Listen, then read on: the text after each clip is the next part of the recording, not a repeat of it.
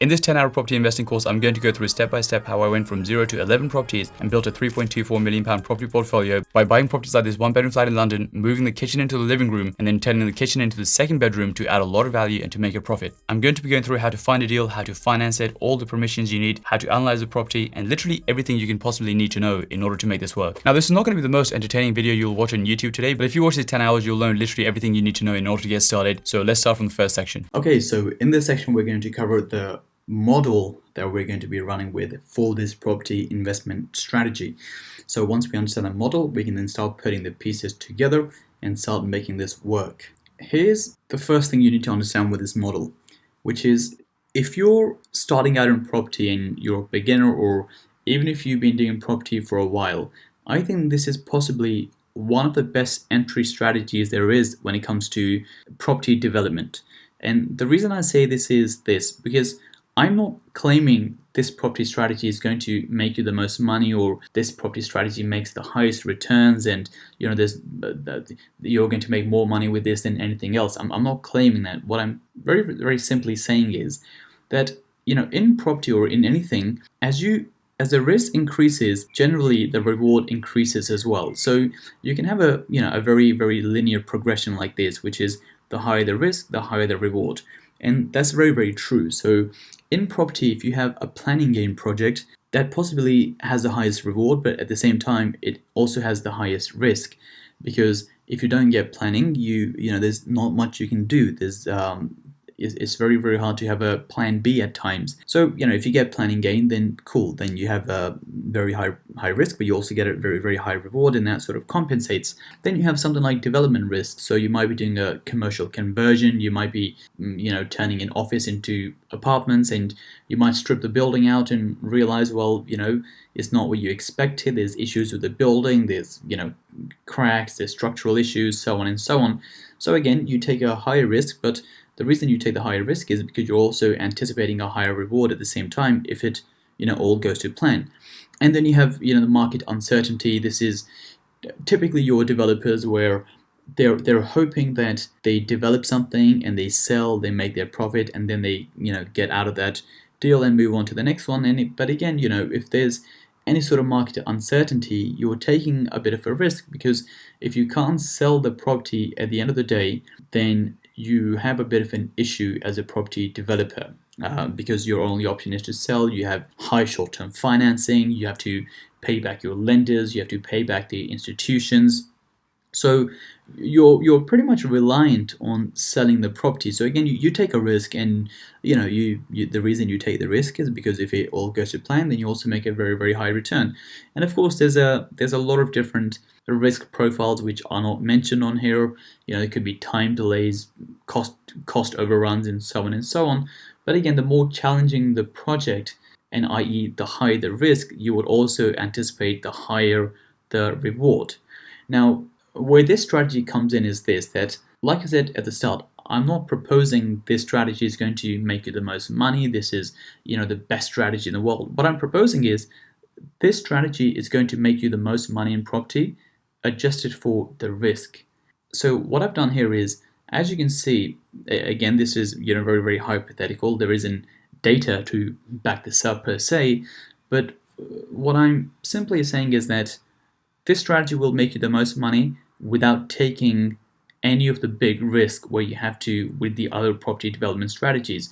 So if you're new to property, if you don't have a lot of experience, if you don't have a lot of building experience, I don't think there is a better strategy. I don't think you can make more money in any other strategy than you can with this one without taking any chances, without taking, we're going to go through the risk profiles later on in one of the sections, and I would say there's hardly any risk. If you go through this course in its entirety and follow the steps and follow all the instructions, there's hardly any risk. Now, of course, there's never zero risk, but it's hardly any risk, and yet you still make a very, very good return. So that is what I'm proposing with this model. And I think the reason that is very, very important is because of this diagram here. What this diagram suggests is that you have two columns. You have percentage loss and you have percentage gain. Every time you make a loss, this is why I like safe models. This is why I like anything which has a low risk, because every time you make a loss, you have to make a higher gain just to get back to zero. So let's use the most extreme example here. Let's say you start off with £100,000. If you were to lose 50% of £100,000, you're down to £50,000. Now, once you have £50,000, if you want to get back to your £100,000, you have to double your £50,000, i.e., 100% return. So, what this model essentially shows you is that every time you make a loss, and of course, the bigger the loss you make, the even higher return you have to make just to get back to zero. So you had £100,000, you lost 50, you had to make 100% return to make your 50 back just to get all the way back to zero, and you haven't even made any money yet. So if you're new to property, if you haven't done this before, this is why, and you know, same as me, which is I started off doing service accommodation, and then I moved into property development with this model. The reason I didn't go into commercial conversions and so on was purely because I didn't understand them too well. I didn't understand the risk associated. I knew there were higher risk because there's higher profits at the same time. There's a lot more involved. There's planning, there's development, so on and so on. So I wanted a strategy which was very, very simple, which didn't take a lot of risk, but also was very, very safe and made a lot of money. So that is really the aim of this strategy that we're going to go through today. This is the model in its very, very simplified version.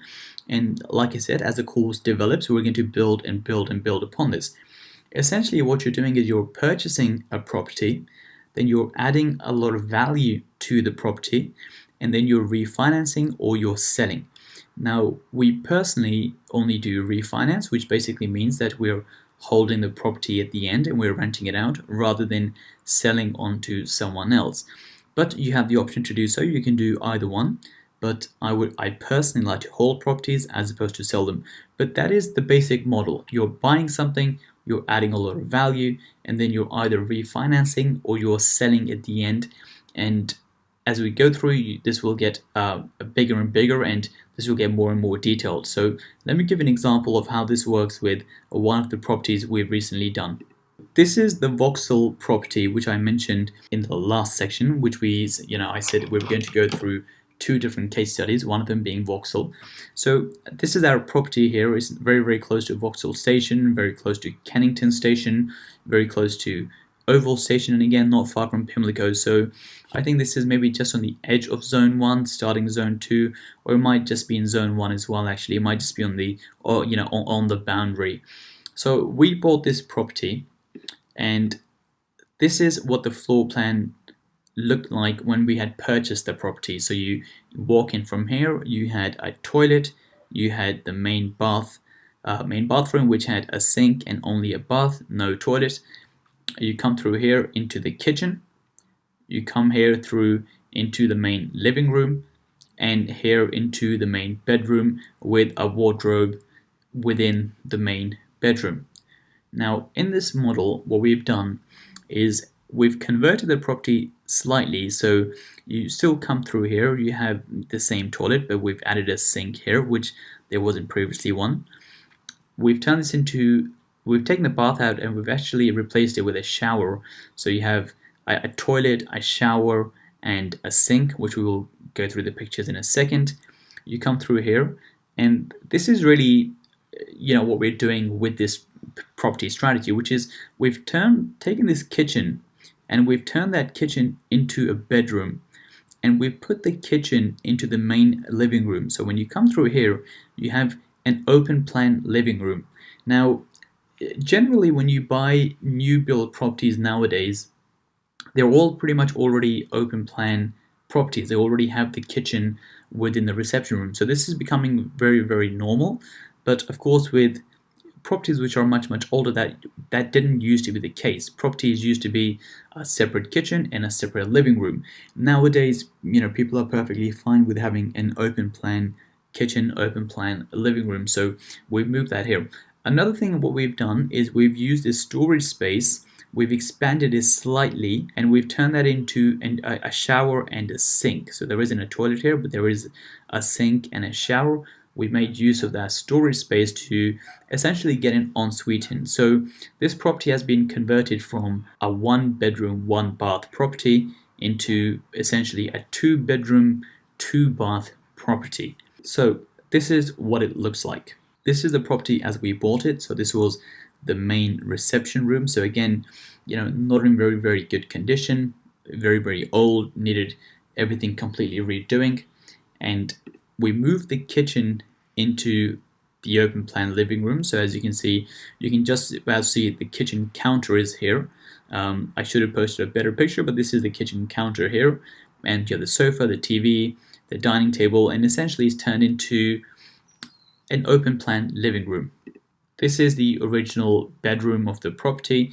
So here where my cursor is currently would be where the wardrobe was, and you have a double bedroom, which is now converted into a double, well, it's still a double bedroom, but it's a double bedroom with an ensuite. So you go through here, you have a sink, and just on the right hand side of the sink, you also have a shower cubicle. It doesn't have a toilet, but it does have a shower and a sink, so it's an ensuite. Then you have the kitchen. This is what the kitchen looked like. Now, ideally, you want to find properties which need a lot of work done, so you can add a lot of value. So this is what the kitchen looked like. Of course, needs a lot of work done, but that is not a major issue because we're going to be stripping this out anyway and converting this into a bedroom. So this is what it looks like with a bedroom. Now, with a bedroom, typically what we're trying to do is we're trying to make sure you can get a full-size double bed, you can get a side table, and you can also get a wardrobe. If you can get even more furniture in there, then even better. We've had some properties where the bedrooms, the kitchens were slightly bigger, so we've managed to get a desk and a chair in there. But as long as you have a wardrobe, as long as you have a double bed and a side table, there is actually, you can't see in the picture, there is actually another built-in cupboard where this ledge is, so it almost has 2 wardrobes, the side table and the bed. So that is converted into the 2nd bedroom. This is what the bathroom used to look like. So the bathroom had a bathtub and it had a sink. Now with a lot of these old properties, they're typically divided up, so it's a bathtub and a sink, and the toilet is separate.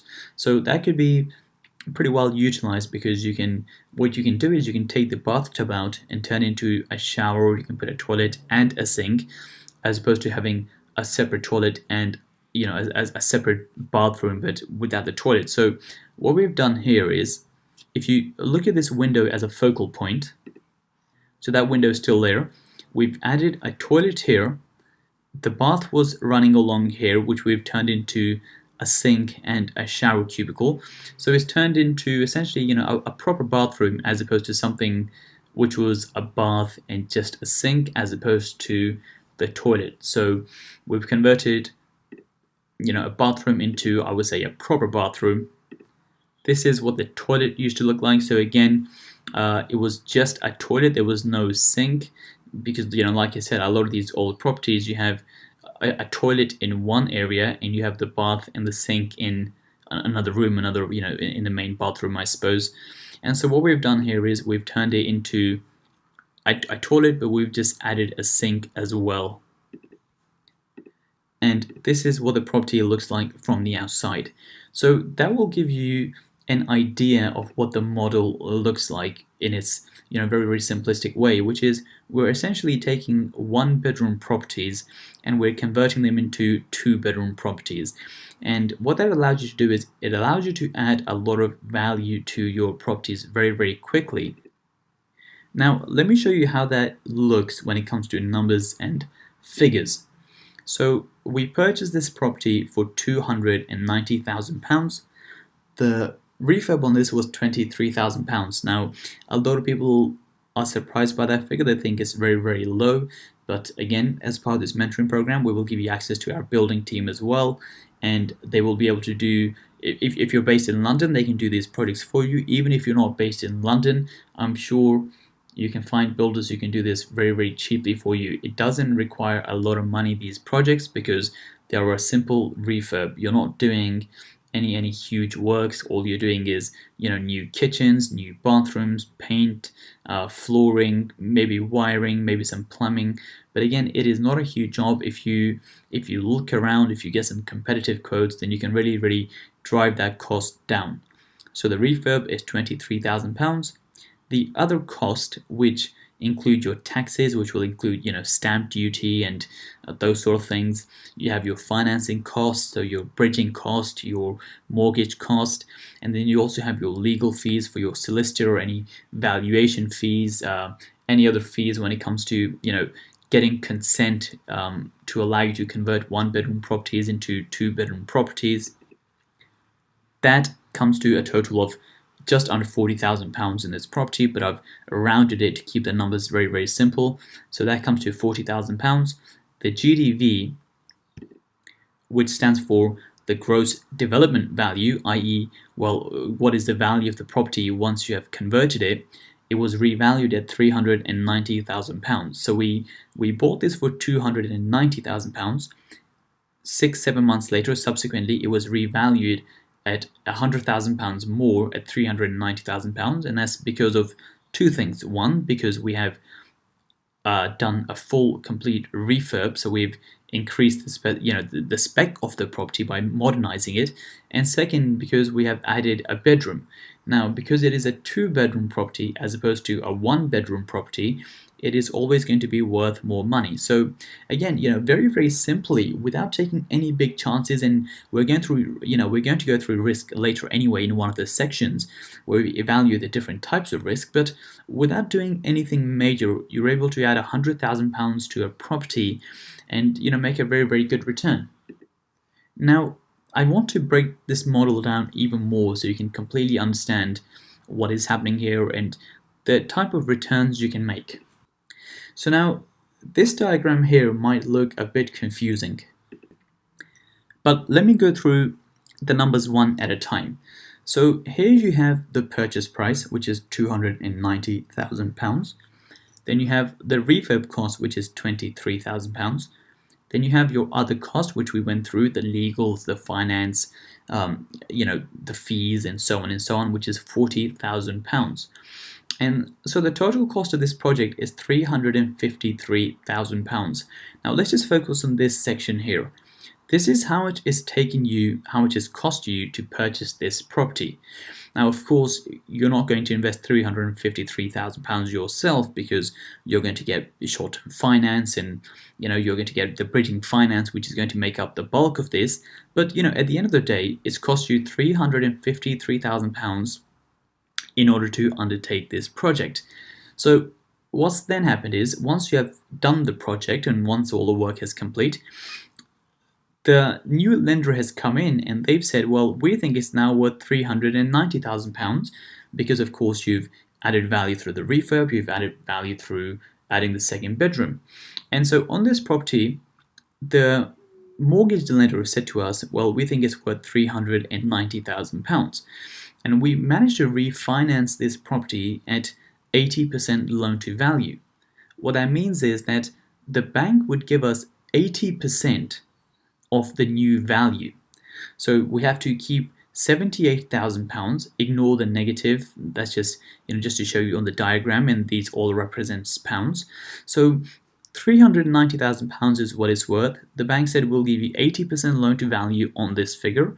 That means our deposit is 20%, which is £78,000, and the bank gave us £312,000, which represents 80% of the mortgage. But now we had spent $353 total cost. The bank gave us back $312. So, for the sake of simplicity, let's just assume you had paid for £353,000 in cash, or it doesn't even matter if you don't think of it as cash, just think of it as your total cost. This is how much you had spent. This is how much the new bank has given you, bank account, whatever, in whatever form, they've given you this much money. So this is how much you get. This is how much you had spent. That means you had to put in £41,000. That is how much money you have left in the deal, because the bank gave you this much back. This is all you spent. And so for £41,000, which is the difference between these two, is your total money left in the project. That is essentially your total investment in this deal, because you had only spent this much and you got a check for 312. So your total investment is £41,000. So you effectively end up with an investment property worth £390,000 for only £41,000. Now, how does that compare to the traditional model? So now let's say you're trying to buy a property worth £390,000, right off the bat. So imagine a property worth £390,000 in good condition. Well, what would happen is you would end up paying 20% deposit. This is incorrect. I should say 20%. 78,000 is 20% of 390,000. So again, assuming you get a similar mortgage product where you can get 80% loan to value, in the traditional way, what would happen is, to buy something worth £390,000, you would first have to pay a £78,000 deposit. You would then have to pay £21,200 in stamp. You would have to pay £2,000 in legal fees, and you would have to pay, furniture will cost you about £3,000, and your total investment is £104,200. Now, in the previous case, once you were all said and done, and everything, you had bought the property at 290, you had done the refurb at 23, you had spent £40,000 for your stamp and all those bits. In the new model, you only have £41,000 remaining in the deal, i.e. how much money you end up investing by the end of it. With the traditional model, it will cost you £104,200 to essentially own the same investment property. So that is really the difference between the two models. The new model, the model that we're currently proposing, versus the traditional model. So in this new model, you can buy a £390,000 investment property for effectively just £41,000. In the old model, the traditional model, it costs you £104,200 to invest in the same property if you're holding. That is £104,200 compared to £41,000 is essentially a difference of 2.5 times. So if you, for example, if you have £104,000 and you're doing the model that we're suggesting here, the model we're going through, rather than investing all that money once into one project, with this new model, you can buy 2.5 times that type of property simply by recycling your money again and again. So that is the fundamentals of this particular model, which is you're buying an investment property here on short-term finance. You're adding a lot of value through the refurb, making it worth a lot more money, adding a lot more money very, very quickly, and then saying to a bank, well, I've done so much work, I want to refinance, I want to get a higher lending against this property, and they end up giving you a lot more money because it's gone up so much, and then you refinance, which pays off all the other previous costs with a tiny portion left in, which is effectively your money left in the transaction. So that is a model. I want to go through some more numbers, some more metrics with this particular strategy. So this is what the cash flow looks like on this property. The rent on this is £1,800. The mortgage has come to £1,100. Again, like I said, ignore these signs, they all represent pounds. The mortgage is £1,100. The reason it's pretty high is because we have 80% loan to value, so we have high leverage on this. We've accounted for 5% maintenance, 5% of the rent that is. There's a £100 service charge, and we've also accounted for 2 weeks a year of worth of voids. So what that means is that the net cash flow at the end is £483 per month. So the net monthly cash flow is essentially calculated by taking your rent and subtracting all the costs, which in this case is 1,800 less 1317, which gives you the figure of £483 per month. Now, to work out the annual net cash flow, you essentially take your net monthly cash flow and times it by 12, since there's, well, 12 months in a year, and you end up with 5796. The ROCE is a very, very important figure in this whole model, which stands for the return on cash employed. So what that means is that the amount of money you have left in the deal, which is £41,000, well, how much money are you making? What return are you making on that money? Now, if you had £41,000 in the bank, you would, well, make maybe 0.5%, maybe 1%. In this case, the way you calculate ROCE, the return on cash employed, is you take your annual net cash flow. So you take your annual net cash flow and you divide it by the money left in. So you take 5796 divided by 41,000, and on your 41,000, that is a return of 14.1%. So if you had £41,000 in a bank, you're making maybe 0.5%, maybe 1%. But by going through this investment strategy, you're making 14.1%, and that figure will continue to increase over time as the rents in the area increase and so on and so on. But from year one, you're making 14% return on investment, which is, very, very appealing. And again, like I said from the start, you're making a 14% return without taking any big chances. There's not many other investment strategies where you can do that. And again, if we look at the cash flow, if you had £100,000 and you bought one of these properties, you would make 483. Well, again, if you went through this model and you recycled your funds, and you can buy hypothetically 2.5 times these properties. Now, of course, you can't buy half a property, but maybe you buy one slightly cheaper one. You can make £1,207. So it is really, this strategy really is all about, what we said right at the start here, which is you're purchasing a property, you're adding a lot of value, and then you're refinancing. And what the refinancing allows you to do is it allows you to pull a lot of your money back out. And if you can pull your money back out, you can do more stuff with that capital. You can keep going again and again.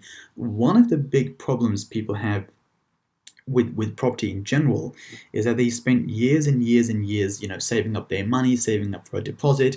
So, let's say they save up £100,000 for a deposit, they invest it once, and then all that capital has essentially gone. Now, then you have to work for years and years and years and years until you can save up another deposit, and go through this whole entire process again. What we are recommending here is, let's use that £100,000 or £50,000 or however much money you have, and let's recycle that as much as possible. So you don't have to wait, years and years to save a big deposit again. You can essentially recycle your money and keep investing again and again without running out after just one project. Now, like I said before, this model one of the key factors is this section here, which is adding value. This is the most important piece of the puzzle, because you're taking a property worth £290,000 and you have to increase the value in order to recycle your money. So this becomes, one of the core fundamental pillars. And there is many ways you can do this, which is, you can add values in many different ways. You can do extensions, so you can extend into the loft, you can extend it into the garden, you can do extensions under a permitted development. So there might be other extensions you can do to your property or the investment property that you purchase. Another thing you can do is garage conversion. So for example, you can buy a property which has a garage, and you can convert that garage into maybe a bedroom, maybe an office. You can take a piece of land and you can start building on that land. You can build houses on that land. You can build flats on that land. Another way of adding value is which a lot of people do, is you can purchase houses which you can then convert into apartments. So maybe you take a house and you split that house into 2 flats, or maybe you take a house and split it into 3 flats or 4 flats, and so on and so on. Same with commercial into residential. This is typically where people are buying an office space and then they're turning this into apartments. So you turn a huge office into multiple apartments. You can add value with, there's smaller ways of adding value, which is by adding some sort of parking space. So maybe you have a small garden in front of the house. You can apply for planning permission from the council, and you can turn that garden space into a parking space. And now, because you have a parking space, that property is worth slightly more than what it was previously worth. And again, one of the other ways is by getting a discount. So, for example, if you have a property worth £400,000 and you manage to buy it, and it's genuinely worth £400,000, and you manage to buy that property for £300,000, assuming both those numbers are accurate, then you've essentially bought a property with a value built in of £100,000. Now, as part of this project, as part of this model, by the way, when we're at this purchasing step, we do try to get a discount. You don't always have to get a discount, but one of the ways you technically add value is actually at the purchase stage, which is by getting a discount. We will go through this later. You don't always have to get a discount, but that is one of the ways you add value. But the reason I've kept them separate is when I say add value, I don't necessarily mean through a discount, I mean through some sort of material change. But yes, you can add value through a discount, which is normally done on the purchase stage. So like I said, there's many different ways of adding value. Turning a one-bedroom property into a two-bedroom property is not the only way of adding value, but this is the reason we focus on the one-bedroom conversions as opposed to the other ways of adding value. And again, a lot of it comes back to the risk and reward ratio and why we focus on this model.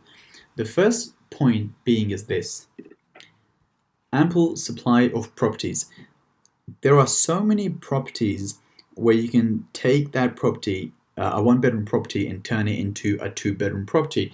So when it comes to finding deals, it's pretty easy to find. Of course, you have to do a bit of hunting. You have to, we will cover this in one of the sections later in terms of finding the deals, but there's a huge amount of supply. Now, let's say your strategy was, well, you're only going to buy properties where you can add parking spaces. Well, the reality is there isn't that many properties which have a front garden, where you can add some sort of parking space. And again, there aren't that many properties which have garages attached. So if your strategy is, well, I'm going to do something like adding a parking space, or I'm going to do a garage conversion, that's fine. But one of the problems is that it's hard to come by those properties. And if in your area only one comes up every now and then it's hard to build a property business where you don't have a lot of supply, where you can't keep finding new and new properties, where you can't keep doing more and more projects because, well, the strategy you've picked, there aren't that many of. So one of the benefits of the 1 into 2 conversion is the fact that in a lot of areas, in most areas, you can find so many of these properties which you can turn from 1 into 2. So there's a huge supply, which always helps, especially when it comes to finding deals. The second one is biggest value add. Now, what we found is, I'm not saying the 1 into 2 adds the most value out of every strategy, but in most areas, by having another bedroom, it does add a significant amount of value. The second bedroom adds more value than, I would say, a refurb does, but by having the combination of a refurb, a second bedroom, and a better layout, it is one of the simplest ways of adding a lot of value without doing that much work.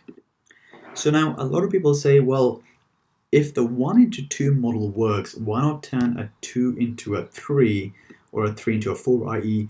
turn a 3-bedroom property into a 4-bedroom property? Now, you can do that, and there's a lot of people who do those conversions, but I would check one of the things in a lot of areas in London, especially with a lot of councils are now considering 3-bedroom properties where there are 3 separate tenants as a HMO. So if your strategy is, well, you're going to rent this property out maybe to individuals, if you have 3 bedrooms or you have 4 bedrooms, 4 pretty much in most areas, then it's classified as a HMO. I personally don't want to be in the HMO space, so I don't really go for these 2 into 3s or 3 into 4s because I don't want to run my property as a HMO. Whereas when you convert a 1-bedroom into a 2-bedroom, whether you have one tenancy with both people on one tenancy or 2 separate tenancies, that's absolutely fine. It's not a HMO and you don't have any of those issues. So again, like I said, with this course as a whole. You can apply this course to 2-bedroom properties to turn into 3. You can apply this course to turn 3-bedroom properties into 4-bedroom properties, and the course will run exactly the same way. The only difference will be that once you have done everything in this course, when it comes to letting that property out, do you want to let that as a single tenancy? Do you want to let that as a HMO? So that will be the slight difference. But you can run this course on any of these models. It doesn't have to be a 1 into a 2, but of course, for the sake of this course, we're going to be focusing on the 1 into 2, but what I'm trying to say is that the course will still apply because the model will work exactly the same way. If you turn a 3-bedroom property into a 4-bedroom property, you will still add value. So I'm not saying that you can't do it or you shouldn't do it. You just have to be cautious of, well, what does that property become at the end of the day, and is that something you want to do?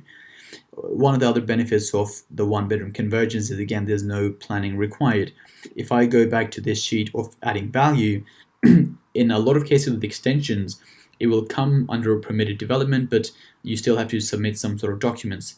A garage conversion requires planning, building on land requires planning, converting houses into flats requires planning, commercial to residential, again, in a lot of areas will come under permitted development, but again, it's something you have to apply for, and adding parking spaces will also require planning. So like I said in one of the previous slides, that once you start introducing planning and other things, the risk increases, but you can make more money at the same time. But with the 1 into 2, it's a very, very simple model which doesn't require any planning. It's very, very fast to execute because you're not spending 8 weeks applying for planning, waiting for planners, appealing, so on and so on. And not only does it make it fast, it also makes it very, very low risk because you don't have a chance, there's no uncertainty that will this project go through or will this project not go through from a planning point of view. So again, I think this is the biggest way of adding value without taking any of those chances. Now, the 2 examples I gave at the start of the course, Vauxhall and West Hampstead, the context is important, which is, like I said, this strategy will work for anything where you can add another bedroom. It doesn't just have to be on apartments, it can be on houses. Now, if you're in central London, converting houses is a bit tough. Well, purely because, one of the points we mentioned is ample supply. There aren't that many houses in central London.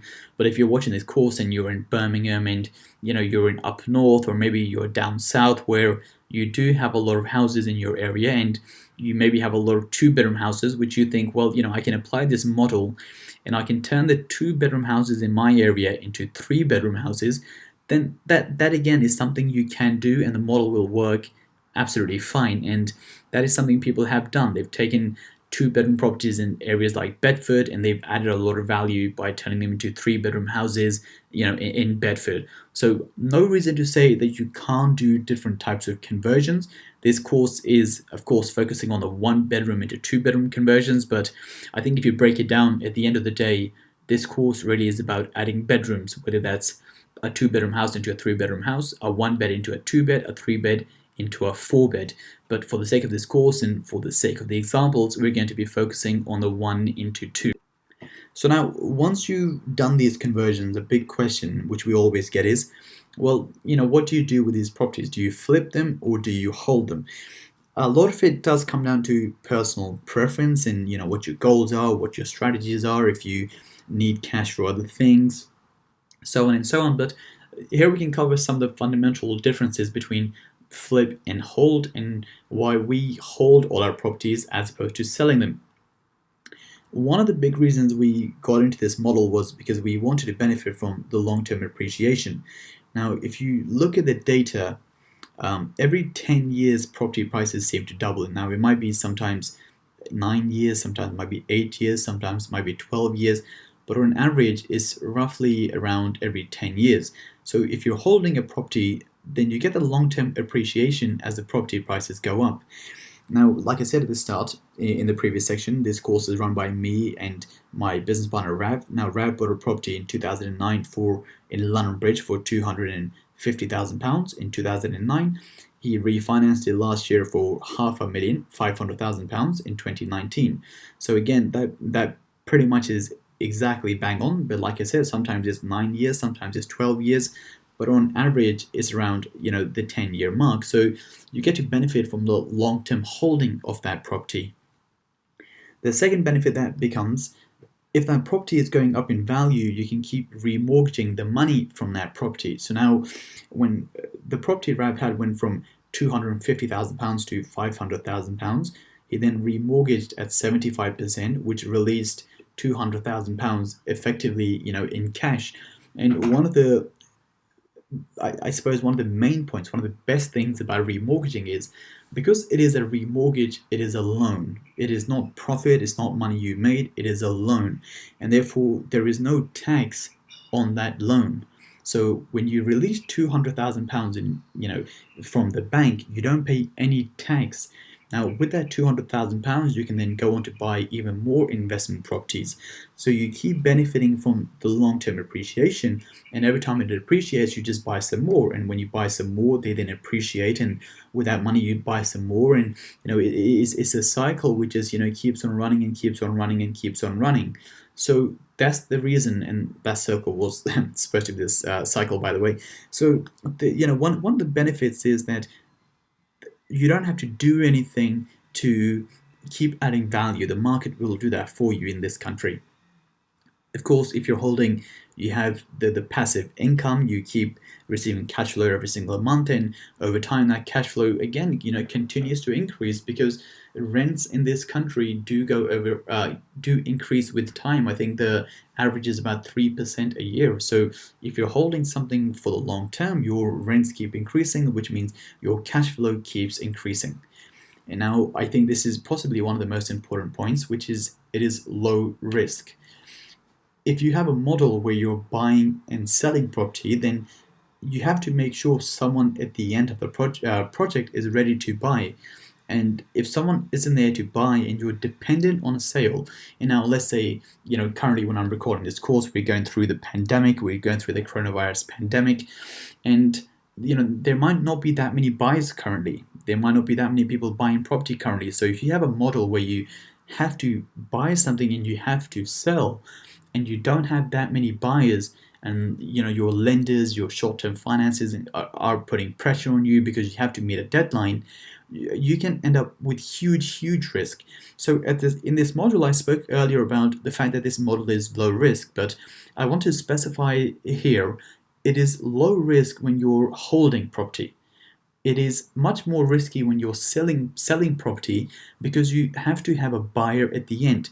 If you're only holding property, all you have to do is remortgage property, and the worst thing that can happen is you think it's worth 400,000 and the bank says to you, well, no, we think it's worth 370,000 pounds, and they slightly downvalue the property, but you can still remortgage the property and you can still release the bulk of your cash, and you can still recycle the bulk of your cash. But that is hardly any risk. That is a much smaller risk, being dependent on a refinance than being dependent on someone to buy the property. And by the way, this is how a lot of developers go bust. This is possibly, I don't have the data, but I wouldn't be surprised if this is the number one reason why developers tend to go bust, which is, think of a developer doing, and there's so many of these stories around the Brexit time and everything that's been happening, within the UK economy in 2018, 2019 with Brexit and deal and no deal, and, now the pandemic, which is, imagine you're a developer and you're building 30, 40, 50 flats and you're dependent on a sale. You have to sell at the end of the day. And if you can't sell, and if there's no buyers because of market uncertainty, then you effectively end up going bust, because you can't repay your lenders, they repossess everything, and you go bust. And you probably know a lot of those stories, you probably know a lot of those people. When you're refinancing, and if you do your numbers at the start, it is a much safer bet, because you're not dependent on someone buying, you're simply dependent on someone refinancing the property.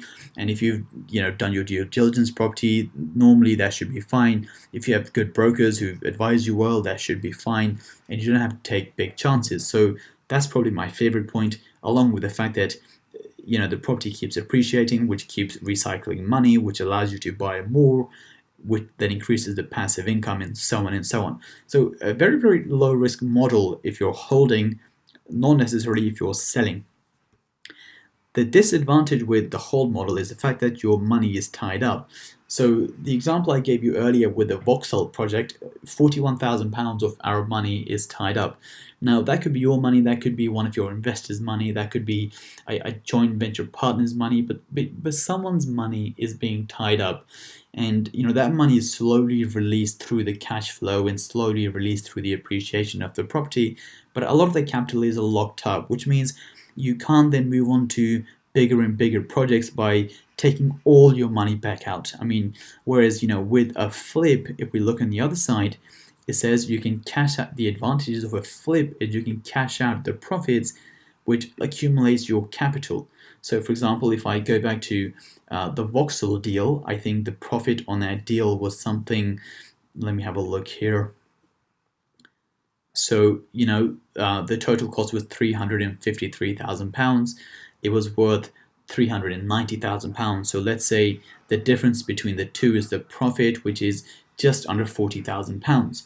So again, if we go back here with the flip model, you made £40,000 with your flip. Then you can use that £40,000 to do a bigger deal, make another £50,000. Now you have £90,000, and you keep going bigger and bigger and bigger. That's something you can't do with a hold model unless you have a lot of investors and you have a lot of people backing you, a lot of people working with you. But then the downside with the flip model is the fact that whenever you sell that property, you have to pay capital gains tax firstly. So the profit you make, the difference you make, you have to pay tax on that, whereas you don't when you're simply remortgaging the property. And like I said, there is huge risk, which is if you can't sell the property at the end of the day, you have a bit of an issue, because you have short-term financiers who are saying, well, we want our money back. You have 12 months to return our loans, and if you can't, they end up repossessing. So much higher risk. And also you don't benefit from the appreciation. So like I mentioned before, Rav's property went from 250,000 to 500,000. So an increase of 250,000 pounds without doing anything. You haven't done any more work. Once you let it out, you aren't really doing much more else, and every year it's going up and up and up and up in value. So these are the reasons for hold. These are the reasons for flip. And because of the fact that this is lower risk, and because of the fact that the UK economy has always seen very high appreciation over time when it comes to property prices, we stick with this model, which is the buy and hold model, as opposed to the buy and sell model. So this is the summary of this section, which is essentially we're taking 1-bedroom flats and we're converting those into 2-bedroom flats, where the model is buy, maybe at a discount, maybe not at a discount. We will cover this later. Add a lot of value, and again, the value is added through the refurb, and the value is added through the improved layout by adding a second bedroom. Then we are refinancing the property in order to recycle as much cash as possible. And once that has happened, once you refinance, you're holding the property for the long term, for the long-term appreciation, for the passive cash flow, and you're essentially moving on to the next project and trying to do the same again. So in this section, we're going to be talking about the property criteria, how to find a suitable property for this exact model. Now, this module is broken up into 4 sections. The first one is type of property. So what type of property you should be buying. Should you be buying a council property? Should you be buying a private property? The type of property, essentially. The second section in this module is the type of building. So again, once you have determined the type of property you should buy, there's different types of building. There's a low-rise building, there's medium-rise buildings, there's high-rise buildings, there's concrete buildings, and the list goes on and on and on. After that, once we've selected the type of building, we're going to be looking at the location criteria. What makes a good location? What type of location should you be looking for when selecting your property deals? And last but not least, the property criteria itself. So once you have the type of property, the building, the location, what is the exact type of property you're looking for, which can be converted into a 2-bedroom property. So in this section, in that particular section, we're going to cover all the criteria when it comes to the layouts and the floor plans, and exactly what you should be looking for when it comes to finding that exact property which can be converted from a 1-bedroom into a 2-bedroom property. So let's first talk about the type of property that you should be buying. Now, I've sort of differentiated these into three. The first one says council properties, assuming apartments in this case. The second is private properties, and again assuming apartments, and then the last one says houses. So let's start with council properties, and we bought quite a few of these council properties, and these are some of the benefits, and especially if you're in London. Now in some other areas it might vary, but in London this is essentially how it works. As a whole, actually, the first point, even if you're not in London, council properties typically tend to have a higher yield. What that means is the amount of rent you're receiving compared to the value of the property. And the reason council properties have a higher yield is because, if you look at any area, council properties are typically much cheaper to buy than private properties, purely because they're not as desirable as a private property. So, let's say a council property, the one we bought in Vauxhall, was for £290,000. A private property in that area might start from £400,000 or even £450,000. So that property is significantly cheaper than a private property. But see, when it comes to the rent comparison between a private property and a ex-council property, the rent isn't as low. When it comes to looking at it proportionally, the prices are very low when it comes to ex-council compared to private, but the rents are not as low proportionally. So what ends up happening is, as a percentage, you have, as a proportion, you end up getting more rent for what the property is worth. So you end up having a higher yield because the rents are still not that bad compared to the low purchase price. So in London, what happens is that you end up having a higher yield. Sorry, I didn't mean in London. I mean anywhere. What happens is that you end up having a higher yield for your property because they're much cheaper, but the rent isn't as low. And you can look at this in your area and go on Rightmove and compare the type of properties, and you will see this in any place in this country that holds true. The second point is the rental coverage maximize loan to value. The topic of rental coverage we're going to be going through in very small detail once we get onto the finance section, but put simply for the time being here is that after the 2008 crash, and with the 2008 crash, what was happening was a lot of people were taking on mortgages which they couldn't afford, and the economy went bust throughout the world, especially the Western economies. So what they then introduced was essentially stress testing, that which is called the interest coverage ratios, and or you can call it the rental coverage. That what that means is your rental yield has to be at a certain level in order for that property to qualify for a mortgage. And like I said, we're going to go through those calculations later. But for the time being, the higher the yield you have,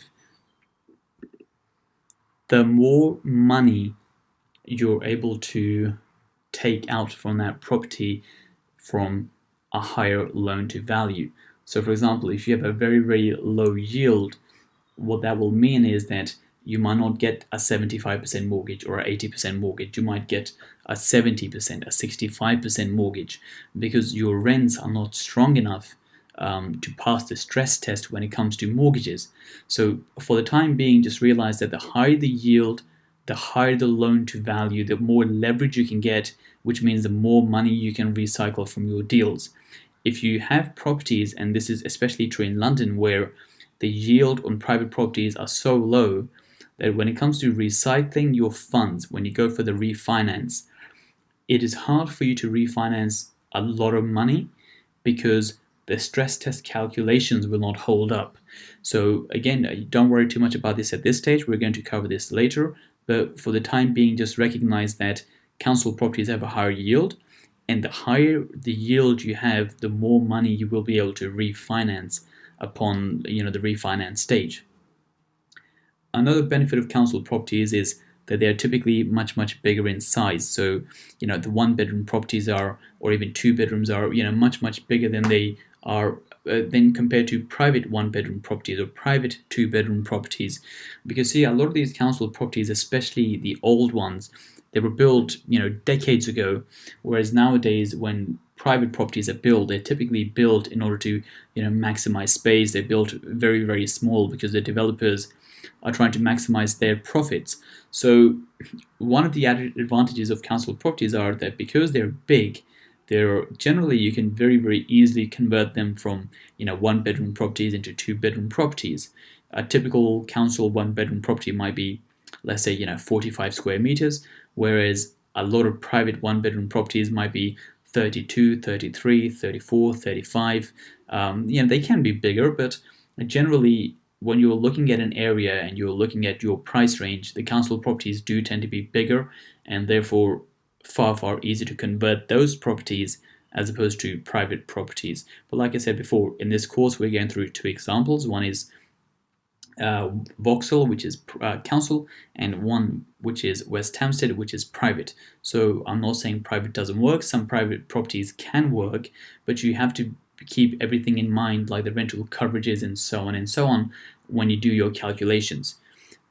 Just as a reference point, the West Hampstead private property, that still holds up because that property wasn't that expensive.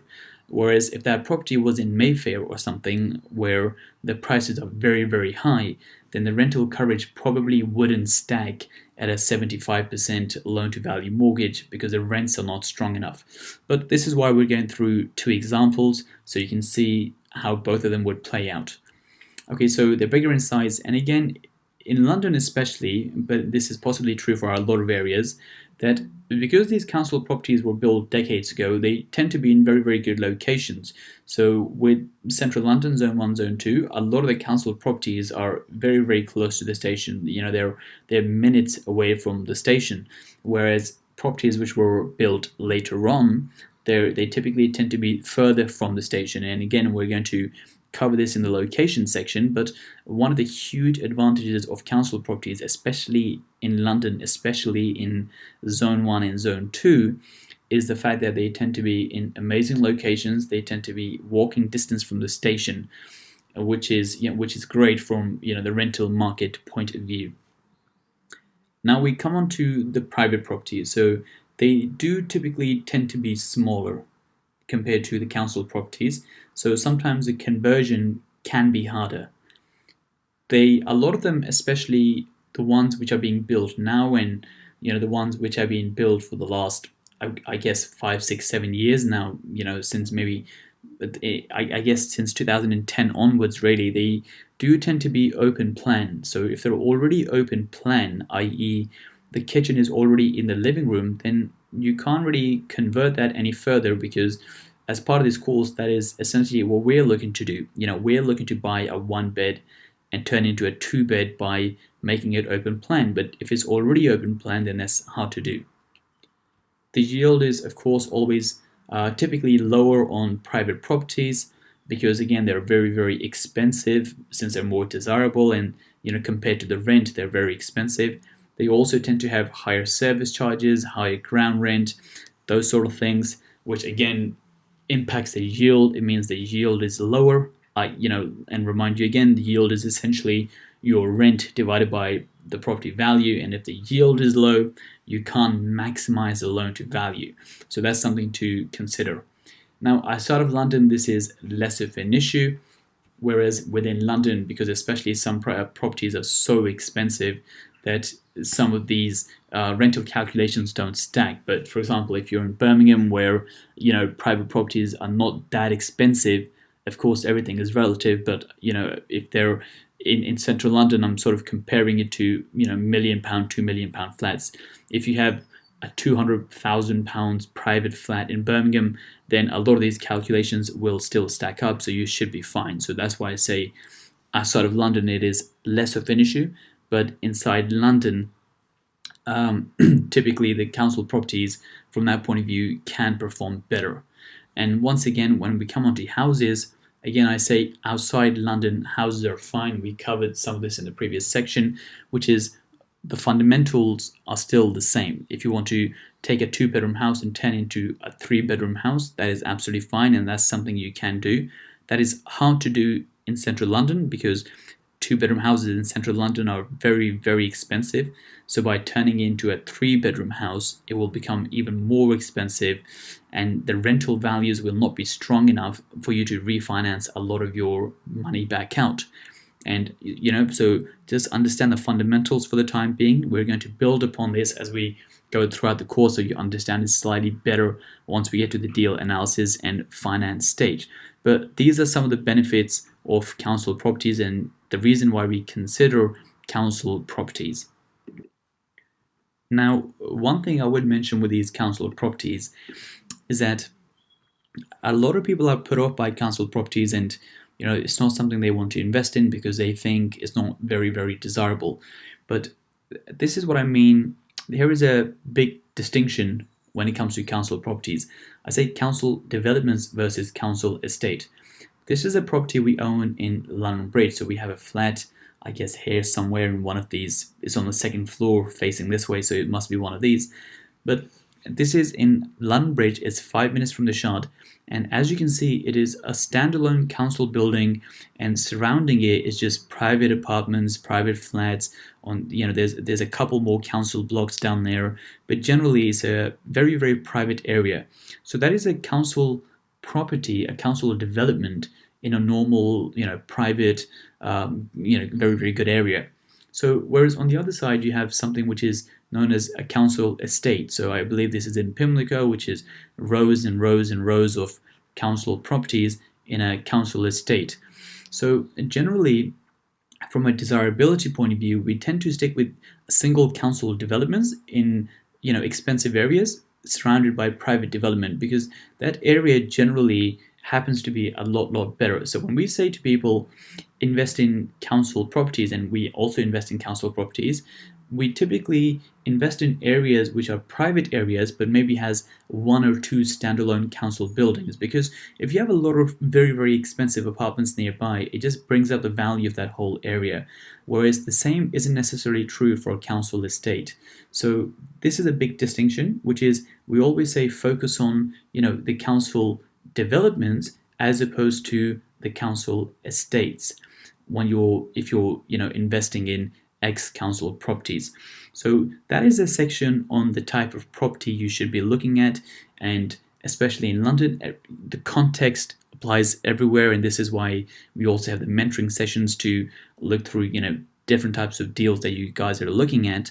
But for the time being, just recognize that if you are in London or if you're in very, very expensive areas, council properties can be very, very good because they have a much, much higher yield. You can refinance a lot of your money. But if you're sticking to council properties, pick council developments in very good private areas as opposed to council developments in council estates. So in this section, we're going to be covering, what type of building or council building should you be looking for when it comes to finding your property? So when it comes to council buildings, I think this picture here represents an ideal type of building, which is, first of all, it is a low-rise building, which is typically means 5 floors or less. So I believe if this is ground floor, first floor, second floor, third floor, I think it's got 4 floors. I'm not sure what this is. Maybe it's a 5th floor, but low-rise buildings are generally 5 floors or less. And in this whole section, when we talk about the type of buildings, we're purely coming from a desirability point of view, because when you get lending on your property deal, the lenders, especially the mortgage lenders, they look at buildings from a desirability point of view, and the buildings they think are more desirable, they're happy to give you a higher loan to value. So they're happy to give you more money, a bigger loan against that property compared to properties they don't think are as desirable.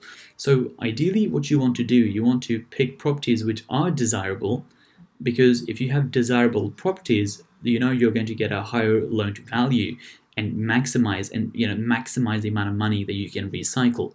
So just keep that in mind when we go through this section, that we're looking at this from a desirability point of view, from the lenders. It doesn't really matter what you like, it doesn't really matter what I like, our preferences don't really matter. It's what the lenders like and dislike, because that is how they're going to be judging the loans. So the first thing is it has to be a low-rise property that is more desirable. The second thing is it has to have internal access.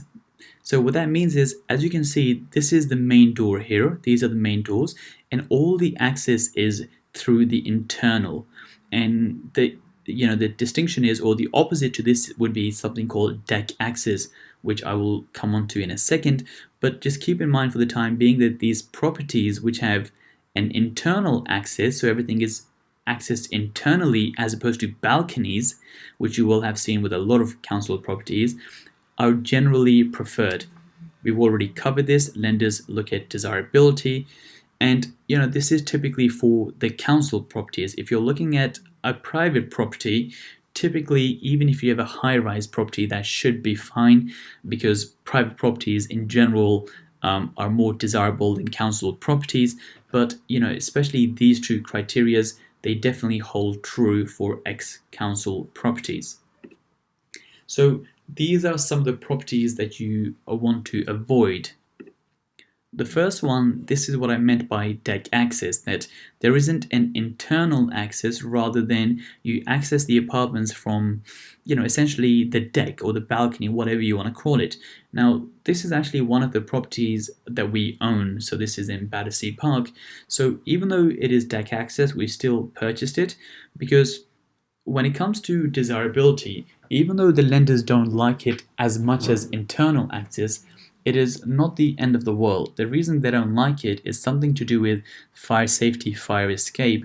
So they don't. They prefer internal access as opposed to deck access, but it's not the biggest thing in the world. So you can go for properties like this, but just keep in mind that the internal access is preferred, but it's not going to be a game changer. It's not going to make a huge difference between the two. So you don't avoid this completely, but just keep that in mind.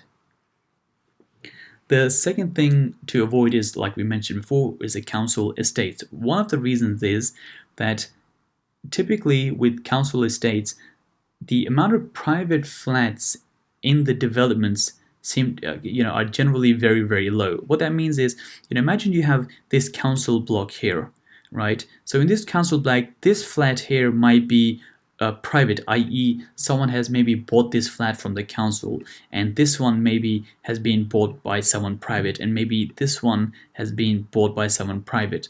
So maybe there's 3 flats which are private, and the other 27 are still under council ownership with council tenants.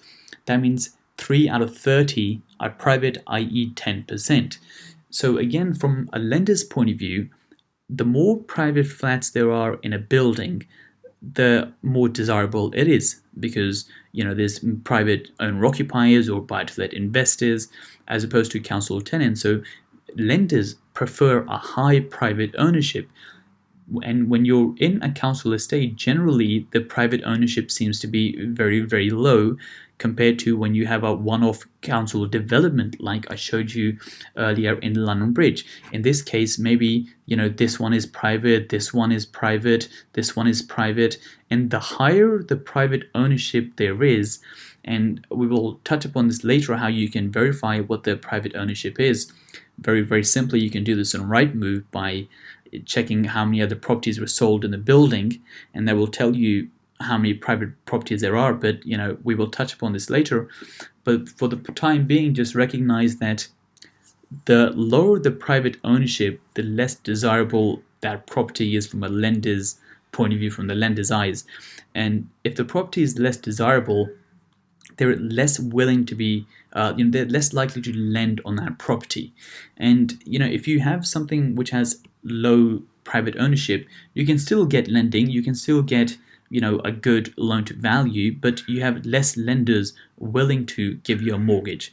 At the end of the day, you want to have as many options as possible from lenders, and some lenders will just not even entertain the idea of buildings which have less than 50% private ownership.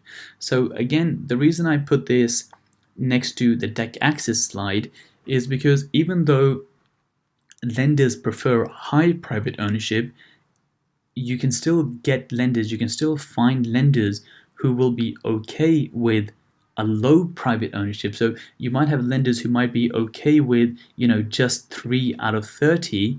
But what happens is when you apply for a mortgage, the lenders always say, well, we can give you 75% loan to value subject to the valuer's comments. What that means is that your mortgage lender will send a valuer to the property, and they will know that, well, the private ownership is low, but they will take a view on the building and they will take a view on the location. So if the building is good and the location is good, but the private ownership is low, they might still be fine. So generally, this is why we say avoid council estates. That, for example, if you have a standalone building in London Bridge, which has low private ownership, but it's in a very good location, it's a well-maintained building, you will still have lenders who will be willing to lend on this. But if you're in a council development or in a council estate, the odds are not in your favor because they might not see that whole area as desirable. So again, private ownership as a whole, lenders really like it when it's at least 50-50, so 50% private, 50% council. Even if you have lower, it's not the end of the world as long as you have a good building and you also have a good location. So again, something to be wary of when you're trying to find a building. One thing I would pretty much avoid completely, unless you are buying private flats, is high-rise apartments. So a high-rise is generally anything which has more than, I would say, 7 to 9 floors is typically considered a high-rise. Again, high-rise properties are not as desirable as low-rise properties, which is 5 floors or less. And again, if something is not as desirable, then there are less lenders who are willing to lend on it. It might be with lower loan to values, and so you can't recycle a lot of your money. So I would avoid this completely, purely because the lenders do not like high-rise properties, especially ex-council high-rise properties. Another type of property which isn't typically as desirable as normal properties is apartments above shops.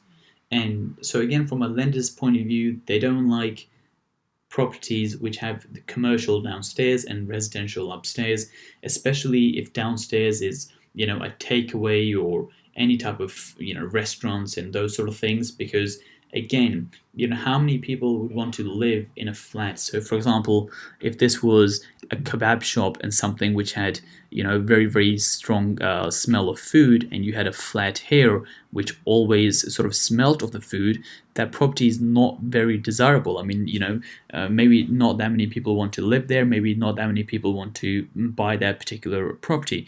So what happens is when you have residential downstairs, and it's because of disturbance, and especially with food, of course, there's other issues, lenders don't like properties above commercial for that reason, because it becomes a lot less desirable than properties which are essentially standalone, which are in a residential block, and they do not have those type of disturbances.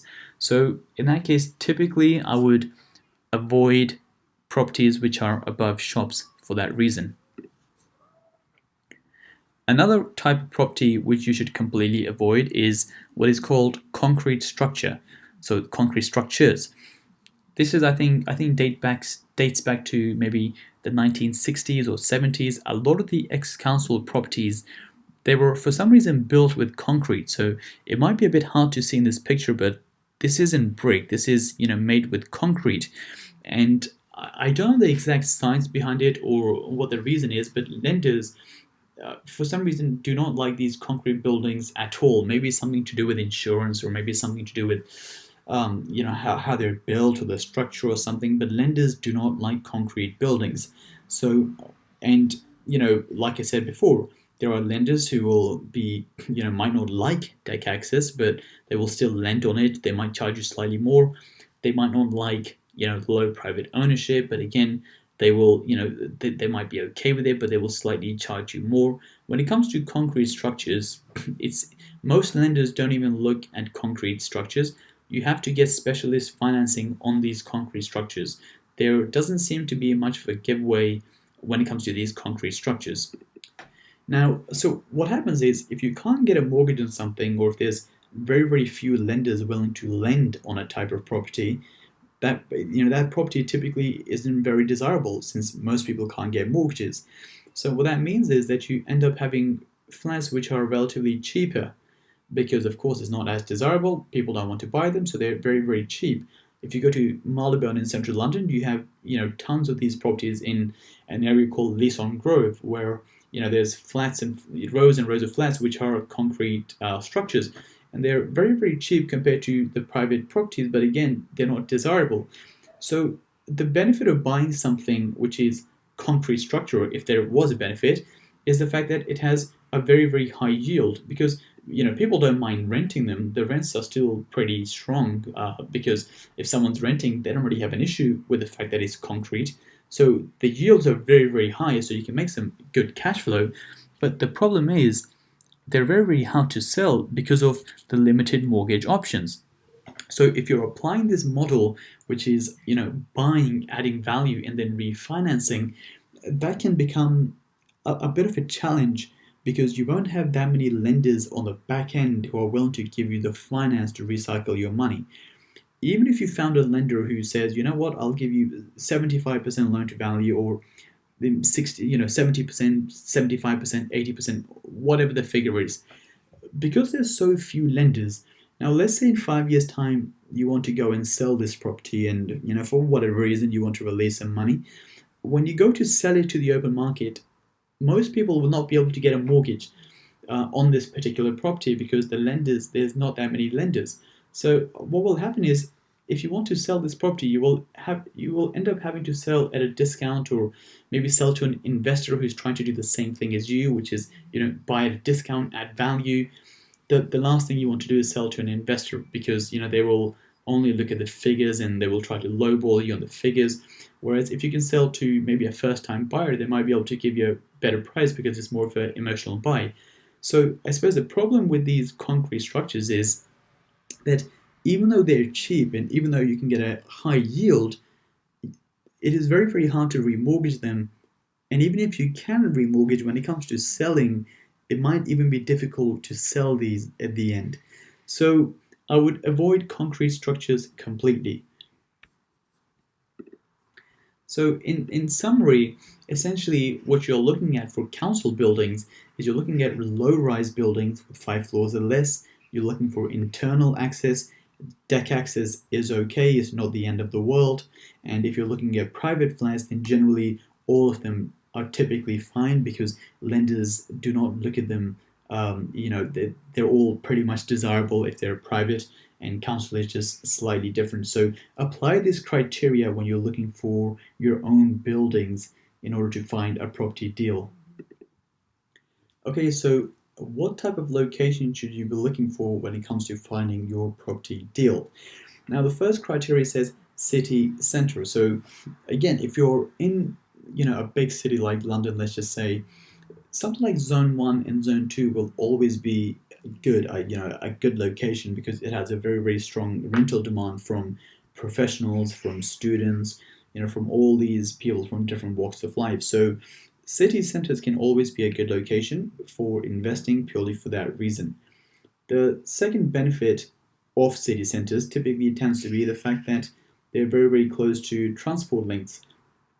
Generally, keeping London as an example, there's so many tube stations, there's so many overground stations, that if you're typically near a tube station, then you will get a good rental demand because people will be able to move around. They can move around quite easily. So typically when it comes to us investing in our projects where we're turning 1 bedrooms into 2 bedrooms, we typically only look for city center locations which are close to close to tube stations or public transport links, whilst at the same time avoiding any type of council estates. So we look for, like we mentioned before, we look for standalone council buildings in very desirable areas, in private areas, close to public transport, and where there's going to be high demand. You can even narrow that down further. You can maybe even target areas of employment. So For example, if you were looking in London, you have areas of employment like Paddington Basin, you have Old Street, you have the City, you have London Bridge. So you can target locations based on the fact that there's a lot of corporations, there's a lot of corporates there, or you can target based on the fact that there's very very good transport links. Those are the two main things we look at. Now, if you were outside of London and you were maybe considering houses, and which aren't typically in the city center locations, you can branch your research slightly further and you can look at, well, are there good schools in the area? Is there a low crime rate? Are the areas safe residential areas? So those are some of the things you can look at from houses if you're not in city center locations. But again, if you think about it, if you're in central London and you were to look at some sort of crime data, and because of course you can get all these studies and you can get these heat maps with crime. If you're in central London, especially zone 1, that map isn't going to fluctuate too much. That map is going to be pretty steady. There might be some areas which are slightly worse than other areas, but zone 1, zone 2 as a whole, if you're close to one of the big stations or one of the tube stations, it will generally have good rental demand.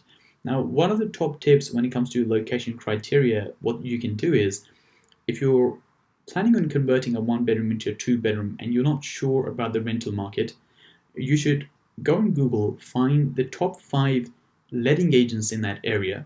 So for example, let's say you're in London Bridge.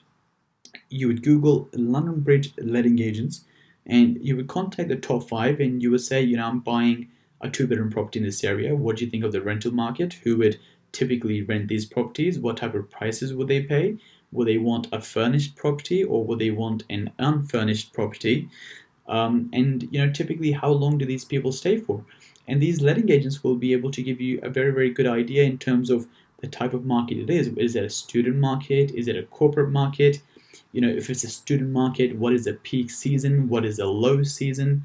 With a lot of students in central London, they typically tend to come in June, July, because the term starts in September, and they will stay for 12 months and then they will leave and a new set of students will come. So the typical tenancies are about 12 months. So if you're ever unsure about an area or unsure about a specific property on a particular road, the best advice would be to call 5 letting agents and you can speak to them and you can tell them, well, I'm about to buy this 2-bedroom property, and maybe, if you can, maybe you can speak in a way where you can say to them, well, if you maybe I'm looking to use you guys as my letting agents, could you give me some more information? Do you think this is a good property? Do you think this is a good location?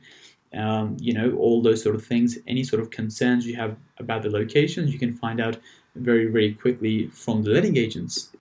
So that is typically as far as I would go. Now, another thing with the letting agents you can do is, for example, like I said before, in this course we're talking about converting 1-bedroom properties into 2-bedroom properties. But now let's say you find a 3-bedroom property and you want to convert it into a 4-bedroom property.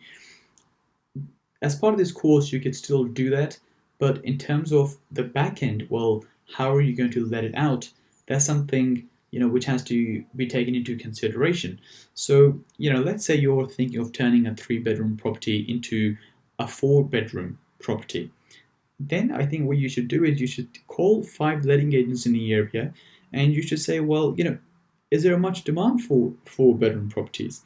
Typically with 1 or 2-bedroom properties, in most areas you tend to have good demand because a couple could stay there, or a young family. But with 4-bedroom properties, I would want to know a bit more about the area, about who would typically stay here. So you call a letting agent and again you say to them, well, is there much demand for 4-bedroom properties in the area?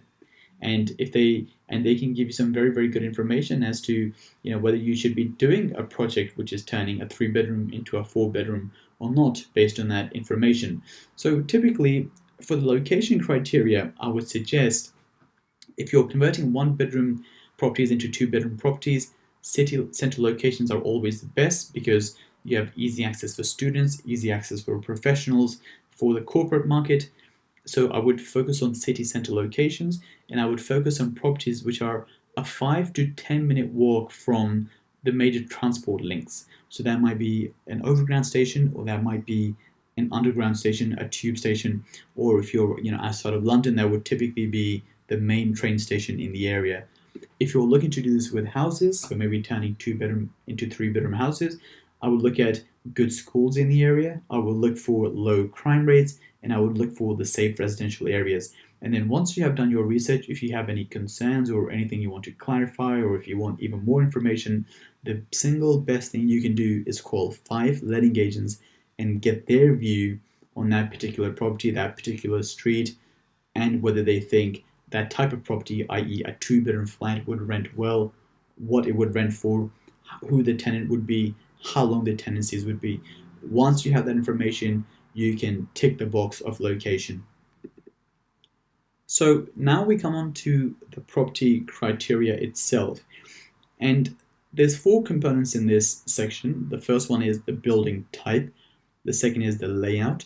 The third is the works required. And the last one is lease, a long lease. And by the way, that's only if you're looking at flats, apartments. That doesn't apply to houses. So now the building type we've already covered. We want a low-rise building. We want ideally internal access, but deck access is not the end of the world. And very strictly, we want to stick to council developments, not council estates. Or you buy a private building altogether, and then you don't really have these sort of concerns. So the building type we've covered in detail before. The second thing is the layout. So this is one of the properties we bought in London Bridge, and I will just take you through this layout. But what's happening here is you enter the property, you have a toilet, you have the main bedroom, you go into the bathroom, you go into the reception, and from the reception you go into the kitchen. So now, very, very simply, what we've done is we've taken the kitchen and turned it into the second bedroom, and we've moved the kitchen along this wall. And again, so that's one of the big changes that we've made. The second big change is, you can't see on this diagram, but this covered space here, what we've actually done is we've put a shower here. We've taken this portion out. It was just a stud partition. We've turned this into one big bathroom here, and this is the shower enclosure, and this is the toilet with a sink here. So what that has done is that has turned a 1-bedroom, 1-bath property into essentially a 2-bedroom, 2-bath property. So now that is typically the layouts we're looking for, but let's go into a bit more detail as to what we're looking for in a layout when you're trying to find your deals. The first one is the apartment size has to be more than 30 square meters. Now, the reason I say more than 30 square meters is because from a mortgage point of view, lenders don't like flats smaller than 30. It's very, very hard to turn a 1-bedroom property which is 30 square meters into a 2-bedroom. So I'm not saying look for 30 square meter 1-bedroom properties. I'm saying that the minimum has to be at least 30 from a mortgageability point of view. In terms of the apartment size itself, from a conversion point of view, I would say it has to be at least 40, 41, 42 square meters. Typically, this property here is, I think, about 46 square meters. So it has to be about 40 plus square meters for the layout to work. It has to be at least 30 from a mortgageability point of view. The kitchen has to have a window, and the kitchen has to be at least 8 square meters. So if we go back here, the kitchen does have a window, so that's fine. It is 4.09 by 2.44, so that's about 9 square meters. So again, that is fine. We have done properties which are less. We've done 7 square meters, some slightly less than 7 square meters. You can get away with those are fine if the layout is good, but typically you want to look for at least 8 square meters. The living room has to be at least 15 square meters. So again, this is 5.16 by 3.26, which is about 17 square meters, so that is fine. It has to be big enough for you to be able to add a kitchen and not feel too cramped. Now, again, we have done properties which are smaller. I believe Vauxhall was not 15 square meters, but Vauxhall had a pretty good layout where everything fit pretty well. So you can get away with slightly smaller, but typically if you look for around the 15 square meter mark, you should be okay. The next part of the criteria is the pipework, and it says adjacent rooms. What that means is that typically if the kitchen is here, with this 1:2 model, or even 2:3 or 3:4 model, what you're doing is you're moving the kitchen into the living room, into the reception room.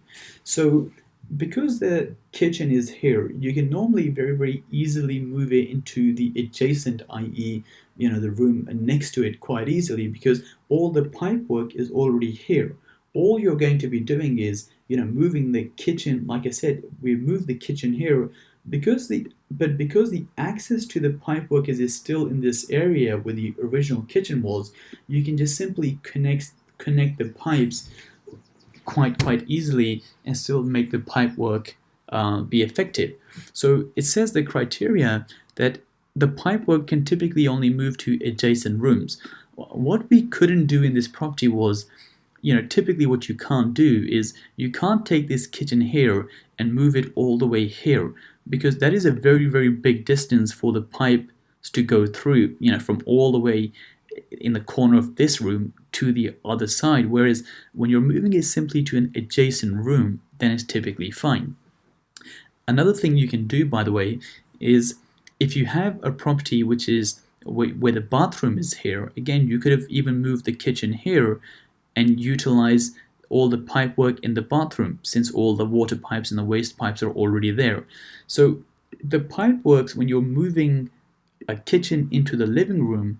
The living room has to be connected to either the bathroom or has to be connected to the kitchen, because the pipe works can't move too much. They can't move all the way across to the other side of the flat, other side of the building, because you can't move the external pipes. Now, don't worry too much about this, because when you have a builder can go into the property and they can tell you, well, this is going to work or this is not going to work. So you don't have to do this yourself.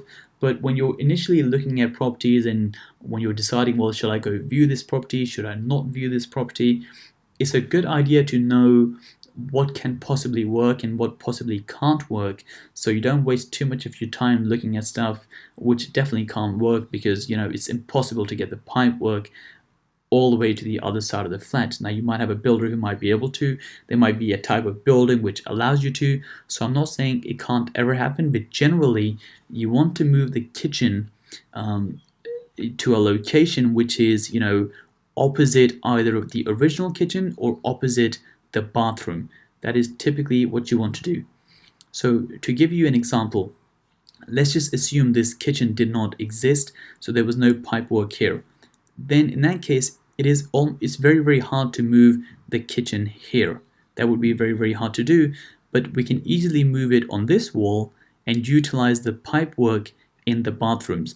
So again, don't worry too much about this, because a builder can verify all of these things for you, but it's good to know before you start booking viewings which property to take on, which property to not take on from a viewing point of view. One more thing on this is, it says avoid inner rooms above the first floor. What that means is that an inner room essentially means this: if you go into this new reception room where the kitchen is, to get into the bedroom, you have to go through the living room. And because you have to go through a bedroom through another room, through the living room, that is classified as an inner room. And from a fire regulation point of view, from a building regulation point of view, if you have an inner room, that can become a fire safety issue. And so therefore, what happens is, how building regulations work is, what they say, if the property is on the ground floor, then an inner room is fine, because if there was a fire, you can simply just jump out of this window. If the property was on the first floor, again, it's fine, because you can just jump out of this window.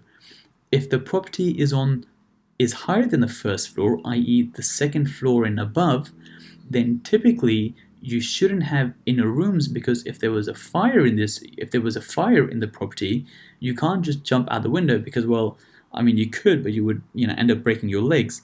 So typically, you can only jump out of the window if it's ground floor or first floor, not second floor. So on the second floor and above, it becomes an inner room, which is an issue from a building regulations point of view. And therefore, you will not get the sign off, and you will not be able to turn the property into a 2-bedroom property. So typically, we would say avoid inner rooms which are above the first floor because of fire safety issues. Sometimes you can get sprinkler systems, and some councils allow you to put in a sprinkler system in order to have it in a room, because the sprinkler system would effectively mitigate the fire if there was a fire. But as a rule of thumb, generally avoid properties which have inner rooms and have layouts which are similar to Vauxhall, which I'm going to just show you very, very quickly now. So if you look at the layout for the Vauxhall property, there are no inner rooms. All the rooms, have their own separate entrances, and no room is going through one of the other rooms. And these layouts are typically fine. There's no issues. It only becomes an issue when you have an inner room. I remember seeing a very expensive property in Covent Garden a few years back, where someone had done exactly this model, which is a 1-bedroom into a 2-bedroom conversion model. This property was on the 4th floor, and what they had done was they had a bedroom going off the living room. And obviously, maybe they didn't realize, maybe they didn't know what the regulations were. So they had bought this property, they had converted it into a 2-bedroom property, but when they were selling it, they were still selling it as a 1-bedroom property with a study, not a 2-bedroom property, because it does not pass building regulations. You cannot classify this as a bedroom because it is in a room. It is a fire issue. So that person who had bought a very expensive 1-bedroom property trying to make a profit by turning into a 2-bedroom property would have ended up losing a lot of money, because they didn't realize that it is a fire safety issue. It is in a room, and therefore it cannot be classified as a bedroom unless you can get fire sprinkler systems in some councils, in some areas, which we will talk about later in the building regulations section. But for the time being, just realize that when it comes to layouts, you want to find something where they're not inner rooms, and if there are inner rooms, then they should, like we mentioned here, no inner rooms above the first floor. Ground floor inner rooms are fine, first floor inner rooms are fine, but anything above that is not fine. Now, there might be some councils who might even have an issue with the first floor inner room. Generally, that is not the case, but again, that's something we will cover in the building regulation section.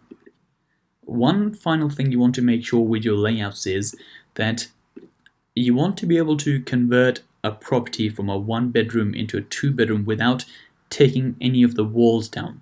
So for example, what you don't want to do is, take out one of these walls, or, one of these walls in order to turn a 1-bedroom into a 2-bedroom. The reason for that is that when you apply for permission to turn a 1-bedroom property into a 2-bedroom property, the people who own the building, the freeholders, they are generally fine with you doing the conversion as long as it does not have any structural alterations. What that means is, as long as you do not tear down any walls, as long as you don't put up any walls, and as long as you do not move any of the outside pipes. Think about a typical apartment building. So if this is a toilet, and this is, the pipe outside the toilet, all the toilets in that building will run, exactly in the same place, and this pipe work will go all the way up this building to all the toilets. What they don't want you to do is take this pipe and move it to the other side of the building, because it creates an issue for all the flats above, and it creates an issue for all the flats below. So one of the things you want to make sure is you can convert a 1-bedroom property into a 2-bedroom property without tearing down walls, without putting up any walls, and without moving any of the external pipes. If you can do that, generally getting permission is very, very easy.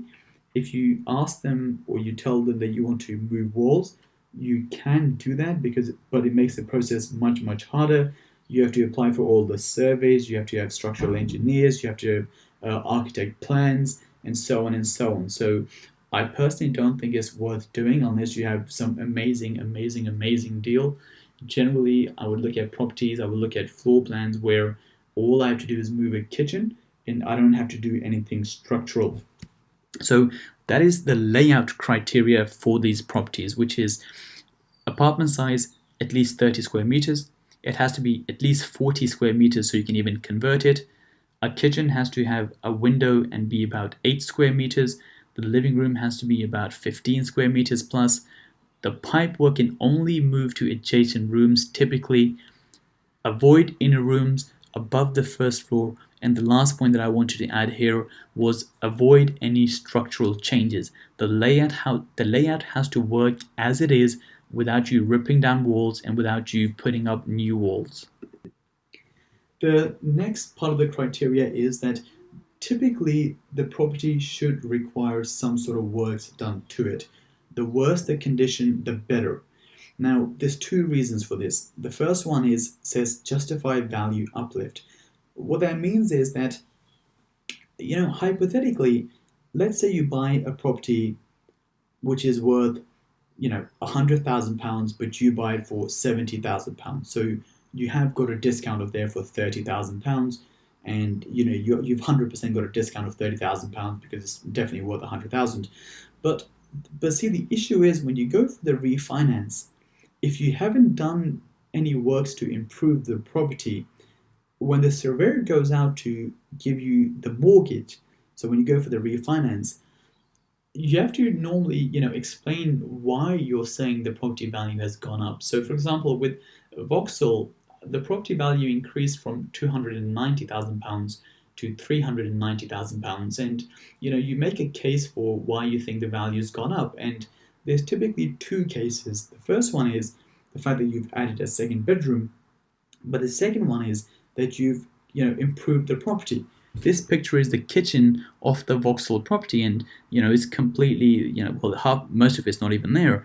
So it's very easy to justify an increase in value because you say, well, we've spent thousands on the kitchen, thousands on the bathroom, rewiring, plastering, so on and so on. But if the Vauxhall property was already in amazing condition and all I did was take this kitchen and move it to the other room, it's hard to justify £100,000 increase in value just by relocating a kitchen. So this is why you have to find properties which do need some sort of work done to them.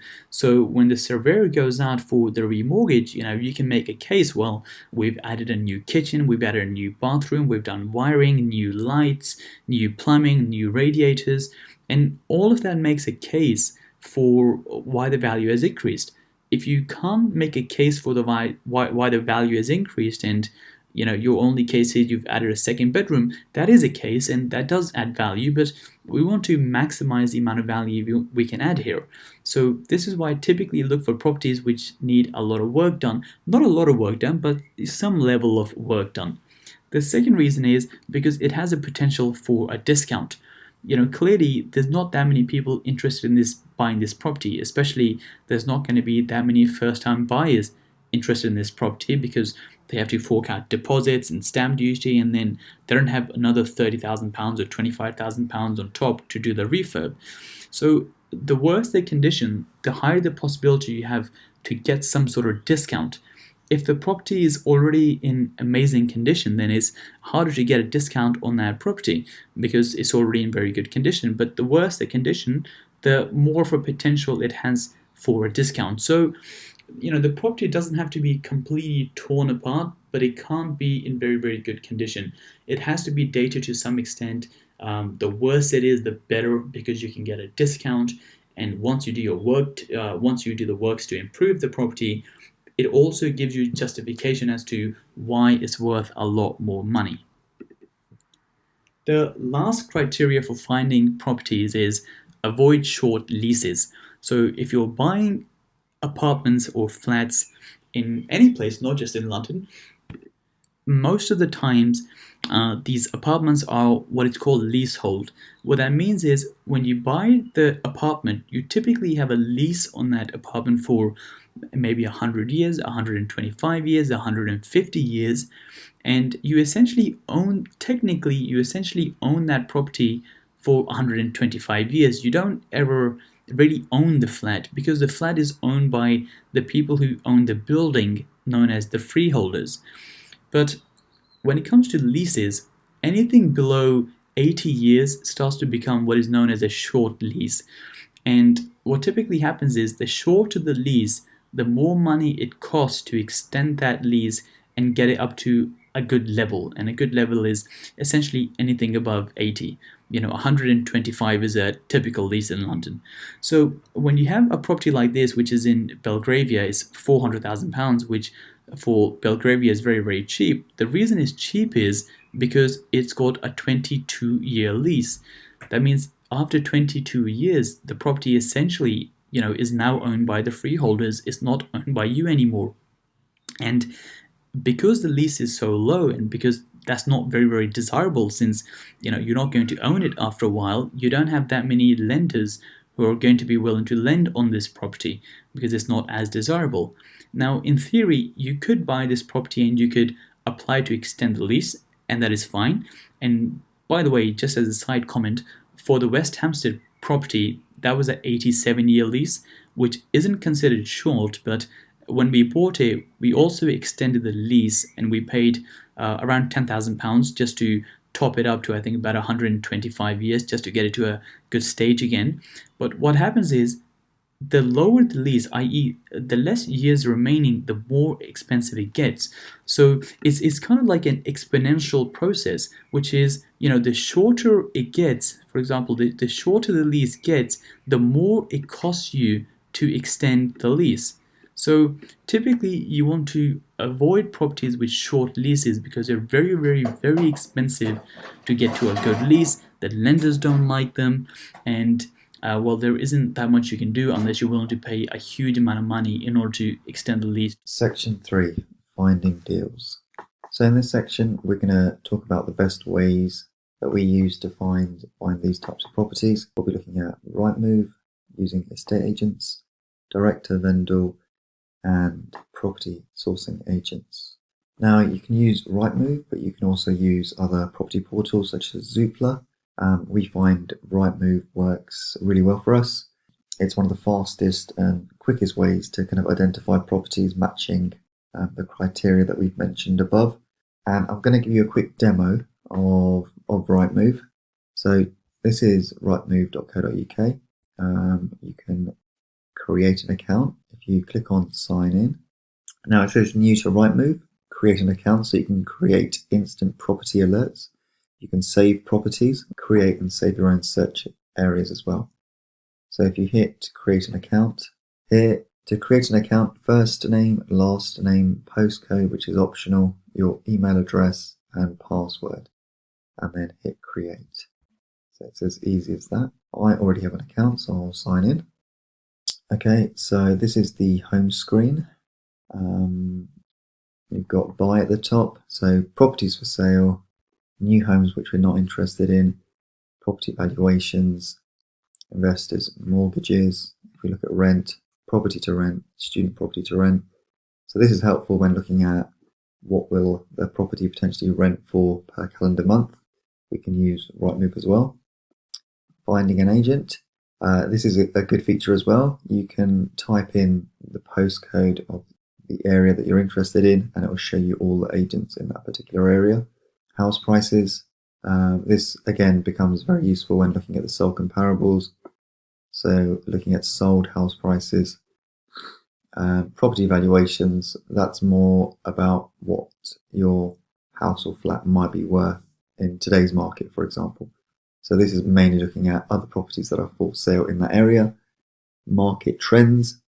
This is some information about what's happening in a particular area, and price comparison report. And this just pulls together a lot of information about sold prices and what's on the market. Commercial, just commercial property for sale and for rent. Inspire, you've got a blog here, property advice, moving stories, housing trends. overseas, and my Rightmove, which is what we've just logged into. So if we click on buy property for sale, now if you're, so for example, you can set a criteria such as zone 1 London, or zone 2, or even zone 3, any zones within London, but you can be more specific. So for example, one of the areas that we look at is London Bridge, so I'm just going to put in London Bridge Station and hit start search. So when we're looking for these types of properties, we generally look for properties that are quite close to underground or overground stations. So we'll do a search that's within, say, a half a mile. Price range, we'll put in a maximum of, say, 500. Anything that's more expensive than that, the rental coverage calculations will be difficult based on a normal AST. So we'll cap it for now at 500, and the minimum price range we'll put in, say, 200. Just otherwise you do get things like garages, parking spaces for sale in London that can be quite expensive, but obviously we're not interested in those. So number of bedrooms, 1. I mean, here you can even look at studios. You do actually get some quite big studios that you convert, but at the moment we'll just look at 1-bedroom apartments. Click on flats and apartments and add it to site. We tend to leave this at any time. It does give you options, so you can, within the last 24 hours, 3 days, 7 days, 14 days, but we generally want to see what's in this particular area, so we want to see the complete population. You can include this if you want, under offer, subject to contract. So certain areas have certain agents that sell certain types of properties.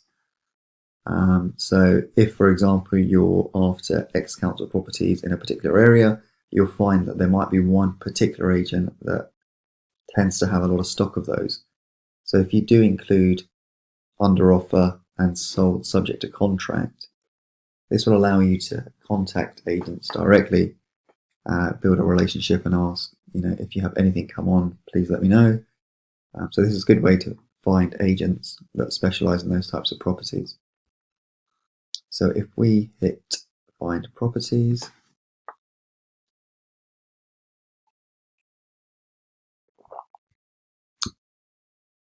and what we also do is we click on filters. So this just shows you the type of property you're interested in, so a flat. Now what we don't want to see is any new homes, retirement homes, or buying schemes.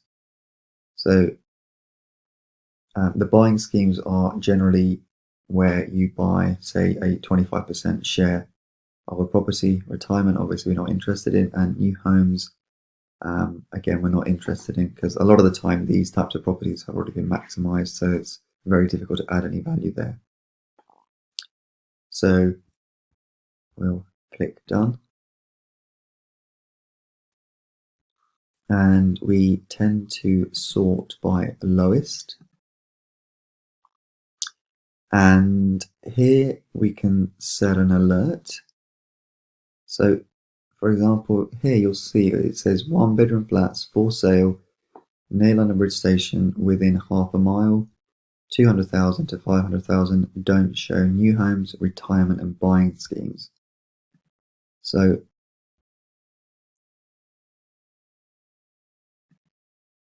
this particular alert for myself is already set up. If it isn't on yours, then all you have to do, you'll see a bell icon, and all you have to do is click, and it will automatically set up an alert. And then you have these options. You can get an instant alert, a daily alert, every 3 days, every 7 days. So the instant alert is as soon as a property is added to Rightmove, you will be emailed that property straight away, regardless of time. Daily, sent on a daily basis, probably at a certain time, every 3 days and every week, basically. So you really want to have this set on instant. You want to be notified of any properties that you're interested in your particular area, as and when they come on.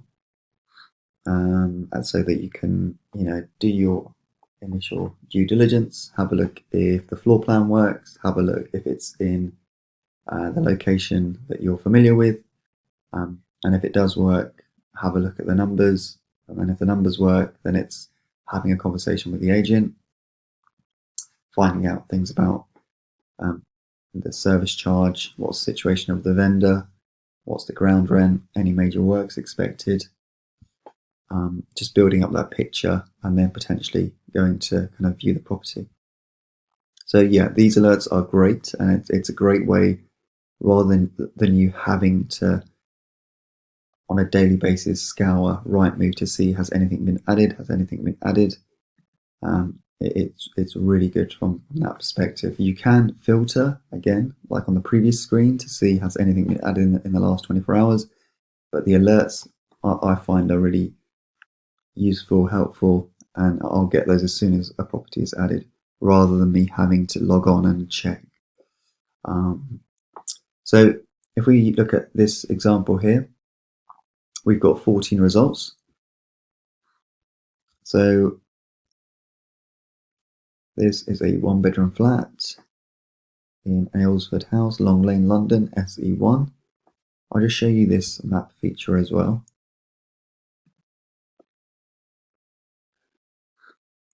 This map feature is really good as well. It's really helpful. You can actually draw your own map, as it says here, which is really useful, especially if you're trying to target a particular area. You can draw your own area, and it will instantly alert yourself to any properties that come up. But this map, it shows you currently the properties that I have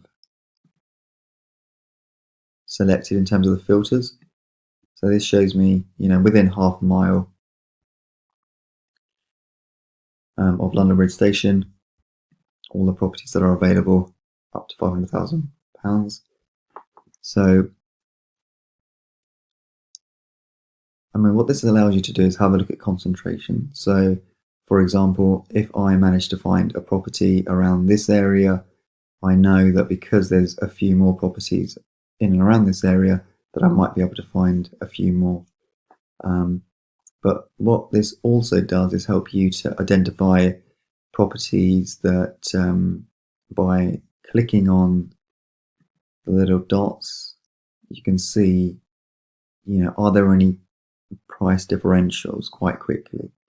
So this is 500,000 one bed. This looks like a private flat. This is 365. So already quite a big difference. 335, so even cheaper. 385, 365, 475, 475, and then you've got these couple of flats here, 410, 475. So even within that small area, I've gone from having a flat that's 500 all the way down to, say, there was one here, 335. So, I'll have a closer look at those properties, but this map function is really good. It shows you all the different stops as well. So London Bridge, Borough Station, Southwark. It gives you a good idea of where the underground stations are, because you're always looking for properties with good transport links. And this is actually Tower Bridge Road. So the map feature is really, really kind of helpful. So if we exit map for now. So when looking at the individual property listings, again, we filter for the lowest price. So we just want to see what's out there. Now I'll have a quick glance at the pictures, but I'm also interested in finding out when this property was added. So when it first became available. So here it says added on the 20th of February 2020. So I know that that's been on since February. So maybe they might be a bit more motivated. So this is London. So generally you would expect properties to sell, within the first 2-3 months. So if we scroll down, for example, also, so in terms of the description, I'm looking at mainly when was the property added, just to get an idea of how long has it been on Rightmove. I'm also interested in the photos. What I am looking for is, properties that are tired, dated, in need of a refurb. So this will give me a good indication as to the condition of the property internally. But also externally, I'm looking for, what I'm not looking for are high-rise blocks. High-rise blocks are difficult to mortgage on a buy-to-let perspective. The yield tends to be higher, but generally that's because the purchase price is lower, but the rents are still comparable. However, what we found is that anything that's more than 5 floors or above 5 stories, your buy-to-let lenders tend not to like those properties as much, especially the ex-councils. So they're less desirable. So you will find lenders that will lend, but it might restrict your loan to values and your interest rate. So that's why we target, if we target ex-council, we're looking for properties that are no more than five stories. It can be 6, for example, but as long as it's got a lift. But a lot of these ex-council properties don't have lifts, so that's why we cap it at 5 floors. So low-rise ex-council blocks in good locations such as this can work really well. So scrolling down. So this has been on since the 3rd of December 2019, so for a bit of time. Again, I can tell that this is ex-council by having a look at the outside. Now, unfortunately, some agents, what they do is they don't take down a property once it's sold. They should do.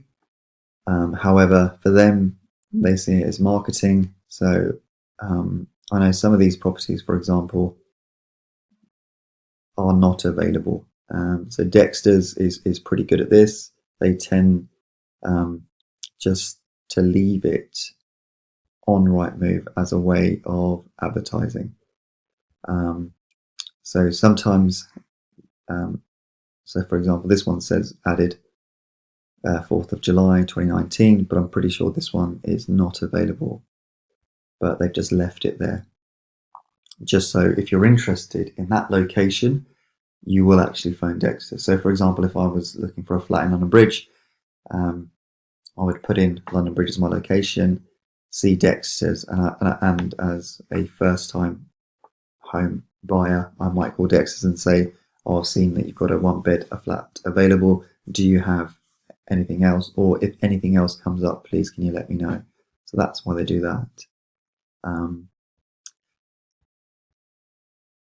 So this is a new build development. So the reason we target ex-council properties and also your older types of private properties is that because a lot of these new properties, the space is already maximized. So this is Empire Square.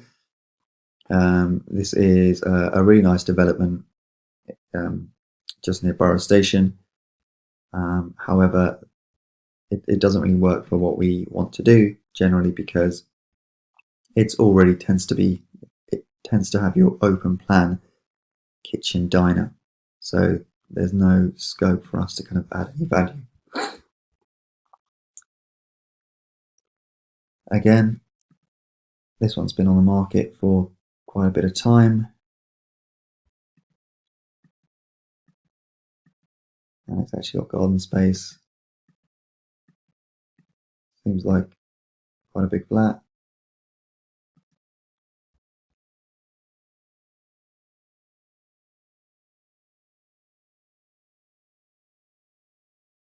So 48 square meters.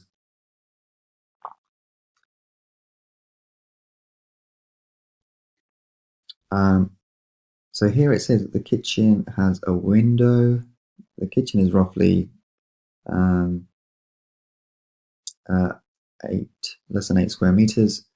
So this one could potentially work. We could relocate the kitchen and have it going along this back wall, or even have like an L-shaped kitchen here.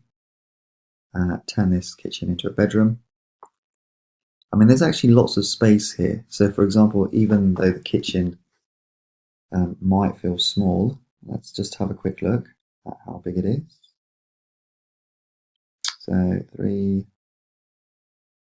2.72. So it's 8 square meters. It's actually bigger than, it's 8.16 square meters. So this is a good sized kitchen.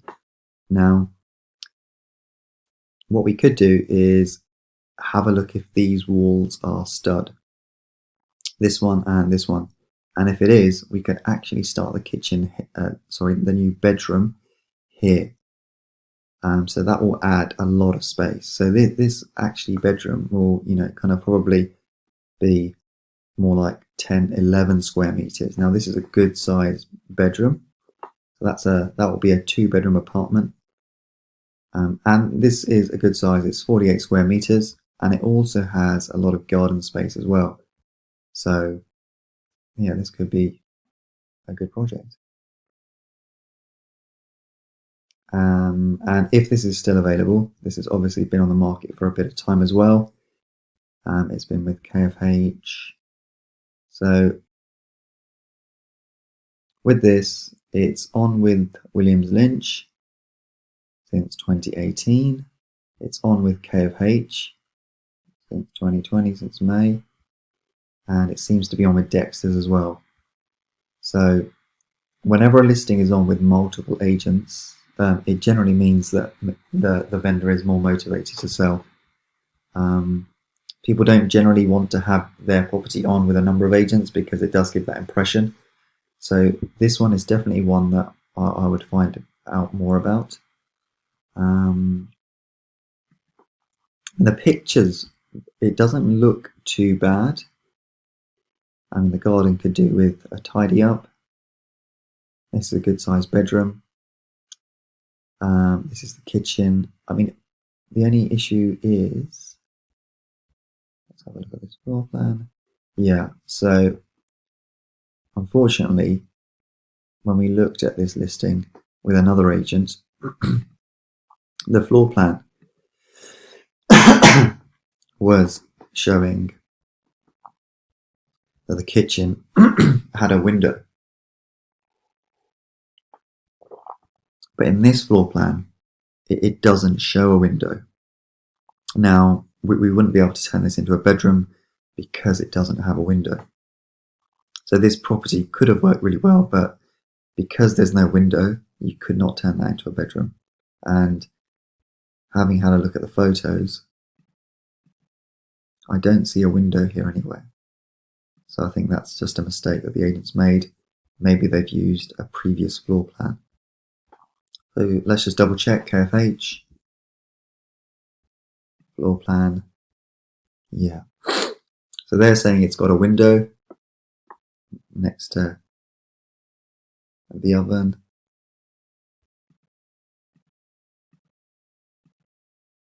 But as we can see, there's no window here. So yeah, I mean, on this one, it would be good to find out if there is a window or not. But potentially this could be a very good 2-bedroom apartment if it does have a window. So yeah, so any properties that are listed with multiple agents, they will be of interest. As I say, it just kind of signifies a vendor that's more motivated. It's obviously not selling with one agent for whatever reason. And generally the reason why people list with more than one agent is because they want to get it sold. Let's have a look at this one here.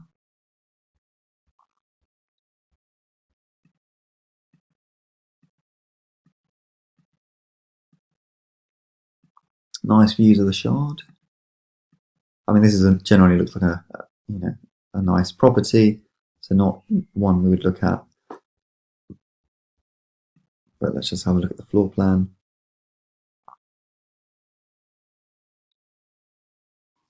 So just by looking at the floor plan, for example, we've got a kitchen that's 7.68 square meters.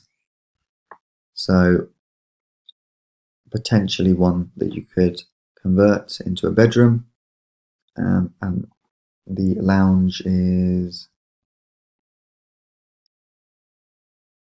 15.4 square meters. So the kitchen again could go along this back wall. So that would be a 2-bedroom apartment. It's 46 square meters. So yeah, I mean, if this one was tired and dated, then this one could potentially work. I also, when looking at the floor plan, I'll have a quick glance at properties sold nearby. I'll have a quick glance, and really what I'm looking for here is recent sold comparables. This one dates back to 2015, so I'm not too interested in this one, but if this was, say, 2019, I'll probably click view more just to see what properties are selling for. So 2018, a 3-bed sold for 655, and then the rest get pretty 2017. So yeah, I'll have a quick glance when looking at the floor plans to see the properties sold nearby, and if it gives me a recent, say within the last year, I'll click more just to see was it a 2-bedroom apartment, and if it was, what did it sell for, just to get an indication of what it might be worth as a 2-bed. But again, this one from a floor plan perspective works, but as you can see, it looks relatively newly renovated, so it might be difficult to get a discount potentially on this property. So let's go back. So let's have a look at some of the other ones that we saw, some of the cheaper properties.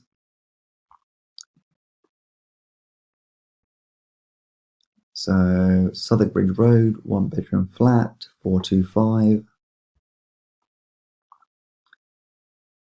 I'll also look at the description, but mainly I'm interested in the pictures first. So I'll look at that. I think, well, it's got quite a big lounge. I'll have a look at the kitchen and think, can I get a double bed in here somewhere? It's got a fridge here, so that there's some depth here as well. So this looks like quite a big kitchen. This is a very big bedroom with 2 built-in storage units. And this is low rise, which is good. It seems to only have the ground floor first and second. Then I'll have a look at the floor plan and see, can I reconfigure this? So for example, having a look at the kitchen, 4.22 times 1.73. It's 7.3 square meters. So we usually look for at least kind of 8. So with this one, potentially you could, if this was a stud wall, move this out to here, and that would add a lot of space to the kitchen, add more depth and width. It could come out to at least here, and then you've got a much bigger kitchen which you could turn into a bedroom and have the kitchen going along this particular wall. And the living room is quite big as well. It's 19 square meters. So it's a very good size. I mean, the other option with this particular property is that you could potentially look at using this space and turning it into a bedroom instead. So for example, all this is wasted space. So this bedroom could actually start here with a door starting here. So the bathroom, it's got a window, so that's not an issue. Its size currently is 5 square meters. So again, it just depends on how much space is there here that I can add and will it look and feel like a proper 2-bedroom apartment. So again, we want to have a look at the pictures. We want to have a look at the floor plan. Potentially have a glance at the sold prices. Has anything sold recently?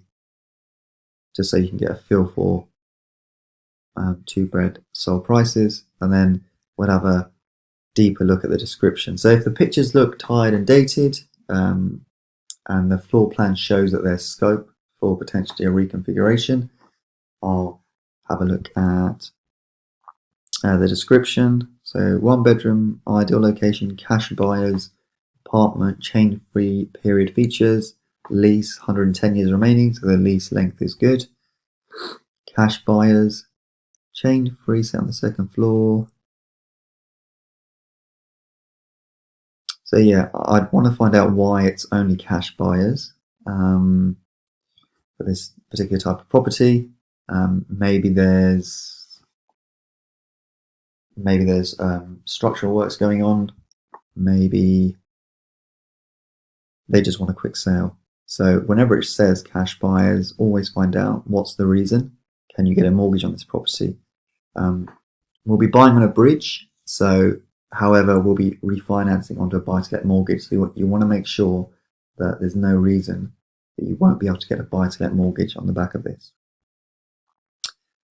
So once I've had a look at the floor plan, the photos, the floor plan, the descriptions, and everything seems good, I'll have a look at the sold prices, and if I think it will work, then I'll call the agent, ask my initial set of questions, and then potentially go on view. So that's that one. So let's see what else. So for example, if you click on this heart icon, this will save anything that you've looked at that you might be interested in seeing. So this is a really good feature. I mean, when we first started, the annoying thing was we used to, every day go London Bridge, do the same search, and then go through the same properties we've seen, pages and pages worth of properties until we learned about these filters and using this feature here that saves the property. Another good feature is if I wasn't interested, so if I had this set up and I logged in and I saw this one here, so for example, I know Empire Square is a development of new build apartments, and generally the layout doesn't work at all. We can see that from the floor plan, all their apartments are generally open plan kitchen diner with a bedroom, so there's no scope here. This one's only 41 square meters, but there's no scope of trying to add a bedroom. So in terms of this one, what I would do, I would hit this cross button. If you hit cross, so it says you've hidden this property, can you tell us why? So you don't have to click any of these, but the benefit of this is when you come back again, this property will be hidden, so you don't have to see it again. It just means that instead of having to scroll down for properties you've already seen, such as this one, we know this one doesn't work potentially because it doesn't have a window in the kitchen, so we'll hit cross, we'll hit cross, we'll hit cross. This is Empire Square again, so we'll hit cross. So this one we've seen that could work. This one, Tabard Gardens, let's have a look at this one. So again, ground, first, second, third, fourth. Let's have a look at the pictures. It looks slightly tired and dated. The kitchen does have a window. It's got a great view of the Shard, so location is good. This aspect seems to look out onto the park, which is good. Again, very nice. So yeah, I mean, pictures, okay, potentially this could work. We'll have a look at the floor plan. So we saw, so in this floor plan, you can see that if you look at the floor plan on its own, the kitchen, it's showing that there's no window. However, we have seen from this photo that there is a window here. So sometimes the floor plans aren't correct, as you can see. So it's always worthwhile checking the floor plan and the pictures. So if we look at the size of the kitchen, 3.02 times 1.90, it's 5.7. So it is small. But potentially what you could do is have a look to see if this area might be stud potentially. And you could incorporate this space into this area and maybe start, say for example, the kitchen, maybe this could be the entrance. So you can relocate this kitchen along this wall and this wall. The reception room, let's just have a look at the reception room. 5.09 times 3.10, it's 15.77, so it's a good size. So you could relocate the kitchen along this back wall or even create an L-shaped kitchen diner, turn this into a bedroom and potentially have this as the entrance into this bedroom, and then you could bring this up and across and connect here so that you've added this space as well. So potentially this could work as well. You just have to have a look to see. I mean, one of the things is on the floor plan sometimes it looks small and tight, but sometimes when you view in person you can try and visualize a bit more. Can I get because all you're looking to do is add a double bed, a bedside cabinet and a wardrobe, and that's it. And as long as it looks and feels like it can house a double bed, a bedside cabinet and a wardrobe, and it still looks and feels like a double room, then it could potentially work. So again, this is one that I might go and see to see, can this one work? So yeah, I might highlight this one, which saves the property. Let's have a look at this one. So this is the cheapest one, 335. Then you got 365. So this is the cheapest one that meets our criteria.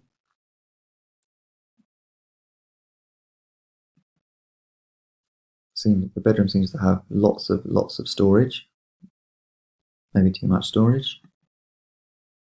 Bathroom, it's a bit tired and dated, and so does the kitchen. Again, I'll have a look at the floor plan. It's 41 square meters, so quite small for a one bed really. I mean, maybe average.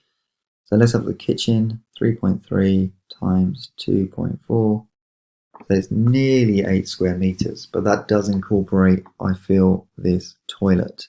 So it could potentially be small. But this, again, the living room is 4.09 times 3.50, 14.17 square meters. So it could work. Again, the kitchen could go along here, or even an L-shaped kitchen. Potentially turn this into a bedroom, and then you've got a 2-bedroom apartment. Let's just have a look at the description.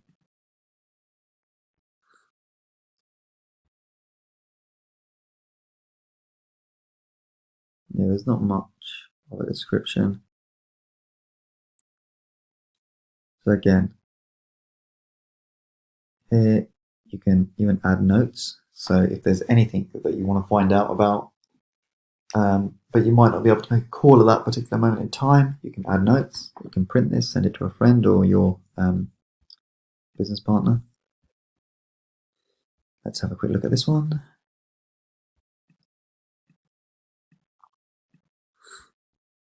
This one looks relatively modern. Let's have a look at the floor plan. So the kitchen is 3.12 times 2.41. So it's 7.5 square meters. A bit small, but again, it could work. So this is a ground floor flat. This is a reception room. I mean, you could easily put the kitchen on this side. So here it is currently, just put it on this side of the wall. I mean, in one of our apartments, actually, what we've done is we've actually gone across the window, the bottom of the window, and put the sink here. So that, you know, here you could even do like an L-shaped kitchen here with the units here, the cooker around here somewhere, and have the sink here, or even go all the way to the end. So potentially this one could work, but what you have to be mindful on these types of apartments is the inner room. So this, if you change this into a bedroom, it will be classified as an inner room, because in order for someone to escape, they would have to go through where the kitchen is located. So that's why it's called an inner room,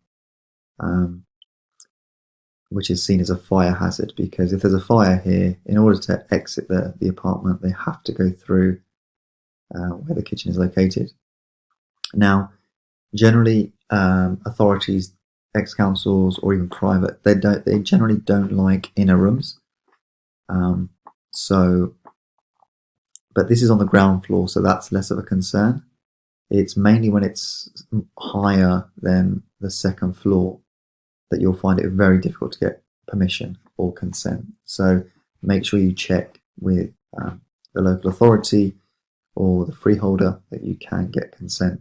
In one of the properties that we did in London Bridge, we did something very similar. It was on the second floor. We turned this into a bedroom, but we installed a sprinkler system which the council were happy with. So as long as you check with the council and also London Building Control to make sure that everything is compliant, then you won't have any issues. So that's that one. So yeah, there's not many more. Again, Empire Square. I'll hide this one.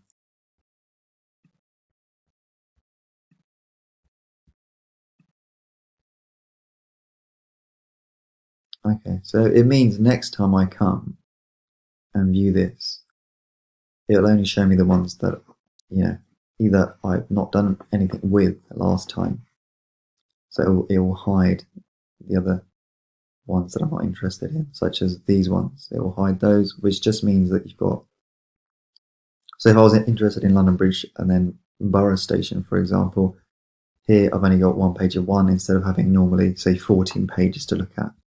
So it's just about saving yourself time and doing things a lot more efficiently.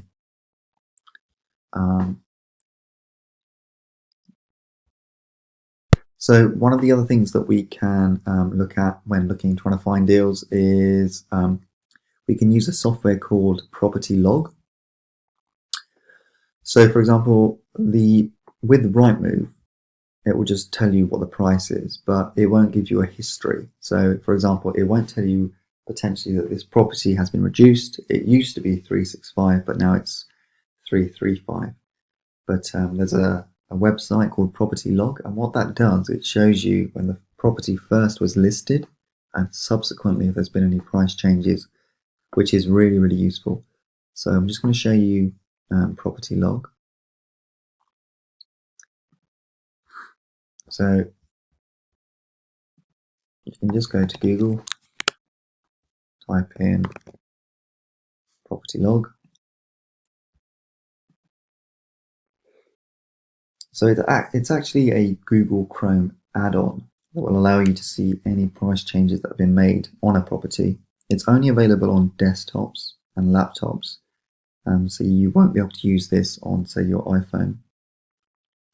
But you'll be able to see when the property was first listed and any changes since its price, since being listed, if it's been reduced. So in order to activate this, you have to add to Chrome.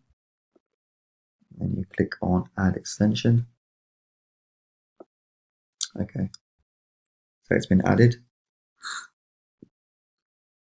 So now, if I go to Rightmove,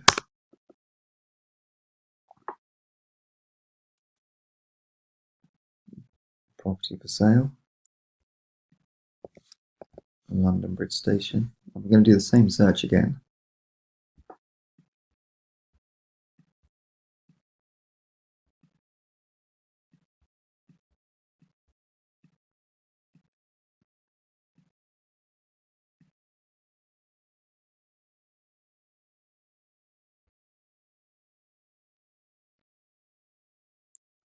Okay, so now we can see, so what property log has done is it's added this section here. So if we go back to the initial one I was looking at, so this is just Rightmove without property log. So this is what the normal Rightmove shows you, and this is what property log shows you. So price change history. So it says that this initial entry, 12th of the 4th, April 2019, and then 2 months later, the price changed from being 500,000 to 450, and then in August, another 2 months later, it changed from 450 to 425, which is what it's on currently at. So, you can see that it's already come down in price by £75,000, which is good. So it just gives you an indication that maybe this is a good one to look at and just to ask more questions around. So property log is really, really useful. When there is a price change, generally that means that the owner, the vendor, is a bit more motivated, is maybe looking to sell it because for whatever reason it's not selling. There can be a number of reasons for that. Maybe a sale has fallen through. There's one property that we purchased where we offered on the property. The offer was rejected. It was subsequently sold to someone else. And what happened was that sale had fallen through. And then the agent actually came back to us and said, look, the property's back on the market. It's empty because the tenants have moved out. Would we be interested in making an offer on the property? And we did, and we secured the property. So any properties that are owned by investors, if it's sold, they have to give the tenant notice, and then there'll be a period of time, usually 2 months. And when the tenant moves out, then the property is empty. So that property is incurring the landlord costs. And if subsequently the sale falls through, obviously the landlord is actually mindful that, well, his property is empty, and it could be for a number of months going forward if the sale has fallen through, just because of the time also conveyancing takes. So that's property log. Really, really useful tool. Let's see. This one, so there's been some price movement from 390 to 385. No change there. No change there. 339, 335. Not much there either. So yeah.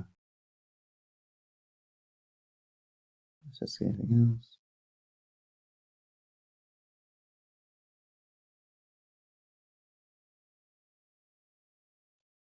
Yeah, so just having a quick flick through using property log, this is the one that I would want to find out a lot more about, that potentially has scope. Okay, so let's move on. Okay, estate agents. Identifying agents from Rightmove, building up relationship with agents, number and WhatsApp. So before I was saying, so you can, on Rightmove, you can click on Find Agent, find estate agents. Let's put London Bridge Station, this area only. You can do sales because we're only interested in buying at the moment. Start search. So this is really useful as well. It will give you more or less every single agent within that.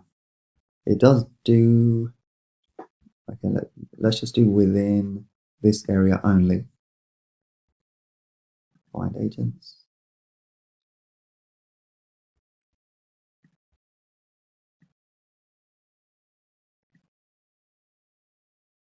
Okay, for some reason it keeps defaulting back to within half a mile. But yeah, so it'll give you basically the agents in that particular area. So Acorn, Alex Martin, Champs, Chestertons, Dexter's, Field and Sons, Foxtons. So yeah, so you've got 2 pages worth of all agents that potentially will cover that area. So this is a good way of finding out which agents are in that particular area, and it's useful just to have all their contact details and addresses.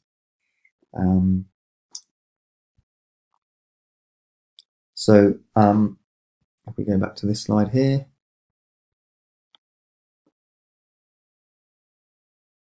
so Rightmove is great just to identify the types of properties that you're interested in, but also what we did at the beginning was that we spent a lot of time on Rightmove, and now what we do is we actually split our time between building up relationships with agents as well as being on Rightmove. If you build up a relationship with an estate agent, you'll be able to find out, they'll know things such as, for example, they'll know what's on the market, they'll know what's coming to the market that might not be on Rightmove. So you do have instances whereby an agent has taken a property on, they've not been able to book in the EPC yet, or they haven't had the photos done, but they've got the keys to that particular property. And in a lot of instances, what you will find is that agents will phone around their investor database and say, listen, I've just taken on a 1-bedroom in, say, London Bridge. I don't have the photos. I don't have a floor plan. It is tied, it's dated, it's probate. Maybe it's a repossession. Would you be interested in coming out? They'll also have information such as, which property sales have fallen through. So, for example, that's really useful. If a sale's fallen through, then potentially if it was investor owned or even owned by an owner occupier, if the sale's fallen through and that person has to move on, then potentially there might be room for negotiation in terms of the purchase price there. And they also, they have a good idea of which sellers are motivated. So obviously they're probably catching up on a weekly basis with their vendors. So they'll have a good idea of who's quite keen to sell their property. And the other benefits are that they'll have an excellent idea about what's happening in the local area and what properties are worth.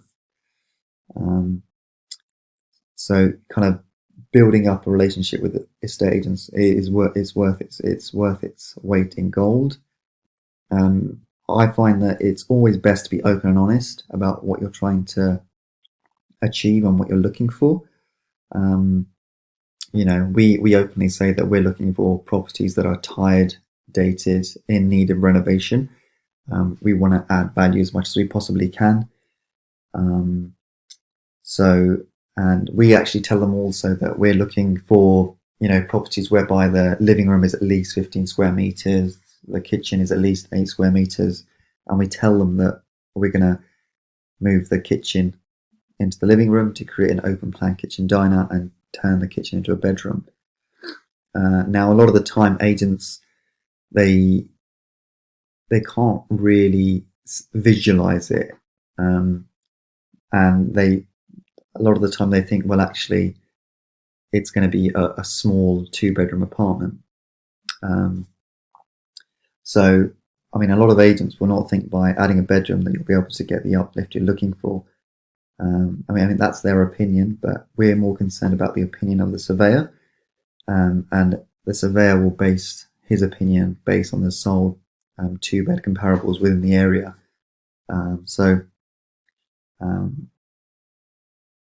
That's why, working with agents it's really beneficial. You really want to kind of, work with a number of different agents and try and build that relationship. So again, they'll potentially, if you can build that relationship with them, they will call you when a property is not listed on Rightmove, when a sale falls through, when an owner is looking for a quicker sale than normal. A lot of people think that, well, why would an owner look for a quicker sale? But we have seen this in the past as well. whereby an investor has a number of properties within the area. They're looking to do other projects, bigger projects, and so they've had the property for 10, 15, 20 years, and they just want to get it sold so they can release some funds and do another project.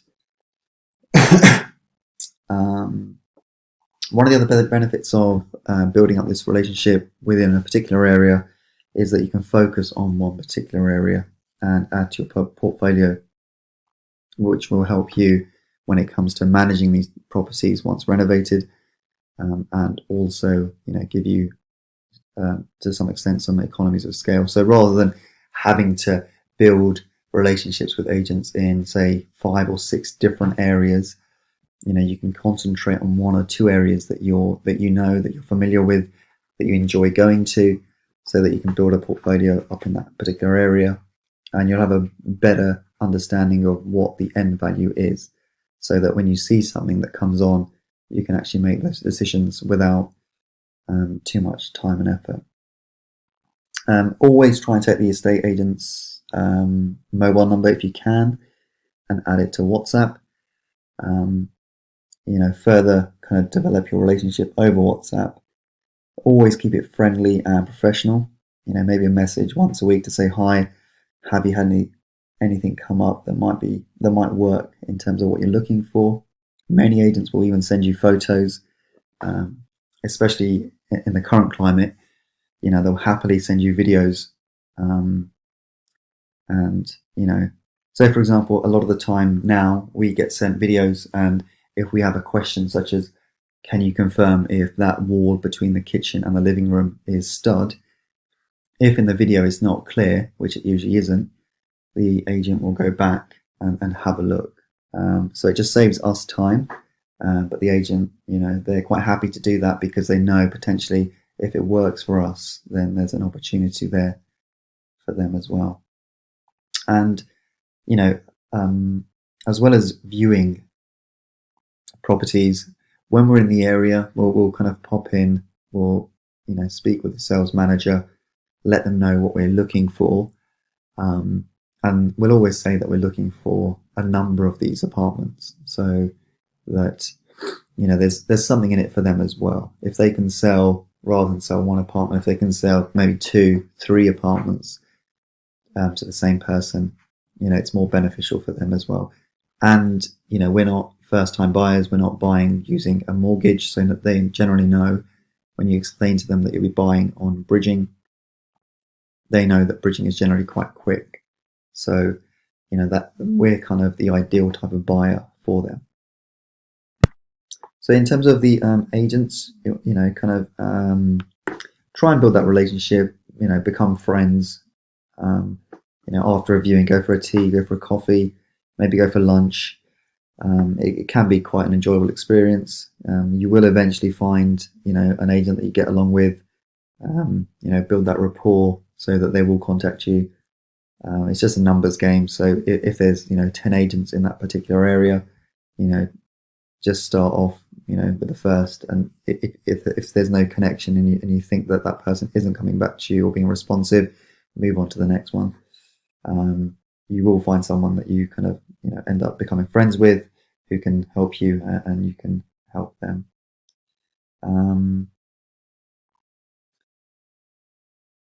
For example, the agent that sold us the London Bridge property, it didn't have any photos or floor plans, and it wasn't marketed on Rightmove.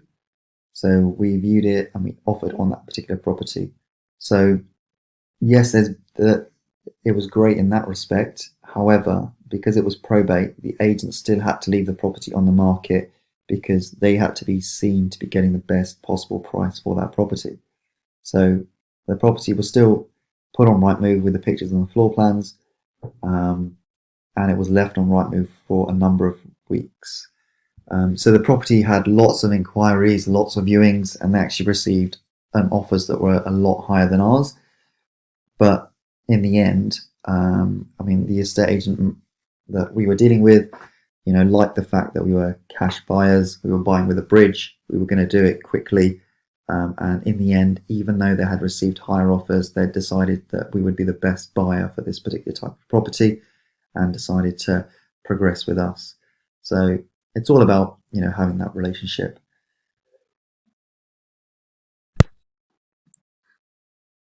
So now we're going to talk about direct to vendor.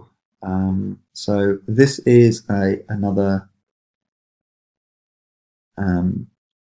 option. So for example, you could contact vendors directly in an area where you know the criteria fits. So for example, if you found a block that you knew that there were 1-bedroom apartments, and you've seen some within that block where the layout works in terms of their floor plan, you could actually flyer the rest of the block, hoping that someone might look to sell. I mean, this type of marketing has mixed reviews, and it kind of really depends on how much time that you've got. I mean, the time and cost could outweigh the benefits, but it will depend again on how much time and money you have to invest in direct flyering, as you might be able to negotiate a better price. So there's various companies out there actually that can whereby you can design the flyer, print it, and they'll actually distribute it for you. So if you go to Google, for example, and have a look at leaflet design and distribution, then there are plenty of companies out there that will they'll have a template that you can use.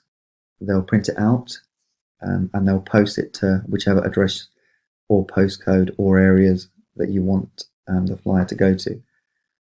So this is potentially a good strategy, a way to get direct with a vendor where you can potentially negotiate a better purchase price, because potentially you're saving the vendor some time and some money, in the sense that they're not paying commission to an agent anymore. I mean, this really works well only if you know which area you want to focus on, and which particular roads, which particular blocks. So, for example, London Bridge, this would be a great area to do, direct to vendor leafleting campaign, because a lot of the apartments in those locations, 1 beds, can be converted into 2. So I'm just going to show you an example of a flyer that you could use, and see if you might be able to use that. So this is an example of, so this is Vistaprint. I mean, generally they tend to be expensive. However, this is a good example of a flyer that you could potentially use, a template that you could use, where you have your company name or your own name, your website if you have one, we buy houses, we pay cash. We could turn that to we buy apartments, we pay cash, we close fast. And yeah, so if you wanted to do a direct to vendor campaign, you could quite easily get these types of flyers. With Vistaprint, they'll send them straight to you. Then you can find a delivery company, or, as I say, there are companies out there where you can have the flyer designed, they'll print it, and they'll actually deliver it as well. So that's direct to vendor. So we're going to look at property sourcing agents. Just wanted to mention also there's lots and lots of different Facebook groups out there now. You've got Progressive Property, you've got Touchstone Education, Property Developers Secret. So if you go to your Facebook account, type in London property groups, a whole plethora of groups will kind of open up, and you can join some of those groups. And within some of those groups, for example, there will definitely be property sourcing agents. Or even if you go to Google, type in property sourcing agents London, you will find people or companies that are sourcing on these types of properties.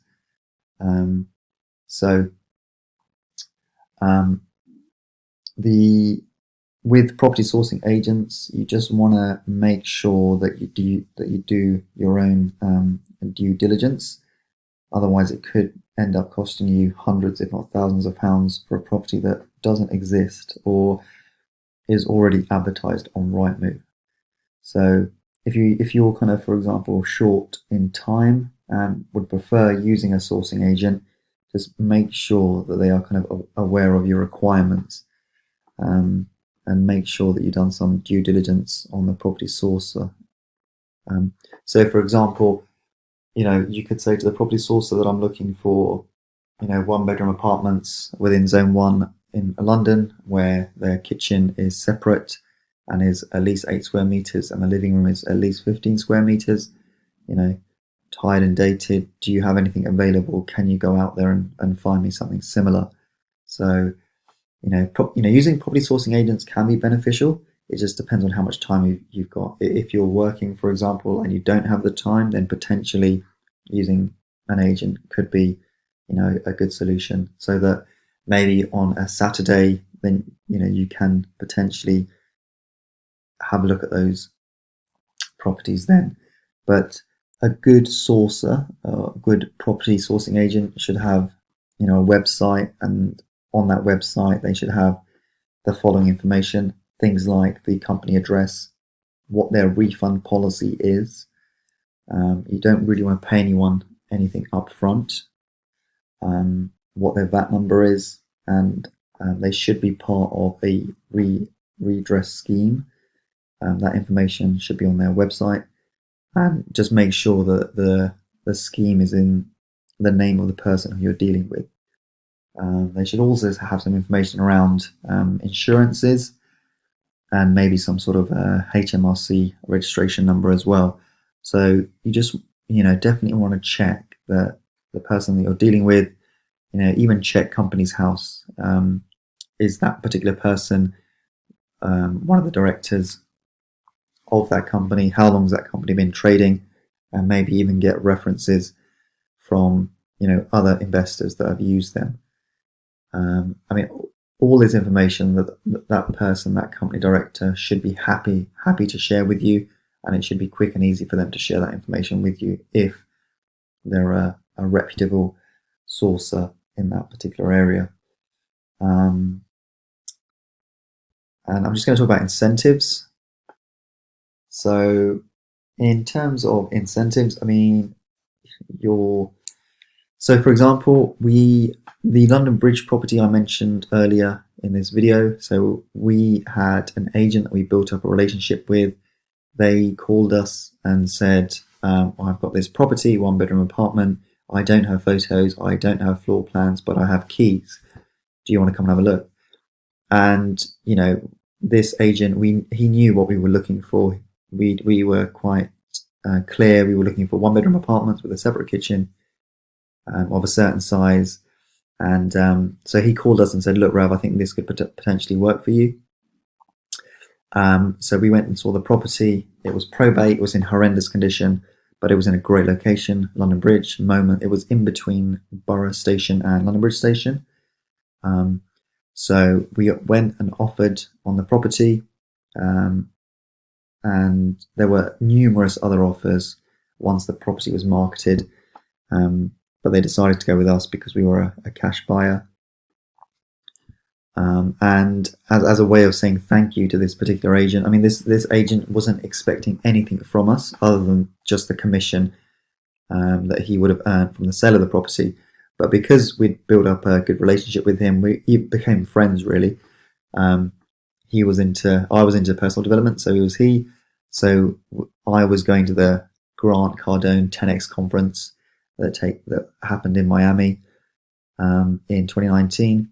And I basically said to him, listen, as a way of saying thank you and helping us, we'd like to take you there. So we paid for his air travel, we paid for his hotel, and we went to a 3-day event to see Grant Cardone, and had an amazing time, and he couldn't believe that we were taking him as well. So I'm not saying take all your agents away to Miami, but it's just about having some sort of gesture, even if it's just buying them a tea or a coffee now and then, taking them out for lunch.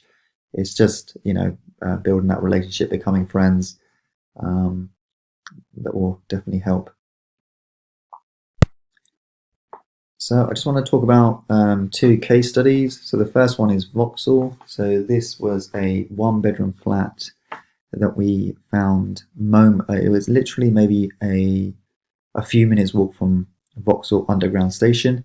Now, this particular flat we found through Rightmove. It was listed with a company called XLA London. I'm just going to show you that website now, actually, because it's quite interesting. So this is XLA London, xlalondon.com. So we came across his website, which so this company actually in London, they specialize in selling ex-local authority apartments. When I first came across this, I just thought it was a great idea. I mean, they're basically talking about, average property prices in London are around $500,000. The smart money investing is in ex-local authority properties because they're rising in popularity. There's value per square foot. They were not built for profit like new build apartments. So there's a better build quality, solid brick walls, larger rooms, more storage, separate kitchens.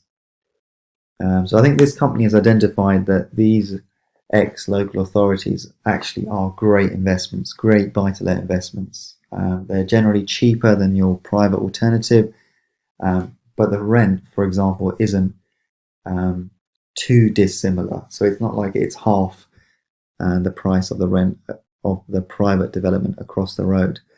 So yeah, generally these ex-councils tend to be really well built, high ceilings, tend to have separate kitchen, which nowadays you don't get that at all in any new build apartment. So when we came across this website, we kind of met with one of the directors, and we said that these were the types of properties that we were also targeting, and could they help us? So we kind of developed that relationship. So now whenever they have something coming on that they don't have photos or floor plans for, they're generally the first to kind of contact us, just to let us know, just to see if we would be interested. So that's how we sourced the kind of Vauxhall property. We found it just on Rightmove, but that Rightmove inquiry led us to contact the agent. Once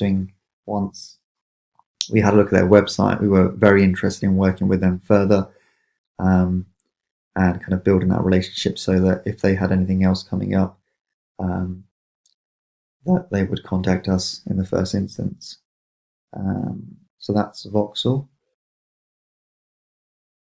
This was also the one that we offered on, and subsequently they received a higher offer, and they decided to proceed with a higher offer.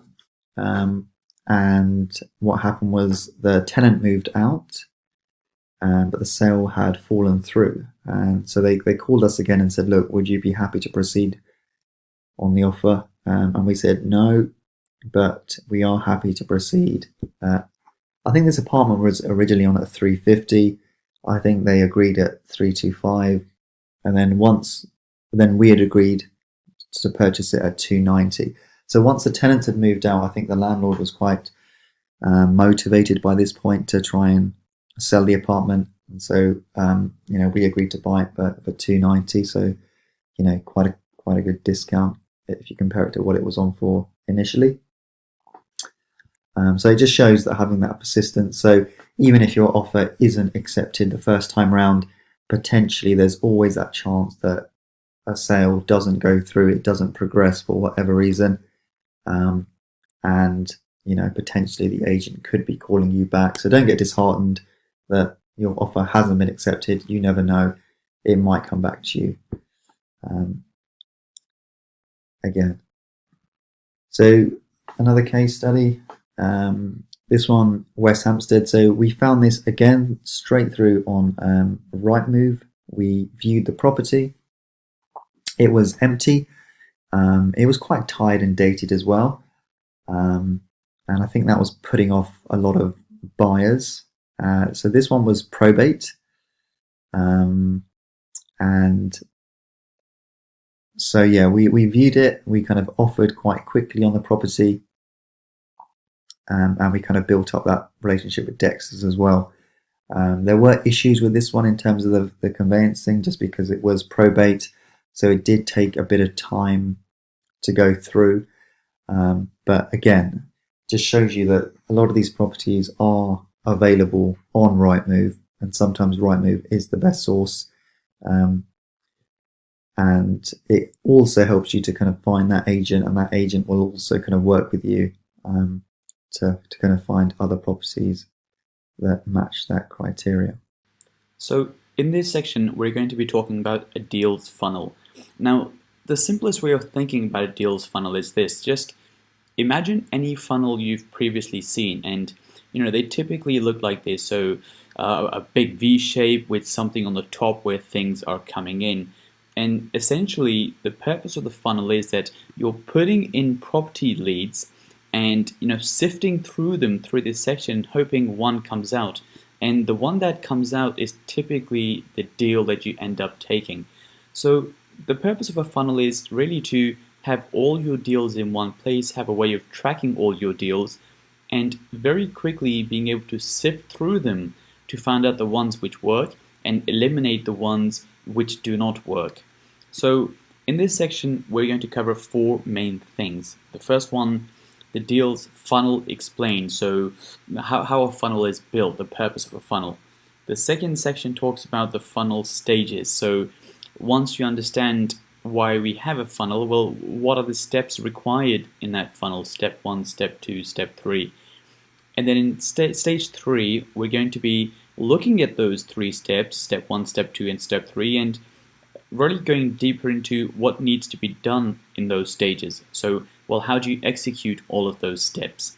And then step 4 is all about building an automated funnel, because at the end of the day, a lot of the business, has to be automated. There has to be processes in place so you can keep track of everything. You can be a bit more efficient with your time. So this is what we're going to cover in this section on deals funnel. So deals funnels explained. Now, what is a funnel? We've previously we've covered this very, very briefly, which is essentially it is a funnel which you're using to input your leads and very quickly trying to work out what does work, and the properties which do work, they come out as offers, and whatever doesn't work comes back out of the funnel.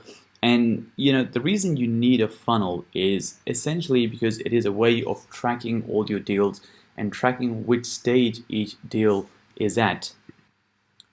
Now, you might not think a funnel is necessarily needed on day one, but once you're looking at a lot of these properties and you're looking at 5, 6, 7, 8 viewings per week, very, very quickly you suddenly have 20, 30 different properties that you're looking at, and if you can't identify which stage they're at and what the situation is with the agent on that particular property, it can become confusing very, very fast. So you don't necessarily need it on day one when you're only looking at 1 or 2 properties, but once you start looking at a lot more properties, it is definitely something which is required. Now, the last point on this is very, very important, which is the purpose of the funnel. It is to reject, not qualify. This is something I didn't previously understand when I started out in property, and my take was that, or what I assumed was that, the purpose of a funnel is essentially to make sure a deal fits the criteria, everything works, and you end up qualifying that yes, this is a good deal. In reality, the purpose of a funnel is to reject deals, not qualify deals. That should say qualify, not quality. So it is to reject deals, not qualify deals. And what I mean is that, think about this situation. When you're looking at 20, 30 properties, if you don't have a proper system in place, a proper funnel in place with the stages designed, you might end up spending hours and hours in every single deal.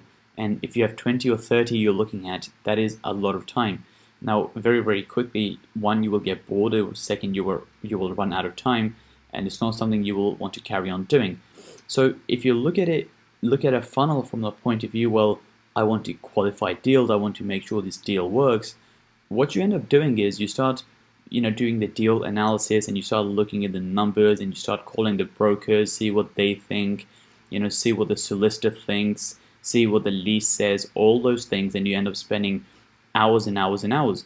And realistically, you can't spend hours and hours on every property you look at because, well, it's just too much time.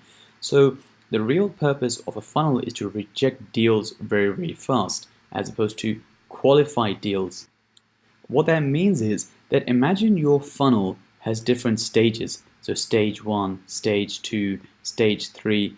What you're trying to do at every single stage is trying to find a reason as to why the deal doesn't work. Not why it does work, but why it doesn't work. And if you can arrange your funnel in a way where the first step is the quickest way of finding why a deal doesn't work, maybe in 1 minute you can put a deal in and take it back out because it doesn't work. So I'm going to give you an example so this makes a bit more sense and it's a bit more clear. So we have this property in Marylebone. We're looking at this property, and the pictures look okay, the pictures look pretty good. It's a 1-bedroom property. Now, if I'm trying to qualify, not reject, I might call my broker, say, what rates do you think we can get on this property? I might, ask my solicitor to get the lease and ask, well, do you think we can get freeholder consent? I might go view the property and, see if I like the property. And all those things, what they're doing is they're trying to qualify, well, is this going to work? Whereas if you think about it from a rejection point of view, you have to ask the question, well, what's the quickest way of finding out that why it possibly can't work? And so if we scroll down and we look at the floor plan, see the floor plan is 33.3 square meters. Now, previously we said from a mortgage point of view, it has to be at least 30 square meters, but so it passes the mortgage criteria. But as you can see that, well, you can't really add a second bedroom because, well, one is very, very small. Second, the layout doesn't work. And third, there is a huge window here, which I can't really do anything with. So if I go into one of the rooms, I can show you, there is a huge window. It's very, very hard to divide this window up. So, if you look at the layout, maybe you could, but it would be very, very hard, and it wouldn't look good, and it would be very, very cramped since it's only 33 square meters. And just by looking at this floor plan for 30 seconds, you can work out, well, this deal doesn't work. And therefore, you have rejected this deal at the first stage. So if I had spent 3 hours evaluating the numbers, looking at comparables, and then realizing it doesn't work, well, I could have realized it doesn't work in 30 seconds just by looking at the floor plan. So when we go back to the funnel, like I said previously, at each stage, you're trying to do the fastest elimination. What is the fastest way of checking? Does it work or does it not work? Because you don't want to be spending a huge amount of time on properties which almost have no chance of working, because you will end up burning too much time. So we're going to go through the stages in the next section, but just keep in mind that the stages are designed so at every step you're trying to eliminate the deal, and by the end of it, if something comes through, then it has met all the criteria and it can't be eliminated for one of the reasons, and only then would you sort of go ahead with the deal. So that is the reason you have a deals funnel, which is to to reject your properties, not qualify them very, very quickly, to monitor all your leads in one place, and most importantly, to be very, very efficient with your time, so you're not burning hours and hours and hours going through one property at a time. You can very quickly sift and sort between them and end up finding a deal. So in this lecture, we're going to cover the deals funnel itself and what the different stages are. And like I said in the previous video, that these stages are designed in a way which allows you to eliminate deals very, very quickly. So, rejecting, not qualifying. And so these are the stages. And on the right-hand side, I've given some sort of indication of how long it will take to do that particular stage. So let's go through them one at a time. And then in the next lectures, we're going to break these down even more in a bit more detail. So here a new lead is coming in. Now To put in a new lead might take you 1 minute. All you're doing is inserting your lead details into wherever you're keeping your funnel. Now that might be on Excel, or that might be a bit more automated, which I will show you later on. The second step is the building type criteria. So we have gone through this previously, and again you're just looking at the building type here, which will maybe take you again another 1 minute. You're then looking at the location criteria. Again, that might take you 1 minute. Then you're looking at the property criteria, which is, does it need work? Does the layout work? And again, that might take you 1 minute. Sometimes the floor plans are a bit more complicated and you have to be a bit more creative. So maybe, allow yourself 10 minutes. But as you can see, just within the first 3 real steps, within 3 minutes, you can probably eliminate the bulk of the deals you're putting into this funnel. So the bulk of the properties coming in, will get eliminated at this step, eliminated at this step, eliminated at this step, and all you've done is spend 3 minutes per property.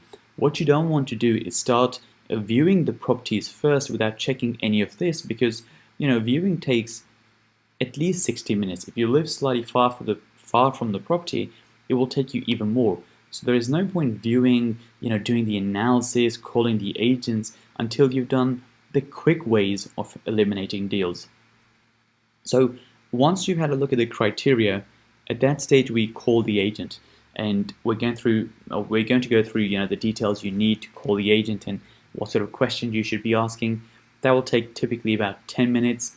We then do a desktop analysis, which might take up to an hour. Once you get good at this, you might take half an hour to do this. We then go and view the property, which might take an hour. Property viewings are generally about half an hour, but let's put in some time to actually get there and get back home, and so on and so on. By the way, one thing I would advise is when you do your property viewings, it's always best to group them together. So maybe you get to 6 deals at this stage and then view all 6 in one day.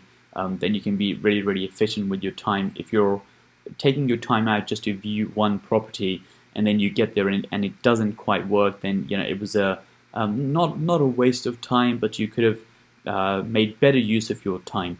So property viewing.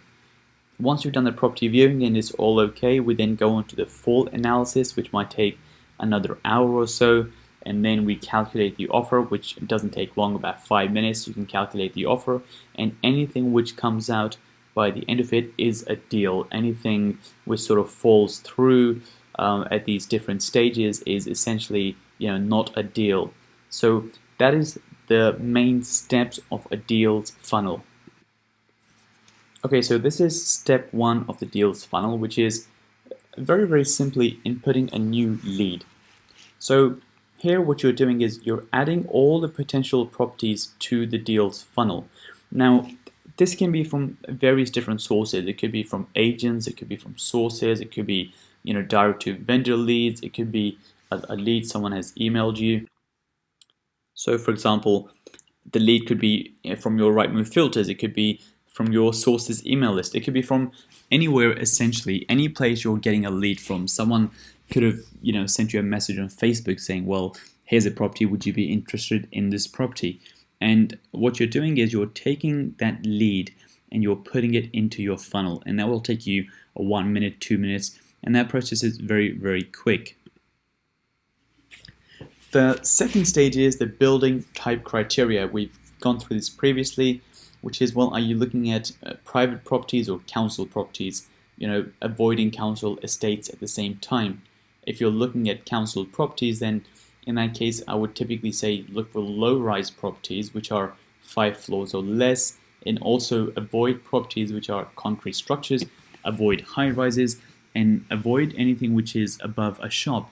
Now, in the stages, I said this will take about 1 minute, and for example, if we look at this property here, which we previously looked at, then as you can see very, very quickly that, well, this is a private property, and therefore in 1 minute or in 10 seconds I can say that it does pass the criteria of the building criteria, building type criteria, because it's a private property.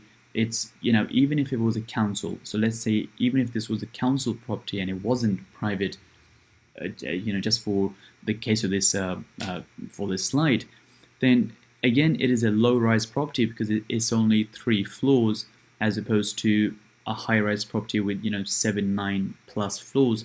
So it's only 3 floors. It is not a concrete structure.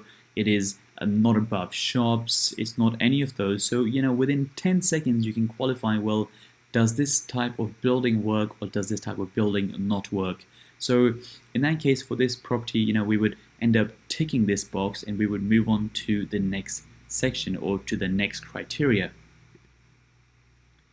The next criteria is the location criteria, and generally when you're in a big city like London and Zone 1 and Zone 2, they, a lot of the locations do tend to be pretty good, but one of the main things that I'm personally looking for is, well, how close is this property to the nearest transport links? How far is it? How long does it take to walk to transport links? And also avoiding council estate areas. So again, if we go back to this property here, and there's 2 ways of checking this very, very quickly. The first one is if you look at the map. If you look at the map, then as you can see, this is walking distance to Marylebone Station, walking distance to Baker Street Station, walking distance to Edgware Road Station, and you can either calculate how far you can walk, or sorry about this, or you can just scroll down, and here it tells you Edgware Road is 0.1 miles, which is maybe a 2-minute walk. Marylebone Station is 0.2 miles, which again might be a 3 or a 4-minute walk. So it does pass this criteria that it is close to public transport. The second thing was avoiding council estates. So again, you can check that very quickly on Rightmove. You can even do this on Google Earth. But if we do on Rightmove and we click Street View, well, you can sort of just go around the area and see what the area is like. And this is where the apartment is, and directly across you have a private building. Down there you have a row of private buildings. Here you have private buildings. I think that one could potentially be council. I mean, this building could possibly be a council building, maybe. This could be a council building, but this is a private building. These are private buildings. This row is private itself. So you can see very, very quickly that this is not a council estate. You can sort of walk around a bit more, go down some different roads. Again, this it looks private to me. You have some more properties down here. Again, looks like a private area altogether. So it's okay if you have a few council buildings here or there. I think that is the case for a lot of Zone 1, Zone 2 locations, that you have buildings like this. That's fine. But as a whole, it is not a council estate. It is a private area. So within 2 minutes, 3 minutes, you can find out, well, does it pass the location criteria or does it not pass the location criteria? Now, step 4 is the property criteria itself. And the 3 main things we're looking for is, well, 1, does the layout work? 2nd, does the property need work required? Does it need any sort of work? And number 3, is there a long lease? So if we go back to this property and we had a quick previous look at this, then if you look here, does it mention the lease? It mentions it is a leasehold. It doesn't actually tell you the number of years on the lease. So we can't tell this one. And so what we will have to do is we will have to, in the next step when we call the agent, we can find out from the agent, well, how long the lease is. The property condition, as you can see, it is a bit dated, and it does need some work done, so that is okay. It would pass this criteria. This one we're not sure right now, and the last one is the layout, which we in the previous lecture had a brief look at. So I would say it is very, very small. It's very, very hard to convert this into a 2-bed, because even if you had a partition here, you would have to make a door entry somewhere. You have one big window, which is hard to divide up.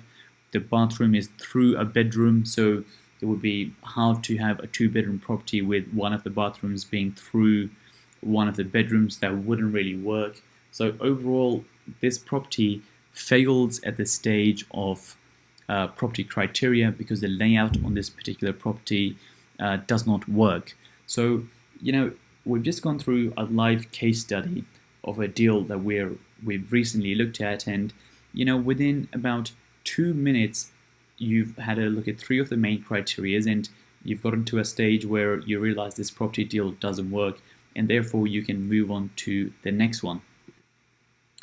Now, let's just assume for the sake of this example that the layout on this property did actually work, and so we can carry on with the next stages, assuming that this property was slightly bigger in size and the layout was slightly better. So we go on to the next step, which is calling the agents. But as we saw previously, one of the details we had missing was, well, the number of years on the lease. So these are some of the questions we're going to ask the agent when we call the agent. We're not booking a viewing at this stage. These are some of the additional details we need before we get to that stage. So the first question you always want to ask is the property still available?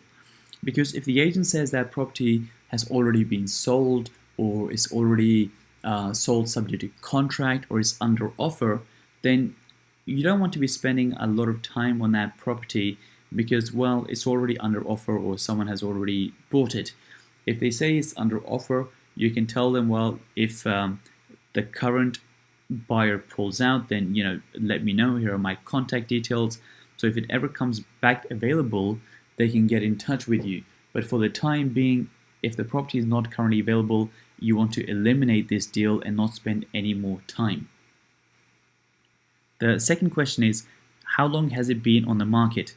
The reason you're asking how long it's been on the market is you're trying to get an indication of how much demand there is for this property. If the property has only come on the market in the last few days or in the last week, then it's still relatively new. There might still be a lot of viewings, so there might be still a lot of demand, or people might think there's a lot of demand because there's a lot of traction.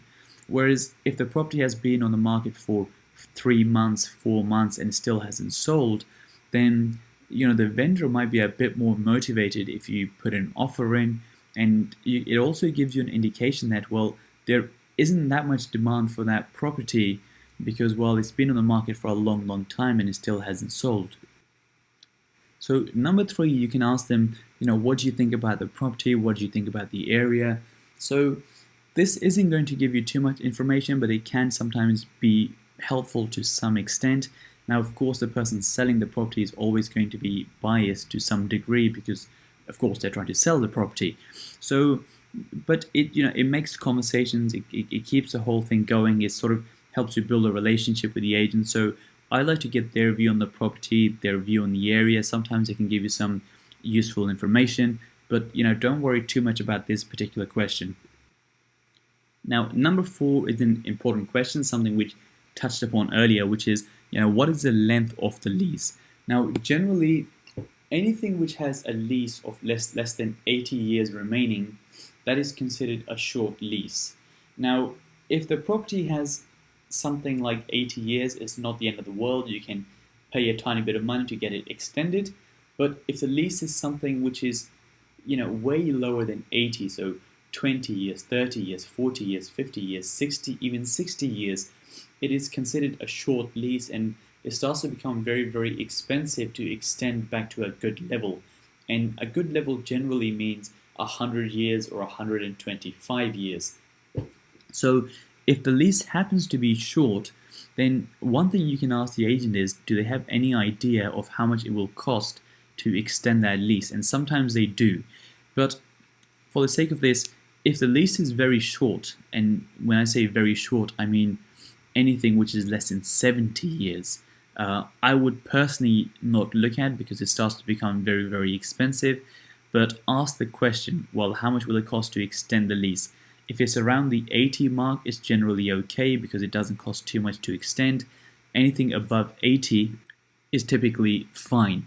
So if it's 90 years, 100 years, 100 plus years, then it's fine. You can sort of move on to the next stage, or you can eliminate the deal at that stage if it's very, very low.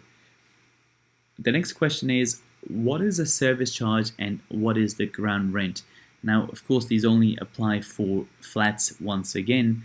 Houses don't really have service charge and ground rent, since you own the freehold as well.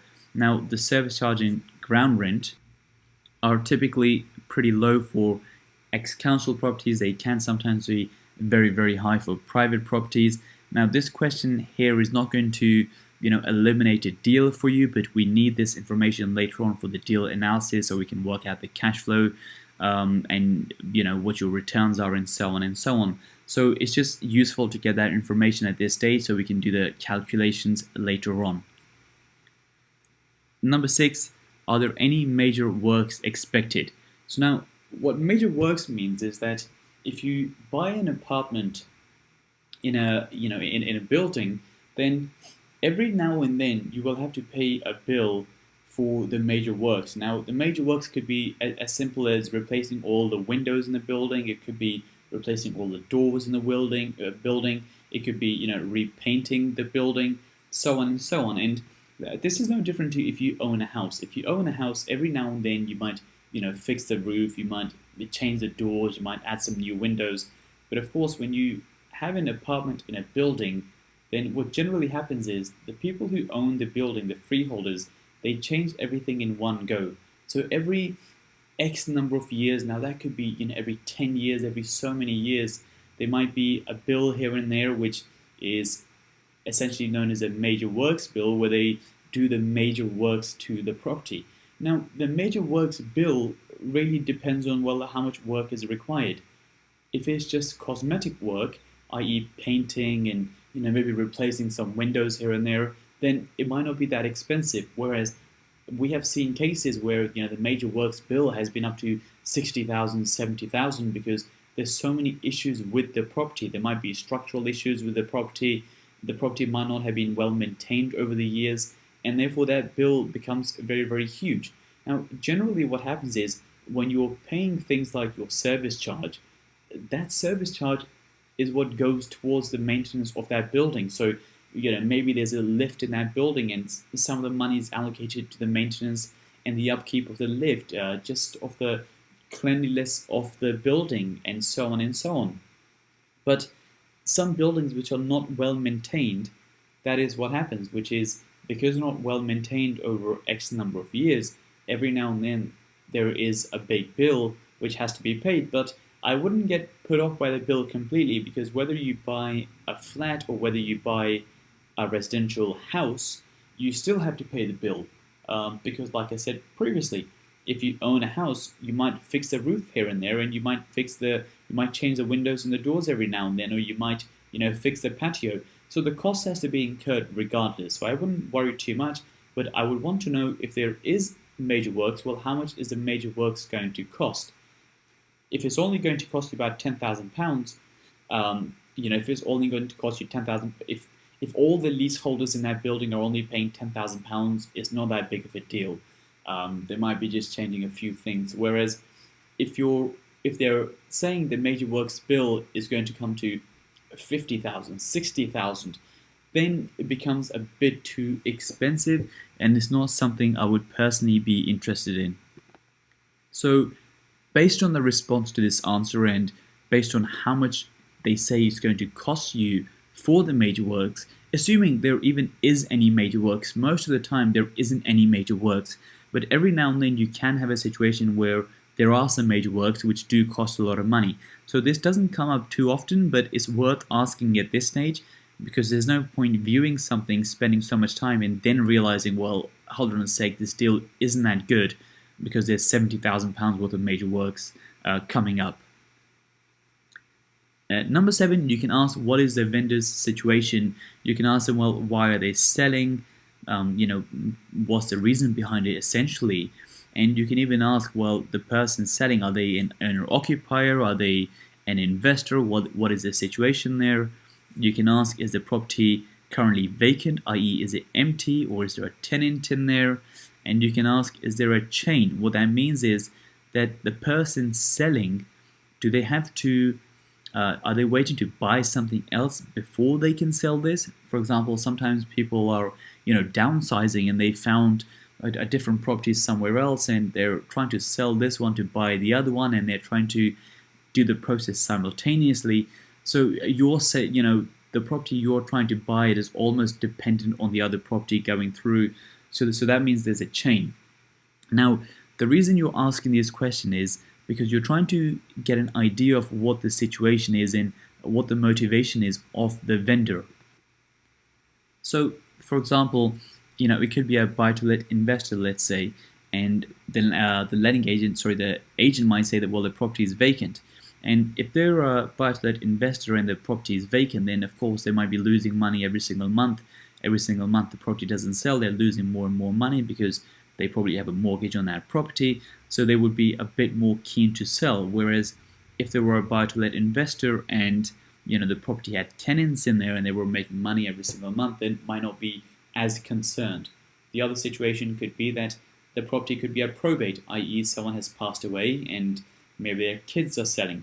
And with a lot of these probate properties, because the parents had bought it, decades ago, they're generally mortgage free. So something worth £400,000, let's just go back to this example here we have, assuming this was a probate property, £415,000, most of the time they don't have a mortgage on this property.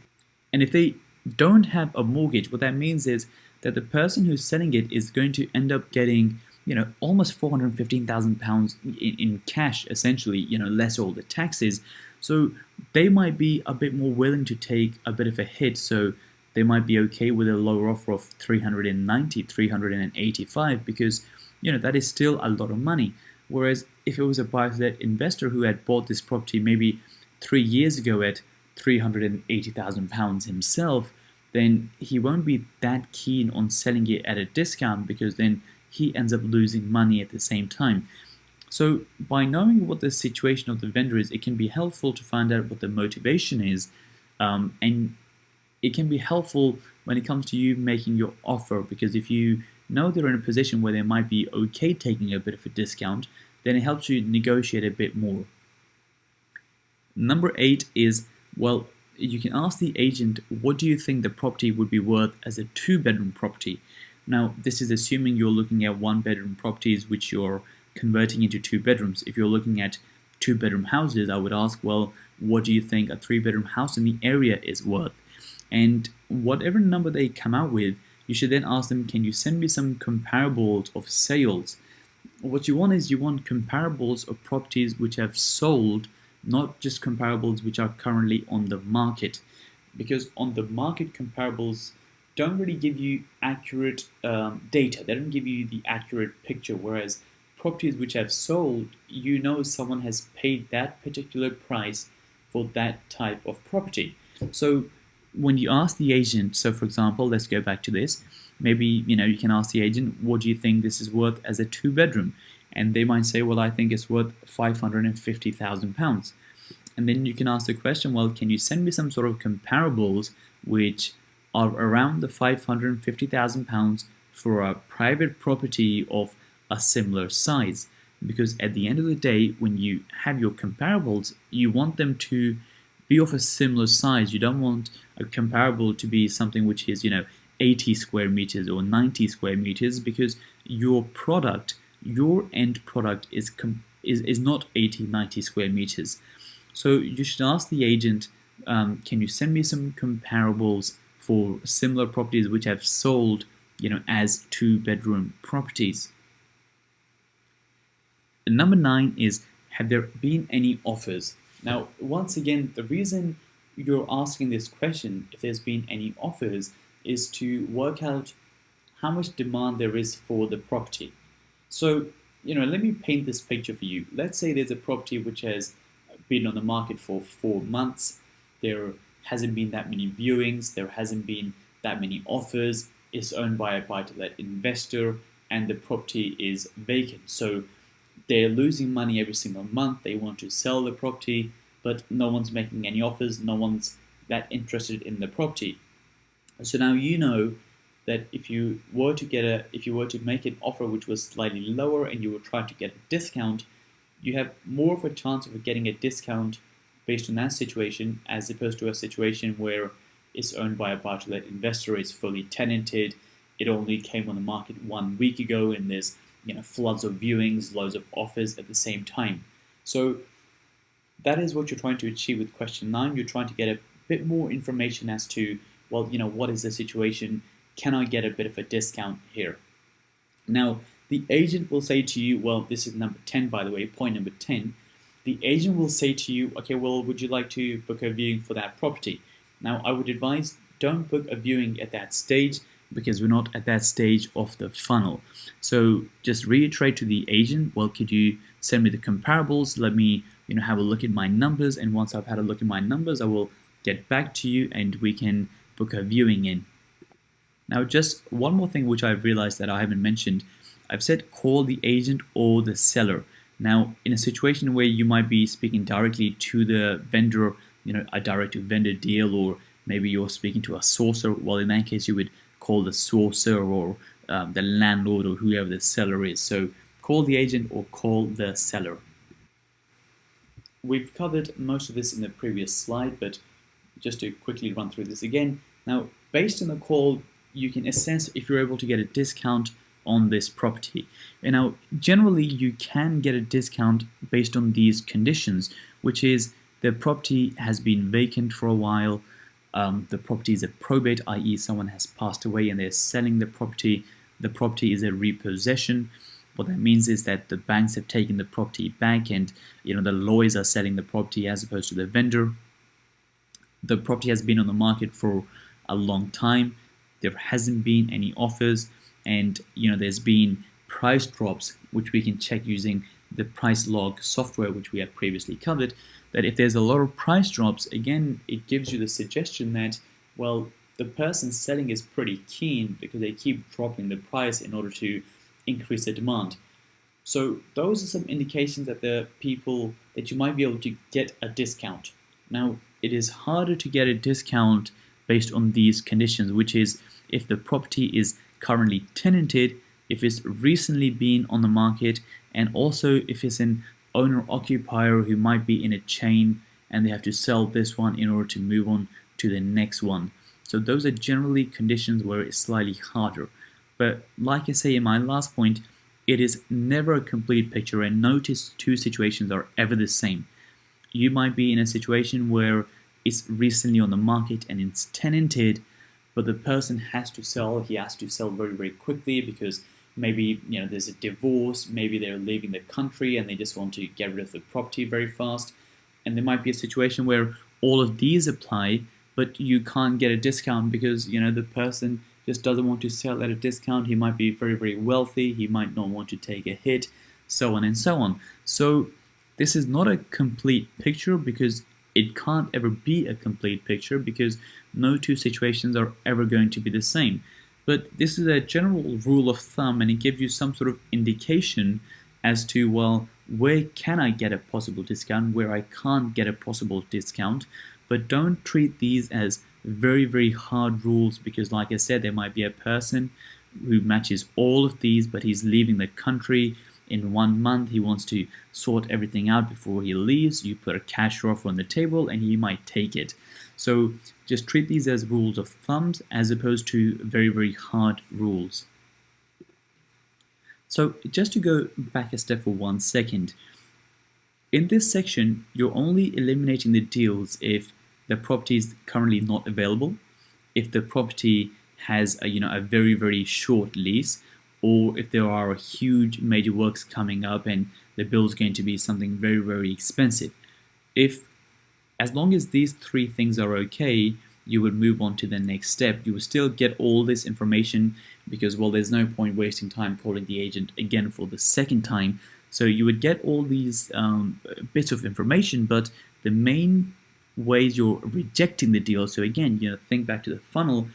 Here we're trying to reject, not qualify. So the 3 rejection criteria are question number 1, question number 2, and question number 6. If these 3 things are okay, we move on to the next step. Now, the next step is the desktop analysis. What we're doing here is we're using the valuation methodology using comparables. What that means is we're looking at similar 2-bedroom properties in the area. Now, you can do this yourself, and most of the time you would do this yourself, or the agent might send you very, very good comparables. And you're using these comparables to work out what the GDV is going to be. What is the final value of a 2-bedroom flat? So let's go back to our case study here. Once this property has been turned into a 2-bedroom property, we're trying to find similar properties to this, similar size, similar type of building, which are 2-bedroom properties, and we're trying to find out, well, what could be the price if this property was a 2-bedroom property? So we're using comparables to work out the final price, the GDV. Now, at this stage of the funnel, for the desktop analysis, we are estimating all of the cost. We're estimating the finance cost, we're estimating the refurb cost, we're estimating the legals cost, because generally with these projects, the cost for finance, refurb, and legals, they don't fluctuate too much. So if you have some good estimates, you can very, very quickly input the estimates to work out, well, does the deal work or does it not work? Because at this stage, what you don't want to do, you don't want to send a builder out, you don't want to start calling your solicitor, start calling your broker, because we're still not sure if this is going to work or if it's not going to work. And that might take a bit of time. And not only that, if the deal then doesn't work, it looks bad calling your brokers and solicitors saying, well, the deal is off, and then a few days later sending them another one and then saying the deal is off, and so on and so on. So at this stage, we're going to be estimating the cost. We're not going to be putting in the exact figures. And what this will do is, if the deal looks good on paper or on the Excel sheet, for example, then we will book in the viewing to see that property. And that is what we will do on stage 6 desktop analysis. And like I said right at the below, this will be covered more in the analyzing deals section. So how to work out the comparables and how to calculate the GDV, we're going to cover in the analyzing deals section, but just keep in mind for the time being, that is the aim of step 6, which is very quickly working out, well, does this deal look good on paper? If it does look good on paper, we book a viewing. If it doesn't look good on paper, then we eliminate the deal at that stage and we don't waste any more time with this particular deal. So if the deal looks good on paper or on Excel, we move on to the next step, which is stage 7. Now on stage 7, it is the viewing stage. At this stage, we are now going to view the property. We've called the agent or we've called the seller and we've booked a viewing in. Now these are some of the main things you have to look for at the viewing. The first one is you have to look at the condition of the building. Now with the condition, what you're looking for is some of the main things are, the first one is structural issues. Well, is the building structurally okay? We recently had a viewing where the building itself had a lot of cracks and therefore there were major works expected, which was of course going to cost a lot of money. So you're looking for any sort of issues along those lines. Again, with a lot of these buildings, they generally fine, is still something to look out for, but generally they're okay. The second one is the cleanliness and just the condition of the building overall. If you go to a building which is not well maintained, then it's going to have an impact on your rental, because the tenants are not going to like a property which is not well maintained. And you can generally get an idea very, very quickly when you walk through the main door. Is the post organized or is the post just lying on the floor? Is the area clean or is it a bit dirty? Are the lifts working or are the lifts broken? And so on and so on. So you're trying to get a general feel of the building, and if the condition isn't great, is something I would reject at that stage. If the condition is okay, I would sort of carry on with the process. The second thing you're looking at is you're looking at the layout and seeing, are the layouts as they were on the floor plans. Now, of course, sometimes the floor plans, they are designed to be accurate, but sometimes, the spacing isn't quite right, the sizes aren't quite right. So for example, sometimes, they might draw a room which on the floor plans look like a square, but when you go there, it's more of a rectangle shape, and that might change, how you analyze the deal. And because, for example, a square might be a better fit for what you're trying to do, whereas a rectangle might not work. Not the best example, but you understand what I'm trying to say, which is that you're trying to match the layout on the floor plans to the layout of the actual property. I suppose a better example is sometimes what happens is a floor plan might show you one of the rooms, but when you go to actually see the property, it might be the same room, but it might have a built-in storage here or something which you can't take out. Now you might be thinking, well, if you look at the floor plans, well, a bed could easily fit like this. But once you go and see the property, you realize, well, it's hard to put a bed in there because, well, there's too much storage space taking up, and there might be a brick wall which you can't take down. You can't put a bed this way, it's not big enough. You can't put a bed this way, it's not big enough. So you're really just looking at the floor plans, you're looking at, well, does the layout actually work in real life? Another thing, you're seeing if the rooms are big enough, and this thing here is, it can be a common problem at times, which is that sometimes these extra things are not shown. So when you go and see the property, you realize, well, the rooms aren't quite big enough, or the shape of the room isn't what I thought it was going to be, and therefore the property layout doesn't quite work. So if the layout works, that is fine. If the rooms are big enough, that is fine. But if you think either of those are not going to work, then I would reject it at that stage.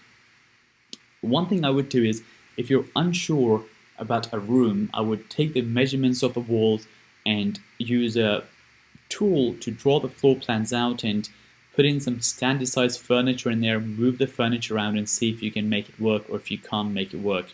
The problem is sometimes when you have empty rooms, it is very hard for people to visually see how everything is going to fit, because you can't visualize, well, how big a bed is, how big a wardrobe is.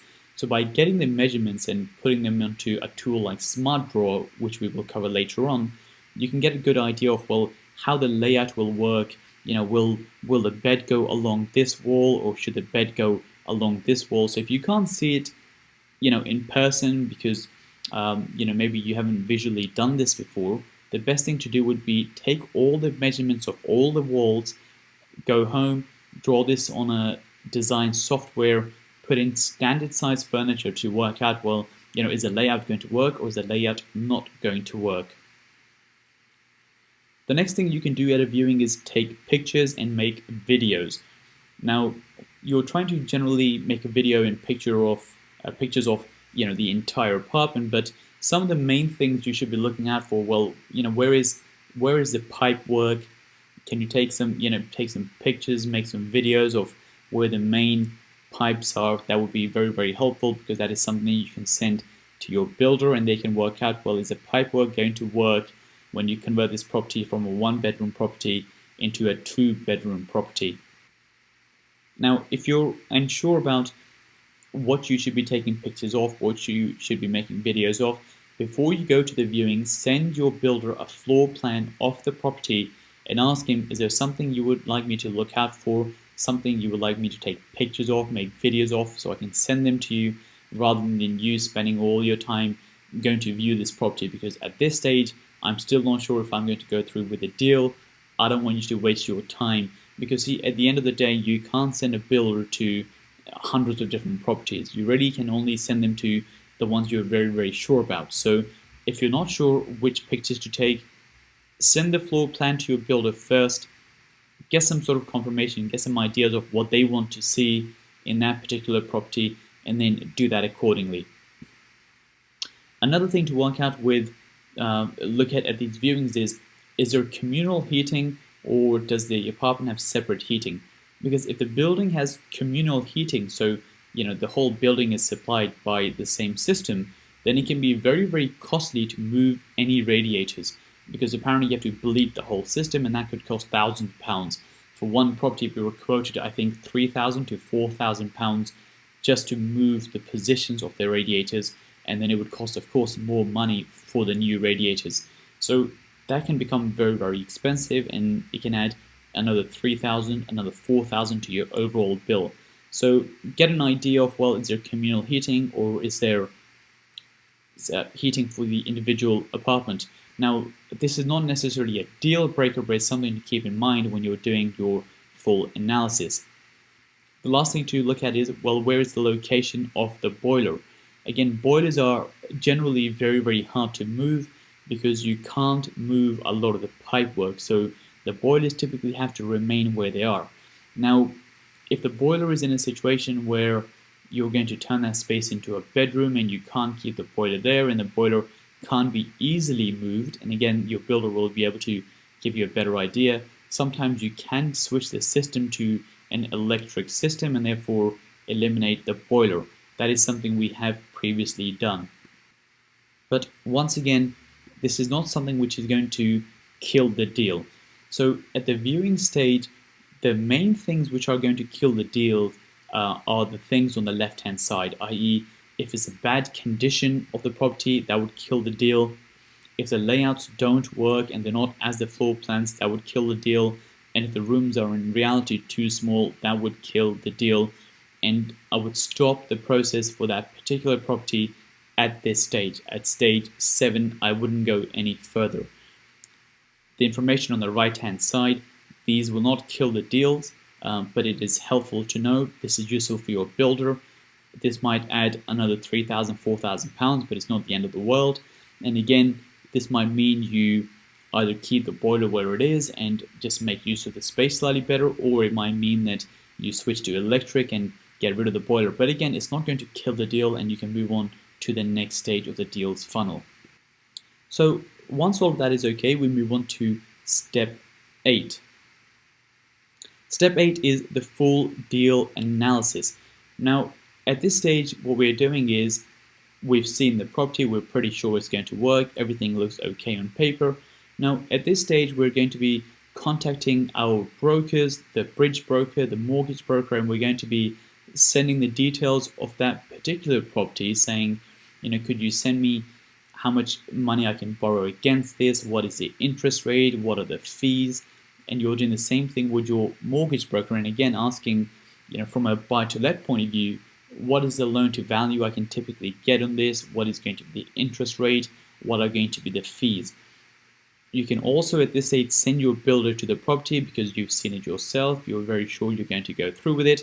You might have some concerns about the layout, which once the builder goes there, he can have a look at for you, and he can also estimate the actual refurb cost. So at this stage, we're using the same deal analyzer as step 6, but what we're doing is we're replacing the estimates with the exact numbers to get the accurate picture of that particular deal. Now, like I mentioned previously, once again, this section, this analysis is going to be covered in the deal analysis section, but for the time being, just realize how the flow of the deal's funnel will work. We will initially base this on estimates, and then we will do the full deal analysis. And the reason is, previously, when we did step 6, we still weren't sure if the deal was going to work or if it wasn't going to work since we hadn't seen it.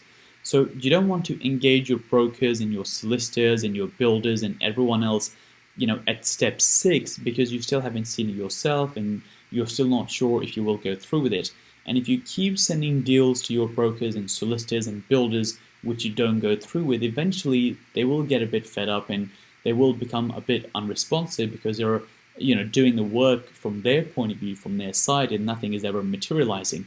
So that is why we do the full analysis in step 8 once we've seen it and once we're sure it sort of ticks all the boxes. Now, once we have done the full deal analysis and we're pretty sure the numbers are going to work, we move on to step 9. Now, at this stage, the only reason the deal would not go through to step 9 is because maybe your broker says, well, for some reason they can't get you financing on this deal. Now, that generally doesn't really happen, but hypothetically, that is the reason why the deal would sort of fail at this stage. Because when you put in the estimates in step 6, those estimates generally are very close to accurate. So there's no reason the deal would fail at this stage other than any sort of financing issues, or maybe the builder goes out and there are some issues with the pipe work and they just can't be moved for some reason. So generally at this stage 8, you typically move on to the next step and everything ticks the box, but there might be a small issue here and there which could kill the deal at this stage, but that generally doesn't really happen at step 8. Here all you're doing is you're getting an accurate picture, you're making sure you have all the accurate numbers. So once the brokers have said, yes, this is all fine, bridging is fine, The mortgage broker has says, yep, the mortgage is fine. The builder has said, yes, it's going to cost you this much money. The layout seems to be fine. We can move on to the next stage. Now, at this stage, we're calculating the offer, stage 9 offer. And how you calculate the offer is again using the deal analyzer, which is going to be covered in the deal analysis section. But what you're doing is once you've done your full deal analysis using the key metrics which we're going to go through. So this could be how much profit you want to make, this could be how much return you want to make. We're going to work backwards and work out what the offer price should be. And once we know what the offer price should be, we're going to negotiate to arrive at that offer price. And again, negotiation is going to be covered in the negotiation section. This stage shouldn't take too long, but the negotiation process can go on for some time. There can be a bit of back and forth, but in terms of actual time spent, this shouldn't take you much time at all. Working out your offer price will take you about 5 minutes since you already have all the numbers. Negotiation it could possibly drag on for a few weeks, but you're not actively engaged all the time. It might be, just one email back and forth here and there, and so on and so on. So this stage shouldn't take you much time at all. It's a very, very quick stage. And here we're simply submitting our offer, hoping the offer goes through. And if the offer goes through, essentially once you look at the funnel, it is the last stage. And if it gets accepted, a deal has gone in and it's made all the way through the funnel and it has come out with a deal done. So just a quick recap, you've had a new lead, you very quickly work out, does it match the building type criteria, does it meet the location criteria, does it meet the property criteria. You've then called the agent, you've had some more details, you've identified any issues when it comes to, are there any short leases, are there any major works expected. You've then done the desktop analysis based on estimates. You worked out, well, is there a deal to be had here? Does it look good on paper? Once you've identified, well, it does look good on paper, you move on to the property viewing stage. You view the property, you look at the condition of the property, you look at the layout of the property, you make sure all of that is okay. Once that passes, you move on to the full analysis.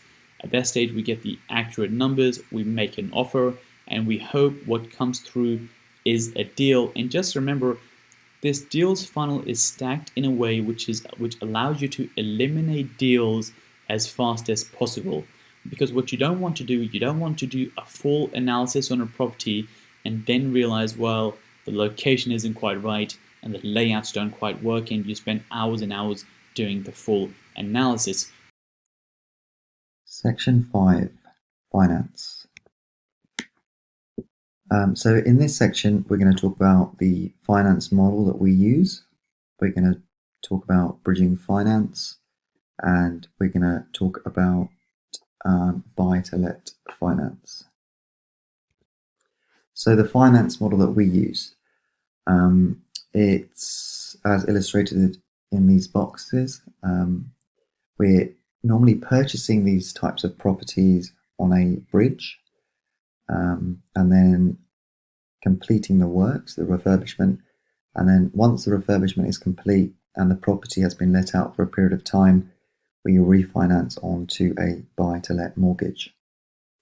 Now, the reason we purchase on a bridge is that it allows us to come across as a cash buyer to estate agents. We usually say that it's a cash offer when purchasing these types of properties, and we say it's akin to cash just because it is so much quicker than, say, a residential buy-to-let mortgage or a mortgage in any form. So therefore it's usually quicker and the funds can be there inside kind of 14 days. So bridging also allows us to buy properties where a conventional mortgage would not. So for example, properties that are uninhabitable, and those are usually defined as properties that don't have a kitchen or a bathroom from a buy-to-let mortgage perspective. So we then complete the necessary works and refinance onto a buy-to-let mortgage. This will allow us to pay off the bridge. This model is more sustainable and more recognized by lenders and brokers. We have seen people using buy-to-let mortgages to make the initial purchase and then refinance onto another buy-to-let once the works are complete. However, this is kind of considered to be mortgage fraud, as the purchase of a buy-to-let mortgage is exactly that, really. It's a mortgage for a property that you intend to let out. Now, the other issue with this is that the model isn't really scalable. You'll struggle to find a number of these mortgages and keep refinancing after, say, 6 months onto another buy-to-let mortgage. So imagine you find 5 properties that fit this criteria. You will probably struggle to get 5 buy-to-lets and then after a period of time refinance onto another 5 buy-to-lets. I mean, it will just result in the lenders asking you questions as to why you're redeeming their buy-to-let mortgage early. Some of these buy-to-let mortgages do come with no early redemption penalties, but a lot of the, say, 5-year fixed products that tend to have the lower rates generally have an early redemption penalty. So generally, that's why we buy on a bridge. It's quick, it's fast, and then we refinance onto a buy-to-let mortgage once the works are complete and it's been let out for a period of time. So bridging finance. So we're going to talk about bridging finance. A lot of people get scared and worried about bridging finance. They think it's very difficult to obtain, but actually it's very easy. So we're going to talk about some of the kind of terminology that's used. So it's in essence a short-term loan, the difference between an open bridge or a closed bridge, generally the term lengths on bridging, the loan to values that are available, and the speed. So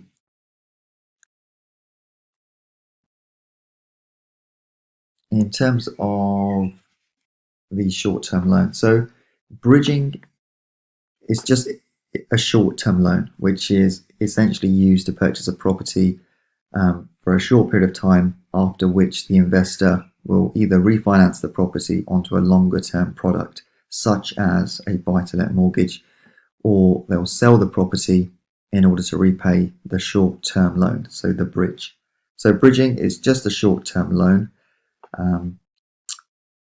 so open or closed. So a bridging loan can be open or closed. So when we say open, it's referring to the fact that there is no fixed repayment date, but you are normally expected to pay it back before the bridge expires.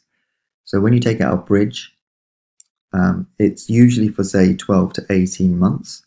So if you're on an open bridge, you can pay it back at any point within those 12 to 18 months.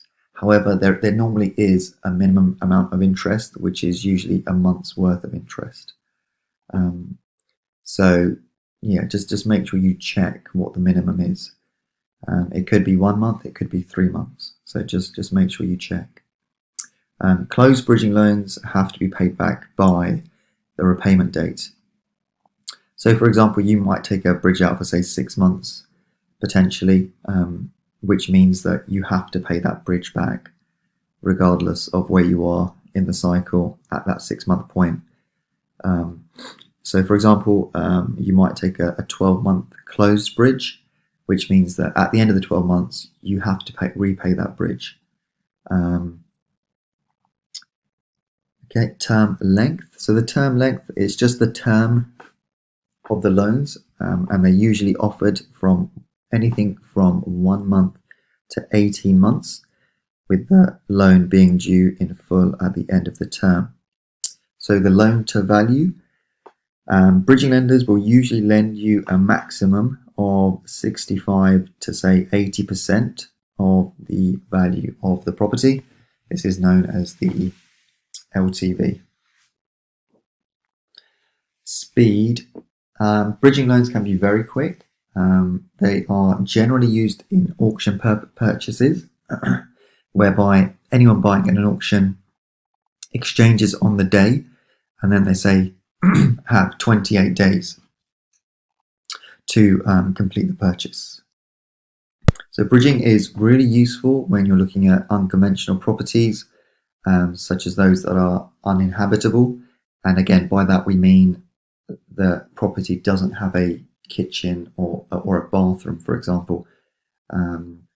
Maybe properties that have been repossessed by a bank, for example, or properties that are under market value, or potentially properties that are probate properties. So really, bridging works really well where you want to try and purchase a property in a relatively short period of time, and you want to give the agent or the vendor assurances that you should be able to do this quicker than, say, a normal if someone else was looking to buy with a mortgage. So the types of interest charged on bridging loans. A lot of people think that the rates are high and bridging is expensive. Whilst that is true to a certain extent, there's also what people don't look at is the fact that it's a scalable model. So for example, I could go and look for private investor funds for every property purchase, but then I'm in the scenario whereby I'm looking for the properties, but then I'm also looking for, say, the investors. With bridging finance, there's no limit really on the number of bridges that you can take out, so it's a lot more scalable. And also by using bridging, what you're doing is you're building up a record. So you're gaining credibility with lenders, with brokers, with banks, so that further down the line, if you want to do bigger projects, you can do. They can see that you've taken out a number of bridges, you've repaid those bridges back. So, from a credit worthiness perspective, it shows that you have a track record. So that's the benefit of using bridging. The funds can be there, in a very short period of time, and it's also a way of them also. So they will also kind of check the information that you've provided, and they'll do a valuation as well. So it gives you some sort of assurance that the project you're looking at is kind of viable. So the different types of interest are serviced interest, rolled up interest, and retained interest. Rolled up interest and retained interest are similar, and it just depends on the broker and the terminology that they use and the lenders that they use. So serviced interest, this works just like a regular mortgage or a loan. The borrower simply makes the monthly payments on the amount borrowed on a monthly basis. So for example, if you take out a loan over 12 months, the interest is applied to that loan and your monthly payments are made on a monthly basis. So the money physically leaves your account on a monthly basis. In practice, it's probably the least used method of paying interest on a bridging loan, as borrowers generally prefer to pay everything at the end. So if you think about it from a cash flow perspective, if I'm doing a project, I don't really want to be servicing the bridge repayments on a monthly basis. I prefer to take those and pay those right at the end once I repay the bridge. So when I go for the refinance onto the buy-to-let mortgage, I want the funds released from that buy-to-let mortgage refinance to pay off the bridge and pay off any interest payments that are due. So that the main reason we use rolled up or retained interest is that we don't have to service the bridging loan on a monthly basis. So rolled up interest, here at the outset of the loan, the future interest payments are calculated and simply added to the repayment amount. This means that the borrower doesn't have to make any monthly payments, but pays off everything in one hit at the end. So, for example, if you took out £100,000 loan at 1% per month for 6 months, then if we ignore any fees or charges, this would mean that we wouldn't have to make any payments for 6 months. At the end, we'd have to repay £106,000. So, in essence, there's no interest charged, and this method is preferred by the majority of people that take out bridging loans. So, retained interest. Again, at the outset of the loan, the future interest payments are calculated and added to the loan, and this means that, again, there are no monthly payments to make. The crucial difference here is that the interest rate is charged on the entire amount of capital and interest outstanding. So, in effect, you're paying interest on interest. So, in terms of which is the better one, what we need to look at is the overall cost of the bridge to make that assessment. So, for example, I'll show you this at the end, but what we want to do is make sure that the overall cost, so taking into account things like the arrangement fee and the broker fee if there is one, and any other fees, and then take that into account by comparing the quotes that we've received from our broker. So it's always good to get 3 to 5 quotes, 3 as a minimum, from different lenders, so that you can make that overall assessment and work out what's the overall cost for this bridge. Fees. So these are the following fees to be mindful of. So we have arrangement fee. So this is for the setup of the loan, and it's usually between 1 to 2% of the loan amount borrowed. So this is the lender's arrangement fee. So this is the actual lender charging a fee for this particular loan, this bridging loan. Exit fee, it can be anything from 0 to 1% of the loan, and not all lenders will charge an exit fee. So again, it's having a look at the overall. So overall, what's the net loan we're receiving? Overall, what are all the fees, including the arrangement fee, the exit fee? So the repayment fee is the administration fee for the paperwork at the end of your loan. We've got the evaluation fee. So, for example, when we take out a bridge, we will have to pay for the lender to have a valuation undertaken on the property. And then if we are happy with the valuation, then we will also have to pay the lender's legal fees. So they're the bridging fees. So arrangement fee, exit fee, repayment fee, valuation fee, legal fees. So some advantages and disadvantages. So in terms of the advantages for bridging loans, applications are usually completed in under 14 days. So, making them ideal when funds are needed quickly, which, again, on unmortgageable properties, such as those are uninhabitable, such as those that are probate. Maybe you found something that's below market value that you feel that you can do a reconfiguration on.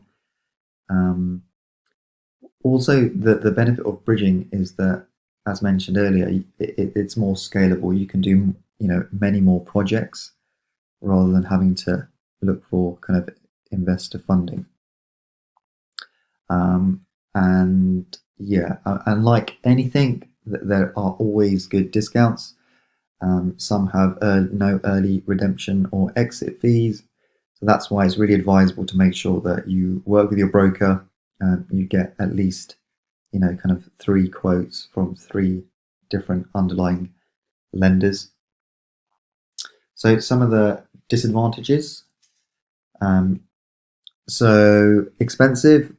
They can potentially cost, say, 12% per annum,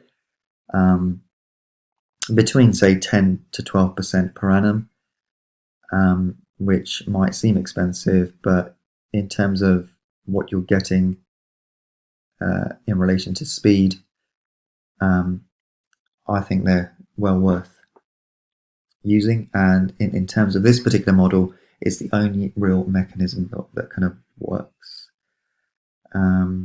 So again, one of the issues with, and one of the concerns that a lot of people have about bridging loans is what happens if you fail to repay the bridging loan. Now there is this assumption that people think that, well, if I miss the deadline, then the property will be repossessed because the bridging lender takes a first charge on the property. So my property will be repossessed, and also they will sell any of my own assets, for example, in order to settle the debt. So in our experience, generally, lenders, they will work with you. So for example, if there's a reason as to why you won't be able to pay off the bridging loan in time, then they'll work with you to find a solution. They generally do not want to repossess the property. It's a lot of time and it's a lot of cost for them, especially for properties under refurbishment. Then you could argue that the market value of that property is significantly reduced. So they will work with you as long as you contact them before the deadline and let them know that you're having problems or issues. There's been a delay. As long as you explain that to them, they'll probably be happy to, extend the bridge for a period of time.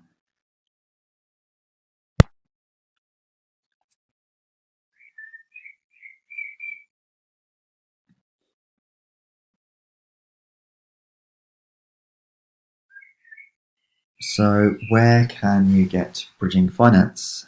So banks do bridging finance, believe it or not. We have recently purchased a property in West Hampstead, and we took the bridge with a bank called Mast Haven Bank.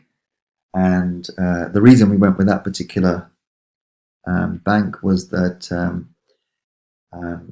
due to the outbreak of the virus here in the UK, a lot of lenders, bridging lenders, decided that they weren't going to, they were going to, well, what happened in the UK is that there was the outbreak of the coronavirus. Lockdown happened during the time we were purchasing this property, and a lot of bridging companies, they reduced the loan to values. So whereas normally you'd put between, say, 60 to 85% of the purchase price, a lot of lenders, whereas previously you could get 85%, for example, or 80%, a lot of lenders reduced this to 60%. So our broker found Mast Haven Bank, who were willing to lend us on really good terms. Online, you can go to Google and type in bridging loans, and you will get a lot of brokers that can help. Now, with bridging loans, generally you have to, generally there are brokers that you have to go through, and you can definitely, I recommend using our broker. But generally with bridging, you have to go through a third party. There are companies out there where you can go direct. Lend Invest actually is one of them, who are really good in this space at the moment. And you don't have to go via a broker.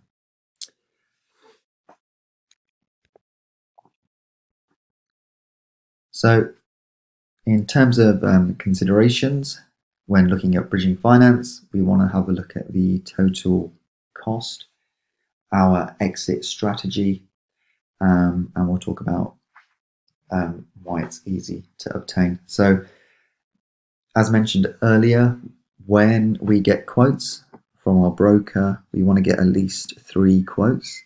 I mean, you can always use a number of different brokers and get, quotes from them as well. So always consider the total cost when comparing different loans from different providers. So a lower monthly interest rate might not mean that the overall cost is lower, because you might be paying a 2% arrangement fee instead of 1%, but the overall cost might not necessarily be lower. So you need to consider all the costs. So your arrangement fees, your exit fees, your administration fees, and any other fees that might be included. Again, once you request a bridge, so you'll contact your broker and say, look, I'm looking for a bridge on this particular property. The broker will ask questions about what's the purchase price, what do you intend to do with this property. So you'll say, well, I'm buying a 1-bedroom apartment. I'm going to reconfigure the 1-bedroom apartment into a 2-bedroom apartment. The cost of the works are roughly, say, between £25,000 and £30,000, and this is what the property will be worth once the works are done, at which point I'll be refinancing onto a buy-to-let mortgage. So the broker will probably ask details about the property, so you'll send them a link to the property, and they'll go out and have a look at the best bridging lender that they can find, and send you some quotes back. As mentioned before, different lenders have different terminology: assessment fee, arrangement fee, retained interest, rolled interest.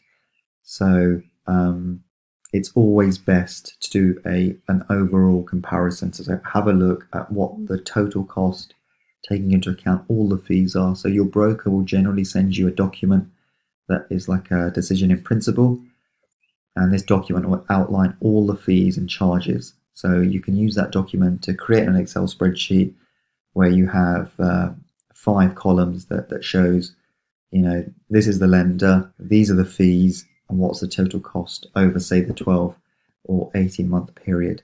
And you can divide that total cost by 12 just to get an indication of what is the cost per month, and just have a look at which lender is maybe the cheapest. Now, again, it's one of these things that not necessarily the cheapest is the best. There are lenders out there that have great rates.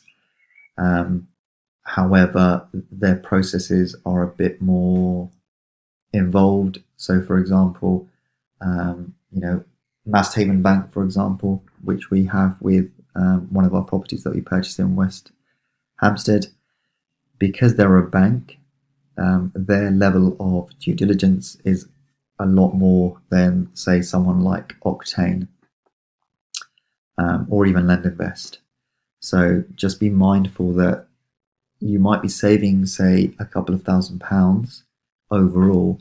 However, if your broker recommends that this particular lender is fast, they're efficient, they're quick, they haven't got a backlog at the moment, and it's likely that they can send someone out within the next couple of days to do a valuation, then I would always be mindful of that. So as well as looking at the cost, always ask the broker, what they think.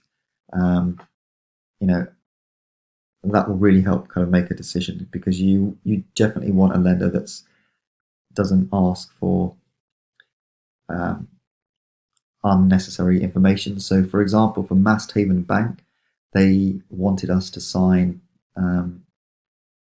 They wanted us to obtain independent legal advice. So we had to meet with our solicitor, and they had to go through, give us independent legal advice, just basically saying that we knew what we were getting into in relation to this bridge. Whereas other brokers that aren't banks, for example, or other lenders that aren't banks, they don't require you to sign or obtain independent legal advice. So that's just some of the considerations to take into account. Exit strategy. So just make sure you're clear how and when you will pay the bridge back. Make sure you've spoken with your buy-to-let broker and your bridging broker and checked that you'll be able to get a buy-to-let mortgage on the property once the refurbishment is completed. Make sure you ask your broker what information the lender is likely to request, and make sure you have this. So Further information is available on the buy to let section around this topic, but in essence, whenever we purchase a property on a bridge, as well as requesting the information for the bridge, we will also send the project to our broker and say, is there any reason we won't be able to get a buy to let mortgage on the back of this once the works are complete, just to make sure that there are no surprises at the end. So he'll go back and have a look at the property, so so for example, if it's an ex-council property, the buy-to-let lender will want to make sure that the ownership split between private and council tenants is roughly 50-50. So we'll have a look at the number of flats in the development, and we'll have a look on, say, Rightmove or Zoopla to see how many flats have sold. So if there's 40 apartments in the block, 20, and I can see 20 sales on Rightmove or Zoopla under sold house prices, then I'm confident that that requirement from the lender is met. We'll make sure, for example, that it's low rise, below 5 floors, and we'll also check to see that the rental coverage calculation works. So it's just making sure that you've got an end in mind. So normally we tend to take out a 12-month bridge, and I mean we could actually do it a lot earlier. We could probably only take out an 8-month bridge, but we tend to hold on to the properties for at least 6 months before we remortgage onto a buy-to-let mortgage. So we purchase the property on a bridge, we complete the renovation, the refurbishment, which usually takes, say, 2 months, and then at that point we let the property out. Now, the reason we wait until the 6-month point is that there are more lenders out there with better rates, so better LTVs and better rates. So you might even be able to get like an 80% mortgage loan to value, which means that you will kind of pull out a lot more money, and the rate will be better as well. So we're more than happy to wait until the 6-month point to refinance onto the buy-to-let. So even when you wait till the 6-month point, the refinancing process, it could take 4 to 6 weeks. So you could argue that we should only be on the bridge for kind of maximum 8 months. However, we're normally on the bridge for 12 months, but because the bridges that we take out, there's no early repayment charge. If you pay it back early, the interest is charged pro rata. So if we manage to complete the refinance onto the buy-to-let in, say, month 10, then we won't pay for the last 2 months interest. We'll be refunded those 2 months back. So, that's quite an important consideration to take into account, that you won't actually be losing out. If you take a 12-month bridge and there's no early repayment penalties, you won't be losing out if you repay that bridge in, say, 6 months or 8 months. So the interest is always charged pro rata. So I just wanted to show you an application form that we received for one of the bridging loans. So this was a property that we purchased in Vauxhall, a 1-bedroom apartment that we reconfigured and turned into a 2-bedroom apartment. So I just wanted to give you a quick look at what the application form looks like. So generally what happens is you'll email your broker to say, here's the property, here's the purchase price, this is what it's going to be worth after the works, here are the schedule of works, and then they'll go away and have a look at the various options out there for you. So in this particular instance, for this property that we purchased in Vauxhall, we found that LendInvest came back with the best quote. They're a bit of a TechFin company as well, so we wanted to try them out to see if the process would be easier as well. So so this is the application form.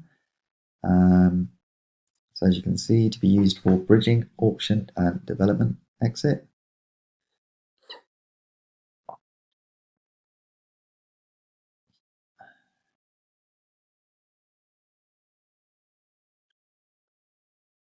So broker details and declaration. So your broker will fill in this section.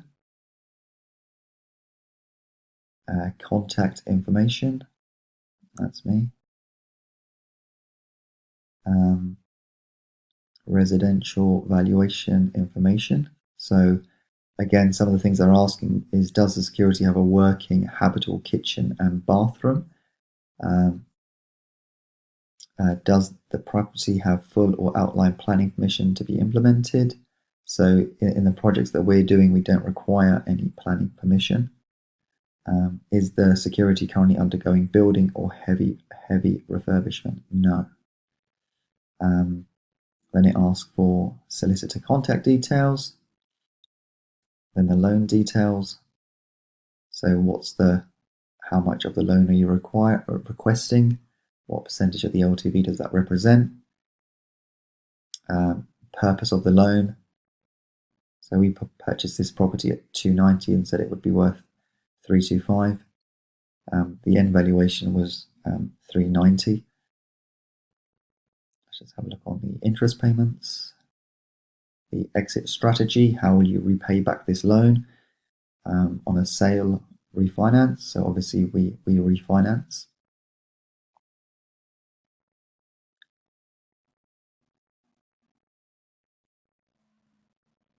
And again, it just requests more information about the property.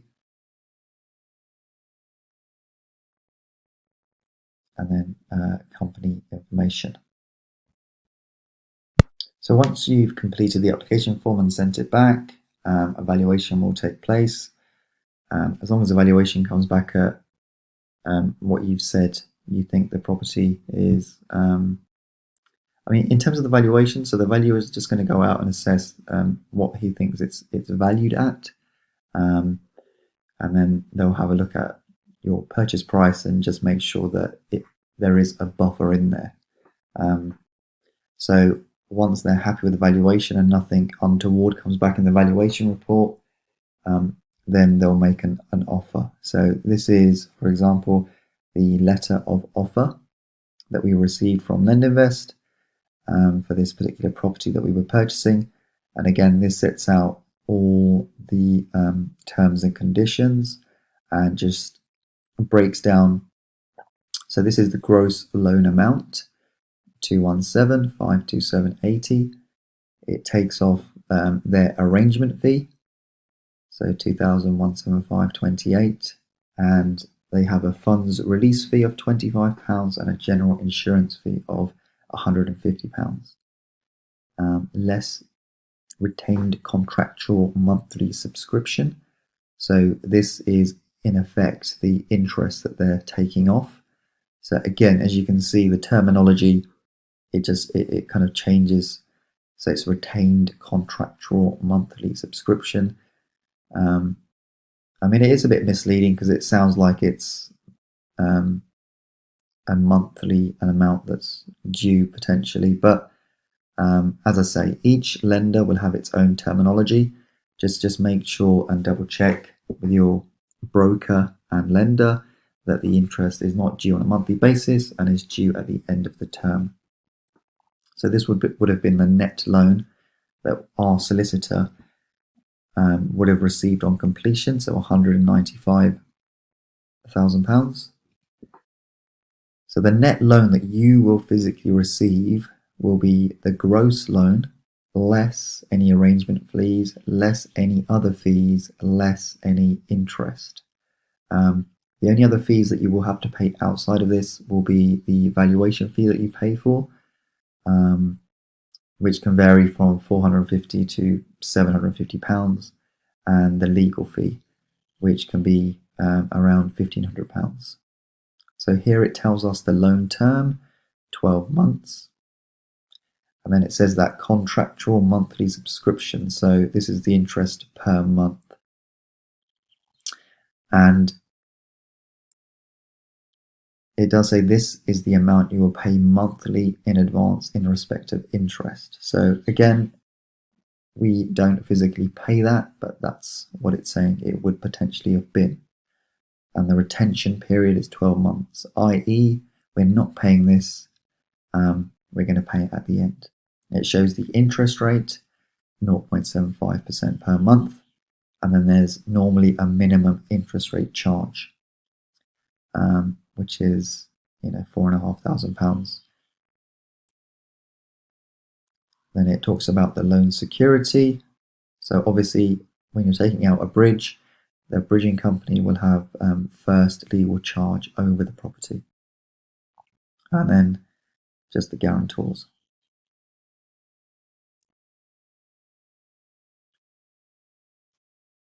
And then it has just their standard terms of business.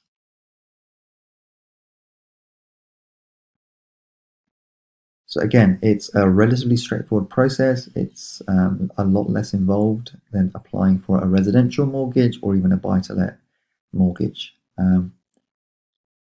I'll show you the one for West Hampstead, which was with Mast Haven Bank.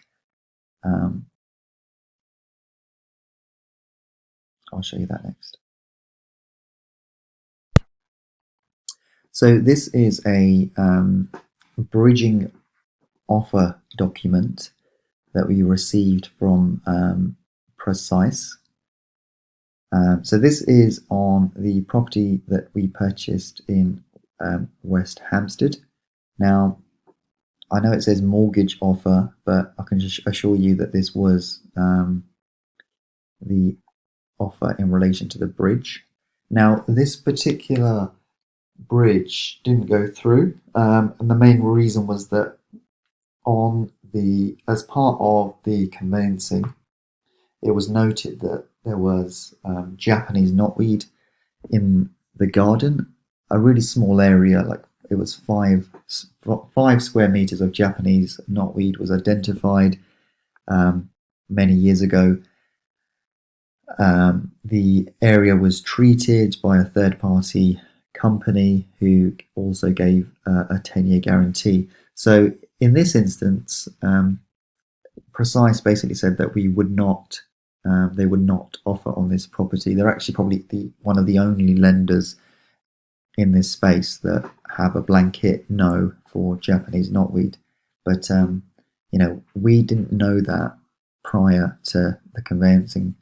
But I just wanted to show you this particular document just as an example, just to get you more familiar with the terminology, and just to show that even lenders have different terminology. So for example, this was an offer for a bridge, and they call it a mortgage offer. This was the property. This is our broker, SPF Private Clients. So it talks about your mortgage requirements. It's in essence our bridging requirements. So this was the initial loan amount, 228,808, plus 2,608 for fees that we added to the loan. So this was their arrangement fee, plus 21,708.42 for retained interest. So this was the interest that was added to the loan also. So its repayment type is interest only, and the term of the bridge was for 12 months. The purchase price of the property at the time was 337,500, and it gives you a description of the mortgage. So the interest rate was 0.75 per month for a period of 12 months. And then it talks about the overall cost. So it's saying the total amount you must pay back is 254,000, and it shows you the overall cost for comparison, which is 11.2% APR. I mean, it does say here, for example, your monthly payments, but obviously this was retained, so we wouldn't have physically have made these payments. And it does say here you have chosen our retained interest product. Again, just telling you the cost of repaying the capital and what happens If interest rates go up, in this case, nothing, because it's the interest rate is fixed per month. Again, I think what Precise have done here is they usually use this. This is a bog standard mortgage application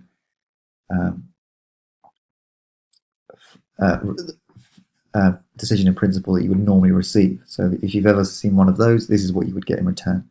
So they've obviously just used the same template, but it can be slightly confusing and misleading. So here, if we talk about the fees, it tells you what the facility fee is, the assessment fee, they charge $295, standard valuation fee $385, transfer fee £25, and a redemption admin fee of £114.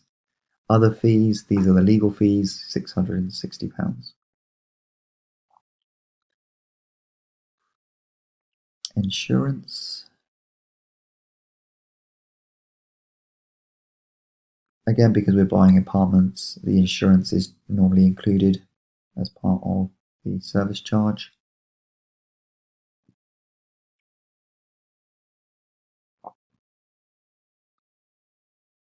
So again, here, early repayment charges. You can repay this mortgage early provided you have paid at least one monthly payment, in which case there are no early repayment charges. So with Precise, for example, their minimum is a month. So in month 2, you could actually repay, if you wanted to, the full loan amount, and you would only get charged 1 month's worth of interest.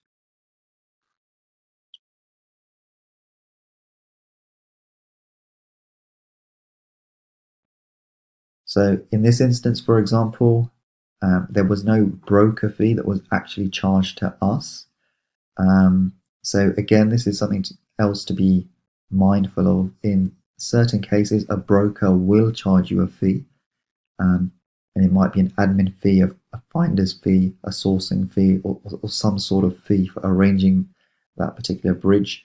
But in this instance, our broker did not charge us a broker fee, and they actually made their money. Their fee was charged to Precise. So for example, in this instance, had this gone through, they would have earned £3,432 from Precise.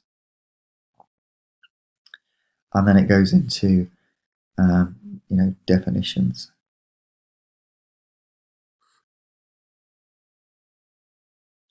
So again, when I received this through, I did call my broker and say, well, I find it a bit confusing. It says mortgage. Do I need to pay these monthly amounts? And he did assure me that no, the interest was retained, so it would be paid at the end. So again, don't worry about feeling embarrassed if you have to call your broker and ask questions once you receive the quotes back. From what I have seen, there's no standard template, which is unfortunate. Everyone has different terminologies. So sometimes it is quite difficult to work out what is the overall cost, what are the different types of fees. But the best way I find is to create an Excel spreadsheet with all the lenders that you're targeting. And once you receive the quotes back, use this spreadsheet to assess what's the overall cost and what's the cost per month. You're not really concerned about the cost per month, but you're concerned about the overall cost. Then you can compare. Again, it's about comparing the overall cost, but also the lender that you're going with. So I will show you the Mast Haven Bank's mortgage offer now. So this was the Mast Haven bridging loan decision in principle that we received. So as mentioned earlier, we weren't able to obtain the bridge with Precise due to them finding Japanese knotweed, but Mast Haven Bank were happy that the Japanese knotweed had been treated. There was a certificate in place for 10 years from a third-party contractor. So this was their decision in principle. I'll just quickly show you this. Loan details, non-regulated bridging loan. A lot of these bridging loans are non-regulated, so it's really a case of buyer beware. priority of charge, so they take a first charge on the property, and then it breaks down the loan. In section 3, it shows you the gross loan, 193, what their arrangement fee is, and as a percentage what that represents, so 1.5%. They charge this indemnity fee of 272, a transfer fee of £35, and a net loan of 190. They offered a 70% loan to value bridge on this particular property. Normally, it could have been 75 or 80. However, we did exchange and complete on this property during lockdown, so that's why their rate was lower. Interest rate per month, 0.78%, and it's a 12-month term. And here it says interest type is rolled up. So loan including interest and fees, 212. So property valuation fee was 475, and their legal fee is 1320. Then it talks about the security address, and we renegotiated the purchase price from 375 all the way to 303 on this particular property for various reasons, including the Japanese knotweed, and also we're doing a lease extension on this particular property as well. Then it just goes through your standard conditions and loan specific conditions and further information. So yeah, this one was, it's well laid out. It's quite easy to see what all the fees are in one place. It's only 2 pages, whereas as you can see with the precise one, it was, over 8 or 9 pages. So this one was a lot more concise.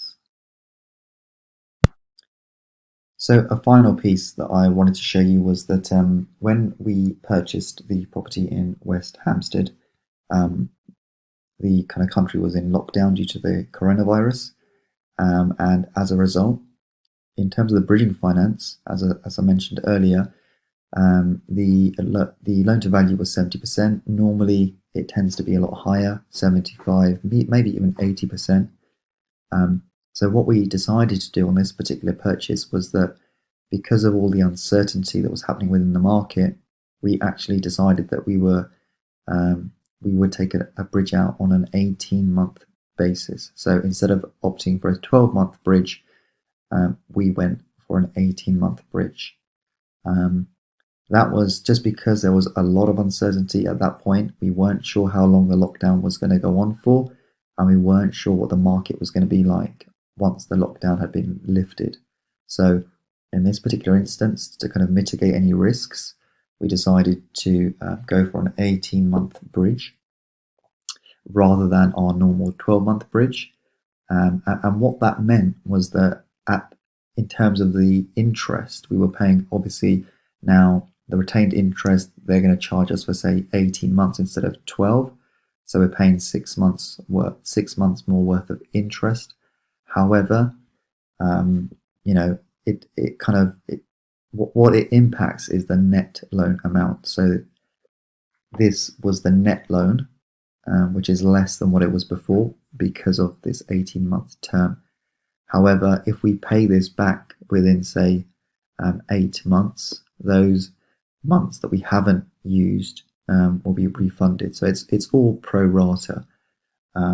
So again, this is something that you should definitely think about in terms of your projects. A lot of people think that, well, actually, the projects I'm going to refinance in 6 months. It will take 6 weeks to get myself onto a buy-to-let mortgage, so I'm only going to take out a bridge for 8 months and that's it. But really, you should take out a bridge for at least, kind of 12 months, and it gives you that buffer just in case anything happens. So we have had properties whereby we've gone for a refinance on the buy-to-let, and the particular lender we have chosen has gone out, done the valuation. They've said in principle they'll lend to us, but on the valuation they've decided actually we're not going to lend on this property. So they've given the property a value of 0, which does happen. In that instance, we just found another buy-to-let lender who was happy to lend on that particular type of property. So, different lenders have different lending criteria. Different lenders like different parts of London also. So it just all depends on the location of the property and the lender's kind of risk appetite. So that's just something to be mindful of when taking out these bridges. Always, have a look at how long the project's going to take. At what point can you refinance? So, for example, we usually wait up until the 6-month point, but so you can apply for the remortgage one day after having owned the property for 6 months. But then that process generally does take 4 to 6 weeks. So in this instance, we just wanted to cover ourselves and not be under that time pressure that we have to repay this back within 12 months. But if we do pay this back early, which I think we will, there'll be no adverse consequences. All it means is that because we're taking out a longer term, they're going to lend us less money on the net loan, and we have to put in more of our own, which is not an issue because we'll get it back at the end. So I hope you found that useful, and that's bridging explained. In this video, we'll be going through the BRR deal analyzer, and I'll essentially be taking you through a demo deal and showing you exactly how to analyze the deal and how to see, does this deal work? Does it make any money, or should we simply move on to the next deal? Now, in this demonstration, I'm looking at a 1-bedroom apartment, which will be converting into a 2-bedroom apartment and seeing, does the deal stack? So this is the property I'm looking at, which is in Kennington.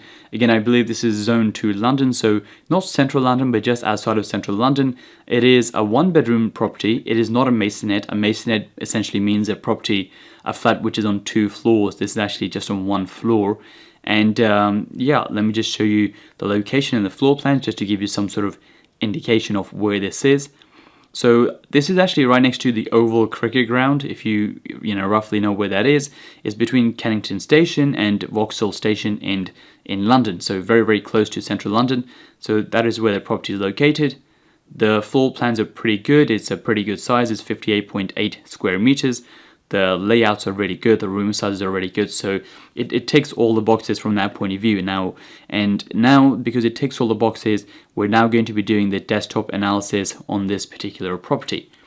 So the first thing we need to do is open the deal analyzer. Now, when you open the deal analyzer, it will give you 2 options, enable macros or disable macros.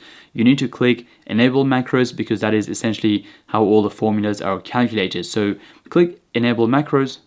Now, the first thing we arrive at is the valuation sheet, where we need to first calculate the value of what the property would be worth as a 2-bedroom property. So currently this is a 1-bedroom flat, and we'll be turning this into a 2-bedroom flat. Now, if you were looking at houses, we need to calculate, if you purchase a 2-bedroom house, what is the value going to be as a 3-bedroom house? So let's start inputting this detail. So the first thing it says is, what is the Rightmove link? So you need to input the Rightmove link. So you go into Rightmove, you take the link, and you simply put the link in here, and again you have the Rightmove link. The next thing you need is the property address. So to get the property address, go onto Rightmove and scroll down, and normally you'll see properties sold nearby. If you click properties sold nearby, click view more. Once you load onto this page, it will actually show you all the properties which were sold in the same building. So you have a flat 19, flat 1, flat 20. Now, we don't know the exact property address, but all we need to know is the building for the time being. So this is the building here, which is Gray's House, Vauxhall Street. Now, you sometimes can't copy this, so you just have to open this up. And once you click onto this, you have the address here, which you can simply copy.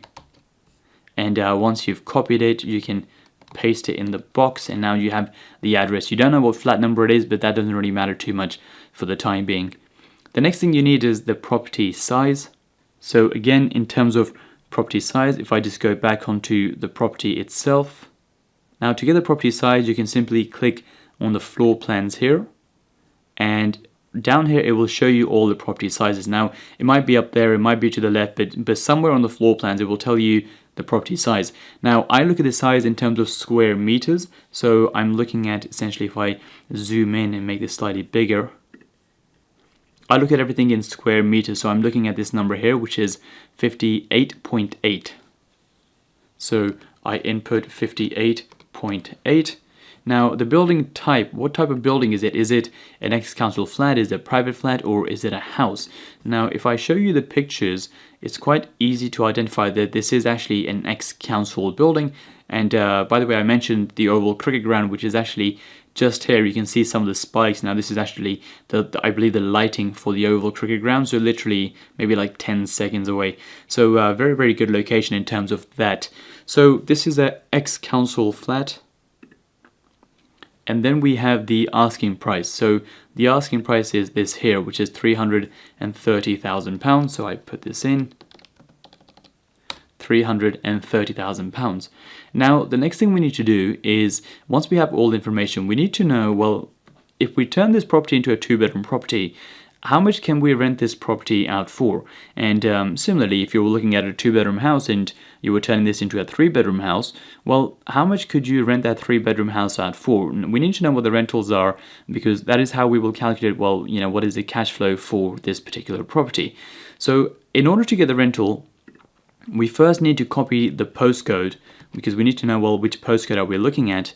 And then we go back into Rightmove, and we go into Rightmove here, we input, and then we click to rent. Now we select this postcode only because ideally we want the properties to be, you know, as close as possible. If we can't find any properties within this postcode, we can then increase the radius slightly and then slightly more. Ideally we don't want to go any further than half a mile. Ideally we want to stick within, you know, either this postcode or most likely, you know, within a quarter of a mile, but the maximum we want to be going here is half a mile. So we'll stick with this postcode only. We'll select 2-bedroom because, you know, we're going to turn this property into a 2-bedroom property. We want to select flats and apartments because, well, this property is a flat.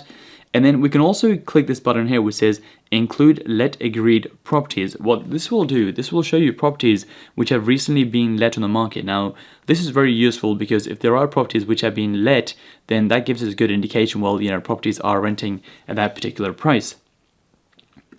So then we click find properties, and as you can see, there's actually no properties in this exact postcode. Now that isn't too surprising because that just means that within that particular building something hasn't been rented out, and, you know, like there isn't something to rent within that building right now. That's not very uncommon at all. So you can simply click a quarter mile. Now once you select a quarter mile, you see that there's a lot more properties on the market, and now all we have to do is, well, simply find the ones which are 2-bedroom properties which are, you know, ideally in a good standard, but any standard we can write down for the time being, and are ex-council. So if we open up the first one here, we can see that if you look in the floor plan, and even if you make this bigger, we can see that this is a 2-bedroom property. Now we need to know, well, is this private or ex-council? This building, this picture suggests to me that it is ex-council. I'm just going to see if there's any more pictures of the outside, but I'm pretty sure this is ex-council. Yep, this is an ex-council building, so this property is fine. So what we need to do now is we need to move this onto the deal analyzer. So if I go back onto the analyzer, the first thing it says is, well, what is the rent for this comparable property? And the rent in this case is down here, which is 1550. So I can input this 1550. The condition looks pretty good. It doesn't seem, absolutely brand new. The kitchen seems a bit old, slightly off the hinges. The bathroom again does seem a bit old, but it doesn't seem in bad condition overall. So I will give this a 6 out of 10. The building type we've already established is ex-council flat. The proximity is 0.25 miles from the property. The reason we know that is because we've searched within half a mile of the property. Now if you want to be exact, you can change it to this one here, which is, it tells you exactly how far it is from our property, the postcode, and it is 0.21 miles. So I'll change this to 0.21.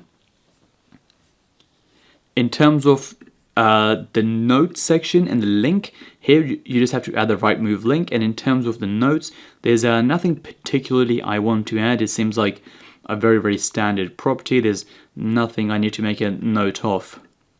So again, you can just take this link and input this link here, and now you have the link for the property. So just a couple of things here, by the way, which is the only details you have to input are in the blue in the blue boxes. Everything which is gray, everything which is yellow as indicated by, you know, these colors, or even green, they're already calculated for you. They're formulas and they're already essentially worked out for you. The only thing which you have to input is anything which is in blue. Now, one more thing to explain here. The reason we have this column here which says include 1 equals yes. Once you put in all these properties, if you then say, well, you know, I don't think this first one actually is a good comparable because, well, this one actually is, you know, let's just say for argument's sake, this was private and everything else was ex-council, and you say, well, yeah, I don't think this one's a good comparable because, well, this is private and it's not ex-council, or maybe the rental on this one was something, you know, ridiculous, like £7,000 and everything else was £1,500. So rather than deleting this, you can simply just select 0, and what will happen is it will essentially delete it from all of the averages. So it's just a quick way of essentially inputting or, you know, taking out properties which you don't think are accurate comparables or, you know, are maybe outliers. So this is essentially what you have to do here. You can, if you have all the comparables, you just simply leave 1, or maybe let's say you only found 4 comparables. What you would do is you would have 1, 1, 1, and 1, and in the last one maybe you select 0 because you couldn't find the 5th one. So only have 1 and 0. 1 indicates that it is included, and 0 indicates that, well, you want to omit that comparable. So we'll change this back to ex-council flat. We'll get rid of this one. And now what we need to do is now we need to find 4 more comparables for the rent. So if I go back onto this, and now let's open this one up here. Let's see if this is ex-council. We can open up this one here. We can open this one. We can open this one, and let's just open one more in case one of these are, you know, not ex-council. So we already, okay, so this is the next one we're looking at.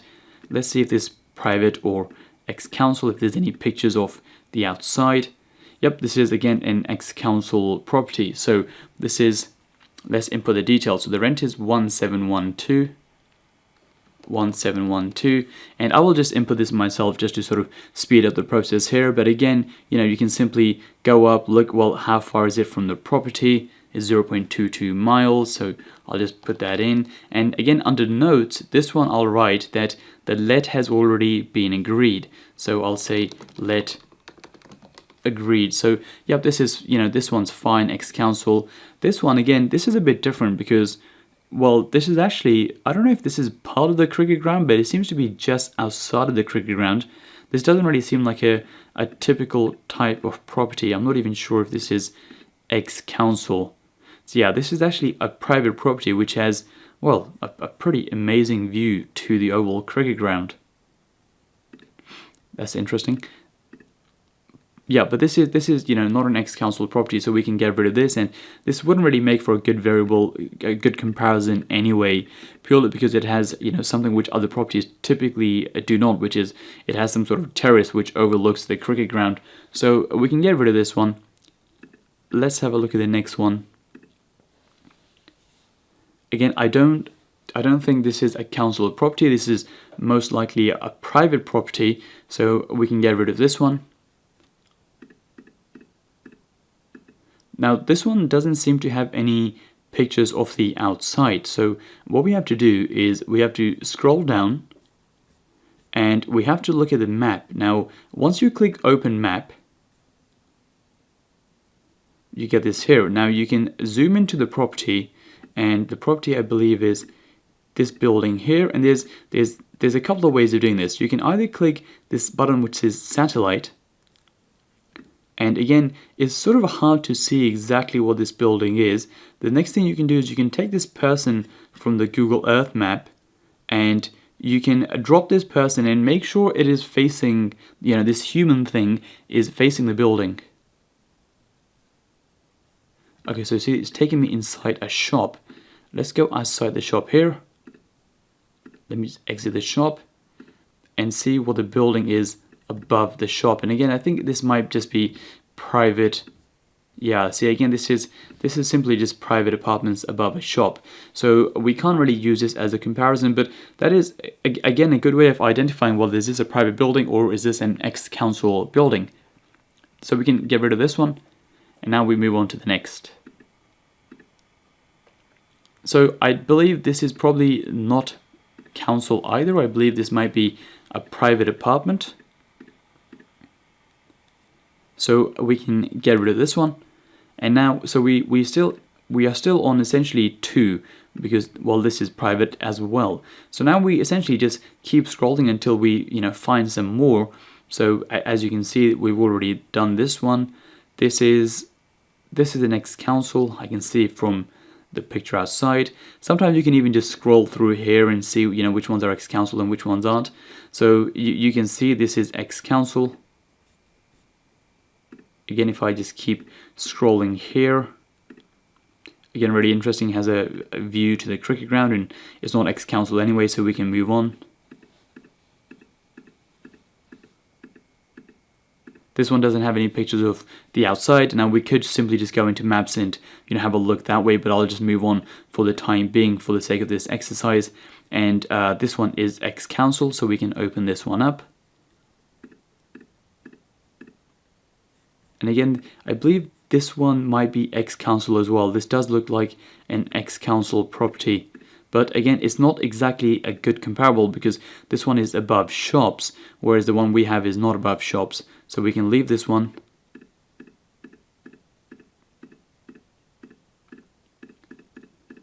This one I believe is most likely private. It looks kind of like private just from those pictures alone. Let's have a look at this one here. Okay, so this is an ex-council property, so let's open this one up here. So we have this as an ex-council property, we have this one, we have, I believe, this one. Let me just confirm. Yep, this is ex-council, and finally, I believe this one was also ex-council, and I believe we have one more maybe. Yep, we also have this property here. So what I'm going to do now, we've essentially found 5 council properties that we need in the area. So I'm essentially going to take all of these details and put them into the deal analyzer. So essentially we have 5 properties, 5 rent comparables within the, within the area, within a quarter of a mile of our property. So I'll quickly just take these details now and put them into the deal analyzer. So essentially I've taken these 5 comparables and I've put the deals, I've put essentially the rent comparables into the deal analyzer system. So now what we have is we have 5 comparables. I've included all of them, and we have the rents, we have the conditions, we have the building type and how close they are to the property, and also the link. Now we can see that the average property is being rented for £1,559. The average condition is, well, around 5 out of 10. Now, by the time we turn this property into a 2-bedroom property, this is going to be brand new, so essentially it's going to be 10 out of 10 condition, but currently the rent is about $1,559 for something which is on average about 5 out of 10. So I think we should be able to get anywhere between $1,650 to maybe even $1,700 for the fact that, well, we have a 2-bedroom property, but it's also brand new rather than something which is in very, very bad condition. So we'll put in $1,650. That seems about right, just as, just slightly more than what is currently on the market, but we have a property which is 10 out of 10, is brand new, so we should be able to charge a premium rent based on the fact that, well, it's a brand new property. So what we have now is we have the rent of the property, but now we need to know, well, if we turn this into a 2-bedroom property, what is that property worth? So this is where we need to start looking at the sold comparables. And so again, if we have a 1-bedroom property, we're turning into a 2-bedroom property, we need to know, well, what is that 2-bedroom property worth? And similarly, if you were looking at a 2-bedroom house, well, how much is a 3-bedroom house going to be worth?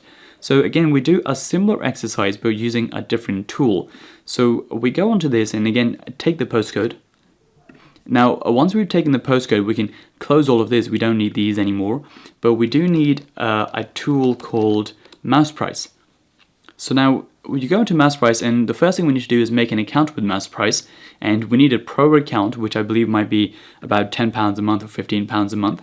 And once you go into your account, click visit mouse price pro, which you can see down here, and then under pro services click comps search list.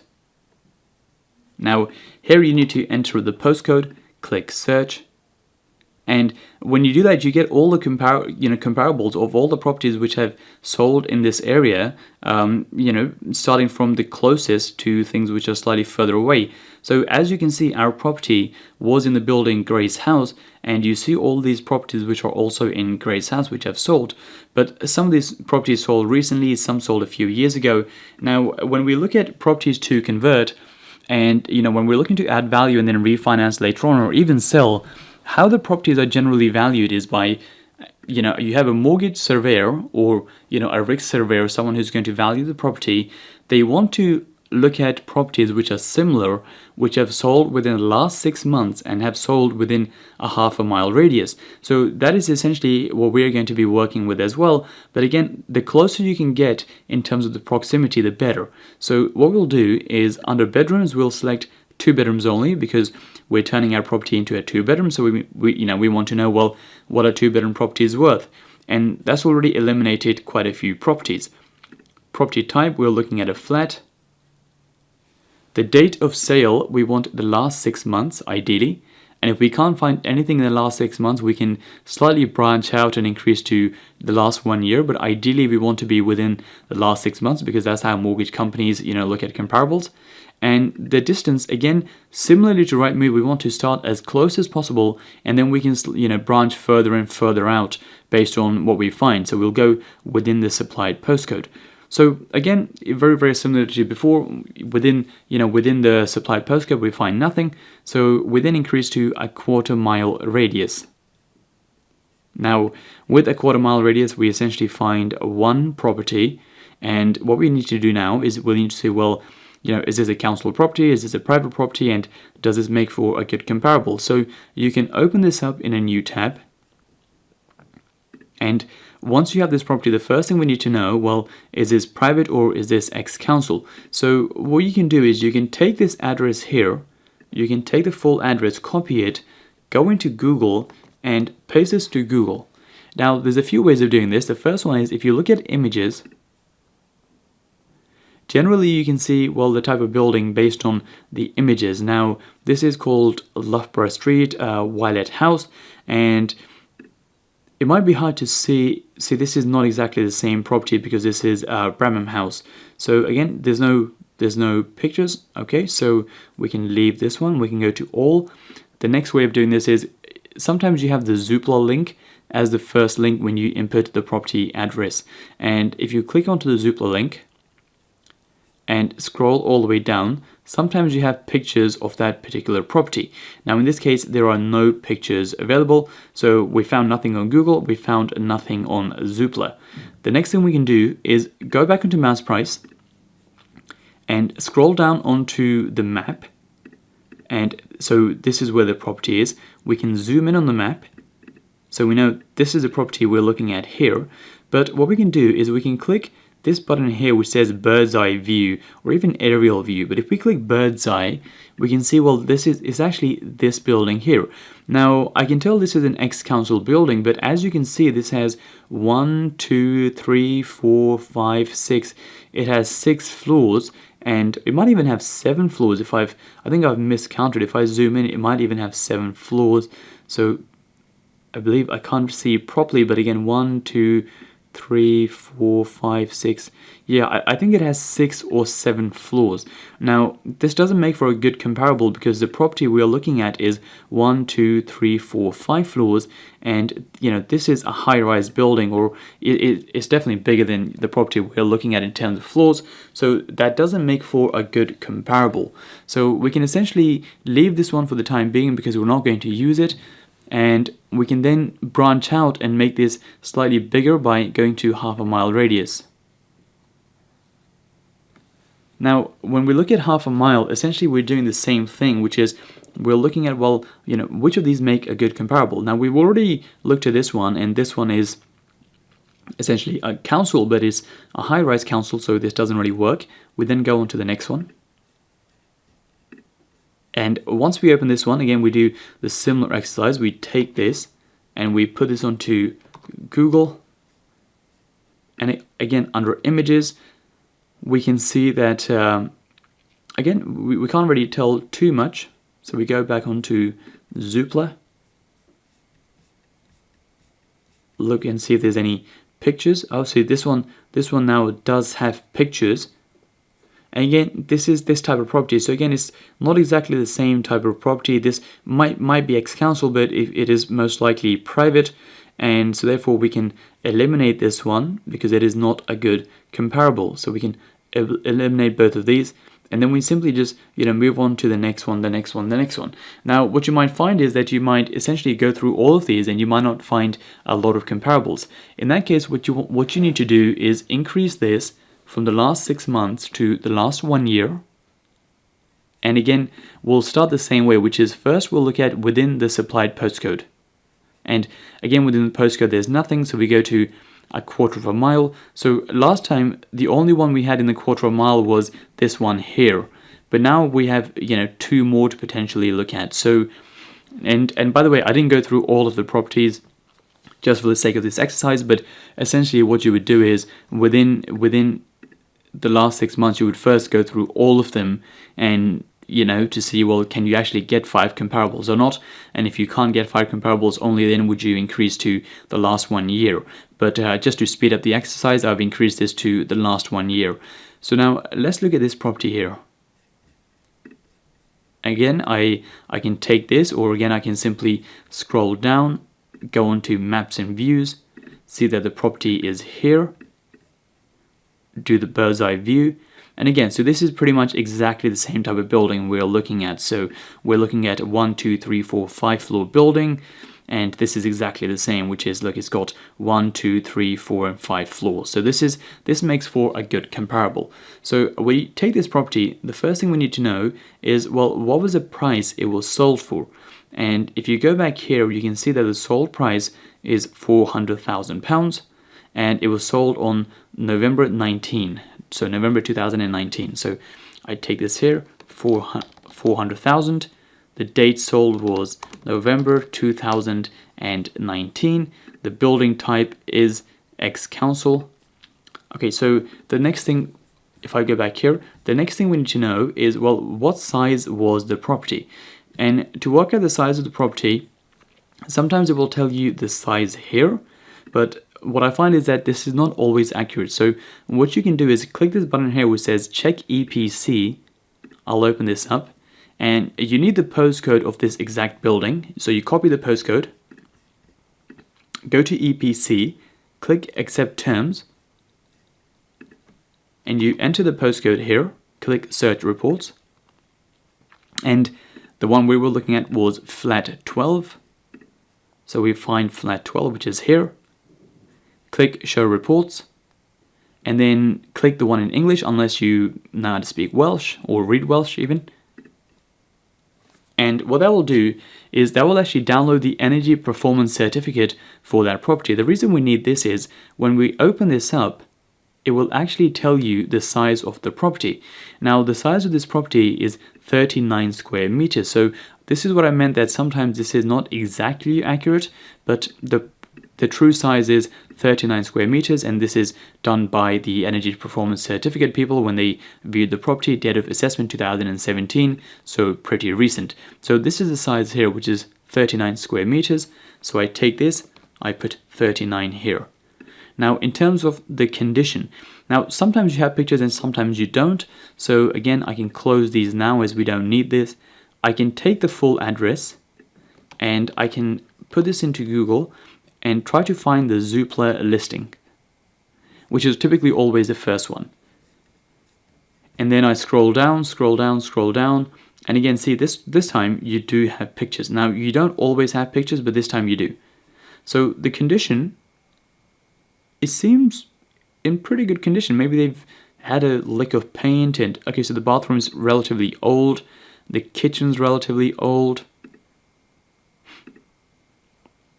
and I believe this is a ground floor apartment. So the condition isn't the best. It's not brand new. I'd probably give this a 5 out of 10. So the condition's 5 out of 10.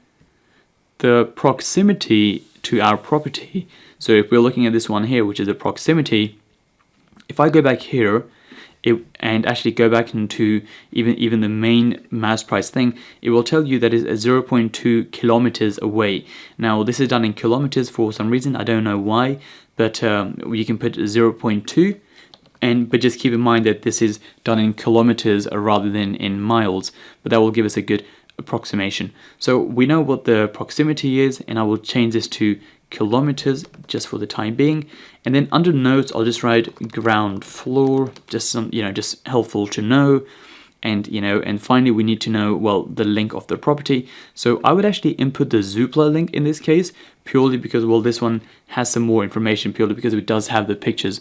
If the Zoopla link didn't have any pictures, I would just put in the mouse price link, but since there are some pictures, and if I want to see the pictures again, I can do quite easily, I'll just input this link here. So I input the Zoopla link, and that is the first one done. Now we look at essentially the next one. Well, okay, so we've done this one. We now look at, is this property here, is this an ex-council property? So we open this up, and again we can simply just scroll down. Again, go in bird's eye view. So this, I believe, if I spin this round slightly, is this property here, which is 1, 2, 3, 4, 5 floors. So again, this is a good comparable because it's very, very close, and the building is, pretty much exactly the same as the one we're looking at. So this is fine. So we'll use this as a comparable, and I'll take all the details just exactly like what I've done before, and I will put them into the sold comparables. So we do that now, and now because we've looked at all the properties in a quarter mile, we now increase this to a half a mile.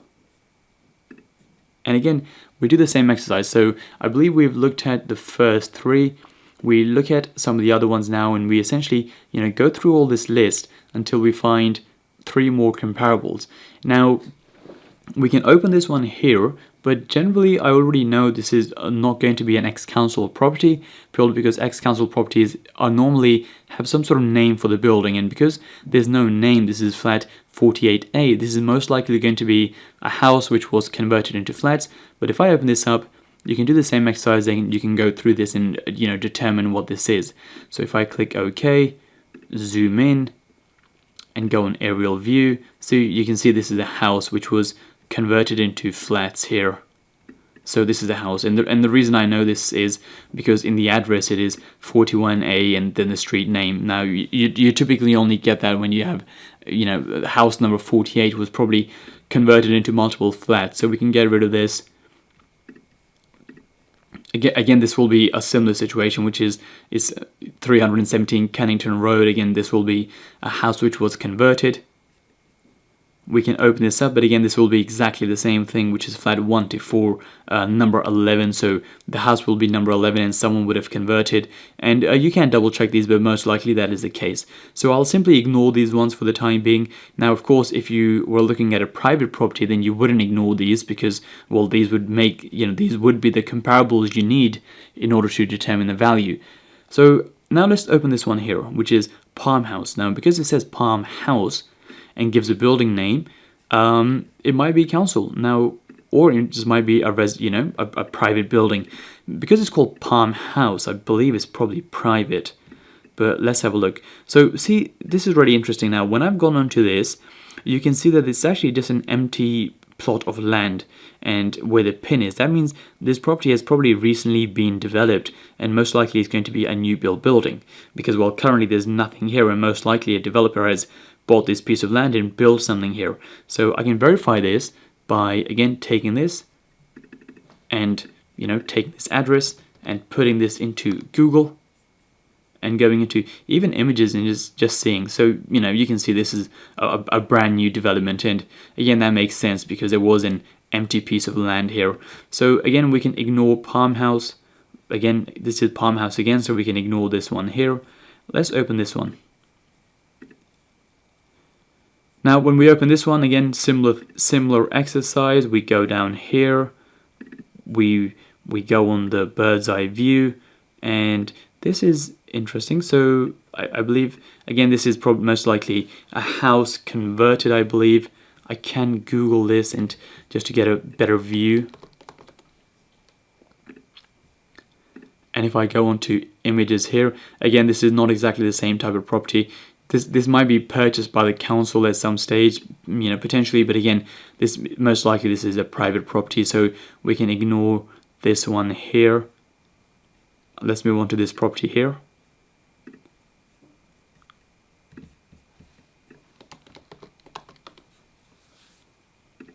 So if I go into images, and okay, maybe we've looked at this one before since it's already come up. Okay, so we have looked at this one before. So this is the one we looked at earlier.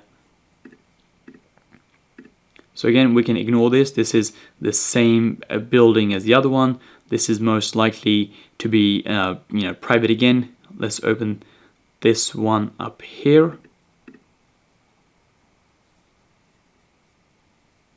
Number 29.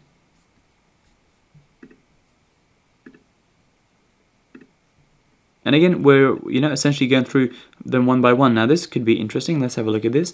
But I would actually not even include this one potentially, because as you can see, this was purchased for £185,000.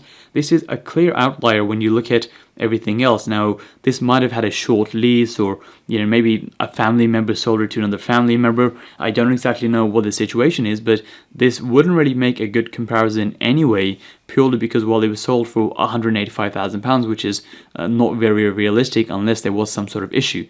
So for that reason, we can get rid of this one, and we essentially just keep moving through these until we find 3 more, because we already found one. We have one here which we found, and we need 3 more.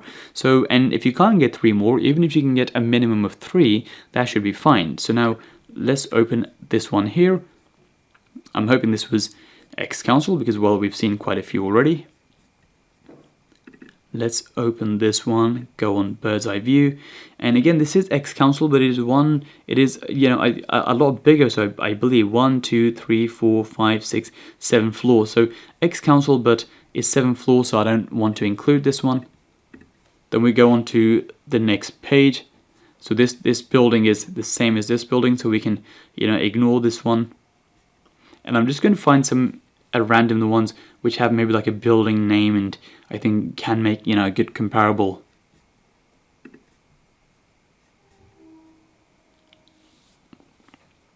So these all seem to be houses which have been converted, or private buildings, purely because, well, they're so expensive essentially.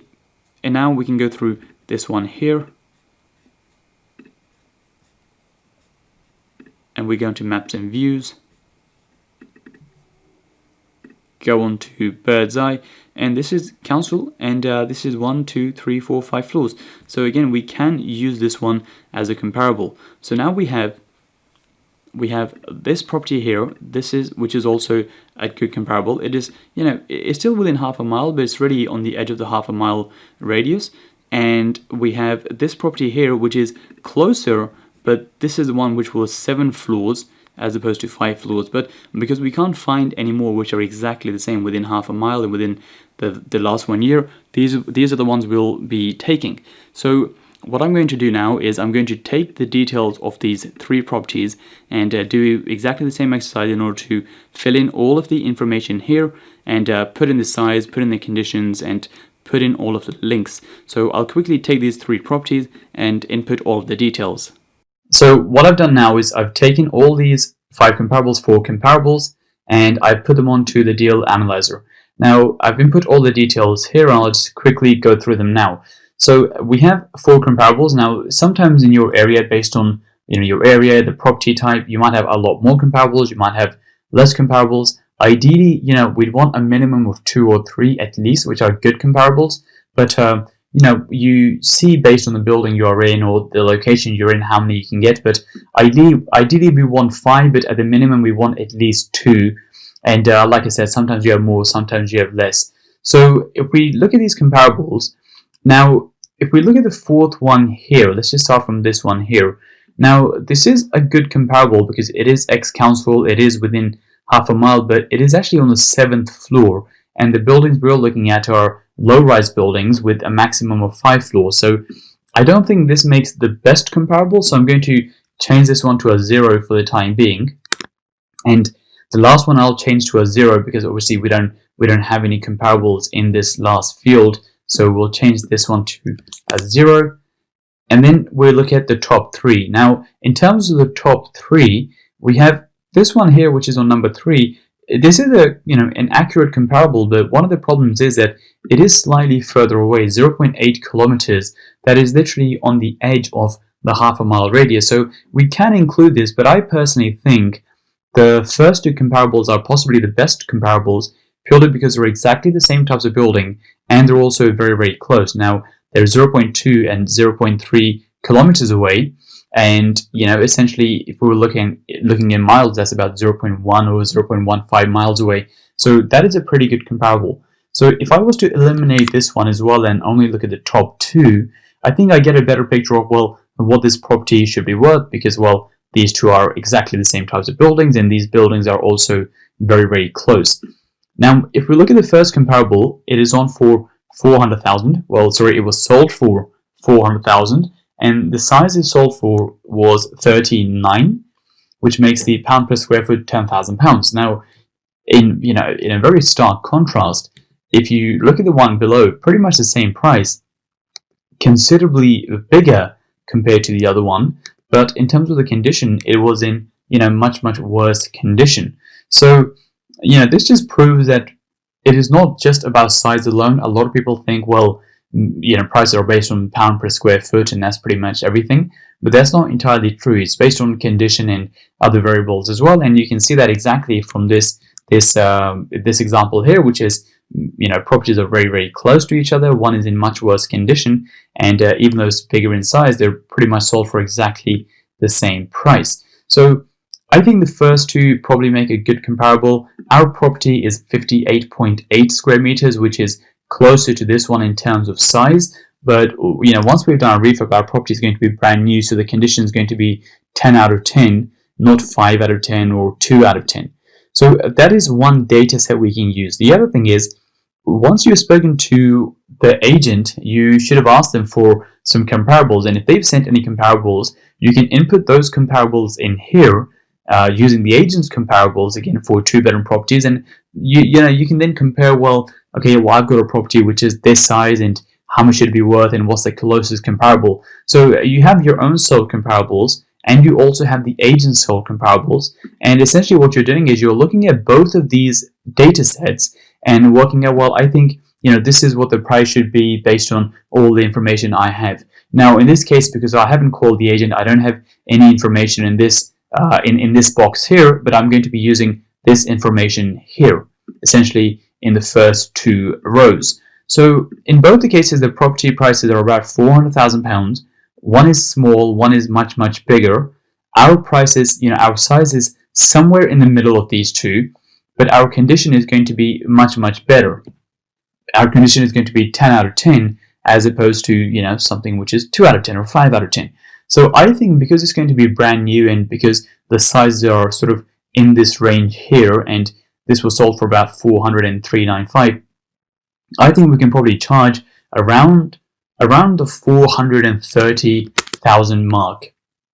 And I've come to this conclusion because even if you look at this property here, it has a bit of a ceiling at 440, because it doesn't matter how good the condition is, it doesn't matter if you put gold in the property, at the end of the day, it's still an ex-council 2-bedroom property in that particular area. So because if I look at this immediate area, this one sold for 440, it was on the 7th floor, ours is pretty much the same size. Actually, I'm going to increase this slightly to 440 because of the fact that, people did, someone did pay 440 for a 2-bedroom property in this area. Even though I think these 2 comparables are closer to ours, these two are also in much, much worse condition. And because ours is going to be practically brand new and we're going to be spending a lot of money on a refurb, then, we can argue that our property should be worth around this mark. Now, what you can't do is say, well, because ours is brand new, it should be worth 500 or 600. Because like I said, there is a bit of a ceiling, and this is why it's always helpful to have as many comparables as possible, because you can look at, well, okay, this isn't exactly the same as mine. This is slightly worse in my opinion because it's on the 7th floor, but it does say that, well, someone did pay £440,000 for a 2-bedroom ex-council in that area, so it wouldn't be unreasonable to think that, we can charge something similar. And people did pay £400,000 and £395, but in much, much worse condition. So if we had it brand new, then could we charge a bit of a premium? So you input your GDV here, which basically means, the development value, the gross development value once it is a 2-bedroom, and you input the rent here. So those are the two main things we essentially need to work out when it comes to the valuation sheet. Now we move on to the next sheet, which is the deal analyzer sheet.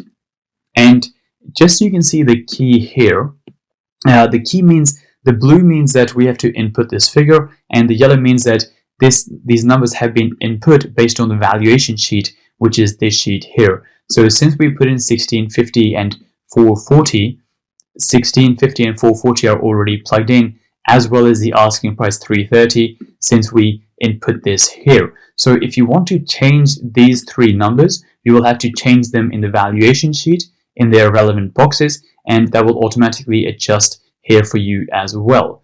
So the next thing we need to know, or the first thing we need to know, is the purchase price. Now, for the time being, we'll leave the purchase price, not 3.3 million, we'll leave the purchase price the same as the asking price, because we'll see, well, at the asking price, what does the deal look like, and how much of a discount will we need in order to make this a good deal.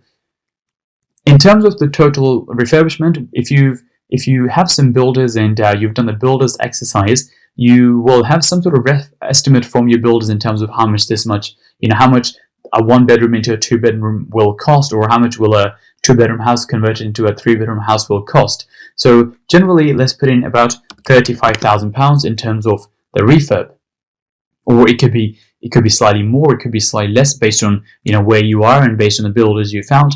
But let's put in roughly around this sort of figure here. The first big box we get onto after the initial details is essentially the details about the bridging loan. So again, the first thing it asks is the lender and the product. So you put in the lender's name and the product's name, and then you put in the loan to value, the gross loan to value of the bridge. Now, typically you can get a 75% loan to value bridge, which is the gross loan. And again, all of this is covered more in the finance section. So if you want to review the finance section to get a better understanding of this, then watch that and then maybe come back onto this section. So we input the loan to value, which is the gross loan to value, at 75%.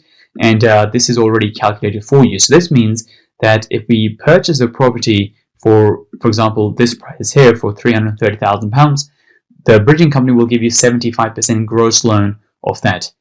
Now, typically there will be some sort of arrangement fee. Typically that is about 1%. The interest rate is normally, around the 0.8%. It could be lower at 0.75% per month, around that sort of rate. Typically we're on the bridge for 12 months, and typically you will have 1% exit fees. Now, when you're doing the desktop analysis, you can leave in these estimates because these are very, very, very close to accurate. But when we come onto the full analysis will essentially just change these figures, or you can just delete these figures and input the exact ones once you've had the quotes back from the bridging company, from the mortgage company, and even the builder. So, but we'll leave in the estimates for the time being. Then you have a broker fee. Now, sometimes this can be free. The legal fees are about £1,500. The valuation fees are £750. And once you have calculated all the interest and all the fees, that will tell you how much of a net loan will you get. So here we had the loan to value, which was gross, and here we have the net. What that means, and again, this is covered in the finance section if you want to review this, but essentially what that means is this number here is the amount of money the bank will give you cash in hand. They won't actually give you 75%. They will give you 75%, but they'll hold on to all of the fees and give you the amount left after taking into consideration all of the fees. Like I said, this is covered in the finance section, so review the finance section if you want a deeper understanding of this. So the total cost for the bridging is £27,430. We now move on to the acquisition section.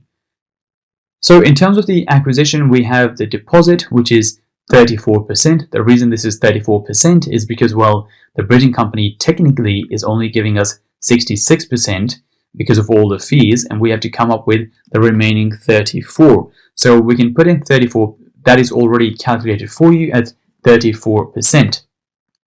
Then we have stamp duty, and again, stamp duty is already calculated for you, 16,400 in this case. We have solicitor fees of £1,500. Sourcing fee, because I don't use a sourcer, I've left this at 0. Searches about £350. Building control about £600. If you're using Smart Draw to create the drawings, the floor plans, about £10. And that will tell you the total acquisition cost, which is £130,290. So that means it will cost £130,000 in order to acquire this property, because of the fact that you have to pay a deposit, you have to pay stamp duty, and all those things. So £130,000 is how much you need in order to purchase this property and to essentially acquire this property.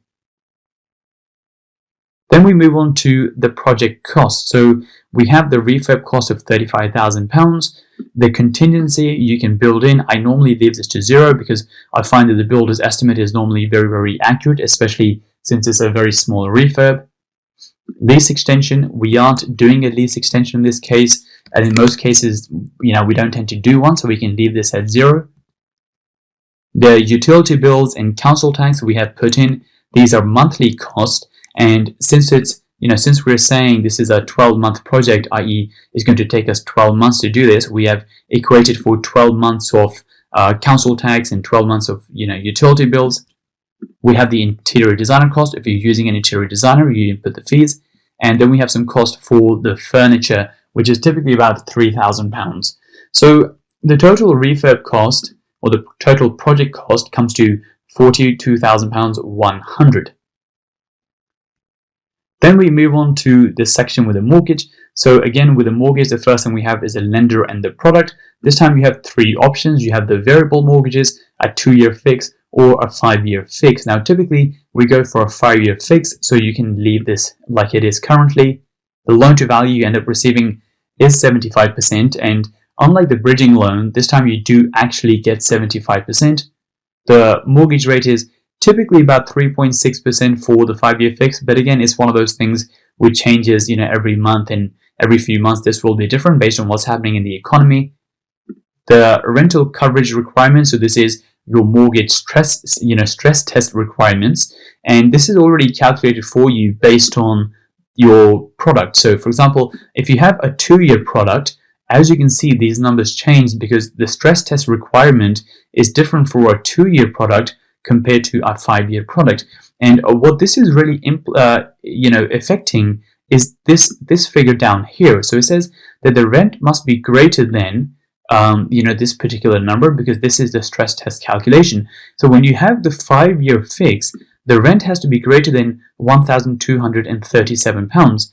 But if you have a 2-year or even a variable, you can see this is jumped up by a couple £100 because the stress test requirements are much, much higher and they're much, much tougher. Now, in either case, this is actually okay because, as you can see, our rent is 1650. So whether it is a variable or whether it is, essentially a 5-year fix, in either case, it does pass. But as you go to more and more expensive properties, you typically need a 5-year fix because your rental requirements are much, much lower, since your stress test is much, much more lower compared to the variable and the 2-year fix. But again, this is covered in a lot more depth in the finance section, but I'm just giving you an overview of what these numbers are and how they're calculated. Then you have the arrangement fee, which is typically 2%, but which is 6,600 in this case. But this is not money you have to pay upfront. This is sort of built into this loan of 75%. So even though you have this, you don't typically have to pay this money, cash in hand. this is simply built in part of your loan. Then you have the valuation fee, which typically can be free. You have the broker fee, which might be around £800, and you also sometimes have a legal fee. This can be free, or it can be, £1,000, £1,500. So typically, you only have to pay around £800 plus any valuation fees, plus any legal fees out of your own pocket. The rest is sort of built into the loan. When I say the rest, I mean this is really the only cost in this case. So this is built as part of the loan. We then have the marketing cost. So the marketing cost is, if you have any professional pictures done, that might cost you about £70. If you have a letting agent, they might charge you, some fees in terms of, letting the property out, and they might have their own fees, whatever their fee structures are, in terms of, finding you a tenant. So because we do this ourselves and we self-manage, we normally leave this to 0. Then we have the cash flow component. So I'll just make this slightly bigger. We have the rent, which is $1,650. In terms of management, we self-manage the property, so we leave this at 0. If you're hiring a letting agent, they will typically charge you about 10%. So you can put in 10% if you have a letting agent, or 5% if you get a really good deal, or 0% based on the fact that if you're self-managing yourself. You then have the mortgage payments. You then have the maintenance buffer. So we leave in a 5% maintenance buffer in case there's any sort of things we have to repair, and so on and so on. And I recommend you leave this one at 5. You have the gas safety checks. Again, this doesn't really cost much money at all. You might have a service charge if this is for flats only, and the service charge might be £100 a month. It might be £200 a month. It just depends on what type of building you have. Now, this particular case is a council building, and that's typically around £100 every single month. The ground rent is normally about £10 a year, so I'll just put this as £1. It's very, very low on ex-councils. On private buildings, it might be slightly more. Now, if you have houses, then you don't have either of these costs, but for flats, it's roughly, for ex-council, it's about £100, and about £1 a month for the ground rent. It might be more for private. You have building and content insurance, again, very, very cheap, about £10 a month. And for voids essentially means, well, how long is the property empty every single year? So maybe you have a tenant, and the tenant moves in, and then they move out, and now you're looking for a new tenant. There might be about half a month which goes by the time they leave, and you sort of fix some maintenance issues and market your property and get a new tenant in there. So that is essentially what the void period means, i.e. how long is the property empty for, because you're not going to be getting rent for that period. So you can select, no voids, or you can select half a month or 1 month. I'll typically leave this to about half a month every single year, because that seems realistic. You won't get, more than one tenant moving out every year. So if you have one turnover or one change, you can normally do that within 15 days, within half a month. So we'll leave this one at half a month. So that means your cash flow is $397.75 every single month from this property. We then look at the key metrics. So in this case, the total cost is £419,000. That is how much money, that is the total cost of the project, including, the purchase price, all those sort of things.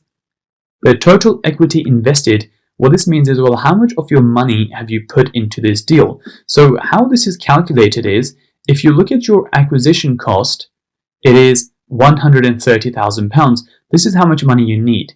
But we typically pay for the refurb as well. So if you add this and this, you get to 172. Now, you don't necessarily have to pay for this. You can get a bridging loan for the refurb as well. So therefore, technically, the only money you need is 130, not 130 plus 42. So in this case, it says, 174, because it assumes we pay for the refurb as well. So I'll just put in brackets, refurb, included. So if you don't pay for the refurb yourself and get the refurb as part of the bridging loan, then this is considerably less. This will only be, this figure here, which is £130,000 plus 800 plus 70, but you'll save this £42,000 here. So then you have the profit, how much profit you're making on this deal. So the profit currently seems pretty low at about £20,000. based on the purchase price. You then have the profit on cost. What that means is, well, if you made £20,000 but you had to spend £420,000, then you've only made a 5% profit, because 20,000 is, roughly 5% or £420,000. Next, you have cash surplus, which is essentially how much money you get back out of the deal. Now it says ignore if this is in brackets, because if this is in cash surplus, what that means is, well, let's say you buy a property, you add a ton of value, and when you go for the remortgage, and because you've added so much value, hypothetically, that the bank actually gives you some extra money on top, purely because, well, you bought it so cheap and you added so much value. Now that is very, very hard to do, and that doesn't really always happen. So that is essentially what cash surplus means. The reason it says ignore this if this is in brackets is because if it's in brackets, that basically means it's negative, i.e. this field is the same as the next one, which is money left in. As you can see, the numbers are exactly the same. If this is in brackets, you haven't actually got the extra money from the bank. It just means that is how much of your money is now left in the deal. So once you bought this property, added your value, refinanced the property, you have £89,000 left in the deal. And so these two numbers, the cash surplus and money left in this case are exactly the same, but because this is in brackets, that means there's money left in. If this was positive, that, let's just say hypothetically, if this said £20,000, the bank will give you £20,000 extra once you refinance the money. So in this case, your money left in would be zero. But because there is money left in, you can simply ignore this since it's in brackets and just look at the next one. That means £89,000 of yours is left in the deal. We then look at the gross yield. This is essentially your annual rent divided by the value of the property. The net monthly cash flow we've calculated here, which is, well, the monthly cash flow every single month. And then we have the ROCE. What this means is that, well, if you're making £397 every single month, that means over the course of a year, you would have made, well, 12 times, this amount here. So you would have made close to £5,000.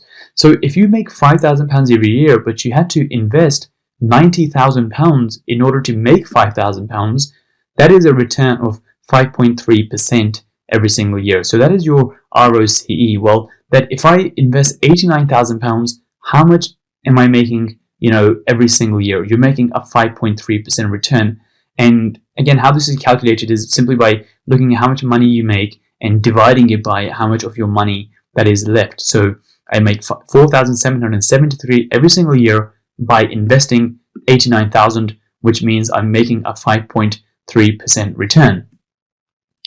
And then finally, we have the ROCE, or what I say, the ROI, pretty much the same thing, multiple, which means that if I had bought a property worth £440,000, the reason I say 440,000 is because this is what we're saying the property is currently worth.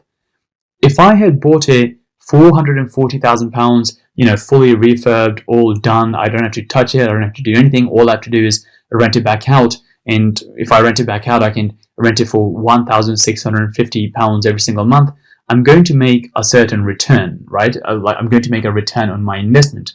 Now, when I look at BRR deals, especially if I'm holding the deals, I want to be making at least 2.5 times the return of what I would be making if I simply just bought it outright. Now, what that means is that, because we're doing this clever strategy of taking a property, adding value, pulling our money back out, I want to be rewarded for that. And to me, a good deal is that I want to be making 2.5 times the return compared to the person, or the person down the road who simply just goes to the to the estate agent and just buys a property off the shelf ready to go. I want to do 2.5 times better than that person. So currently I'm only doing 1.6 times better than that person, but I want to be doing 2.5 times better, because that is my deal criteria, that I want to be making a much, much higher return compared to people who just buy properties normally. So think about the average person who So maybe you've done this in the past, which is you found a property, you like the property, and you've simply saved up a lot of money from your job, and you've just bought that property and rented out. But because and you would have got a certain return, maybe a 3% return, a 4% return, whatever that return is, you would have made a return on investment. Now, whatever that return is, by doing the strategy, I want to be making 2.5 times that return, so I don't have to keep buying more and more properties. The ones I'm buying, I'm making a lot of money, I'm pulling out a lot of my money and then investing that money very, very carefully again and again. So every time I invest, I'm making 2.5 times a greater return than just simply buying the property normally. So that is what this tells me here, which is currently it's only 1.6. I want to be making 2.5 if I'm holding, and that is exactly what you can see here under deal criteria, which is that the criteria for flip is I want to be making a 20% margin on profit on cost. So this figure here, profit on cost, has to be 20% for it to be a good deal. And for holds, I want to be making 2.5 times the ROCE compared to what someone makes normally. So if someone makes, let's say a 4% return normally, so I'll just give you an example. Let's say someone makes a 4% return on ROCE normally.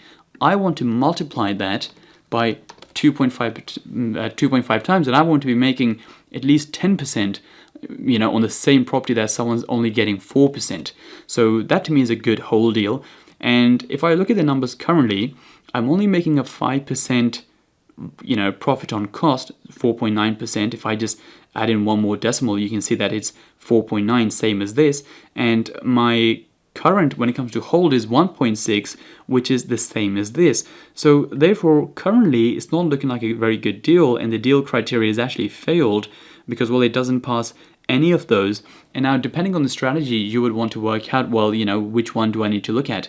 I don't look at both. I only look at the strategy I'm currently doing. So if I was buying to sell, I would only look at this one. And if I'm buying to hold, which is what I normally do, then I only look at this one and I ignore the one above. So what you then need to do is work out, well, okay, currently I'm not meeting the criteria, but at what purchase price do I meet the criteria?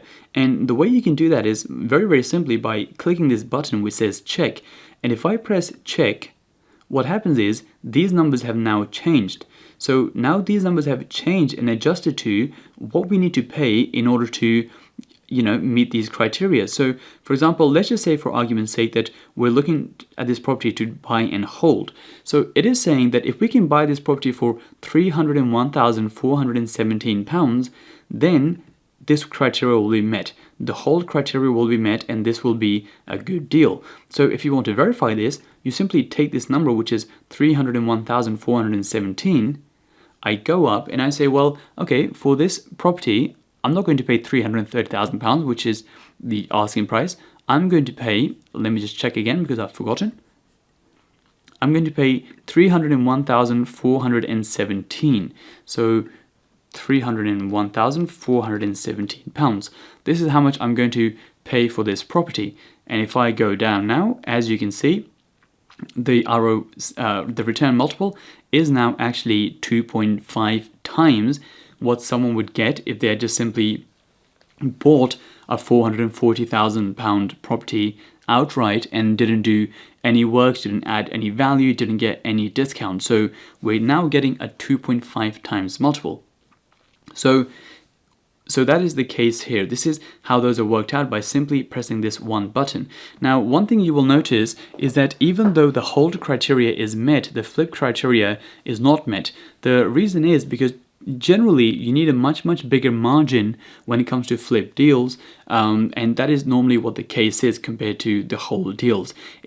Flip deals are normally harder purely because you have to have a big margin in there in order to buy and add value and sell very quickly, whereas hold has its other benefits that the margin doesn't have to be as big because you will make cash flow over time, you will get appreciation over time, so you will benefit from other ways. So it's very, very important to stick to the criteria you're looking at. And generally, like I said, you can typically pay more money for the hold deals than you can for the flip deals. So as you can see, for the hold, even if we get it for 301, the criteria meets, but if we want to flip it, we have to get it for around £17,000, even lower than what is currently than 301,000 in this case. So we look at the holes and we say that, well, 301,000 is how much we need to buy it for.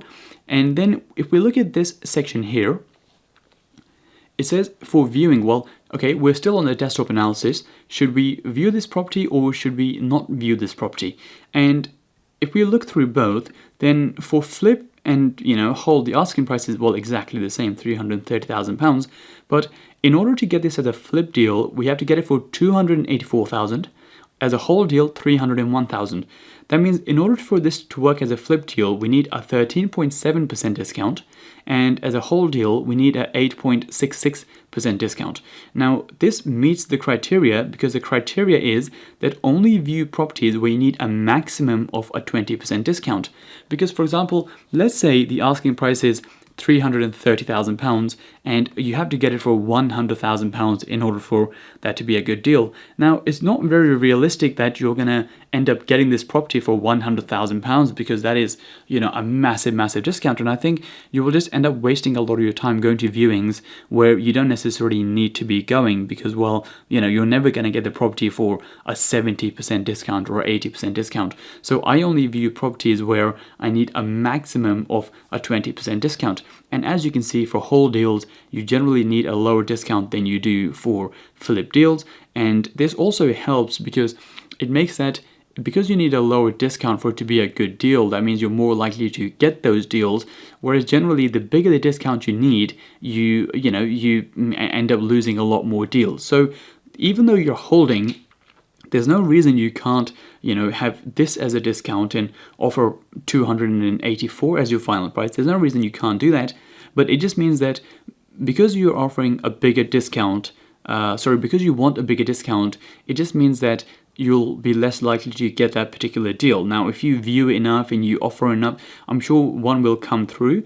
But generally, the lower the discount you need and you still have a good deal, the more likely you are to get it. And of course, that's pretty common knowledge, whatever you're selling, that if someone asks for a low discount, it's more likely they will get those deals. So I would personally advise you to, stay with the numbers and the discounts of the strategy you're looking at. But that's not to say that you can't just offer, even though you're holding and you want it for 300, you could say, well, I'm not going to pay any more than 284. That's completely fine, and you can do that. It just means that you'll have to view more, offer more in order to finally get one through. But again, there's nothing wrong with that. But if you were using the criteria and abiding by the criteria, this is what you need to do. This is essentially what you need to purchase it for. Now, in this stage, we'll look at, well, okay, if we want to purchase the property at £301,000, well, what should we offer? And now, what I say is typically we want to offer 10% lower than the purchasing price. The reason that is if we're holding, we want it for 301, but if I offer 301 as the first offer, then it is going to, if it gets rejected, I then have to increase this offer.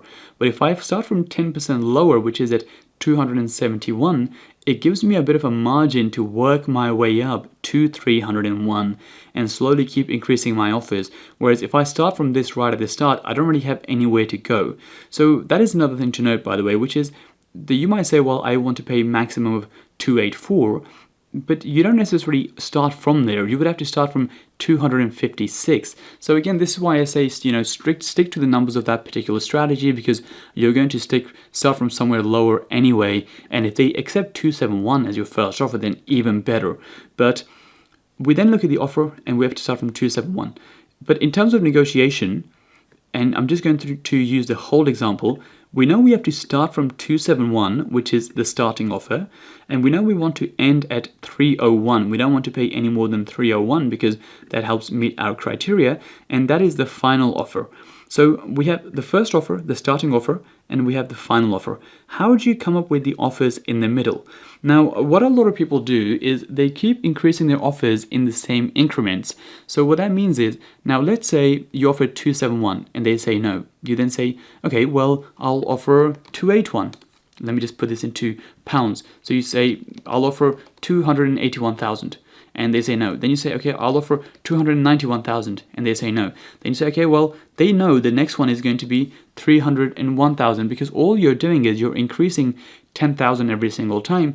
And what that subconsciously says is that this person is going to keep increasing offers by 10,000 every single time. And that's not something you want to do. What you want to do is you want to increase your offers by smaller and smaller amounts every single time. So if I have the starting offer, which is £271,000, the next one I'll show you here, if I do the difference between the two, is, okay, you've increased the offer by £15,000, but next time I don't want to increase by 15,000, I want to increase by less than 15,000. So if I look at the difference between these two, the next offer is 9,000 more, and then the next offer, the final offer, if I do the difference, is only 6,000 more.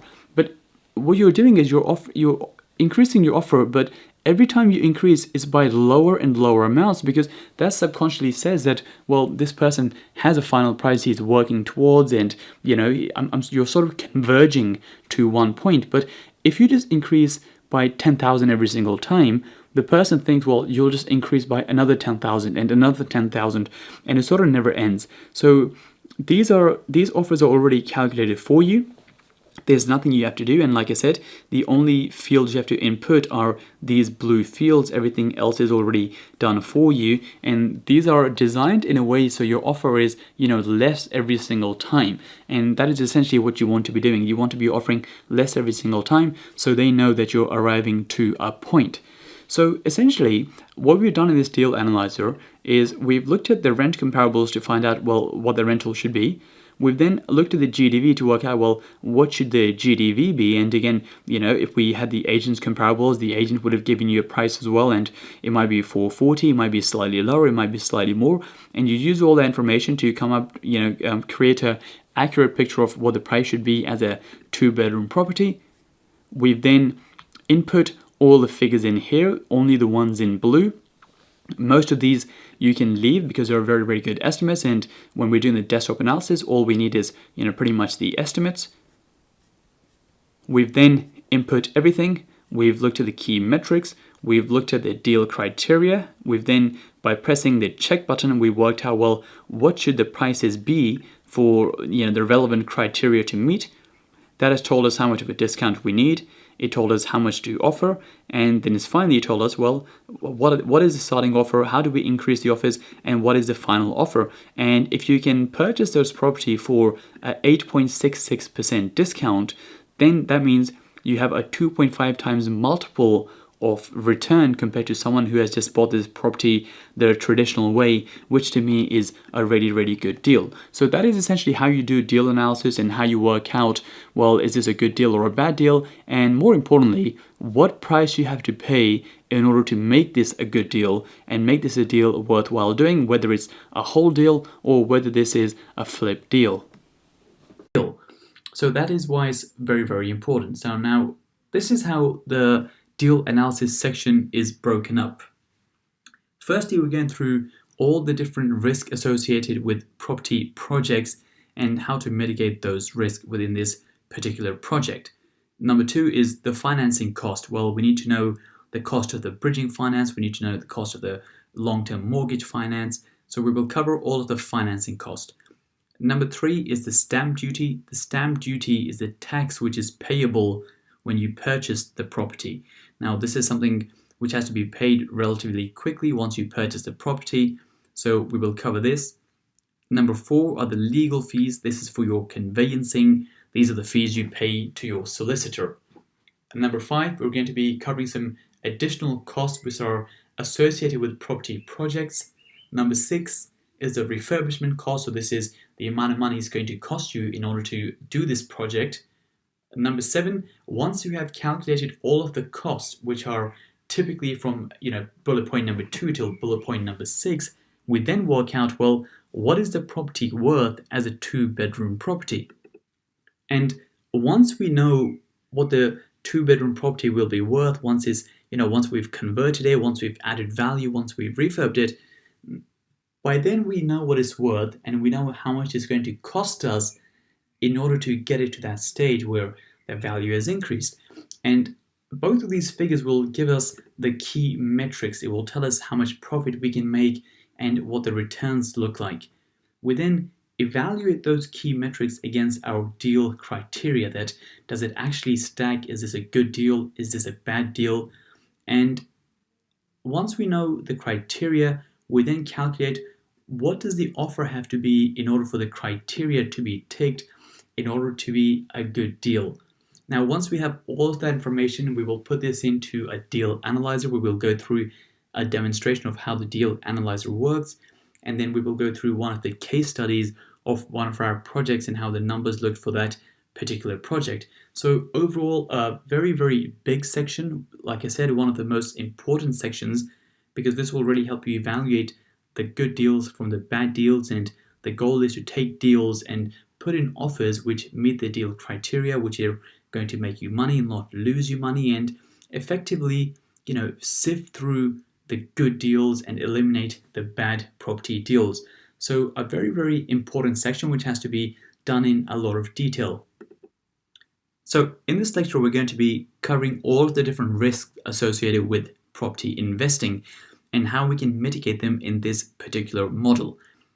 The first risk that we have is called the planning risk. What that means is that for any project that typically requires planning, and that could be a house turned into apartments, that could be a piece of land where you're looking to build apartments or where you're looking to build a house, or it could be something as simple as doing an extension if it doesn't fall under permitted development. It could be something as small as that, but anything which requires you to get planning permission essentially has what is called planning risk, which is that if you don't end up getting the planning permission required in order to do that particular project, then a lot of the times there isn't really a good fallback position.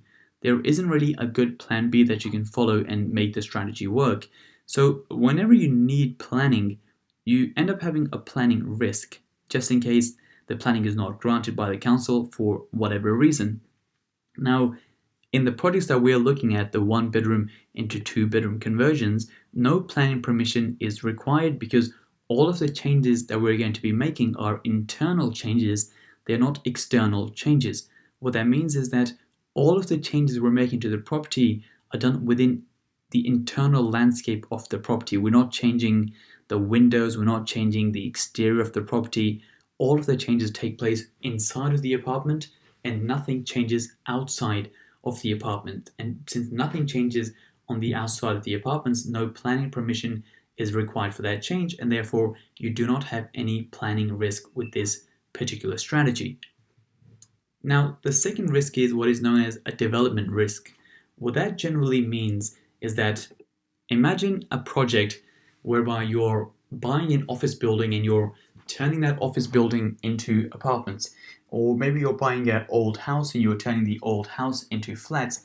And whenever you do a conversion like this, it generally has an element of development risk. And the reason for that is that when you strip the building down in order to convert it into apartments or whatever you're trying to convert it into, there's a level of risk associated because you never know what the building is going to be like once you have stripped it down completely, if there are any structural issues, and if there are anything which is going to prevent you from converting this building. So there might be pillars in odd places and those sort of things. Now that can become a bit of an issue that is essentially known as a development issue, because when you're developing the property, different things can crop up. Now, in the projects that we're looking at, which are 1 into 2 conversions, you typically don't really have any development risk, since all the work we're doing is what is known as cosmetic work, i.e. that all you're doing is you're doing a simple refurb. You're not stripping the building down, you're not doing any major structural work, so there isn't any development risk. I say none as long as there's no structural issues which could result in a major works bill. Even if there are structural issues and there are major works bill, generally you will have to pay a fee, you will have to pay a major works bill, and the people who own the building, i.e. the freeholder, they will be in charge of the structural issues. But again, I wouldn't generally buy a property which has structural issues, because you will end up receiving a major works bill which will be very huge, and that's something we've covered previously. But for the purpose of what you are doing to the property in terms of how you are converting it, then there is no development risk, and therefore you don't have to worry about any sort of development issues, purely because what you're doing is a cosmetic refurb and not anything structural. The third risk associated with any strategy is delays. So now delays could mean two different things. Delays could be in form of the works. For example, let's say your builder is very, very slow and the whole project is delayed, and the builder said it's going to take 6 weeks or 7 weeks and it's dragging on for 3 and 4 months and everything has slowed down as a result. The second reason you can have is through the remortgaging of the property. So maybe your broker is taking a long time to get all the paperwork through, taking a long time to remortgage the property. Now, why is that a risk? The reason that is a risk is because when you have short-term financing like bridging, typically you take out a bridge loan for 12 months or, at best 18 months. You wouldn't really push it far beyond 18 months, and that means you have to repay the bridge loan within that time frame. And that means you have to have the works done and you have to remortgage the property within that time frame, i.e. 12 months. And if you're unable to do all of this within 12 months, then you have a serious problem, which is that the bridge lender effectively are saying, well, we want our money back because we agreed to give you the loan for 12 months, but you're not repaying us our money. And the reason you can't repay them the money is because, well, you don't have a mortgage lender on the back end who you can refinance with in order to pay back the bridge lender. So that can turn into a very, very big problem if you end up with a lot of delays. So how do you mitigate against this risk? Well, in terms of the works, in terms of the delay of the works, the top advice here would be that when you're purchasing the property and the property is currently, let's say with the solicitors and you're going through conveyancing and maybe your solicitor said, well, in 1 month we should be at exchange or we should be at completion, then you should give your builder plenty of notice and let them know that the property is going to be coming on in 1 month's time. Are they okay to start on that particular date? Are they ready to go on that particular date? What you don't want to be doing is buying a property and then looking for your builders, because then you have to wait a long time, you have to wait for quotes, some of them might not be free, they might be busy on other jobs, and that might start to delay your process while you start to find a competent builder. Whereas if you have a competent builder already in place, then all you have to do is simply make sure your timelines match with their timelines, and as soon as you purchase the property, they are ready to go, they're ready to start the work. And that will take care of any delays from a works point of view. The second part was the remortgaging. And the key to that is two things. One, you need to have the works done as soon as possible so you can ask your broker to start the remortgaging process. Now, typically the remortgaging process takes 6 months. You have to wait 6 months from the date you have purchased the property until you can refinance. So imagine you buy today, you have to wait 6 months until you can remortgage. So the first part of the equation is you need to make sure all of the works have been completed within the 6 months, because at 6 months you should really start applying for the remortgage. And now if you have a good broker in place and you've already done all your homework previously before you bought the property, and your broker had a quick look in terms of, well, are there going to be any issues with lenders, or is this property generally going to be okay? And if you've done all of that up front and everything is in place, as soon as the works are done, as soon as you're at the 6 months mark, you can say to your broker, well, I would like to refinance on this property. They can start that process, and that process might take 2 months. It might take at times slightly more than 2 months. Let's say 3 months at best. So your whole project has taken you 9 months because the works maybe only take 6 weeks, 7 weeks. But in order to start the remortgage process, typically with most of the lenders, now sometimes you can get lenders who do it before 6 months. We had a lender on one of our London Bridge properties who did it before the 6 months mark, but as a rule of thumb, they typically take 6 months. So therefore, you bought the property, you've done all of the works, you waited the 6 months mark, you've then applied for the refinance, and that will typically take 2 or 3 months, and therefore the whole timeline has taken about 9 months. So if you're on short-term financing, give yourself an extra few months than how long you think it will take. So if you think it will take 9 months, then give yourself at least 12 months in order to cover yourself. And with a lot of bridging, as is previously been covered in the finance section, they will not charge you for those extra 3 months if you repay them early. But it's just a good way of having a net of safety, essentially a level of safety that if something does overrun, then it's okay and it's not going to be a huge concern. So that is how you would mitigate delays. The next issue is cost overruns. So that typically means that when your cost starts to exceed what you previously thought they would be. Now, that could normally be because of one of two things. The first one could be that your builder is saying now it's going to cost more money than he previously anticipated. And the second one is that the project is taking longer than anticipated, and therefore maybe you factored in that you will typically be done in 9 months, whereas it's really taking 12 months, and therefore you have to pay the 3 months extra bridging cost, which you maybe previously didn't equate for because you thought you would be done within 9 months. So those are really the two main things. But like we said, like we previously covered these in the delay section, that if you have a good builder in place and you have a good broker in place, you typically shouldn't have those issues. Now, cost overruns as a whole on a small project like this is not a huge issue because, again, it is a small cosmetic refurb. It is not a huge development project where the builder is unaware or the builder gets caught out by something or the builder is surprised by some sort of issue. So generally, this doesn't really happen on small projects. There might be one small extra cost here and there, which maybe you haven't factored in, but generally that doesn't really happen on small projects. The next risk is exit strategy. What that means is that you need to have a strategy of how you're going to exit this deal, and more importantly, if you're on bridging finance, how are you going to exit the bridging finance? So what that means is, how are you going to repay the bridge lender? You really only have two options. The first one is that you refinance the property onto a buy-to-let mortgage, and when you refinance, you pay the bridge lender back. The second option you have is when you sell the property. If you sell the property to someone else, you can then use that money to pay the bridge lender back. So you have, plan A and you have plan B, or option 1 and option 2. But you need to have that right from the start, because typically, like we have mentioned throughout this course, our strategy is buying and holding property, not buying and selling property. And therefore, we need to know before we purchase the property that in 6 months' time, when we apply for the remortgage, is this going to go through fine, or are there going to be any sort of issues with the remortgage?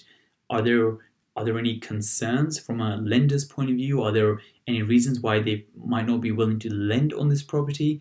All those things have to be addressed by your broker before you purchase the property. The last thing you want to do is you want to buy a property on short-term finance which you can't refinance with a buy-to-let lender. So to give you an example, maybe you buy a concrete building, and like I said before, like we mentioned in one of the previous sections, concrete buildings are generally not looked very favorably by lenders. So you might end up in a situation where if you've bought something on short-term finance, which you can't then refinance, and your bridge lender is saying, well, you have 12 months to repay us, and you're unable to sell it because there's not that many people buying, and you're unable to refinance it because there aren't that many lenders, and then you effectively are stuck, and that is a huge issue.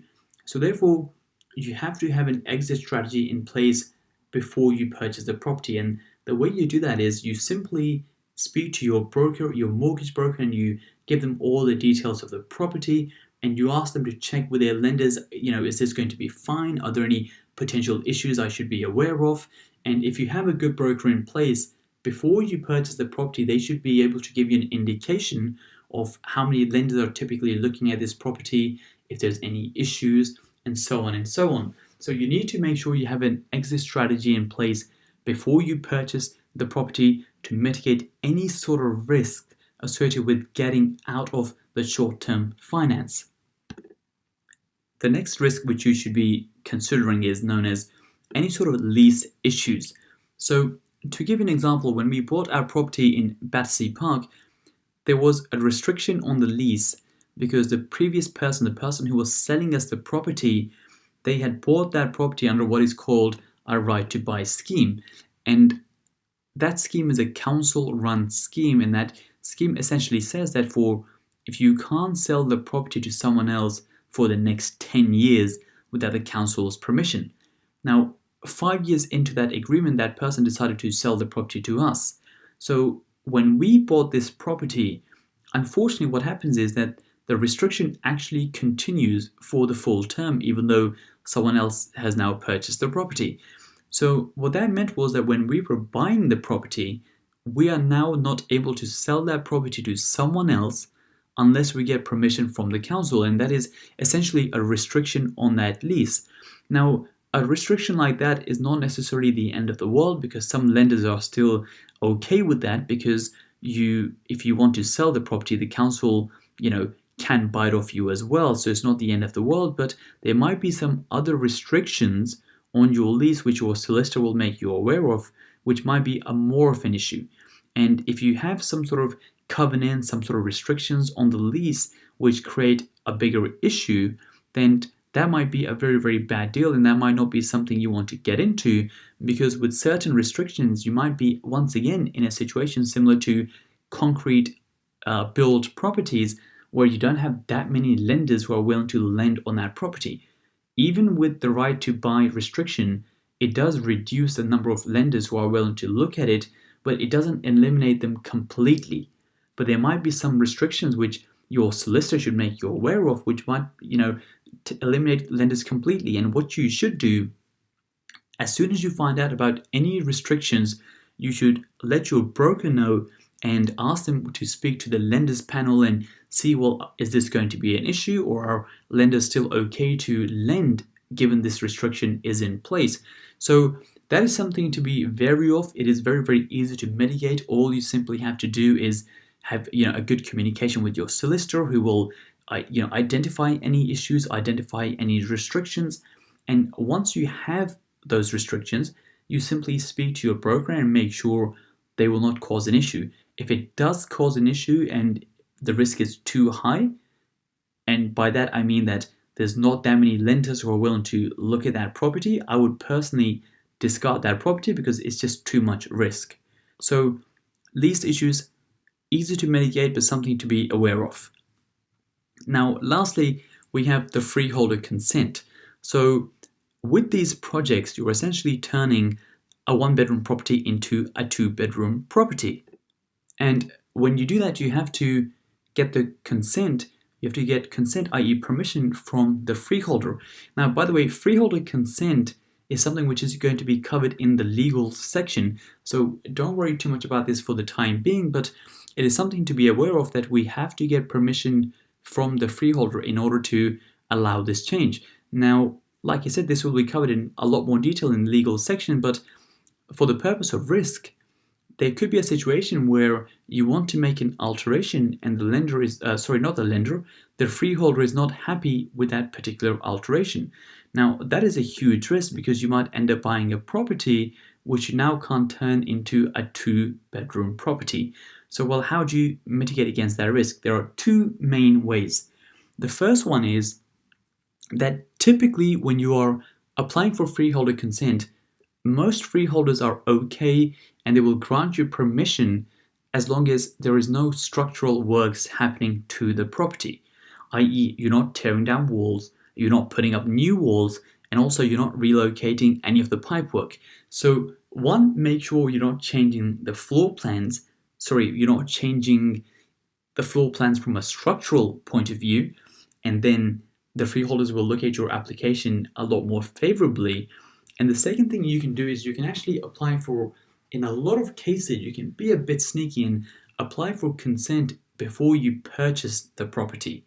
So again, this will be covered more in the legal section where we will go through how you can do that. But for the time being, just keep in mind that freeholder consent is something we need. It is permission we need in order to turn this property from a one-bedroom into a two-bedroom unit. And as part of that, I would also add that in one of the previous sections, we covered the layout of the property. And one of the factors we covered was that you shouldn't have any inner rooms above the second floor because it causes a building regulation issue.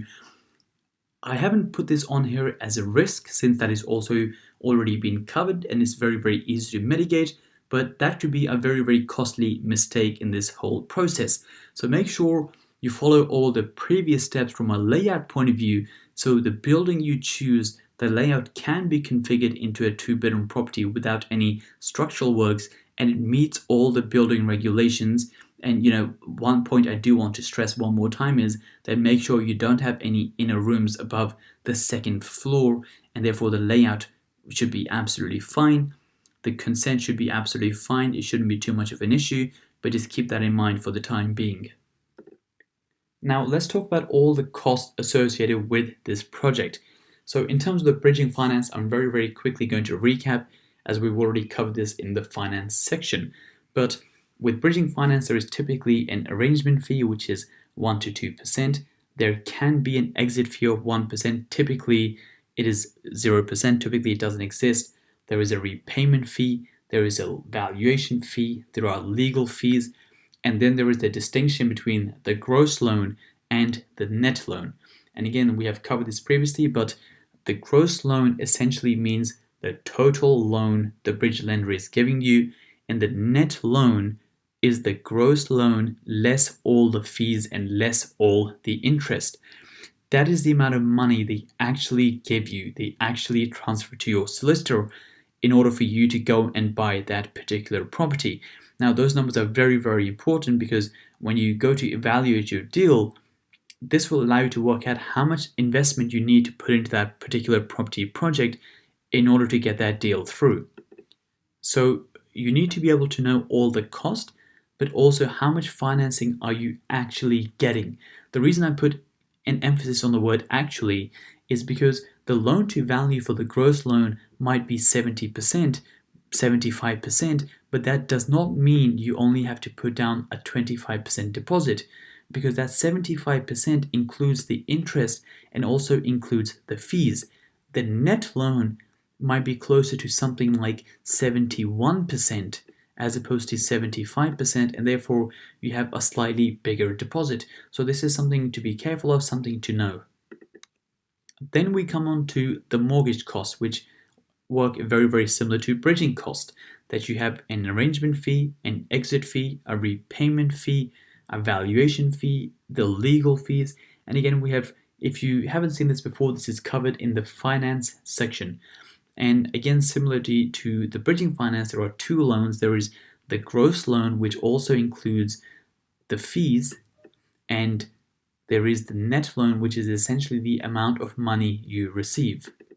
So typically, when it comes to your arrangement fee, that will be included as part of the gross loan, and the net loan is the money you will actually receive from the lender. Now, this is very, very important, because when it comes to working out, well, how much money you have left in the deal, you have to know what your costs are, but also the difference between the gross loan and the net loan, because this will tell you how much money you're actually getting from the lender, and that will help you determine how much money is left in the deal, and therefore you can determine, well, what is the return on my investment. So have to know what the costs are, and also have to know how the mortgage products actually work.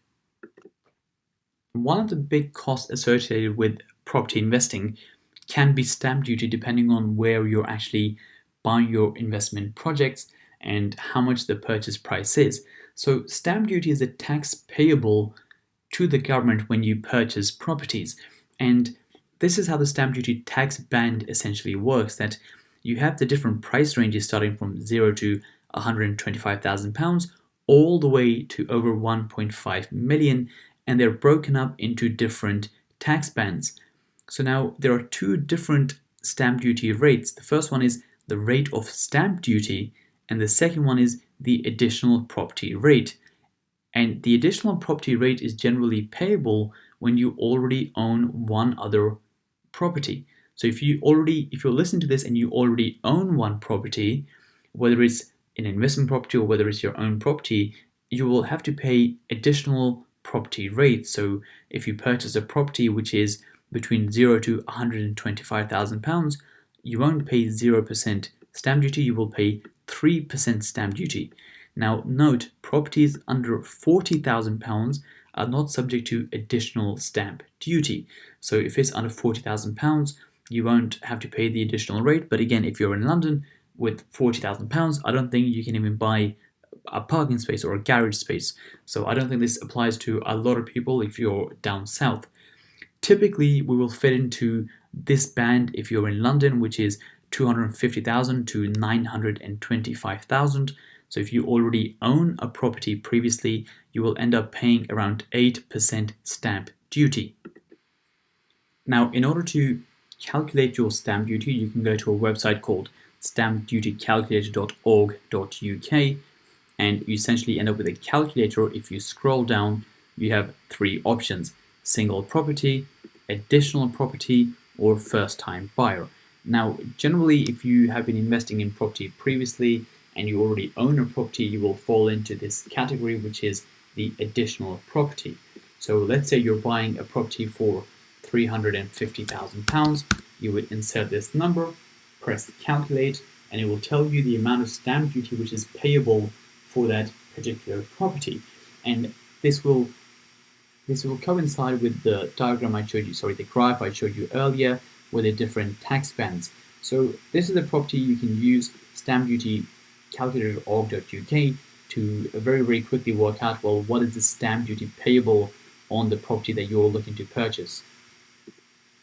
Now, there are some cases whereby you can get stamp duty relief, one of them being what is called multiple dwellings relief. What that means is if you're purchasing, let's say, an apartment block, so maybe you're purchasing 5 properties at one time, you qualify for multiple dwellings relief and you get some exemption from stamp duty. You still have to pay some, but you get a small amount of relief. Now, if you go to this website, which is bit.ly/stamp duty relief 1, this is a website I found which is on the government website, which goes through all the different reliefs that you can possibly get. Now, for the purpose of this course, the normal rates apply. So the rates I previously showed you, these are what are going to apply, and the reliefs don't generally apply for the purpose of this course. They are mainly for things, like I mentioned before, for things like multiple dwellings relief and some other niche categories where they do tend to apply. But if you're interested in checking out the other things which can possibly qualify for stamp duty relief, then I would go to this website, bit.ly/stamp duty relief 1, and you can check out the different scenarios. Stamp duty is typically payable 14 days after from completion.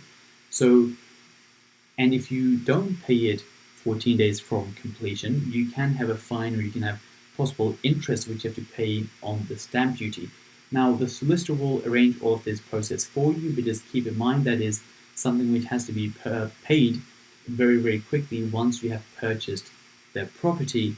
So it is an amount of money which you need to have, along with the funds for your refurb and the other funds which are required for this project. This is not a cost which you can delay for months and months and months. This is something which has to be paid very quickly, and this is something your solicitor will arrange for you, and you can get more details from your solicitor upon when you're doing your project and ask them the exact details, when you need to pay it, how you need to pay it. But just keep in mind that it's something you have to pay very, very quickly, and it is one of the major costs associated with this type of project. Next, you will have typically your legal fees. Now, normally you might end up paying 2 or 3 sets of legal fees. The first set of legal fees will be for your solicitor. The second set of legal fees will be for the bridging solicitor. And the third set of legal fees will be when you go to remortgage the property. Now, there are some lenders who offer free valuations and they offer free legals, but typically you will definitely end up paying the first one and the second one, and at times you might not have to pay the third one, but typically it will be 2 or 3 sets of legal fees which you will have to pay. Now, these will typically be between £1,000 to £1,500 each. So if you have to pay 3 sets of legal fees, you're looking at around £3,000 to £4,500 for all of the legals for the entire project. The additional costs are associated with more so the cash flow side of things, as opposed to a cost which is incurred during the project. So once your property has been completely renovated and you've added your value, you might have some letting agent fees if you are using a letting agent, or if you choose to self-manage, then you can save the letting agent fees. Now, letting agent fees are typically broken down into two separate fees. The first one is a tenant find fee. So for example, if they find a tenant for you, they will charge you a fee for finding a tenant. And the second set of fees will be a monthly management fee, which can range from 10% all the way up to 15, 16, 17%. And that is for the monthly management of the property. So those are the fees you will incur from letting agents, and you can avoid those if you chose to self-manage the property. Next, you have the landlord insurance. This will typically include the building insurance, the content insurance. If you choose to get content insurance and landlord liability, all of these are covered in a lot more detail in the legals section. After that, you have the maintenance cost. So for example, this could be a boiler repair, this could be small repairs which are generally done when you become a landlord. Of course, as the property gets older, there is wear and tear, so small issues will crop up which you might have to fix every now and then. And so you need to allow for a maintenance buffer when you're renting the property out, and you need to have some sort of pot where you keep funds for any sort of potential maintenance which might possibly come up. After that, you have your ground rent and your service charge. These are the costs which are payable to the freeholder. Now, like we mentioned previously, the service charge goes towards the maintenance of the entire building as opposed to the maintenance of your flat per se. So for example, that could go towards the maintenance of the lifts, the maintenance of the communal area, redecorating of the communal area, so on and so on. And these will be costs which are incurred, and they will impact your cash flow, since the higher the ground rent and the higher the service charge which you're paying, the lower the net cash flow at the end. And last but not least, voids. This is not really a cost that you pay out of your pocket, but this is more so foregone income. So for example, if you're letting a property out, it is unlikely that you will always have a tenant in there all the time. So for example, let's say a tenant moves out after 1 year, and it might take you, let's say, 2 weeks in order to find a new tenant. So therefore, and then the next tenant, let's say, stays for another 1 year. So, across the 2 years, you had 2 weeks where the property wasn't let. So therefore, you have to account for some sort of void period in order to account for the fact that the property might be empty at sometimes, and you have lost some income while the property isn't empty. So the additional costs are generally to do with, like we mentioned before, the cash flow side of things. This is once the property has been renovated, you've added value. These are not going to impact your valuation per se, because these costs are not exactly associated with adding value to the property, and this doesn't really have anything to do with the refinance stage. This is more to do with once you have refinanced the property, the cost incurred on a monthly basis. So you don't necessarily need to account for this from a project management point of view, i.e. how much it's going to cost you to renovate that property and turn it into a 2-bedroom. But all of these numbers are very, very important in order to work out your net cash flow, because one of the things we're going to be doing with the deal criteria is working out, well, how much of a return are we making on our money which is left in the property? And in order to work out the return we're making, we need to know an accurate picture of what the monthly cash flow is. And so these numbers are very, very important to determine the cash flow. And once we have the cash flow, we can calculate the return we're generating from that property. So these are all the additional costs that you need to be aware of. Next, you have the refurbishment cost. Now, we've covered this previously in one of the sections, but just to briefly go over this, with your refurbishment, what you have to try to do is you have to try to get 3 to 5 different quotes from different builders and see which one can essentially do the project, not necessarily for the cheapest, but has done good quality work before and can also give you a very, very competitive quote. You want to get a complete schedule of works, which essentially means that you want a breakdown of everything they're going to do. And if you're working with a builder for the first time, you want to make sure all of the small details are covered, so it doesn't get to a stage where once you have done all the works, once the builder has done all of the works and they've missed some of the things out, and you want them to do some extra things, and they refer to them as extra things, even though you previously thought, well, that would be part of the job. So it's very, very important to go through that entire schedule of works in a lot of detail so you and the builder are on the same page and they know what to expect.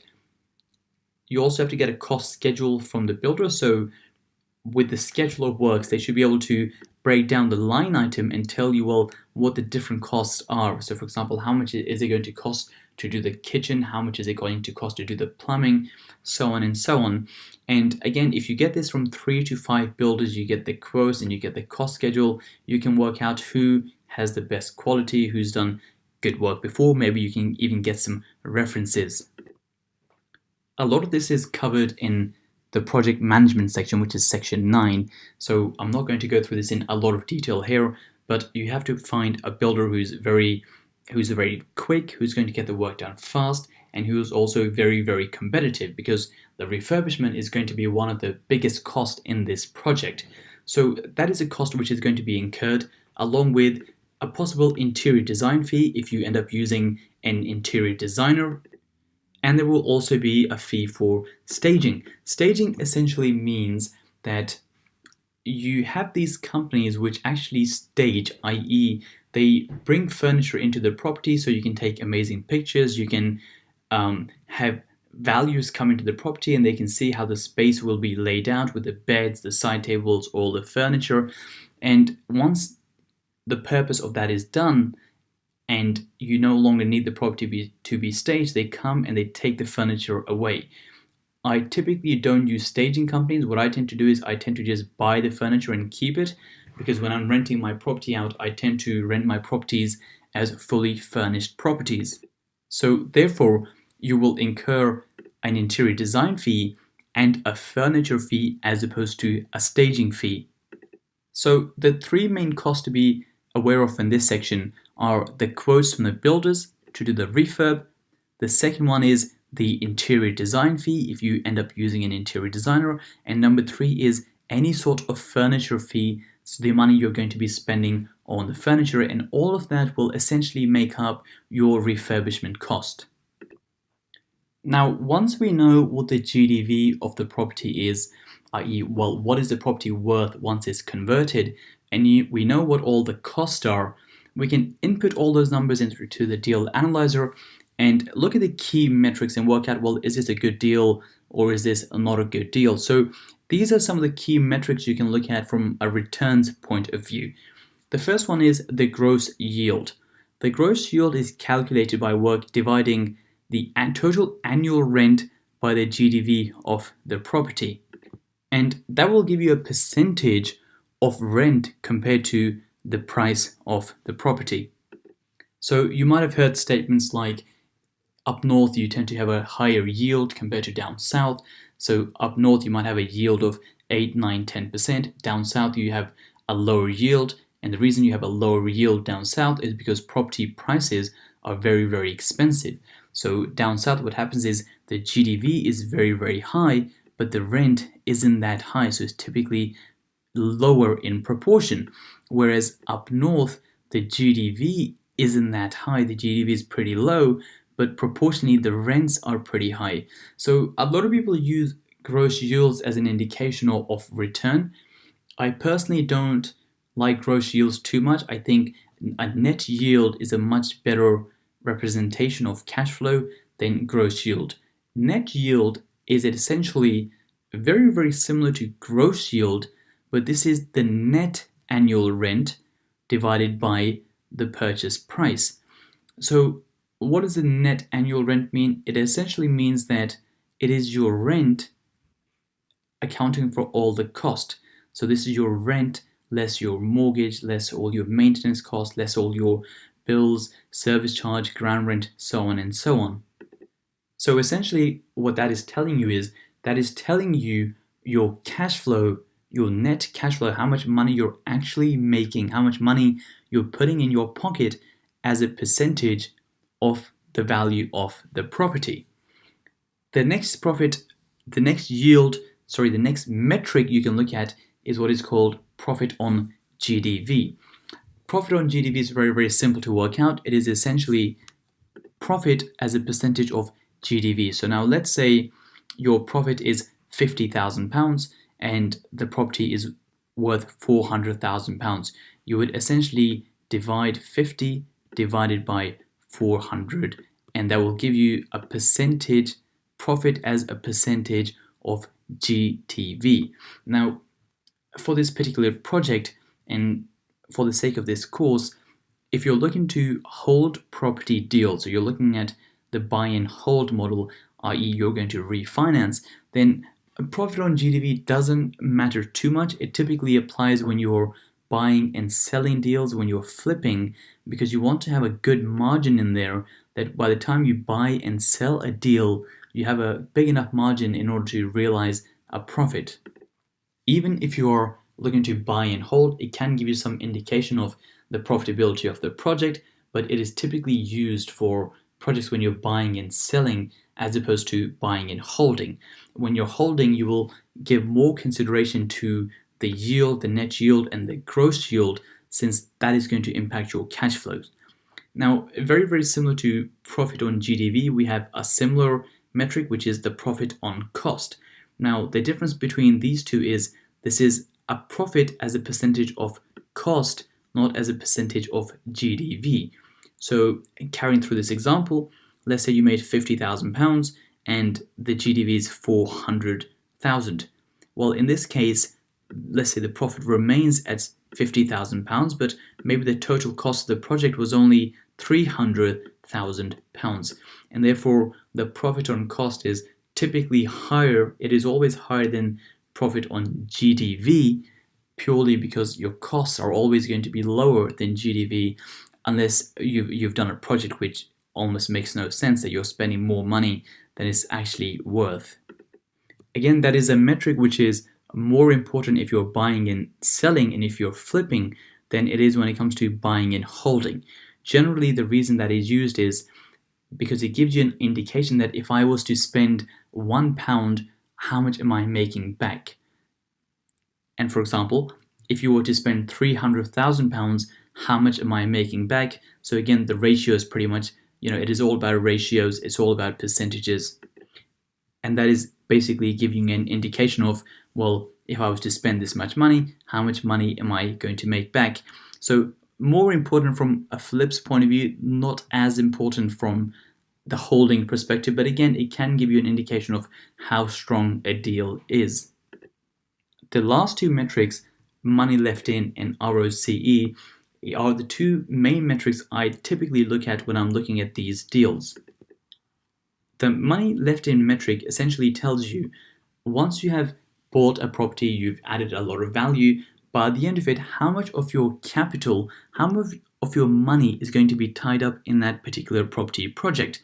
So like we started with the Vauxhall example right at the start, I purchased that property for £290,000 and it was valued at £390,000 and £41,000 was left in that property. The reason that number is very, very important is that if you can have a project where you don't have that much money left in, you can keep recycling your money and do more and more projects.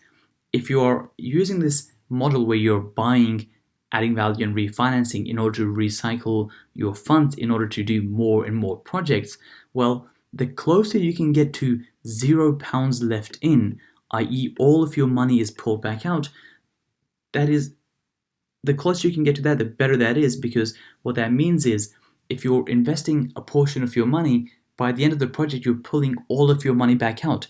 And then you do the same thing again. Again, you're pulling all of your money back out. So money left in becomes a very, very important metric for this whole model, because if you're trying to scale this model, ideally you want to get as close as possible to no money left in. Now, if you're listening to this and you're from London, that can be very, very challenging, and it's very, very rare that you will have a situation where you have zero money left in. But all I'm trying to say is the closer you can get to zero, generally the better that is. But realistically, if you're in London, that is very, very hard to do, and you won't have many situations or many properties whereby. So therefore, if you have, let's say, £40,000 left in, £30,000 left in, that might be a very, very good deal. So it's very important to look at this metric overall with this model, because The closer you can get to zero, the better. But maybe you have a deal criteria that if you only have £30,000 left in, £40,000 left in, that is a very good deal. And if you give us some consideration that if you end up buying a £400,000 property and you only have £40,000 left in, some would consider that to be a very, very good deal, because typically to buy a property worth £400,000, it would require you around £120,000, £110,000, around that sort of mark, and you've been able to get that property for about 41,000. So that is why that metric is very, very important for this model, because the more money you can recycle, the more money you get back, and the more you can keep investing and keep building and building and building. Now, the last metric which I give a lot of consideration is known as return on capital employed. How that is calculated is your net annual rent, i.e. your actual cash flow. So not the rent, but the actual cash flow divided by the money left in. So for example, in the Vauxhall project that we looked at right at the start, we had this deal whereby the money left in was £41,000 and the cash flow was £483. The net cash flow was £483 every single month. And so we had 483 net monthly cash flow every single month.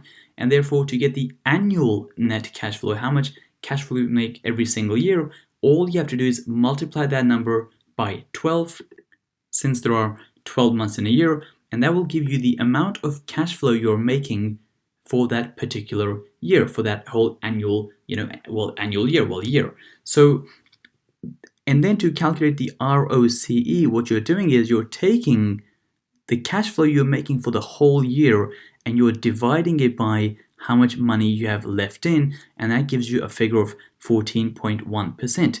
Now, the reason that metric is important is because if you had not invested in that property and you had left your £41,000 in the bank, or let's say you had an investor who was leaving their £41,000 in your deal and you structured some sort of deal with them, or you came to some sort of agreement with them, whoever is leaving in this £41,000 in a bank, they're getting a 0.5%, maybe a 1% return. Whereas by doing this deal every single year, they're making a 14.1% return on their investment. And that doesn't even take into account any sort of capital appreciation. That is just from the cash flow. If the property was to appreciate, they would make even more money. So that is why the ROCE is very important, because it gives you an indication of, well, the money you have invested at the end of the day, the amount of money you have left in the deal, what return am I making on that amount of money? So then you know how much money you have left in, and you also know how much return you're making on that money. Now, these are some of the main criteria, some of the main metrics you can use in order to come up with a criteria which basically tells you, is this a good deal or is this not a good deal? And that will differ for every single investor. Every single investor will have a different preference, they will have a different criteria, but these are the main metrics to be looking at when you're working out your deal criteria. So what makes a good deal and what passes the deal criteria? There's two main things to be looking at. One is the interest coverage calculation. This is something we've previously spoken about, and this is something which has to meet. The reason, like we mentioned before, the reason this is important is because this allows you to recycle as much money as possible, and if it doesn't meet the rental coverages at a higher loan to value, that means you can't recycle a lot of your money. You might have a lot of money stuck in the deal, which isn't ideal if you're trying to replicate this model again and again. So assuming this is okay, assuming this passes, the second thing you're looking at is the return. Now, like we mentioned previously in the previous section, that there are various different ways you can look at return. There's various different metrics you can use when it comes to looking at return, and everyone has a different preference. Every investor is different. So to give you two examples, one investor could have a criteria whereby if they are able to recycle at least 50% of their capital, so let's say they invest £100,000, and if they can get back £50,000 or more, that might be a good deal for them. And they might say, well, if I can't recycle at least half my money, then that's not a very good deal for me. And on the complete other side, you might have an investor who might say, well, I want to achieve at least 20% return on my money. If I make a 20% return on my money, then for me, that is a good deal. Now, there is no real right or wrong in this. There isn't, essentially a right metric or a wrong metric. There are some general guidelines. For example, if you were looking at doing flips, then the rule of thumb generally tends to be that the profit on GDV should be at least 20%. That is the rule of thumb when it comes to flip projects. But other than that, when it comes to buying and holding, there doesn't tend to be that many guidelines. It does come down to preference. It does change based on the area. It does, fluctuate generally quite a lot depending on the areas. And it is something which will be different for every single investor based on what they're trying to achieve, based on their goals. So if you have a deal whereby it passes a interest coverage calculation, you're safe that if there are any increases in the interest rates, then you should be okay because the property is stress tested at a higher interest rate. And then all you have to establish is what sort of return metric should you use. And this will be different for every single person based on what you're trying to achieve. And this is something we can go cover in a lot more detail in the mentoring sessions by first working out what your goal is, what you're looking to achieve, and then working backwards to find, well, which key metric fits for you, which key metric is best for you, and then we set a target based on that. But for the time being, just be aware that there are different metrics, there isn't a right or wrong metrics, and it just varies from investor to investor based on the areas they're in, based on their strategy, and also based on their goals. So how do you calculate the offer that you will submit to the agent? So the first thing you have to do is you have to determine which metric are you using in order to calculate the offer. So let's say you're using the ROCE or you're using the money left in. Now, with the example of money left in, you first establish, well, this is the metric that I'm going to use. Now, if your criteria is that the money left in has to be, I only want to leave in £40,000, otherwise it is not a good deal for me. That's the max amount of money I want to leave in. What you would then do, and that would become your criteria, that £40,000 is essentially what I want to leave in the property. The second thing you would do is then work out an offer price which allows you to hit that metric. So for example, at the asking price, the price for the property might be £350,000. That's what the price might be on Rightmove. And once you calculate your numbers, you work out how much it's going to be worth as a 2-bedroom, you work out all your cost, and it's listed at 350. But if this is your key metric, that you only want to leave in £40,000, you might work out that you have to buy the property for £320,000, not £350,000, in order to hit your metric. So these are really the steps. The first step is determine the metric, determine the criteria, and then work backwards using all the deal analysis, using all the numbers to arrive at that figure. Now, if you're buying and selling property, buying and flipping essentially, your metric might be, well, I want to make at least £50,000 profit on every single deal. So then, very, very simply, what you would do is you would work out all the cost, you would work out the GDV, and then working backwards, you would work out, well, how much do I need to offer on this property? How much do I need to pay in order to make my £50,000 profit, or in order to only leave in £40,000?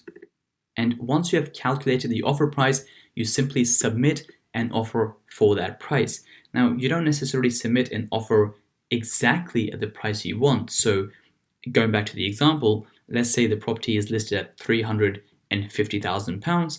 Let's say you agree that, well, at £320,000, it allows you to hit your metric of £40,000 left in. But you know that once you offer something lower, there's going to be a bit of negotiation, there's going to be a bit of back and forth, you might have to compromise slightly, you might have to give some concessions. So ideally start even slightly lower than your true offer price, so you have a margin for negotiation and you have a margin for coming up. So just to complete this example, let's say the asking price is £350,000. Let's say at £320,000. So £320,000 is, what really you should be paying. That is what your metric is suggesting, that at £320,000 you will hit your metric of 40,000. So therefore, maybe you start your offering at £300,000 as opposed to 320, because there's going to be some room for negotiation. You might have to move up, you might have to find a middle ground. So work out the metric, work out the criteria for that metric, work backwards to work at the actual price you should be offering, and then start from slightly lower and work your way up to the actual price you want to be paying. One of the questions I tend to get a lot is that, do I need a discount? Do I have to buy below market value? Or you might have heard the term BMV, which essentially means that you're purchasing the property cheaper than the actual market value. Now, in theory, the answer is no, you don't necessarily need a discount. And the reason I say that is that, let's say your criteria is you only want to leave in £40,000, and if you leave in £40,000, that's a great deal. Or if you make a 20% return, that's a great deal. Now, hypothetically, if you have a property which is on the market for, let's say, £100,000, and it is a complete bargain, and by the time you turn into a 2-bedroom, it's going to be worth £300,000. Now, this is a hypothetical case. These numbers generally the gap isn't that big. But for the sake of this argument, if you have a property which is on the market for 100 and you think it's going to be worth 300, it's going to tick all the boxes, it's going to tick all the metrics, it's going to pass all the tests, and therefore you could argue, well, you don't need a discount, because even at the asking price, you're making your metrics work. In this case, you're probably doing even better than your metrics, so therefore a discount isn't required. Whereas in reality, in a lot of cases, especially when you're in the south of England and you're in places like London, you typically need a slight discount to make some of your margins work. Especially if you want amazing deals. The harder your metrics, for example, the higher the profit you want to make, the more likely it is that you have to have some sort of discount. Naturally so, because of course, the more the money you want to make, the harder it will be to find the deal which stacks with a very high return. So typically when you're in London, you will have to have a slight discount. You don't have to get something which is an absolute bargain, which is a needle in a haystack, i.e. a deal which you find once every 10 years. You don't have to do that.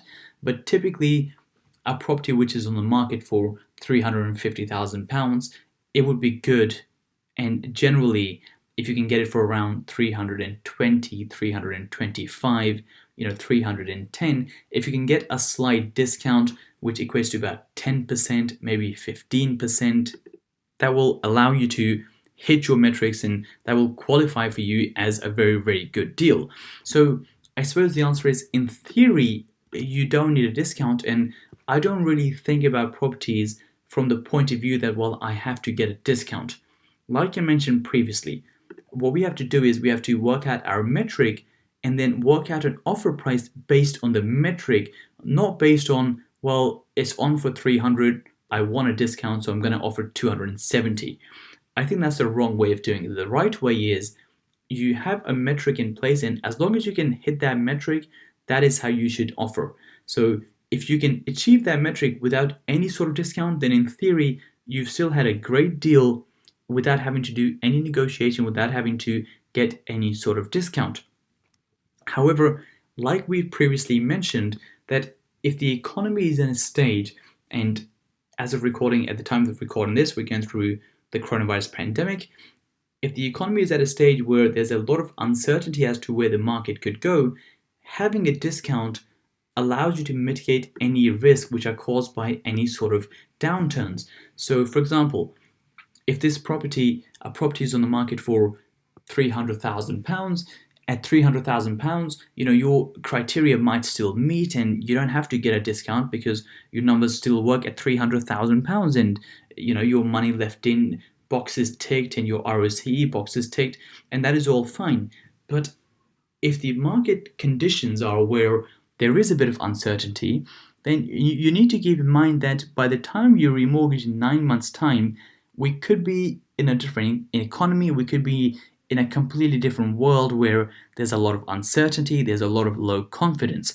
So even if you don't necessarily need a discount to achieve your numbers, if the market is not very certain and the market is, in a recession, the economy is not great, having a discount definitely helps because it mitigates any sort of risk that there might be a potential downfall later on. So to sum up how you calculate offers, what you have to do is you have to really focus on your metrics and try to achieve those metrics. And another thing you can do is make sure your GDV is very, very conservative. So don't inflate your GDV and don't overinflate it in the sense that if all the comparables are suggesting a 2-bedroom flat is worth £400,000, don't think or don't inflate yours to £430,000, £440,000. Try to be as conservative as possible, because if you can achieve your metrics even when you're conservative, if there is an issue with the economy and there is a bit of a downturn, if you've played everything very, very safe and everything very, very conservative, then you should still be able to hit your metrics. Whereas if you've become a bit overconfident and you've inflated some of the numbers just to get a deal over the line, then if there are any issues, that can become very, very costly. So do your deal analysis properly, use conservative figures when you're calculating your end price, choose the metric which works for you, determine the criteria for that metric, how much return you have to make, how much profit do you have to make, and then calculate an offer price based on that metric. And then when you go to offer, reduce it slightly, negotiate, and finally get to that stage where you end up getting the property for the price you want to pay, which meets all the boxes, and you end up getting an amazing. In this section, we're going to be talking about negotiation. Now, one of the reasons negotiation in this particular strategy is very, very important is that it is very, very rare that you come across a property which works at asking price. So for example, let's say you're looking at a property for £300,000, you think it might be worth £400,000. Yes, of course, you've added £100,000 for the value, but in order to achieve the numbers that you're trying to achieve, whether that is a certain profit number, whether that is, a certain percentage return, generally you have to offer something which is below the asking price, and that means you have to negotiate. So negotiation becomes very, very important because, like I said, in most of the cases you will have to try to get a bit of a discount on the current offer price, and that is done through negotiation. Now, the negotiation module is broken up into 3 sections. The first one is, well, why should you negotiate? The second is the importance of the deal flow. And lastly, how should you negotiate your deal so you can end up getting amazing deals and make an amazing return on your investment. So why should you negotiate for your property deals? Now, one of the points we've already covered, which is that typically, whatever the asking price is, in order to achieve the numbers that you're trying to achieve, you will have to get some sort of discount in order to hit those numbers, and therefore negotiation becomes very, very important. But 2 of the other main points are, the first one being money in property is typically, a lot of times made when you buy the property, not necessarily when you sell the property. Now, this doesn't mean that you make all of your money on the purchase, i.e. you don't make all of your money from the discount, but what that means is that, identifying the right type of property to buy, a property which has potential, a property which has a bit of a discount, that is generally where the money is made. So the money is made when you buy the property, when you buy the right type of property. So for example, let's say you have a property which is, genuinely worth £100,000, and you end up buying the property for £70,000. Well, then in that case, you've built in a £30,000 discount, and you've already from day one, you have £30,000 worth of equity in the property. So if you were down the line going to remortgage the property, or you were going to sell the property to someone else, then you've already had that £30,000 buffer built in. So you made money when you bought it. Now also, you've also made money when you bought it because you've identified an opportunity that you're buying a 1-bedroom property which can be turned into a 2-bedroom property. But that is one of the reasons for negotiation, which is that any discount that you can get upfront, that is additional money which you have made. So money is made when you buy. The second point, which is very, very important, is having any sort of discount or negotiating any type of discount protects you from the downsides. So, let's just use the same example again. Let's say you have £100,000 property and it's genuinely worth £100,000. It's not the agent thinks it's worth £100,000 or the landlord thinks it's worth £100,000. You've had comparables, maybe you've had a valuation, and it is genuinely worth £100,000, and you end up buying that property for, let's say, £70,000. So you genuinely have a £30,000 discount. Now, hypothetically speaking, and of course, this is a simplified example, but the numbers would play out in a similar fashion, which is if the market was to drop 20% and all the £100,000 properties are now worth only £80,000, well, you're still okay because you purchased yours for £70,000. So the discount you had up front, it accounts for any sort of potential downturns which could possibly come in the market. Now, right now, at the time of recording this, we're going through the coronavirus pandemic. We had an offer accepted on a property for £337,500, and because of the pandemic, which led to a lot of the uncertainty, for example, what is going to happen to the economy? Is it going to go into a recession? How long is the recession going to be? And as a result of the recession, what is going to be the impact on property prices going forward? Now, we had this property accepted at $337,500, and we renegotiated at that stage because of, uncertainty and, uncertainty in market conditions. And we renegotiated to £303,500. So that is a saving of £34,000. Now that property was, genuinely worth about £350,000. So we had an initial discount from 350 to 337, and then we had a further discount from 337 to 303, which is another £34,000 discounted. So because the reason for that is if you can get a discount up front, so for example, you can get a discount by going from 350 to 303, that means if there is a downturn because of the pandemic or the economy goes into a recession and the prices do tend to fall, then you are safeguarded because you already bought with a discount up front. Whereas if we had bought this at market value and then we look to increase value through a second bedroom, which is fine, and the property will increase in value, if the prices after all of that subsequently drop because of a recession, then it is going to impact my final GDV as well, because of course the economy is not where it previously was. So therefore, if you want to protect yourself from any sort of downturns, negotiation becomes very, very important. So those are some of the main reasons why you should negotiate on your property deals. So in the next section, we're going to talk about how to negotiate, but I think this step here, the importance of deal flow, is possibly even more important than the section on how to negotiate.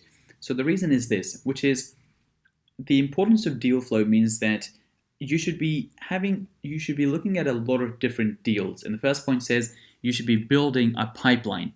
So we've covered this in the deals funnel section. The reason this is important is that if you have a deals pipeline and you have deal flow, i.e. you're looking at a lot of deals, you end up in a situation where you are never really only looking at one deal at a time. Now, you don't want to be in a situation where you're only looking at one deal at one particular time. The reason for that is that if you're only looking at one deal and the agent is putting a bit of pressure on you, saying, there's other offers on the table, there's other people viewing, and, you don't have any other deals on the table, a lot of times people can get very, very emotional. They just want to get their first deal over the line. They just want to get the first deal done. So, everyone has goals and people want to achieve their goals. And so the problem is if you only have one deal, you can get very, very emotional about that one particular deal, and you can start manipulating the data. You can start manipulating the comparables to sort of justify a case as to, why it does work. I think in the early days, this is something, we've been guilty of as well, which is we didn't have enough deals to look at. So when we finally found something which worked, we would cherry pick the comparables just to, make the deal sound better than it was. But that doesn't really help, and it doesn't really get you anywhere. And at the end of the day, you don't end up doing the deal anyway, because at some stage you do realize, well, this isn't that good of a deal. And that is essentially what happens. And so when you're looking at just one deal, you end up overpaying, or you end up getting influenced by the agent who is showing you the property, by especially once they start using tactics like there's other people looking, there's other offers on the table. So that is why it's very, very important to have a deal flow, be looking at 10, 15 properties at one time, ideally, because then if, for example, then you don't become emotional about any one particular property. And therefore, if you have 10 on the table as opposed to one, you think a lot more rationally as opposed to emotionally. If you end up losing one of them, it is not the end of the world, because you still have other 9 to look at. And when it comes to agents, you don't feel as emotional, because this isn't your only chance. You have other deals. And if you watched the previous video about the Warren Buffett pitching story, I think that is the reason you need to have a lot of deal flow, which is just realize that you don't have to invest in every single deal. You can just wait for the right one. There's no penalty for waiting for the right deal. Whereas when you only have one deal and you don't think you're going to get any more deals, and this might be the only opportunity you have, you feel a very, very pressure to pitch. So for example, you feel very, very pressure to hit that pitch, like Warren Buffett mentions in the video previously. However, if you have a lot of deals, you don't feel the pressure that you have to strike on one of those particular deals purely because you have so many others to look at. Now, this might seem like a small point, it might seem like something very, very small, but humans are very, very emotional, especially when it comes to this. So just be very mindful of that when you're looking at comparables, when you're looking at making a deal work, when you're dealing with agents. Just feel that, are you making a rational decision or are you making an emotional decision? When you're looking at comparables, are they genuine comparables, or are they cherry-picked comparables which sort of help the case for the project you're looking at? And as much as possible, you want to be as rational as possible. Treat every deal based on the numbers, not based on how you feel about that particular deal, because that's when it starts to get a bit tricky. So before you start to negotiate deals, make sure you have a lot of different deals that you're looking at, because if you have a lot of deals you're looking at, it will make your negotiation far easier. So how do you negotiate on these property deals? Now, the first thing you can do is find out the vendor situation. Now, we've covered this previously in the deals funnel section. Based on the vendor situation, you can work out if you have the possibility to negotiate or if you don't have the possibility to negotiate. And like we previously said, it is not always foolproof, because every vendor situation is different and you never quite know, but there are some indications which tell you which vendors are more likely to negotiate as opposed to other ones. So the first thing to do would be work out what the vendor situation is and see if there is a possibility for negotiation. The second thing you can do is you can use the property log tool, which we have previously covered, to work out have there been recent price drops for that particular property. Now, if that particular property has had quite a few price drops in the last couple of months, then the vendor is pretty motivated, hence they keep dropping the price in order to increase the demand or increase the awareness or increase the number of viewings, because, well, they want to sell. If the property has been on the market for months and months and months and the price hasn't changed at all, then you can kind of tell and you kind of get the impression that the person isn't that motivated, because if they were pretty motivated, they would have started to drop the price slightly in order to increase the interest. So now, like we say, the change suggests that there is urgency, that the person wants to sell, he wants to move on, he wants to get rid of the property. So that will again give you some sort of indication as to, well, can you negotiate or can you not negotiate? So these 2 points here, point number 1 and point number 2, give you an idea of the situation. Now we come on to, well, how do you actually negotiate? One of the most important things with negotiation you have to remember is that if the property is listed for £300,000 or £400,000, And let's just use £400,000 as the example. If you're going to offer 350, 340, whatever your offer is, you have to provide some sort of justification to the agent as to why you're making that particular offer. If you don't have any sort of justification, they think you're just lowballing, you're wasting their time, and they might be reluctant to show you more properties in the future. So there has to be some rationale as to why you're offering a lower price, and that rationale could be as simple as, well, like I had mentioned before, during the time of this recording, we're going through the coronavirus pandemic, and one of the rationales could be, well, you have a lot of concerns about the economy, you're a buy-to-let investor, and of course you're looking at this as an investment. So from an investment point of view, if the market is going to drop and if the economy is going into a recession, then that is going to take an impact on future prices, and that could be your rationale for the lower offer. Now, another rationale you can have is that, well, for example, once your solicitor has the property and your solicitor goes through the reports, have they identified any types of issues? So, for example, when we purchased one of our properties in Battersea Park, the solicitor found out that there was a right to buy restriction on the property. That means that anyone who was buying that property, i.e. us at the time, we will not be able to sell that property to anyone else for the next 5 years because it had a 5-year restriction. So therefore, we were buying a property which had a 5-year restriction that we could not sell it to someone else. And now that gives us negotiation power because we know that because of this restriction, there's not that many lenders in the market and there won't be as many people interested in buying that particular property. So look through your report and ask your solicitor, are there any restrictions you should be aware of? And by the way, with certain restrictions, maybe you don't even go ahead with the deal at all. With some of the more minor restrictions, you can get away with it, but if you have a big issue with the lease, I'm suggesting you maybe don't even go through with it at all rather than negotiating. But that is a separate point altogether. For the purpose of this lecture and for the purpose of negotiation, what you're trying to do is you're trying to find any sort of issues, any sort of restrictions, any sort of caveats which build a case for why you are negotiating and why you're offering a lower price. So that is something you have to do. If you don't have a particular issue with the property, if the market seems to be okay and you can't use that as a justification, the other thing you can use as a justification is you can say to the agent, well, what do you think this property is going to be worth once I've renovated it and once I've added the second bedroom, so it is now a 2-bedroom property.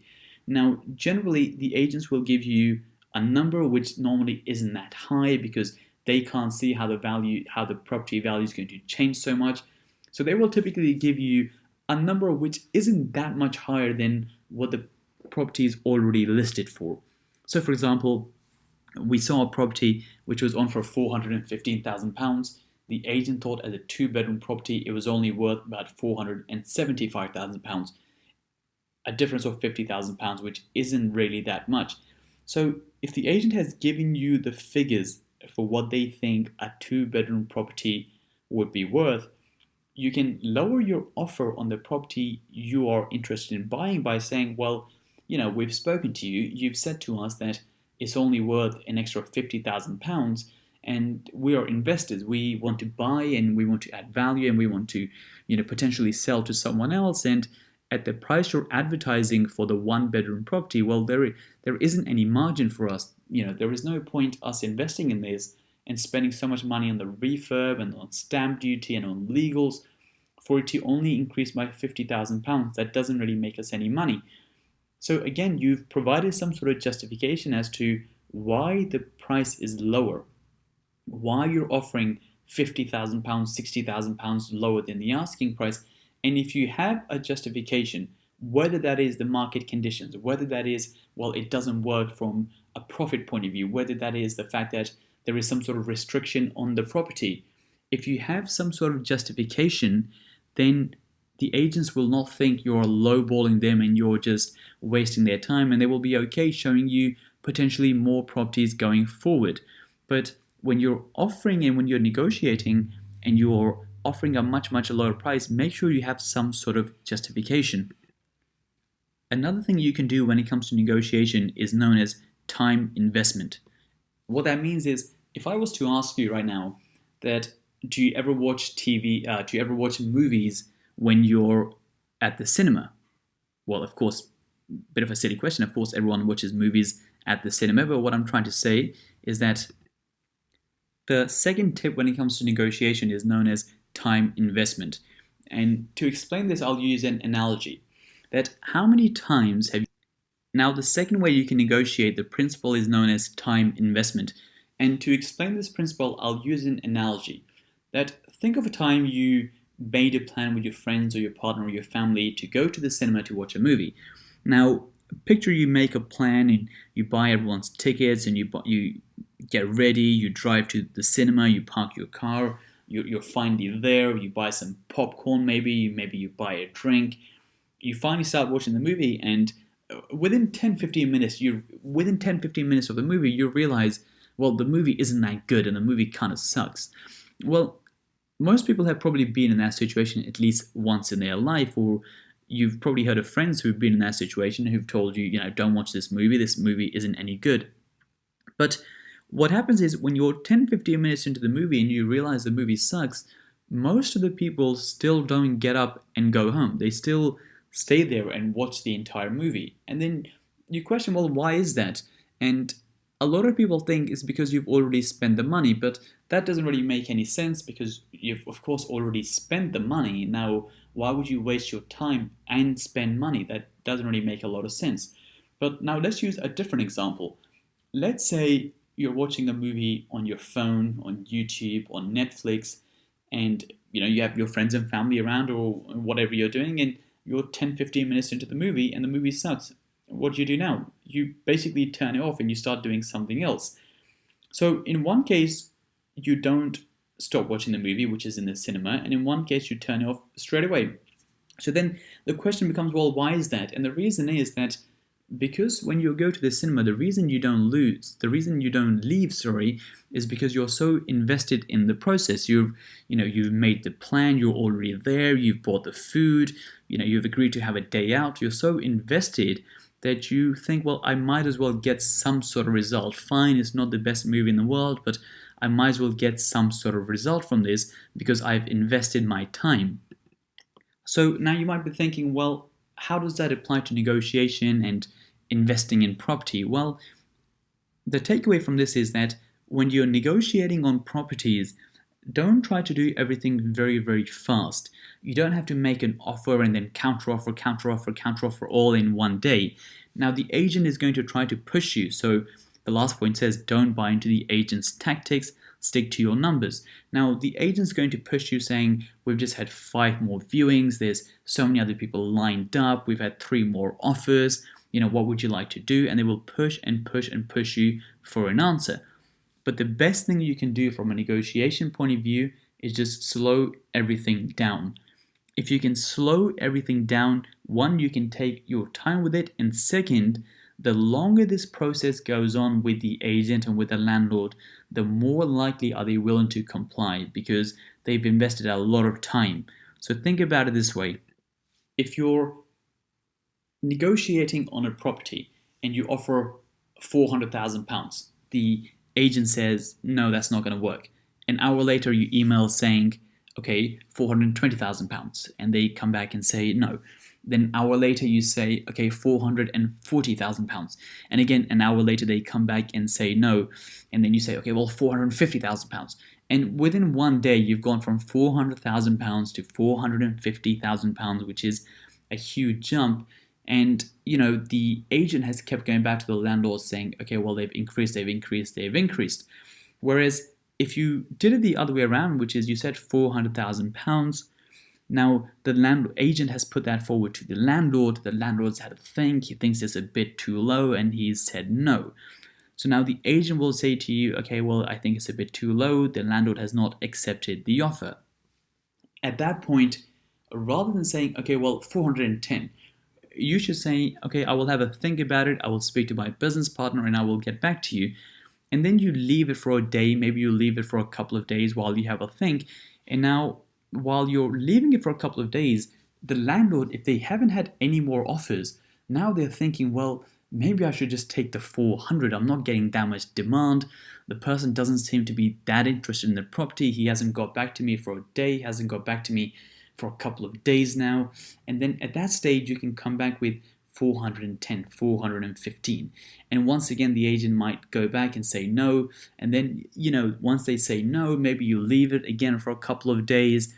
And this time you don't go back and you don't say to the landlord 430, you don't increase it. This time around you can say, okay, well, what sort of middle ground can we work out? Can you speak to the landlord? What are they willing to accept? Rather than jumping to the next stage of the offer. And all you're doing here is you're getting the landlord and you're getting the agent more and more invested in the process. So rather than doing the whole negotiation in one day, you're almost dragging this out for a week, maybe even for 10 days. The landlord's, constantly anticipating the next offer. If he's worried about selling, if he's not sure if there's other people who are going to buy, no one likes to wait with the uncertainty of not knowing what is going to happen.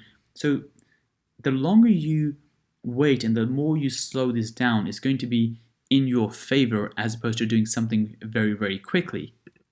If you seem like you're not that keen and it doesn't matter to you that if you don't get this one, you'll simply just move on to the next one, you won't seem desperate. And if you don't seem desperate, the landlord or the agent is going to be more willing to accept your lower offer than a case where you keep increasing your offer every half an hour.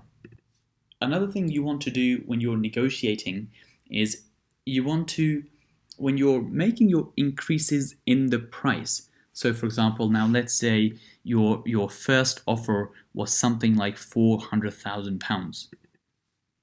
So 400,000 is your first offer. Now, if that offer is rejected, let's say your next offer is £425,000. So that is an increase of 25,000. If that offer was then rejected again, your next offer should be £435,000. I'm not saying exactly this, but what you're doing is the increments, you're dropping the increments every single time. So that is from 400 to 425. That is an increment of 25,000. This is an increment of only 10,000. Next time you would go to 440. That is an increment of £5,000. Now, if you're listening to this and I was to ask you what you think my next offer will be or what you think my maximum offer will be, it's going to be generally around the 450 mark, because every single time I make a new offer is getting smaller and smaller and smaller. And so therefore, subconsciously, I'm getting close to my final offer price. Whereas if I had 400 initially, and my next offer was 425, let's say, and then it was 450, and then it was 475. What do you think the next offer will be? Well, you would guess 500, because every single time I'm increasing in 25s, and because I keep increasing in 25s, the landlord knows I had more money. Whereas in this situation, where the increments are getting lower and lower and lower, the gaps are getting smaller and smaller and smaller, it subconsciously sends the signal that the person is getting close to their asking price. There's not that much more they can do. So be very, very mindful of, if you're going to increase your offer, then you keep dropping the increments every single time you increase. Because when you start doing that, the agent knows you're getting very, very close to your offer price, and the landlord also knows the same situation. So to sum up the section on negotiation, first you have to work out, well, what is the landlord's situation based on what the agent has told you? Are they keen on selling based on, well, have there been a lot of changes to the prices? Are they urgent? Once you have identified the situation, you can then move on to, well, what is the justification for why you're offering a lower price? Is there an issue? Are there any sort of mortgage issues because of the lease? Has the solicitor told you about any issues? Are there concerns about the economy? Are there concerns, well, the agent has said it's not going to be worth that much more as a 2-bedroom property, and therefore you have discounted. Once you have a reason and once you have calculated your offer, you make your offer and you slow down the negotiation period. The slower the negotiation period, the more beneficial it is for you, especially if the landlord is motivated, if they're keen, and if they believe that you might pull out, they will be more likely to accept a lower offer. So do not seem keen, take your time, and do not buy into the agent's tactics. And last but not least, when you're dropping your price, when you're increasing your price, drop the increments every single time, and that will give the subconscious feel that you're arriving at your offer. And most importantly, when it comes to all of this, the most important thing is having a deal flow. Because if you do not have a lot of deals and you only have one deal that you're looking at one particular time, when it comes to especially this point here about time investment, and you're trying to delay the deal, you will also start to feel very, very anxious, because you will feel, well, I've only got one deal on the table, I really want to get the deal done, and you might become a bit emotionally tied to that one particular deal. So now you're in the same situation as a vendor, technically, because they're pretty keen to get it done, you're also pretty keen to get it done, and that is the last thing you want to do when it comes to investment. You shouldn't be keen to get it over the line. You should judge it on its merits and just recognize that slowing down the process is going to be beneficial for you. And you will only feel comfortable in slowing down the process once you have a lot of deal flow, because then you won't be worried, well, what if someone else takes my deal? What if someone else comes along?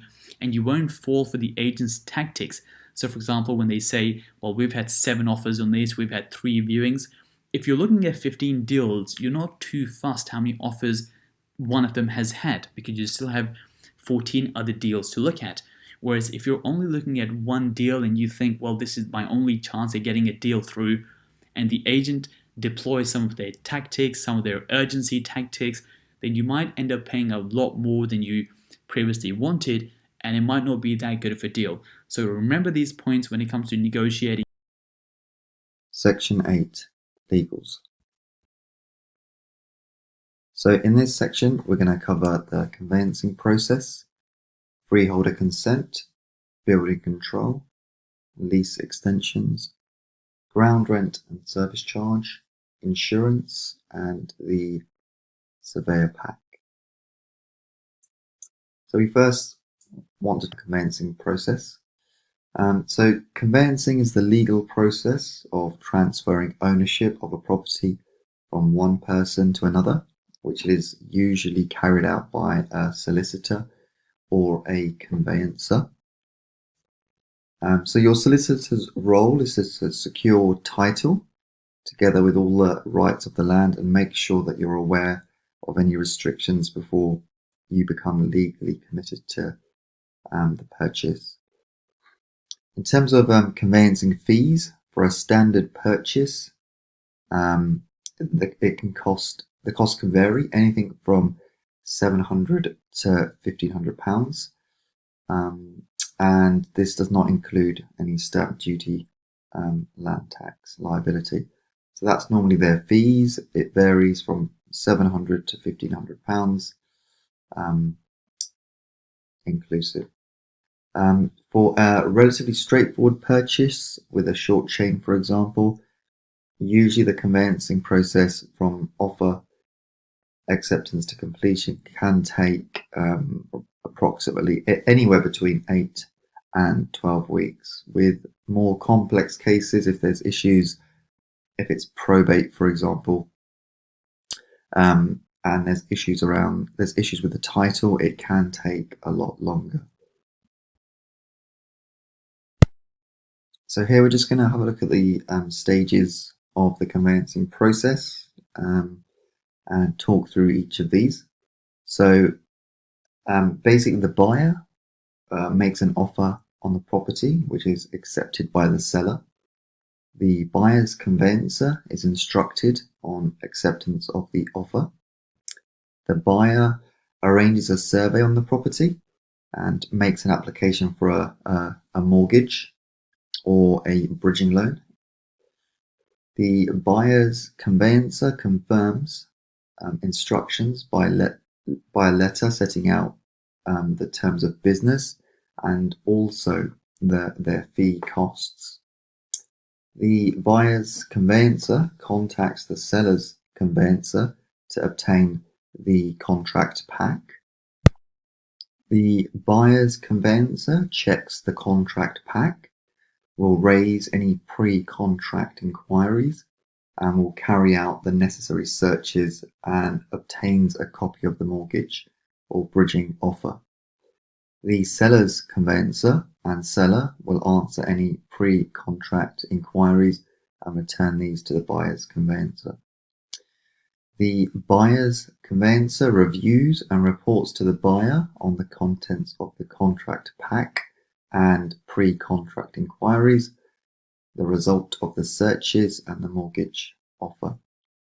The buyer then considers this report and raises any questions on anything that is unclear. When the buyer is happy to proceed, arrangements are made for the deposit to be paid to the buyer's conveyancer in readiness for exchange of contracts. The seller and buyer agree on a completion date and contracts are formally exchanged, meaning both parties are legally committed to the transaction. The buyer's conveyancer prepares a draft transfer deed and completion information form and sends these to the seller's conveyancer for completion. The seller's solicitor approves the draft transfer deed and a final copy is made. This may need to be signed by the buyer before being sent to the seller's solicitor for signature by the seller in readiness for completion. So the buyer's conveyancer will prepare a completion statement, carries out any pre-completion searches and applies to the buyer's mortgager or bridging lender for the loan. On completion, the buyer vacates the property by the agreed time and the buyer's conveyancer sends out the proceeds of sale to the seller's conveyancer. The seller's conveyancer releases the keys to the estate agent and sends the title deeds and the transfer deed to the buyer's conveyancer, together with an undertaking to repay any existing mortgage. The buyer's conveyancer sends the stamp duty payable to HMRC, receives the title deeds, transfer deed, and proof that the seller has paid the outstanding mortgage on the property. The buyer's conveyancer registers the property in the name of the buyer at Land Registry. The buyer receives a copy of the registered title from the Land Registry and any documents required by the mortgage or bridging lender to be retained by them are sent on by the buyer's solicitor. So really, that's an overview of the conveyancing process. The key to understanding the process is really to find the best possible solicitor you can. They are the experts and they can make a massive difference to your property buying process and the experience. So you want to be clear up front with your solicitor about timelines. So clear timelines about key deliverables. So what they will send you and when, and what you need to provide and by when. We also want to be sure about the cost. So the cost of conveyancing in relation to the bridge and then the refinance onto the buy-to-let mortgage. You also want to have a look at the experience of the conveyancer and just make sure that you use a solicitor that has had experience with bridging before and they understand what you are trying to achieve. So a lot of solicitors will say, yes, that's fine, but you want to make sure that they have had experience when dealing with bridging, just because it will make your life so much more easier, having someone that's a lot more experienced and able to answer questions. So just some points regarding good versus bad conveyancers. Hopefully this helps when you retain this in the back of your mind when looking at different solicitors. So on the good side, they complete the work quickly and efficiently. They're proactive, ensuring that your property transaction completes. They help you negotiate with other parties where needed. They carry professional indemnity insurance of at least 1 million, and they should be registered with either the Law Society or the Council of Licensed Conveyancers. They should be on your lender's panel of approved solicitors. Some of the bad things: takes longer than initially agreed to complete the work, fails to return your calls or emails in a timely fashion, fails to raise any potential issues and concerns, causes you more stress, and fails to explain complex issues in simple English. Now, in our experience, a good conveyancer will have a direct dial number and an email, rather than having someone in between. So the last thing you want to do is be calling a secretary or sending an email to an assistant who further sends it on to your solicitor. You really want to be able to speak to these people on the phone or over email directly if possible.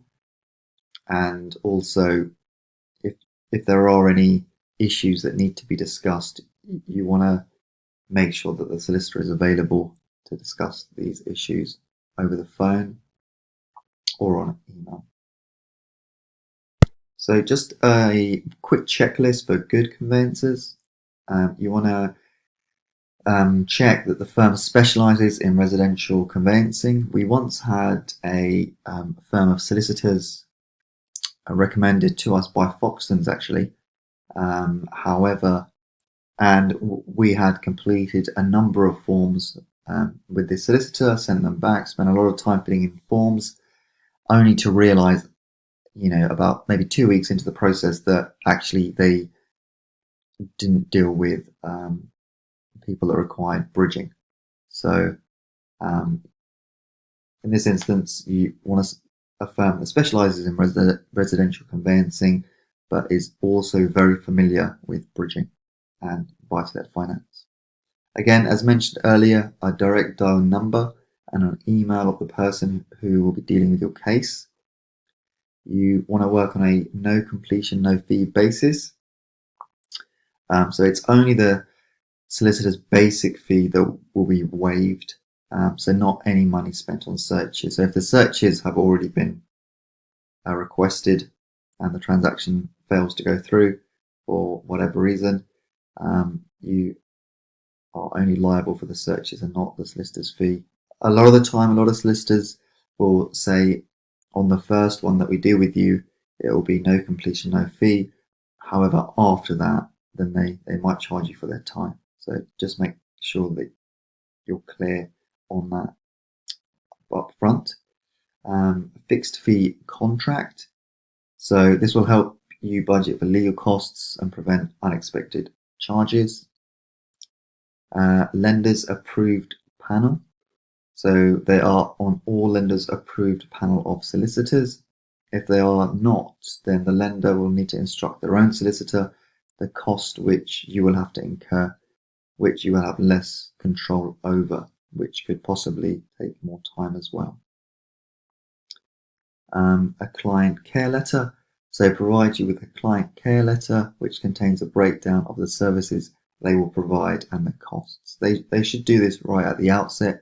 So you'll receive a letter and they'll request information of you, such as proof of address, verifying your identity, maybe a passport or driving license, and also they'll have their terms of business and they'll set out the fee for the project that you're looking at.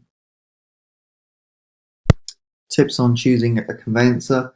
So don't consider just the price. Price is a consideration, but it should be one of the last considerations you make.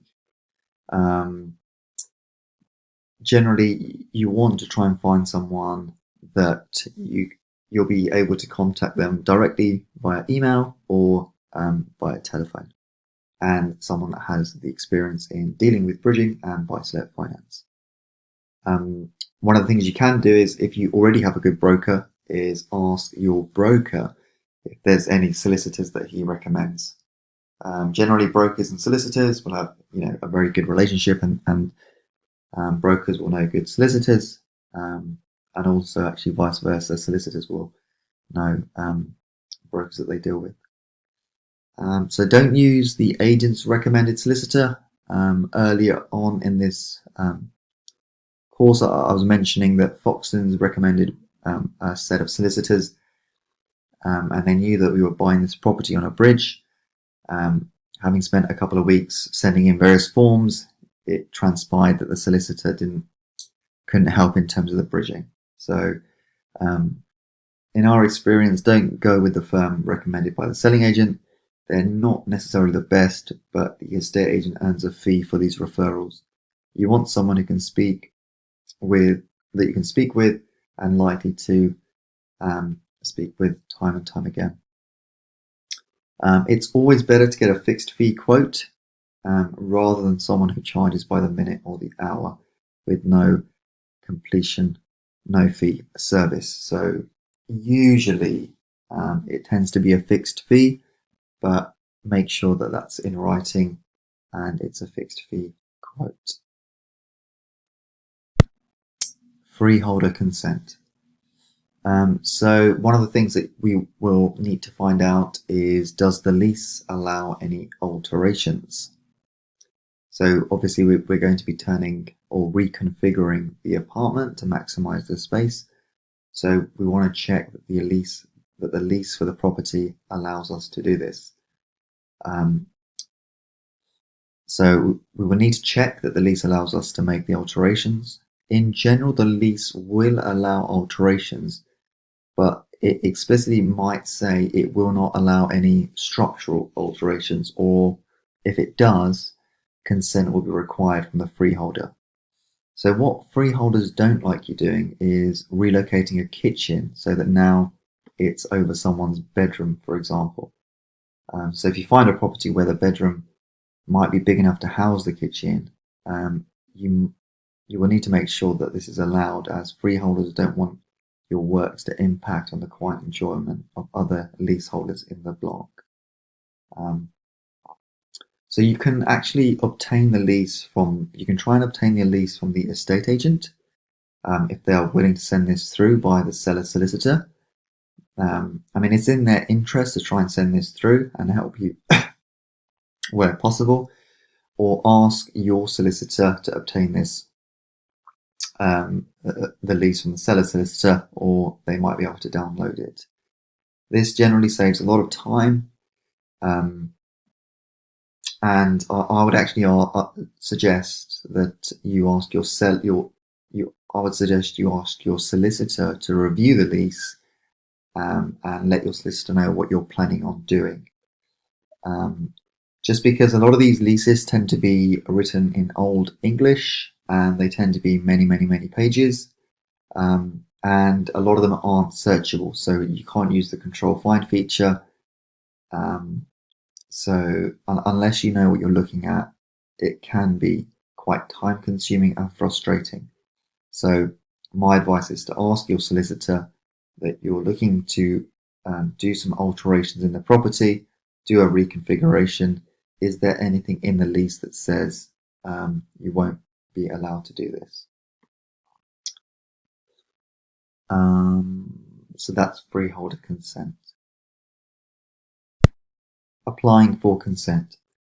So applying for consent is a relatively straightforward process, and you want to be sure that you'll be given that consent prior to exchanging on the property. Otherwise, you run the risk of buying a property that you will not be able to get consent for the works that you plan to do. You will be asked by the buy-to-let lender for the freeholder consent when you remortgage the property onto a buy-to-let. And also, if you decide to sell the property later on, you'll be asked for consent from the buyer solicitor. So the process varies depending on whether you are buying an ex-council flat or a private flat. but in both instances, you will need to contact the freeholder to obtain consent. Applying for consent for council properties. So this is just an overview of the process. So you will want to find out which council your property is in by entering the postcode into the following website. So if you go on to www.gov.uk find /council local/council. I'll show you this on screen as well shortly. The website will then show you the relevant council.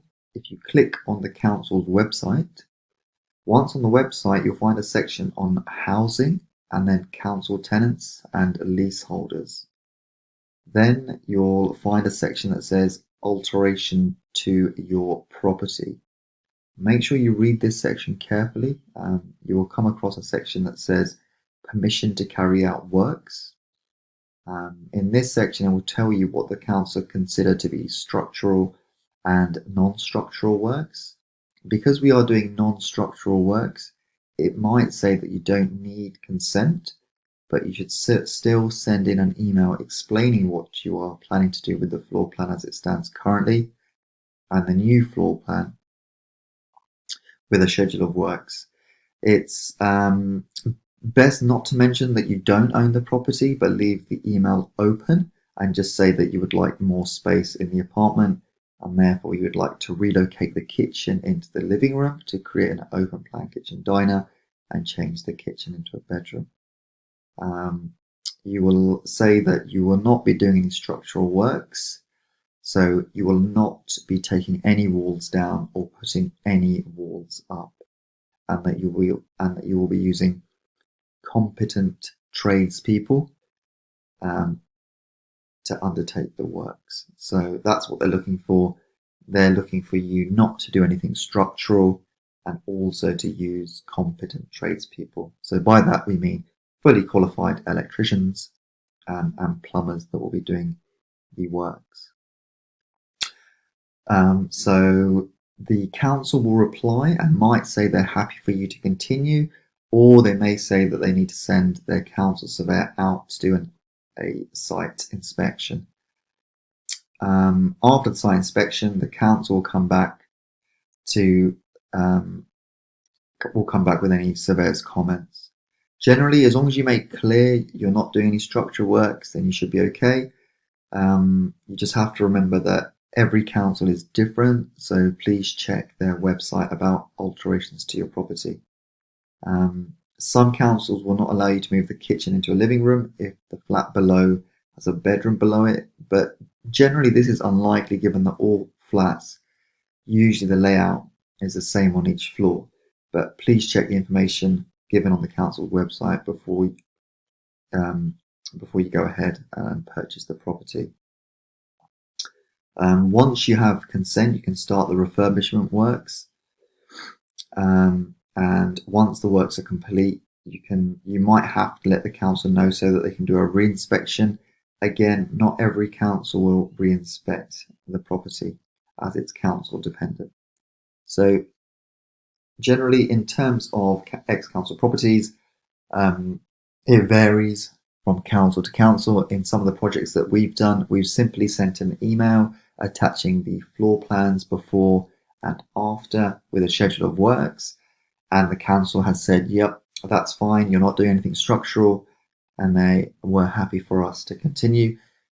In other projects that we've done, for example, in London Bridge, the Southwark Council is a bit more strict, so you make an application, they send out a council surveyor to have a look at the property first.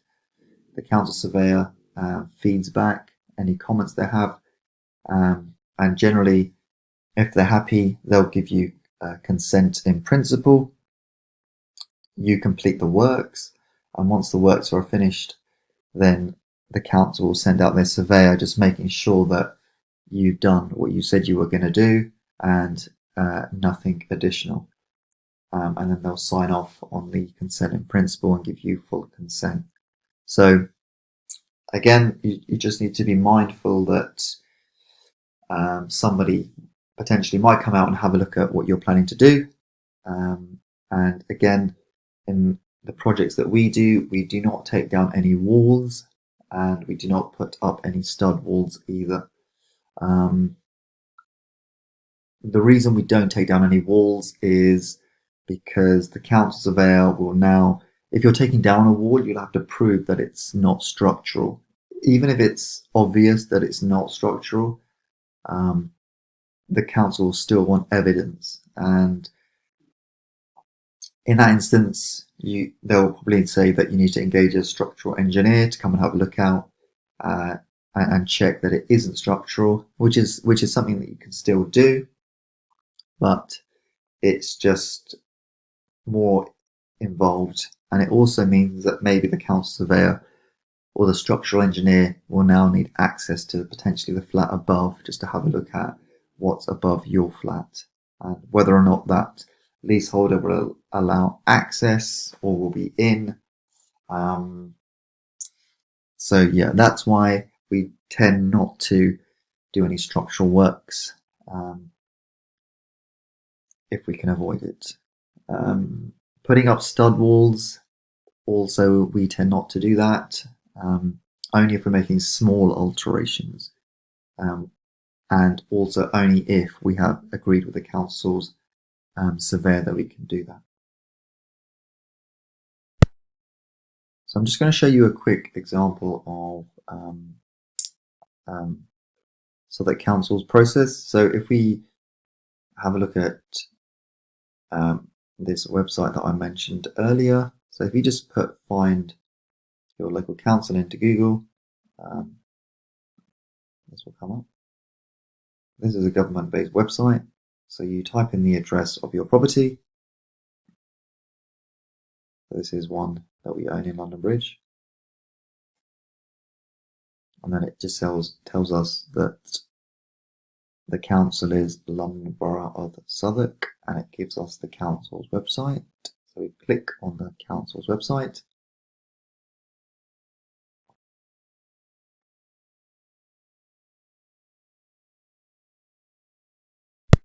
So now we're on Southwark Council's website. So we can have a look if we can see anything. So if we go to all services, scroll down, we're looking for housing or homeowners. Let's try housing. Homeowner services.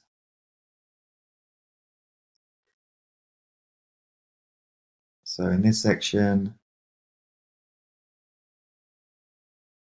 service charges, services for homeowners, major work costs, making alterations to your home. That's what we're interested in.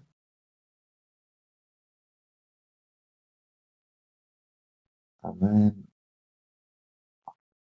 so making alterations to your home. If you're a Southwark Council leaseholder or freeholder, you'll need to seek permission for certain alterations as per the terms of your lease. So this is one of the reasons you really want to check your lease first. So before you've exchanged on the property, once you've seen something that you think works from a 1 into 2 perspective, make sure you get your solicitor to get the lease first. And ask your solicitor if they can have a quick look at the lease to see if it allows you to make the alterations. Generally, the leases, it will allow you to make these alterations, but it was to say that you will need permission from the freeholder. So this is in addition to any planning and or building control approval that might be required. Please seek advice before undertaking alterations. Completing alterations without obtaining consent may result in you having to reinstate the work and be subject to breach of lease proceedings.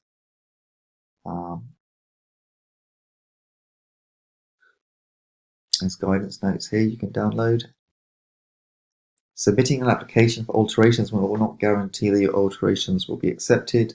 Should your alterations not be accepted, your application will be declined and your application fee will be non-refundable. In assessing your application, we'll consider the following: the building structure, fire safety regulations, the council's current, future repair and maintenance obligations, other residents in the building. And then it gives you a section to request permission to alter.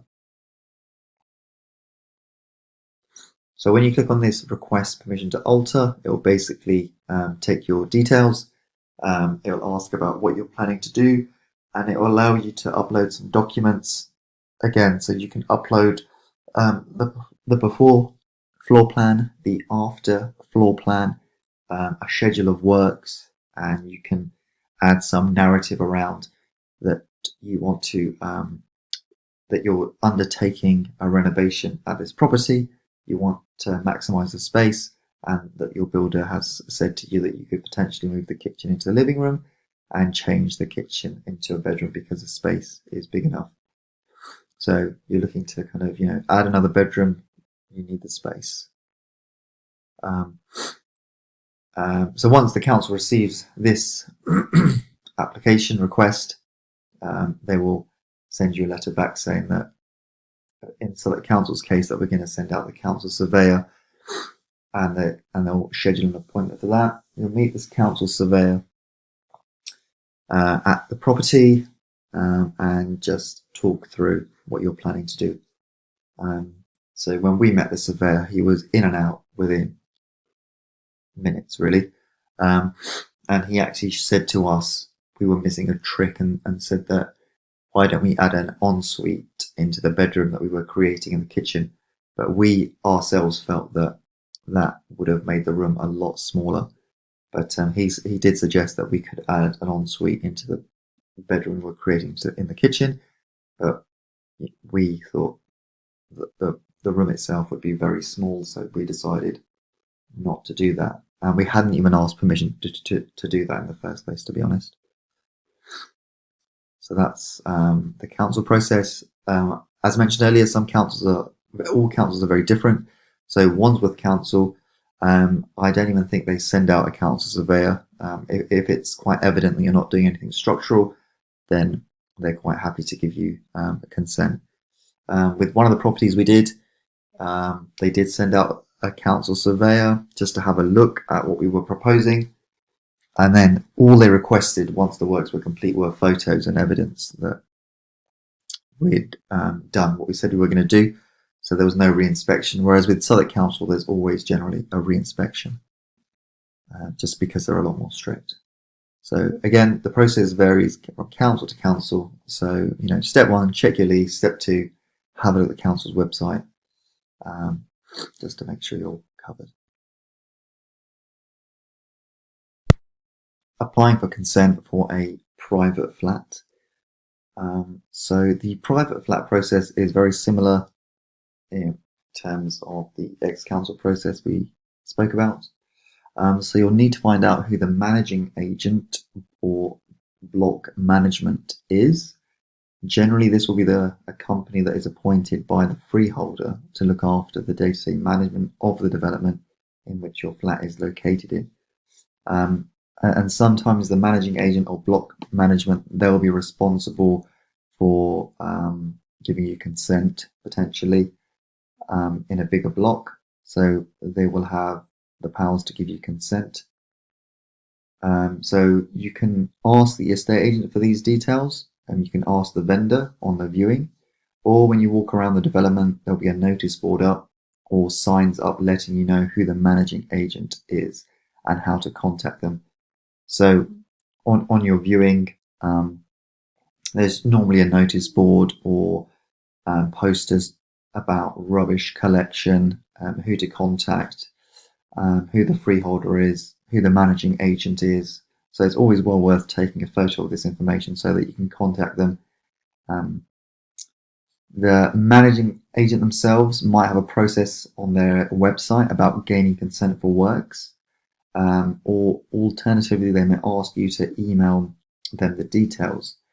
You can say again that you're looking to refurbish the property, which is tired and dated, and looking to maximize the use of the space, and that your builder has recommended that you move the kitchen into the living room to create an open plan kitchen diner and turn the kitchen into a bedroom, as you're looking for the extra bedroom, extra space.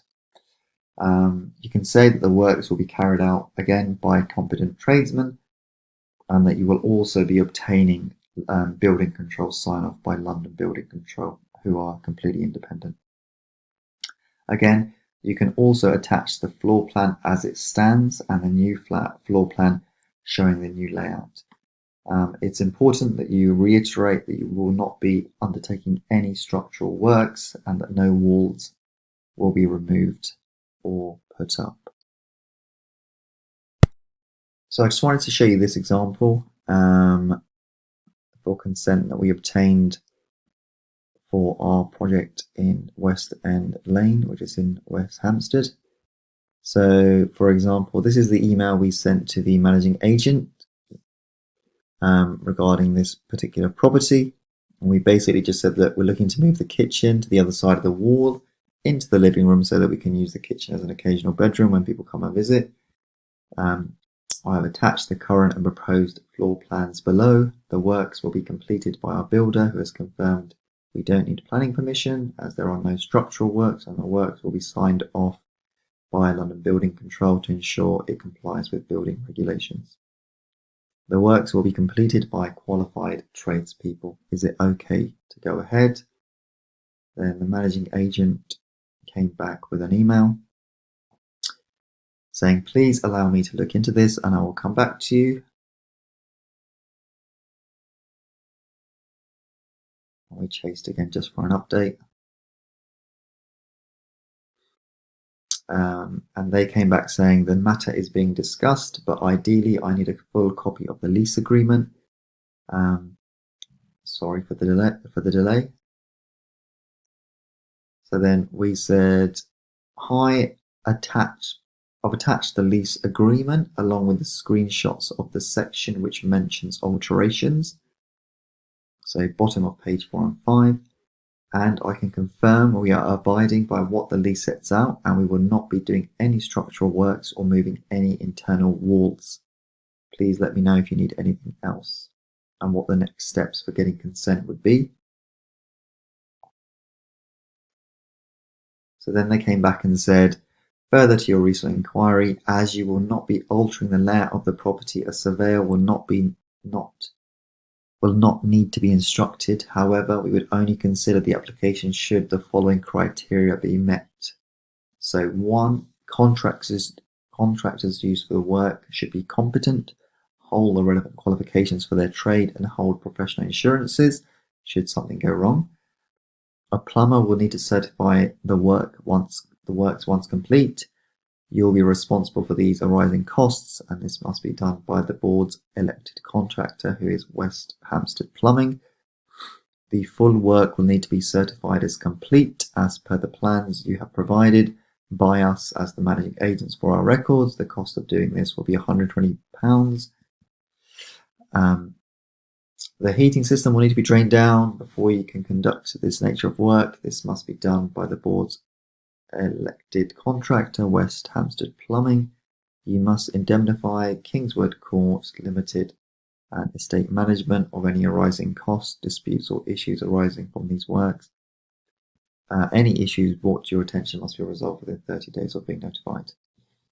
So in essence, they came back and said, yep, that's fine as long as you meet these criteria, which we did. So we contacted West and Hampstead Plumbing. We let them know what we were planning.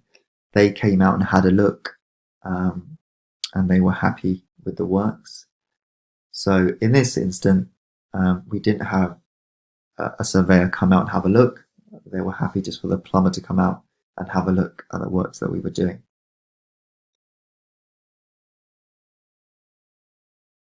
So, and then we just went back to saying, okay, so is it okay for us to proceed? And they came back saying we have no issue with you proceeding on the basis we've explained. So that's just showing you the process for a private flat. It was actually a lot easier than the council, yeah, it was just simply just a case of obtaining the lease, reading the lease, and finding out what the requirements were in relation of making these alterations, and then sending that lease stating what alterations we were making and making sure that it was compliant with the lease. So it was relatively straightforward process, and they didn't actually charge us anything apart from the £120 which they'll charge us at the end. So again, relatively straightforward process that you can do, and we did this before the purchase of the property just to make sure that we were going to get consent. So you don't really want to do this after the purchase, just in case you don't get consent. There shouldn't be any reason why you don't, but it's better to have that security up front.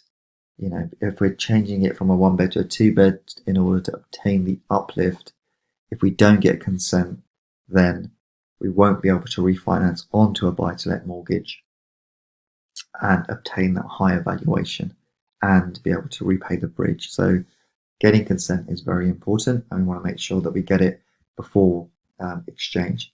Sometimes it's very difficult to obtain consent before, because some freeholders or the council might say that, well, you actually have to be the leaseholder in order to make the application for consent. In that instance, you can ask the current leaseholder to make the application, saying to them that you'll reimburse them any costs. So that's one way around that. And once they get the consent, then you know that there's no reason why they won't give you the consent, or you can use the same consent, because that consent is normally valid for 12 months. So there are various ways just to make sure. So one is, you know, try and approach the council or the freeholder or the managing agent yourself. It's best not to say that you're looking to purchase the properties. It's best just to leave it open that you want to make alterations to a property. And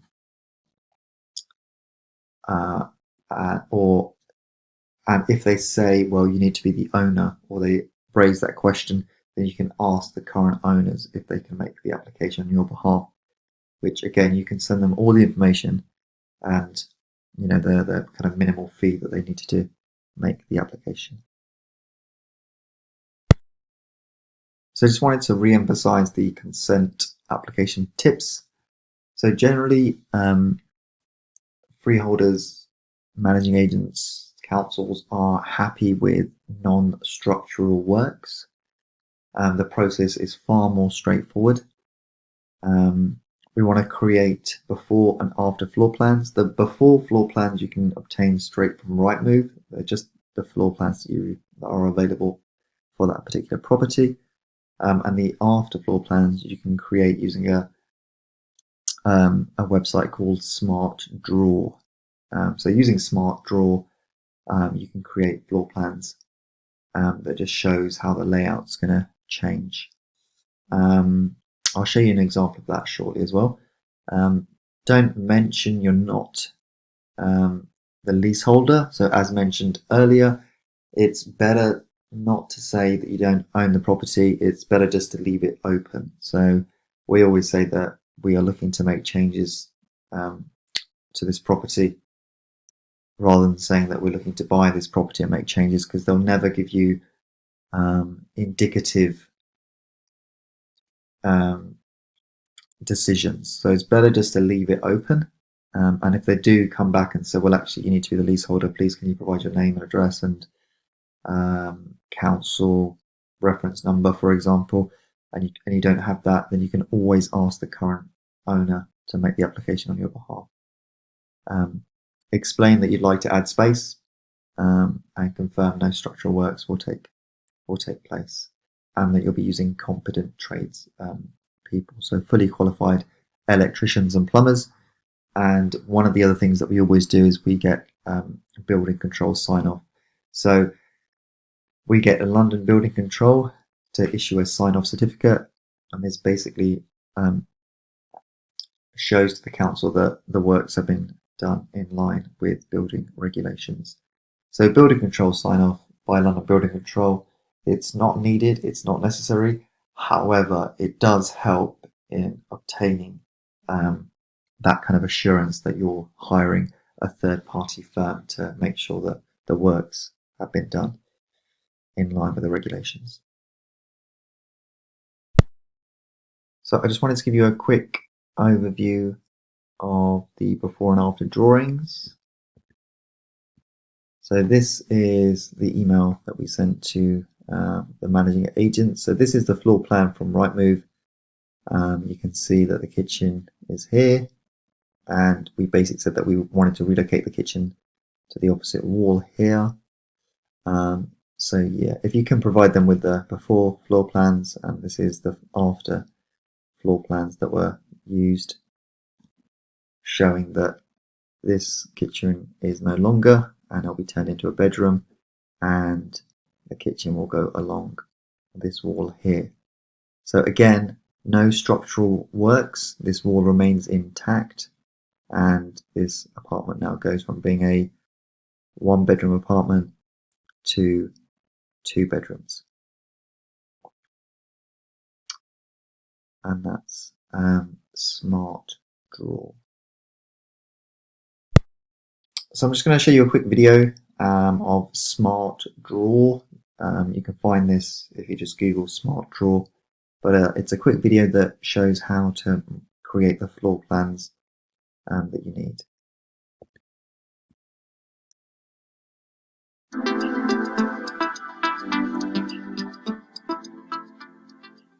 Mapping out a floor plan may seem like a complicated process requiring specialized software specific to this need. However, creating floor plans is yet another task that you can accomplish quickly and easily with SmartDraw. To get started, click on the Floor Plans icon from the list of popular templates. There is a huge assortment of room outlines and examples to choose from, categorized by commercial options like office layouts and warehouse plans, and by residential options like kitchen and living room layouts. Just choose the one that fits your needs and build from there. We'll choose Custom Floor Plan to start from scratch. All of the tools you need to create the floor plan are here in the Smart panel. Select the Add Wall tool and click once in the work area to begin the wall and once more to complete it. Continue adding more walls to create a closed room. This circle will appear at the end of a wall to help you connect it accurately. An anchor will appear if you're connecting adjacently to another wall. Select the Add Wall tool to turn off the Wall tool. The dimensions of your objects are shown by default. You can hide these by clicking off that option here. Measurements are for the interior of a room or building by default. To change this, select the room and click on the Design tab up here in the ribbon. If you click on Dimensions, you'll find an option to switch to an exterior measurement of your walls. A very handy option. You can even adjust by fractions of an inch for greater precision. To adjust your dimensions, click on the dimension value and type in your desired measurement. Or you can just drag a wall to make a room bigger or smaller, and adjacent walls stay lined up perfectly. Many rooms are not simple rectangles but have corners and nooks. To add something like this, click on Add Corner and then click where you want it to go, and a corner pops into place. Add another corner here, pull the space to your desired size, and you now have an alcove. You can just as easily add a wall opening by selecting Add Wall Opening and clicking where you want it to go, and adjusting it to the size that you want. If you right-click on a wall, you'll find many options for altering it, like changing the shape of the wall. Add doors and windows by simply dragging them to where you need them to go, and they link neatly to the walls. From a vast array of libraries, you can easily add furnishings, appliances, and hundreds of other symbols. Just drag and drop them to where you want them to go in the room. Resize, rotate, or move it around as you need to, or type in the dimensions that you want. If you move the room around, everything within it stays in place. If you add a room to a house or building, it snaps into place and the walls overlap seamlessly. The Measure Distance and Measure Area tools let you make measurements simply by clicking and dragging. As you make these measurements, the outlines stay there for you to use as a reference in your layout. Just select them and hit Delete if you want to remove them. You can draw using any scale selected from the standard architectural, civil engineering, mechanical engineering, and metric scales. You can also define your own scale if it is not among the standard scales offered. You can change the scale of any drawing at any time. You don't have to choose this before you start drawing. You can also add a scale-independent annotation layer. Add the scale, author, and other information about the diagram, just like you would in the page view in a traditional CAD program. This annotation layer automatically adjusts its size and position as the drawing area or paper size changes. You can build your diagram the same way on the desktop or entirely online using SmartDraw Cloud. They interact seamlessly. On the desktop, just click one of these icons to send your visual directly to email or other Office programs. In SmartDraw Cloud, you can send a link for coworkers to access your file online, or save it to one of these popular file hosting services and share it with them that way. Between the dozens of great-looking examples and templates, hundreds of library symbols at your disposal, and the intuitive tools in the Smart Panel, you'll be creating detailed, professional-looking floor plans in no time with SmartDraw.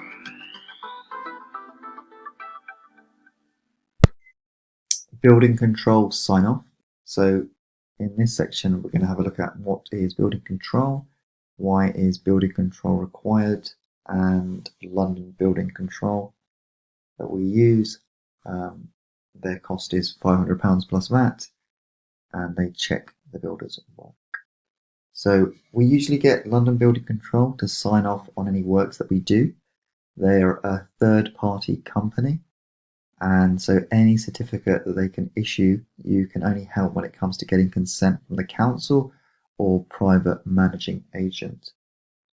The certificate usually costs about £500 plus VAT, and London Building Control will inspect the property during the start of the refurbishment, at the end, and they will issue a certificate as long as they are happy with the works, as long as the works comply with building regulations. So this is a good way to check that your builder has completed the work to the required standard, and gives you additional assurances which you can also use as evidence should anyone else ask whether or not the works were completed to building regulation standards, such as mortgage lenders on any refinance or sale, or the council or private managing agents. So their website is londonbuildingcontrol.co.uk, and you can click on their fees and inquiries section to find out what their fee will be to provide a certificate. We usually get charged £500 plus VAT, but it's always a good idea just to get a quote. It's a relatively simple form to fill in, and at the bottom it will say attach plans if there are available, and there you can attach the floor plans that you've received from Rightmove, and also submit the altered floor plans that you've created from, say, SmartDraw. Once you have the fee, you can complete the application form. The completed form will need to be printed, signed and dated, and then sent back via email or post. The application form will be processed, and then the initial notice will be served to the local authority building control. You will have to allow 5 days for the local authority to accept the notice before you are able to commence works on site. You'll be given the details of the surveyor who you will need to who will conduct the viewings, and so you should contact him to allow him access. You can let your builder deal with London Building Control and the surveyor, as long as he follows up and makes sure that he does. With our builder, for example, we CC London Building Control. We send them an email to our allocated surveyor. We CC in our builder and ask our builder to arrange a time that's convenient for everyone. So I just wanted to show you the London Building Control website. So if you go into Google and type in London Building Control, they're the first. So this is London Building Control's website. If you scroll down and type on and click on, fee quotation. So here you can make an inquiry in relation to the fee. As I say, we normally pay £500 plus VAT, but potentially, they might charge you less. So it's always good just to get a quote because it's not on their website. So here just asks for name, telephone number, email address, proposed works. So here we would say that we're reconfiguring an apartment, going from a 1-bed to a 2-bed, with no structural works to take place.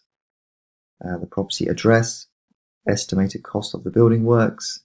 So, for example, our refurbishments cost anywhere between £23,000 and £26,000, and here we'll attach the floor plans from Rightmove, the new floor plans from SmartDraw, and maybe even a schedule of works, and then submit. So they'll come back to you with what the fee is, and then what you can do is, at that stage, you can submit an application form. So this is what an application form looks like, and I'll show you a completed one that I sent, just so that you know in terms of wordings what to put. So let me show you that one. So this is a completed building control application form that we completed for our project in West End Lane. So it asks for the site address, the description of the works. So we put internal reconfiguration of a 1-bedroom apartment to create a 2-bedroom apartment, current kitchen turned into a bedroom and kitchen replaced, relocated into living room to create an open plan kitchen diner. No structural works to take place, no walls will be removed or put up. Section C, it's a flat, the number of stories, estimated cost of works, £25,000, the local authority, who's going to be carrying out these works, my details, our builder's details, invoicing, the fee, and do you have planning approval? No, because we don't need it. And then just my signature and my contact details, and that's it. So the form is relatively straightforward, very easy, and you submit that, and they'll confirm that they've received that, and they'll serve the local authority an initial notice, and then you'll have to wait 5 days before you can start works. And then once they send you confirmation, they'll give you the London Building Control surveyor who will conduct the inspection. So again, he'll inspect once at the beginning of the project and once at the end. So again, they give you the assurance that if ever anyone asks whether or not your project was completed in line with building regulations, you can say that, well, you had a third-party London Building Control come out and inspect the works, and they will only sign off as long as the work has been completed and is compliant. They will also ask for things like, a gas safety certificate and also an electrical installation certificate from your builder, just verifying that these have been installed by competent tradespeople. So building control application tips. Again, we mentioned this earlier. We just want to make sure that the description of the works state that it's non-structural, and it's really helpful if we can provide the floor plans before and after. Sometimes it's quite hard just to visualize. I mean, we get a lot of questions actually from people that say, well, how are you going to turn a 1-bed into a 2-bedroom apartment? And a lot of the time people think that you are taking down walls or putting up walls or making one room that has 2 windows into 2 smaller rooms with a stud wall, but that's not the case. So yeah, make sure you can make the description as succinct as possible, and provide the floor plans just so it's more visual.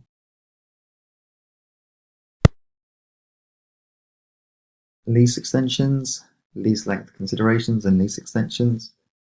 So one of the things that we want to talk about here is lease length considerations. So generally anything that's less than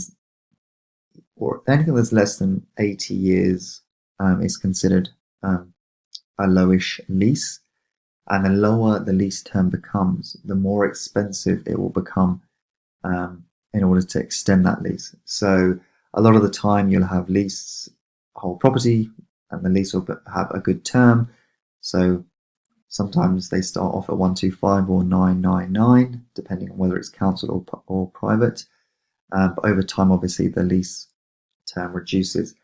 Now, with the one in West End Lane, that was approaching 80 years, and the current owner got a quote from the freeholder about extending the lease to its original term, and they said that it would cost roughly £10,000. So we decided that we would do a lease extension because when it comes to revaluing that property refinancing that property onto a buy-to-let mortgage, we can provide that we've added value. So how have we added value?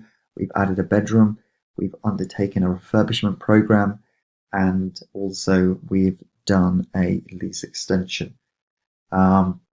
So you just also want to be very wary of the lease extension costs and in which part of London. So sometimes you'll see apartments that are really cheap, and the reason is because the lease term is very small.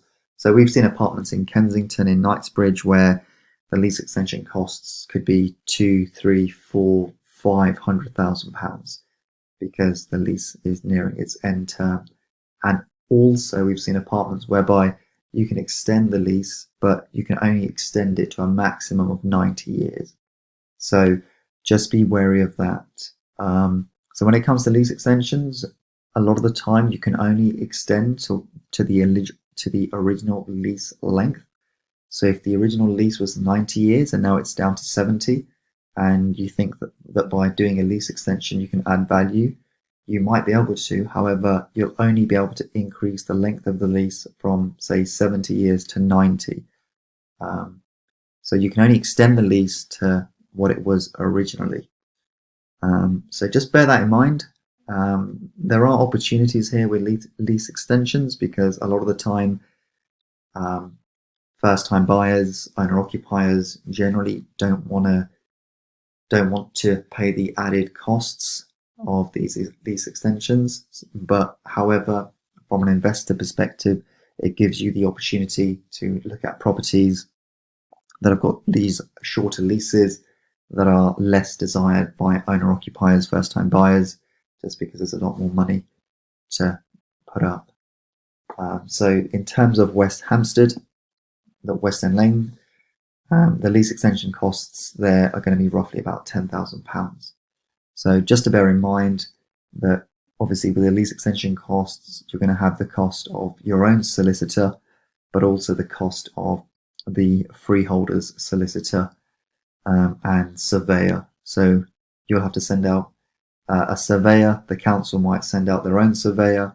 You'll have to pay for those two costs. You'll have to pay for the council's or the private owner's legal fees, and there'll be some negotiation in terms of what the cost will be for the lease extension.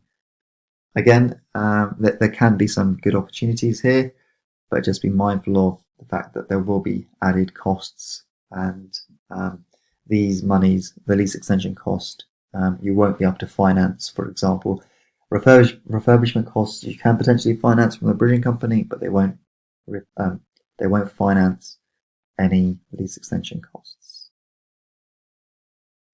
Ground rent and service charge. So in terms of ground rent, if you own a long lease on a property in England and Wales, you normally have to pay rent to the freeholder or landlord of the property. This is known as ground rent. The lease will normally specify how much rent you have to pay and when it has to be paid. Generally, the rent will be quite low and is often in the region of, say, £50 per year. This is sometimes paid in one instalment or maybe payable half yearly or quarterly. Ground rent can be fixed or escalating. If it's fixed, it means that it remains unchanged throughout the term of the lease. Escalating ground rents will increase during the course of the lease. The lease will specify when the ground rent increases and by how much. In a typical 99-year lease, the ground rent might be set at £50 a year for the first 33 years, and then increase to say £100 per year for the next 33 years, and then £150 per year for the final 33 years of the lease. There's no set way of determining the ground rent. It can vary from lease to lease. Some modern flats have ground rents of £200 to £500 per year, whilst most ex-local authority flats have a ground rent of £10 per annum. So escalating ground rents, just be careful that any clauses within the lease that have the ground rent escalating over the term of the lease, this can affect the value and therefore kind of mortgageability of your property in the future. So make sure you check with your solicitor that there are no such clauses and the state of the ground rent seems reasonable. So generally for the ex-councils, it's £10 per annum. For the private blocks, it can vary from £50 to £250. But we just want to make sure that there's no escalating ground rent clauses within the lease. If there are, a lot of lenders don't like these because it basically kind of eats into the your affordability criteria and the cost of owning that property. So service charge is a charge you'll pay for kind of the upkeep of the communal areas, lifts, the surrounding gardens, for example, lighting. It's an annual cost and that you can normally pay on a monthly, quarterly or annual basis. And it really varies depending on if it's ex-council or private. So ex-councils tend to be very, very reasonable. It tends to be, £1,100, £1,200 per annum. Whereas for the private developments, it can be a lot more expensive. So just be wary of that, of the service charge, and make sure that you ask your solicitor and find out from your solicitor what the service charge has been, say, for the last 3 years. So you want to see some consistency in relation to the service charge. And when you do the viewing of the property, just have a look at the communal areas and just generally the condition of the communal areas, the gardens, the lifts, if there are any. Does it look like the grounds are being maintained well? Another thing that you need to look for is any major works. So this is known as a Section 20 notice of the Landlord and Tenant Act 1985. So major works, this is, for example, where a new lift might be required, a new roof might be required. If there's communal hot water and heating, that might require overhaul. There might be extensive groundworks taking place. So these are major works. And you just want to be aware if there's been any notifications. I mean, your solicitor will make you aware of any major works in their summary report. But ideally, when dealing with agents, you want to ask these types of questions. What's the ground rent? What's the service charge? And are there any major works coming? So for one property we're looking at in London King's Cross, it has a Section 20 major works notice, and the major works are going to take place over a period of 3 years, and the likely cost is going to be in and around £20,000 per leaseholder. So having this information, obviously you need to factor that information into account when offering on the property, when having a look at your cash flow, when having a look at what you're prepared to offer for the property, but also from a mortgageability perspective. So this particular one in London's King's Cross The buy-to-let lender is very wary of lending on this property just because the extent of the major works. They're going to be going ongoing for 3 years. So we're working with our mortgage broker to see if we can get a mortgage on this property on a buy-to-let basis, just because the works are going to take place over a period of 3 years. So yeah, so once so on the viewing or even before, if it doesn't say on the Rightmove description, just find out what the ground rent, service charges are, and if there's any major works taking place, and if they are, what are the costs, when are they going to start, and how long are they going to take. Insurance. So landlord insurance, also known as buy-to-let insurance, buildings insurance and contents insurance, and landlord liability insurance. So landlord insurance, also known as buy-to-let insurance, provides cover for the property, its contents, and landlord liability. So building insurance is required by most mortgage providers and will cover your property in the event of a damage or a fire. And contents insurance is not mandatory but will cover any existing furniture you have in the property, including carpets and curtains. You don't have to insure the contents belonging to your tenants. That is their responsibility. And the landlord liability cover will cover you if any of your tenants or visitors dies or is injured in your property. This is also not mandatory in most cases, but some areas of the UK do require you have landlord liability insurance, especially if you're renting to students, for example. So if you're buying flats, leasehold flats, generally the buildings insurance is covered as part of your service charge contributions, so you won't need that. But you might opt for contents insurance if you're fully furnishing your apartments. That's just something that you need to consider.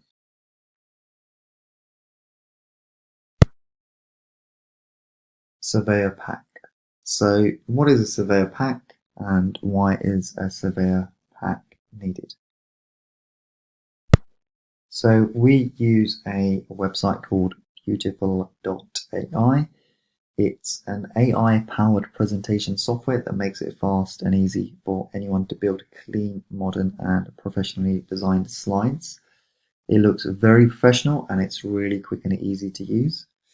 You can use the professional photos taken before and after, and also add some analysis around sold prices, which should help support the valuation that you are hoping to achieve.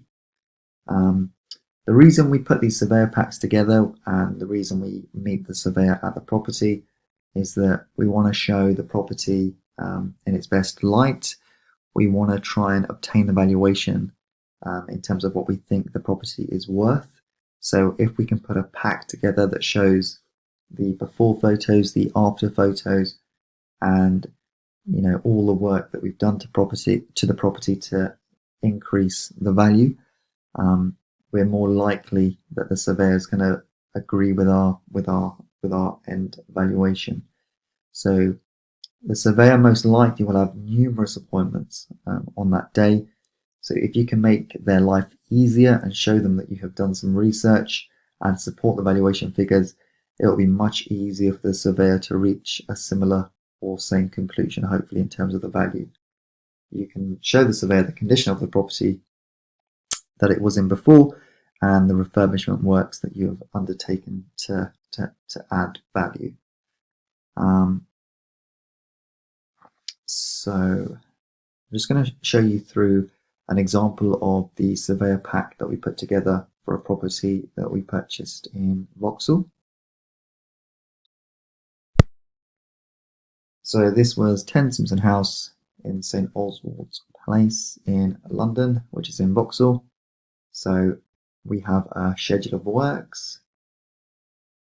So this will come from the schedule of works that you create, that breaks down the money that we've spent on the apartment and where the money has been spent. Then we have a picture of the living room showing before and after. This is what the surveyor will come and see it as. but he'll have no idea what it was like previously.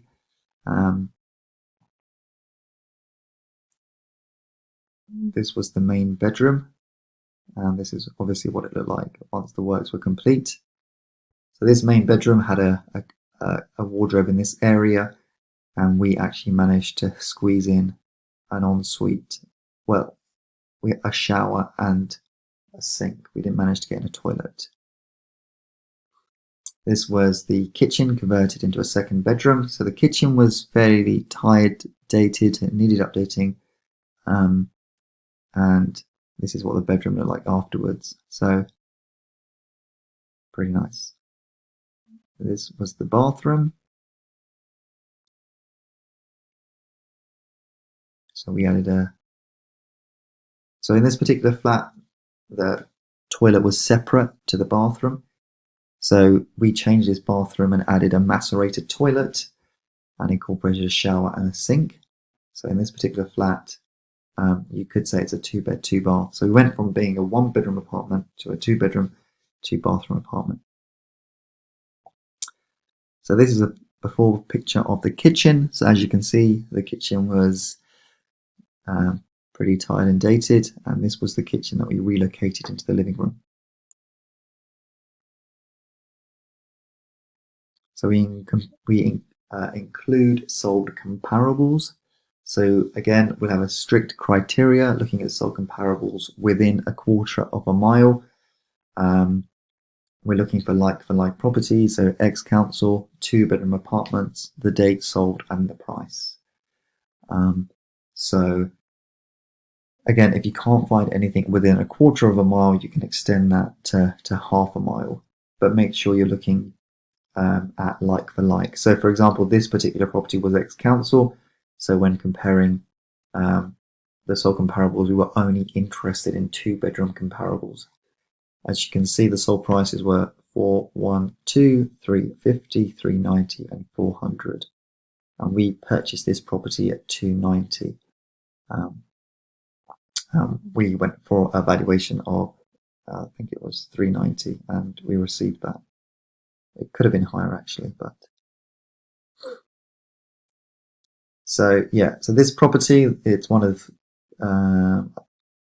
these flats around here, and this apartment is literally a few minutes walk to Vauxhall Underground Station. So the location is brilliant.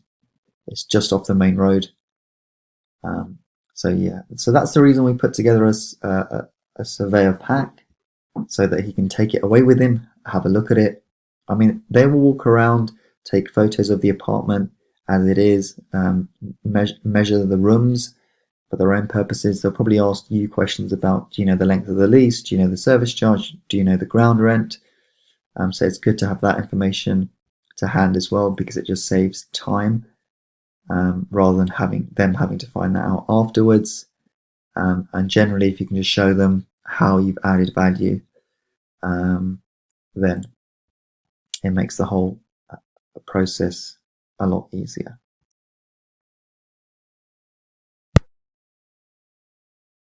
So what we also do is we have started to use Matterports. So this is like a 3D walkthrough that you can do of the apartment. And I'm just going to show you this example for the one that we've just seen. So this is for the apartment in Vauxhall. So here we can have a bird's eye view. We can explore the space. We can actually press play. Let's press play. And then you can flick through to different sides.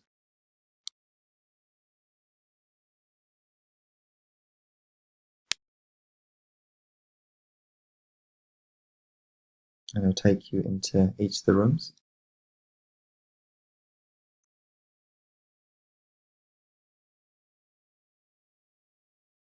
This was one of the bedrooms where we created an ensuite without the toilet.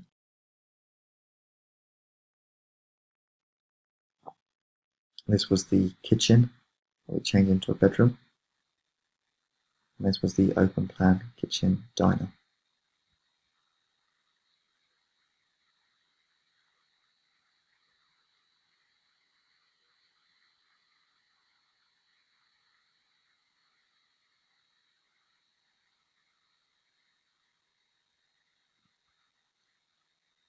So again, the purpose of these matter reports is it just kind of brings it to life. We haven't shared these with our surveyor at the moment, just because normally when we meet them, we tend to give them the surveyor pack, and we can't actually obviously incorporate this within the pack. But yeah, this is great just for showcasing some of the projects that you've done. And going forward, we're going to have a before and after matter report for every project that we do. Just a lot more visual.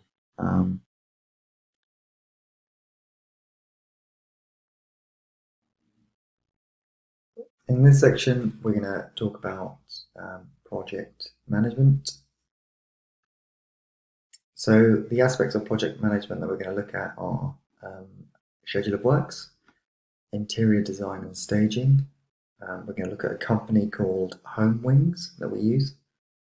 Some tips around photography, letting your apartment once it's ready to let, letting automation, which is using a company called Rent2, and number 7, we're going to be looking at a rent maximization strategy. So one of the things that we really want is a schedule of works. So it's a complete schedule of works, a cost schedule of works, which breaks down the cost and also the timelines. So I'm just going to show you an example of one that we use and talk you through that. So this is a schedule of works that we use. It's just an Excel spreadsheet, but and this is one of the things we use. So here we'll have the flat address, and then this is the actual schedule of works. Now, we want to be as detailed as possible. I mean, we can go into, lots and lots of detail in relation to each of these steps, but high level, in order to get an indicative quote from builders, we need to let them know the works that we need doing. So, for example, once you get the keys to the apartment, you're going to have to do a complete strip out. So removing the kitchen, removing the bathroom, and anything else that's the doors, for example, the flooring. So that's why we say complete strip out internally of the apartment. We will potentially need to get the apartment rewired. So the types of properties we look for are normally tired and dated. And generally, because we're relocating the kitchen, we're adding quite a few more electrical units and sockets. We usually find that a rewire is necessary. We always add suspended ceilings with spotlights. It's quite modern and brings in a lot more light into each of the rooms. You just want to make sure that your ceiling height allows for that. All walls to be plastered and skimmed where needed. New central heating system, so this will be the cost of, say, for example, the boiler, the radiators, all the associated pipework and thermostat. The cost of a new kitchen, new bathroom, new flooring throughout, new internal doors, and painting and decorating. Now, this is quite high level, and for each of these points, you could probably create your own tab. So, for example, in terms of saying new kitchen, then it will be the type of kitchen you want, the color of the kitchen, what type of units and appliances do you want within the kitchen. So all these factors can influence what the price is going to be. So if you can have a good idea of what you want, so for example, by now you would have had a floor plan of where everything is going to go. So in terms of the kitchen, you'll know where the kitchen's going to go and what appliances you're going to need. Even in terms of the appliances, for example, the cost can vary depending on the make and manufacturer of the appliances. So if you can get a good idea, you've seen some designs that you really like that work well, then it's a good idea to be as detailed as possible as you possibly can with the builder, just so that when he does give you that quote, there's no quote creep.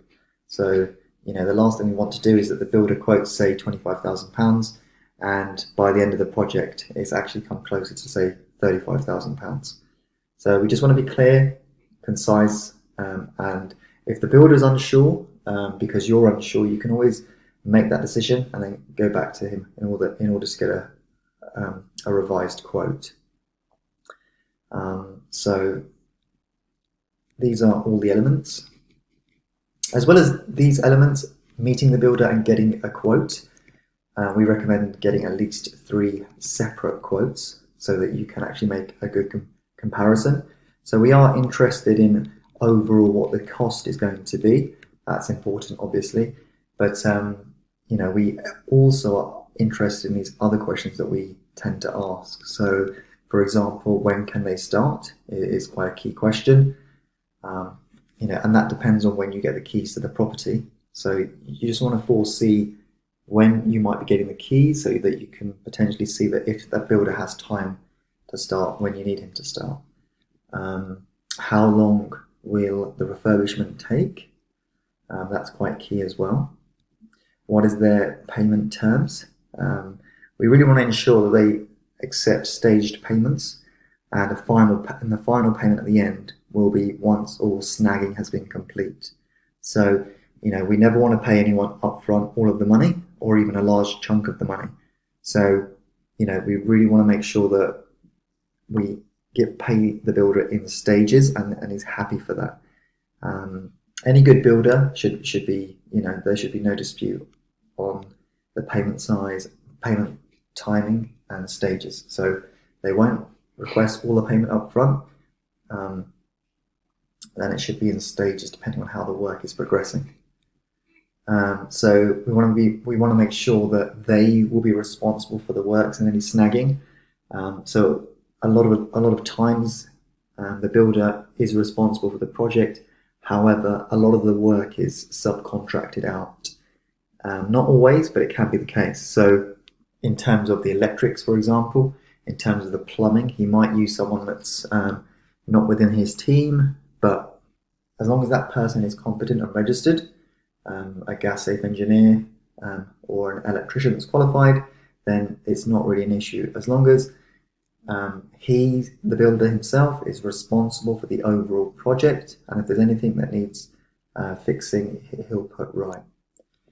We want to have a look at, does the builder give any guarantees with the work? So does he offer a 6-month guarantee? So if anything goes wrong after, say, 6 months after he's handed over the keys, would he be happy to come back and just put things right? One of the things that we also want to have a look at is, can the builder show us some examples of the work that he's done recently as well? So, pictures, videos. It's really good to have a look, so you can have a look at the type of work they've been doing. We also want to be able to speak, for example, to some of his customers and maybe even potentially visit them. So, for example, if this particular builder is in your area, and he's doing a project that's nearby, that's a full refurbishment of a flat, then it would make sense to go and visit that property and maybe speak with the owner and ask them about their experience. Did the work commence when it was supposed to commence? Has the work been of a good standard? Would he recommend the builder?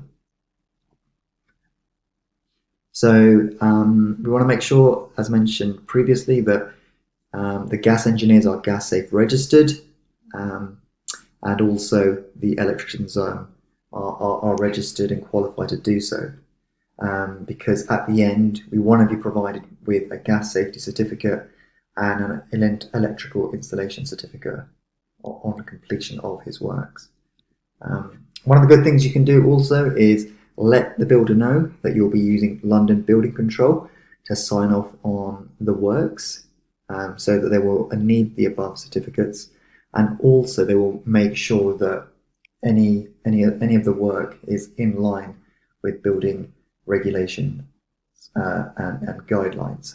So it's almost like a third party checking that the work has been done correctly. So that's a good thing to do. One of the other questions we want to ask is if they are a member of any trade associations. I'm going to show you a couple, and it's always good when a builder is part of a trade association because it shows that they've got that high level of commitment to standards and quality. And a lot of these trade associations, what they do is they charge an annual membership fee, and there's normally a certain criteria to qualify. So, for example, the builder has to have a registered limited company. He has to have been trading for a certain period of time, and also he has to have certain insurances in place, such as public liability and employer's liability insurance. So, again, this is another question you can ask your builder. We also want to find out from the outset that if there's a delay in the refurbishment, then how will that be communicated, and how will it be resolved also. Delays can happen all the time. There might be staff members off sick. There might be a delay in getting the materials, but as long as your builder communicates that early, then you should be able to resolve those issues. So also let your builder know that you'll be asking him to sign a JCT contract to make sure that all the information recorded above is formalized in a contract and signed by both parties. So for example, we would sign this contract, and I'll show you a copy of that contract shortly. And we would also include, for example, this schedule of works. We would go with his final quote and remove these two columns. And we would have the cost that was quoted and the answers to all of these questions filled in. And we can attach that to the contract so that we've got a signed contract by both parties and a clear schedule of works. So what you can do over time is add to the schedule of works. So for example, one of the things I mentioned earlier is things like, so the quote can vary depending on the quality of the materials you're using. So for example, the flooring, what type of flooring is it? How expensive is it? The kitchens and the bathroom. So for example, so once you're quite happy about what type of kitchen, where you're going to buy the kitchen from, is it going to be a Howden's kitchen? Is it going to be an LNPG kitchen? And the bathroom, you can add further tabs here and include those so that your builder knows the types of kitchens and bathrooms that you're going for, so that he can also himself better assess the quote and how much he's going to charge you. So the more information you can give your builder about what he's putting in and what it's going to cost him, then he can factor that into account when he provides you with a final quote. Again, the last thing you want is for him to say it's going to cost about £20,000, but then he realizes the type of kitchens and bathrooms you're looking at, which are slightly higher end, and then he comes back at the end saying, actually, because you put in more expensive kitchen and bathrooms, it cost me more money, so I need to pass that cost on. So we just want to be as clear as we possibly can, just so we get a good quote.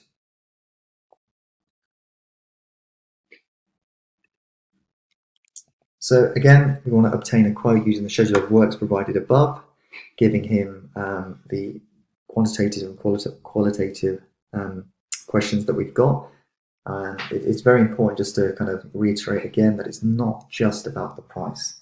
It's about workmanship as well, timeliness, and a lot of other factors as well. So price is a consideration, but so is also quality.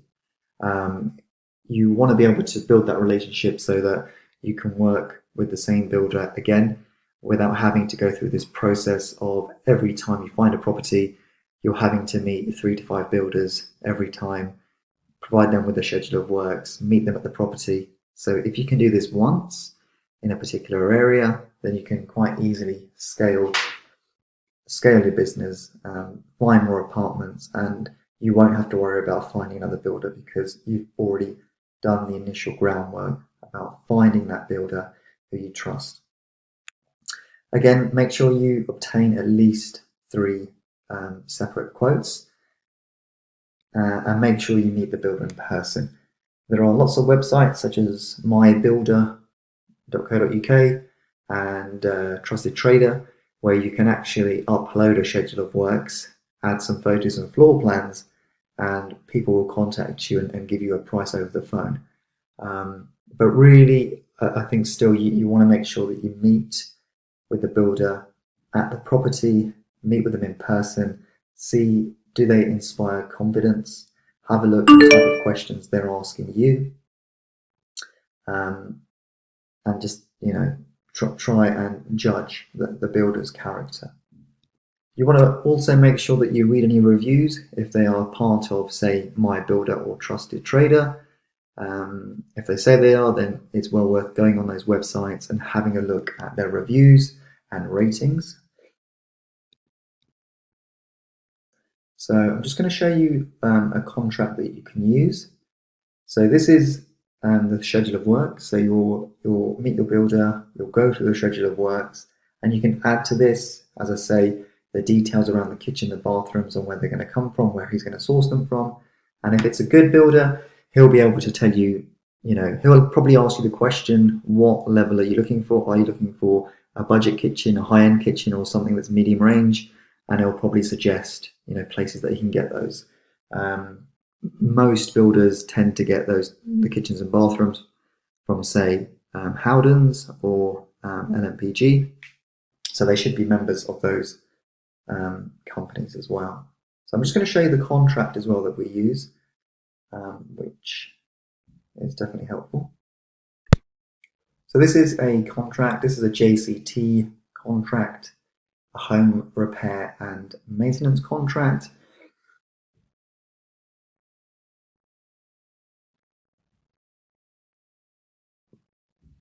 So this contract is for home repairs and maintenance, the customer's name, the address, the phone number, the contractor's name, address, phone number, and that registration number, description of the work the customer wants the contractor to do. So here we can just put please see attached, so that, because obviously you won't get everything in this space. Some questions. While the work is being done, the premises will be lived in or not be lived in. The details of the work are given in the document ticked below. So specification prepared by the customer, dated. So we want to make sure that we date the schedule of works as well, and the quotation. And then any quote that you get from your builder, you want to make sure that you include the cost here, including any VAT as well. Payment, this is payment considerations.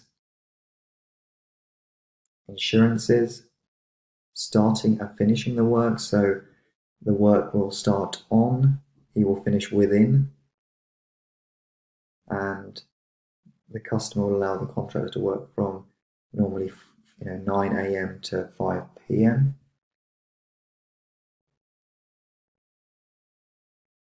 Rights to cancel, and if there's any issues, disputes, and who to contact. So the key is that the laws of England and Wales apply to this contract. So this is a fully binding contract that you can use, and it covers yourself, but it also covers the builder. So you have the customer signature and the contractor signature. So you both sign the contract, make a copy so that each one of you got a copy, and date the contract. Cancellation. So yeah, so this is a really high level form. It's very simple English. It's easy to understand. It's just an agreement between you and the builder that you've agreed to undertake this this set of works, when it will start, when it will stop, and how much it will cost, and if there's any issues. So this is brilliant to have this type of contract along with the Excel spreadsheet, so that you've got everything in one place, so that there's no ambiguity. So in terms of finding a builder, I just wanted to say some of the things that you can do is speak to family and friends. Recommendations are, sometimes the best way to find builders. But if you find that actually my family and friends don't have any recommendations or builders in that particular area, what is the best thing to do? So for example, this is the Federation of Master Builders. Now, so your builder might be part of a trade organization or a federation such as this. Now the benefits. So it's a large trade association, and they work for the benefit of builders, but also consumers as well. So if we have a look at the membership criteria, so this is key. And so if you find someone that has got this as part of this association, you've got some level of assurance that this organisation has carried out some checks. So for example, in order to be vetted and become a member, they'll carry out a range of checks, including their trading history, they'll look at their insurances, they'll look at their credit history, and director checks for limited companies. So for example, here it also says that they have to have a minimum of 12 months trading history, have public liability insurance, which we spoke about earlier, subject to their vetting criteria. So, they also have to have these elements in order to become a member as well. So if we click on Find a Builder, so here, for example, we can type in the postcode. Imagine we were looking in, say, London Bridge, SE1, type of builder. There's lots of options here. So if we scroll down, maybe look at refurbishments, and then search.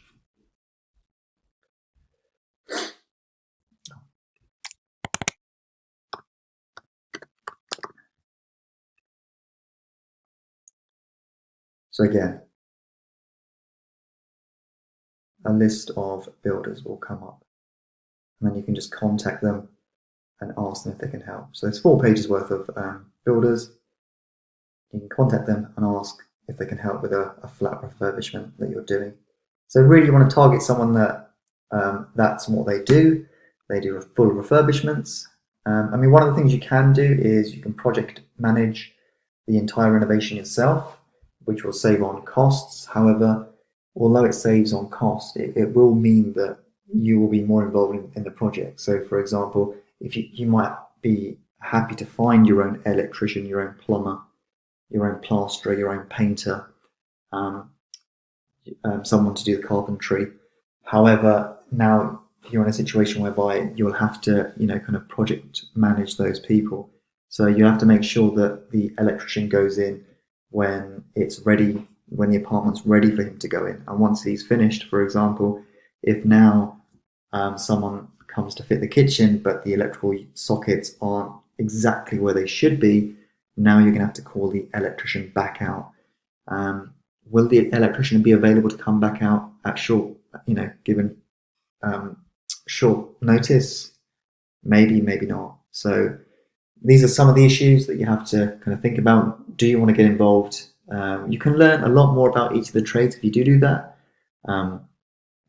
But just be mindful of the fact that you will have to check. So for example, I've done one of these projects before where I project managed the whole thing, and every time one of the trades had finished, I had to physically go there and check the work, make sure it was done to the standard, and sometimes I wasn't even sure what I was looking at. So I was kind of relying on the fact that they had told me they'd finished. And then when the next tradesperson had gone in, for example, if there was an issue, as mentioned previously, around one of the sockets not being in the right location, then I'd have to try and contact the electrician and try and get him back in as quickly as possible. So it can cause delays. So if the electrician can't come the next day and he's saying, well, I can come next week, that's a week's delay potentially. So just be mindful of that. I always recommend getting a builder that will look after their project end to end. So this is one site. There's another site as well I can show you.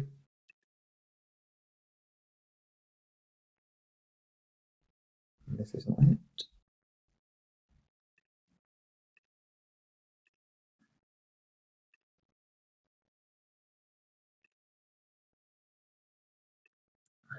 So this is the National Federation of Builders. This is similar to the other website, but if we click on Find a Builder, now here what you can do is actually put your name, email address, telephone number, postcode, and you can actually let them know what you're looking for. And what happens is that anyone that's registered, any builders that are registered on this website, they will actually contact you. So whereas with the other website, you have to contact the companies yourself. On this particular website, companies will actually be given your contact details and any information that you put in here, and they'll contact you. So so that's the National Federation of Builders website, and that's very useful as well. So now we're going to talk about interior design and staging. Staging will kind of help the surveyor visualize the space, which might otherwise seem small. So, what we're trying to do is we're trying to maximize the space. We're trying to make it flow. We're trying to make the area look usable. So that's why we use an interior design service, and that's why also we furnish our apartments to make sure that the right type of furniture is in the apartment, so that the apartment, when someone goes to the apartment, especially the surveyor on the valuation, that it looks really nice, it's been designed well, and it's been staged well. Because ultimately you want the higher valuation. You've put in all this effort, you've added an extra bedroom, so we want to make it feel like it's a really nice 2-bed, maybe 2-bathroom apartment. That's so one of the other things you're looking to do is obviously have a look at what else is on the market within your area, and if you can put in really nice kitchens and bathrooms, and use interior design to make the apartment stand out, then from a valuation perspective it can only help. Also from a rental perspective as well, we tend to fully furnish our apartments because then we're able to charge a higher premium on the rent because now the property is furnished. So a lot of people in London, they're looking for fully furnished apartments, and we actually also include all utilities, so that when someone can just move into one of our apartments. There's no trying to switch utilities, register for council tax, or there's try and find out who the broadband provider is and what the best deal I can possibly get is. So we include all the utilities, and we just charge one rent. And obviously that rent is higher than comparable properties, but again, when the tenants come and view our properties, they're done to a really, really nice standard. They're well designed with quality furnishings, so we tend to find that they tend to rent very quickly and very well. So that's the aspect. And one of the companies we use is called HomeWings. So letting the property. So two options when it comes to letting the property. You can use a letting agent, or you can self-manage. So if you use a letting agent, the fees are going to be anywhere actually between say 5 to 17%. That's quite a variation, but it just depends on the area that your property is in and the type of agency you go for. So for example, a small independent agency that's newly established might not charge you too much just because they want the business, whereas a well-established agency such as Foxtons, for example, they do tend to charge something like 17%. It's 15% plus VAT. So so if you use a letting agency, the fees can vary considerably, but and their services can vary as well. So they can include things like, for example, you can have a tenant find service only. So that's whereby the agency will vet potential tenants and they will find a tenant for your property. When they're vetting potential tenants, they'll do credit checks on the tenants. They'll draw up the AST agreement, make sure it's signed, and they'll also register the deposit also. They'll do checks on, to ensure that the tenant can afford the rent for the property, so affordability checks.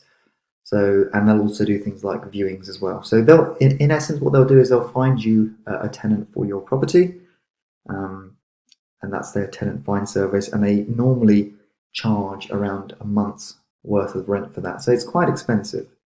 And they can also offer a fully managed service whereby they will look after the property on an ongoing basis. So if there's ever any issues, instead of the tenant calling you, they will call the agent, and that's a monthly management fee. Again, that can be anywhere between kind of 5 to 17%, depending on the type of agent you use. So they'll look after any repairs and maintenance, and also they'll look after the rent collection. So that's one option, and that's kind of the hands-off option. The other option is to kind of, if you wanted to build up a portfolio, you can actually, self-manage your properties. There's so many online websites these days that you can do this remotely as well. So you've got companies such as Open Rent. So if you open up an Open Rent account, you can advertise and list your property for very little. And also with Open Rent, I think you pay something like £29, and Open Rent will actually feature your property for let on sites such as Rightmove. So if, for example, you wanted to be on Rightmove, you can set up an Open Rent account, pay £29, and then your listing will appear on Rightmove, which is pretty good given that Rightmove is one of the UK's biggest letting portals out there. And also Open Rent has many other services, and there's lots of other companies out there that can do the tenant referencing service for you, similar to what a lot of the physical letting agents do. So now we're going to talk about landlord responsibilities. So becoming a landlord, there's a wide range of legal responsibilities that you need to be aware of. So we're going to talk about the contract, or the assured short-hold tenancy. So you must provide your tenant with a contract, generally known as an AST. This gives the tenants the right to live in the property for a fixed period or a rolling term. Normally it's 6 months and then rolling after that. Right to rent. So all landlords now are responsible for checking their tenants have the right to rent in the UK. So, and they have to give every tenant a copy of the government's How to Rent handbook. The tenancy deposit protection. So we have to ensure that we protect our tenant's deposit in a government-backed scheme such as the DPS, or there is the TDS, which is the tenancy deposit scheme, or My Deposits. You basically give your tenants details of where their deposit is protected. So you basically register the tenant's details, your details, and then you'll get a certificate which you can forward on to the tenant. And you normally have to do this within a certain period of time. It's normally 14 days after you've registered, after the tenant has given you the deposit. Gas and electric checks. So, if you've got gas within the property, we have to make sure that we've got a gas safety certificate, and we need to make sure that those appliances are checked annually. And also we're responsible for electrical appliances as well. So we need to make sure that we're checking our appliances on a regular basis as well. Energy performance certificates, EPCs. You have to have an EPC before you can let the property, and it has to be above a certain rating as well. It's valid for 10 years, and you can get various quotes from various websites. They're relatively inexpensive, about £50. Fire safety regulations. So furniture and soft furnishings must pass fire safety regulations. Check for fire retardant labels. Fire alarms have to be fitted where deemed necessary. So, for example, if you're creating an inner room, but you have to have things like fire alarms where needed. So these can be interlinked. So normally what we tend to do is when we're getting our apartments rewired, we will have a wired smoke alarm put in as well, and a carbon monoxide alarm put in as well in any room where there's gas appliances. So maintenance, as well as meeting the legal requirements, we need to maintain our property to a good standard for our tenants, but also for ourselves. So one of the things you can do is join the National Landlords Association or the Residential Landlords Association. It's about £79 a year, but on there they can offer you help and advice. So if you're ever having a problem with your tenant, there's forms and templates that you can use, or if your tenant's in rent arrears, for example. If you're having your property managed, then your agent will deal with this, but if you're self-managing, then there's lots of guidance available.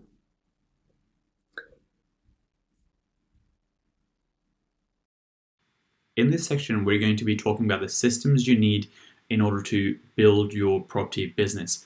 Now, the reason systems are so important is because it allows you to work on the business, not in the business. And that is a very, very big distinction, because if you're going to build a business and you're going to build a multi-million pound portfolio, then you have to have systems in place, processes in place, a team in place in order to help you scale to that level. Like I said right at the beginning of this course, property is one of those things where you do need help from other people. You do have to build a team. And I think on top of building a team, what you also have to build are systems and processes. So, no different to the section we did on deals funnel, and we built a process, we built an efficient funnel whereby you can quickly put a lead in, and you can very, very quickly qualify that lead and work out, well, is this a deal or is this not a deal, very, very quickly. So a system doesn't necessarily just have to be an iPhone app or a website or a tool. A system could be something like the deals funnel, which is a very, very efficient process. So in this section, we're going to be covering some of the systems you can implement in your business to be a bit more efficient, save time, and really help you scale your business.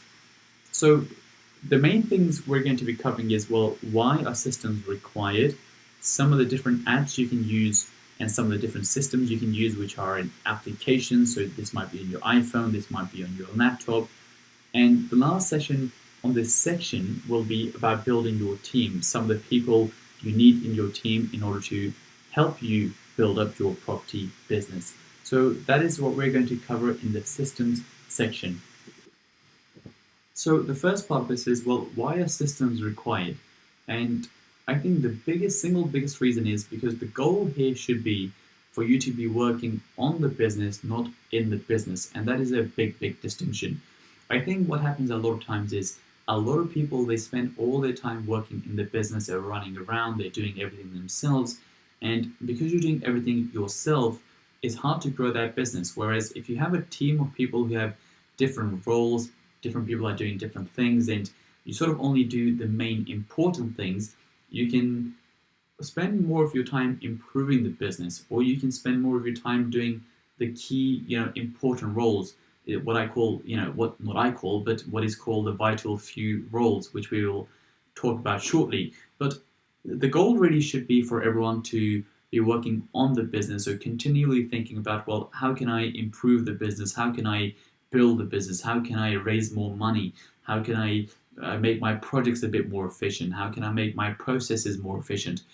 The more time you can spend on the business, the better your business will become. The more time you spend in the business, you effectively become an employee of that business, and the business becomes very much reliant on yourself.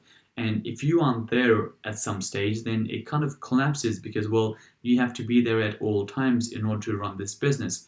So one of the things I did with my service accommodation business was to build a lot of systems, and by having a lot of systems in place, it didn't require me all the time.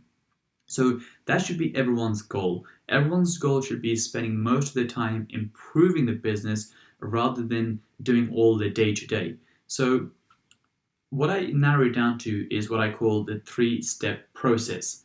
And the steps are, the first thing you have to do is record the process. Well, how does something work? If you're doing deal analysis, what are the steps? And once you record the process, in that stage, all you're doing is you're really writing down all the different things you do as part of that stage. So, for example, if you're building your deals funnel, you would write down as part of the process, well, everything you do, which is part of identifying deals. So you look at the layouts, you look at the property criteria, you look at the building criteria. So all you're doing, writing down on a piece of paper or on your laptop, every single thing you do as part of that particular task. Step 2 is then turning that into a bit more of a system. And like I said previously, a system doesn't necessarily just mean that it is an iPhone app or it is a website. A system can just mean a set of processes, step 1, step 2, step 3. So, like we mentioned previously, we had the deals funnel. And the deals funnel had, of course, a process where you followed step 1, step 2, step 3, step 4. So now that turns into a more of a system. So you've recorded all the steps, you then turned it into a system, which we're using the deals funnel as an example. And then step 3 is all about delegating. So when you have your deals funnel, let's just say, and you're looking at the different steps, you have step 1, step 2, step 3. Well, how many of those steps do you have to do yourself? Maybe you can hire a virtual assistant who can do the first 3 steps for you. And by the time you come into this is once the deal is on step 4 or step 5. And if you have this process down, or you have a system for everything you do, you can then start to work out, well, which parts do I need to do and which parts can someone else do? And this goes back to, again, working on the business, not working in the business. If you're doing all of the steps, every single step of the deals funnel, then you're working in the business, you're doing a lot of the stuff, you're doing, well, all of the stuff. Whereas if you can get into a process and say, well, I don't think I have to do, step 1, 2, 3, and 4, 1, 2, and 3, and once it passes the first 3 stages, only then will I come in, then it's a better use of your time, and the things which other people can do are getting done by someone else, and you're being a lot more efficient with your time. So those are the 3 steps with everything you do. Record the process, turn it into a system, and then once it's turned into a system, delegate the parts you don't have to do yourself. So with a deals funnel, that's what it would look like. You would eliminate everything which you don't have to do yourself. And the reason for that is there is a strategy which is called focusing on the vital few. So some of the people listening to this might have heard of this person here. He's called Dr. Oz. And there's a story that Dr. Oz in America, he writes books, he's on magazines, he does shows with Oprah, he has his own TV show. And on top of that, he also does about 300 open heart surgeries a year. And someone said to him, well, how on earth do you do the open heart surgeries? You do the TV shows, you do the books, you do the magazines, you do, everything. How on earth do you do so many different things? How do you have the time? And he goes, well, what happens is when I do my open heart surgeries, when I get to the theater, the body's already there. The nurses have already arranged all the tools. The nurses have already opened up the body. I come in, I do the parts which are the most important, the parts only I can do. I do that part and then I leave. The nurses then stitch the body up, they give the medicine, so on and so on. The same with the TV shows. When I get to the TV set is already ready, all the props are ready, the director is ready, the producer is ready. I simply turn up, I do my part, and then I go home. Same with the books. I just only do my part, the editing is done by someone else, the design is done by someone else, the publishing is done by someone else. I only do the parts which I have to do, i.e. focusing on the vital few. So like I said, with a deals funnel, which are the parts that only you can do? Maybe you say, because for example, when you're looking at comparables, when you're finding comparables, if you have a process around comparables, then you can have a staff, you can have a virtual assistant, you can have an employee do all those stages for you. And maybe the viewing part is the most important part only you can do, because you know what to look out for in a property, you know what a good area is, or what a good building is and what isn't a good building. But everything else you can have someone else do. And by having other people do that, you'll spend your time in a much better way, it'll be a lot more efficient, and you won't end up wasting your times on things you don't necessarily have to do yourself. So that's why I say in the example, what parts of the deals funnel do you need to do yourself? And I don't necessarily just mean the deals funnel, that's just one example. What about the deal analysis? What about, the marketing? What about all these different things? Focus on only the things you have to do. And so this is why systems are very, very important, because it allows you to be a lot more efficient, and it allows you to focus on the business, work on the business, not in the business, and really just improve your business as you keep building. Now, these are some of the main apps I would recommend you use as part of your business in order to systemize everything and just be a lot more efficient with your time. The first one is Asana. Asana is possibly the best application I've found when it comes to task management and keeping all your tasks, all your project in one place. It is also really, really good if you are working with a team. So if you have yourself and you maybe have some employees, then it is a really good way of organizing all your tasks in one place, assigning different people different tasks, and just keeping everything together. So again, let's think back to our process, the 3-step process, which is documenting the process, creating a system, and then delegating. Once you have a system, you can build that system within Asana, so you can have the processes within Asana. So we've covered this before when it came to the deals funnel, but you have your stage 1, you have your stage 2, you have your stage 3, different stages, i.e. your system. And then within the stages, you can assign different tasks to different people, and different people can carry that out for you. And I've just found Asana to be really, really good from a task management point of view. I think it's something everyone should use to keep everything in one place. Otherwise, before Asana, I would get to a stage where there were so many different things happening. You can't stay on top of everything. So if you want to be a lot more efficient when it comes to your tasks, the best app I can recommend is Asana for that purpose, and also for managing and running a team. The second app I would recommend is called LastPass. Now, LastPass, the reason I use LastPass is because it auto-fills all your passwords. It generates your passwords. You can also do form fills and so on and so on.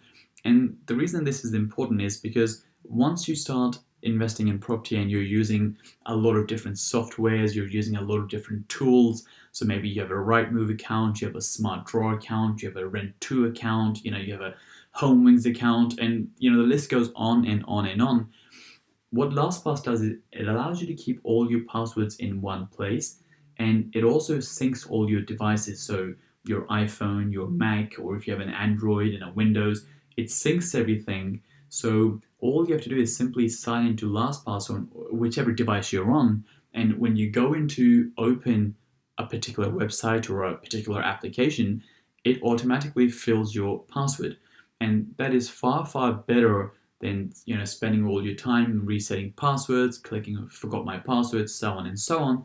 And again, you can store your credit card details, your bank account details. So if you have to make a payment, again, everything is there effortlessly.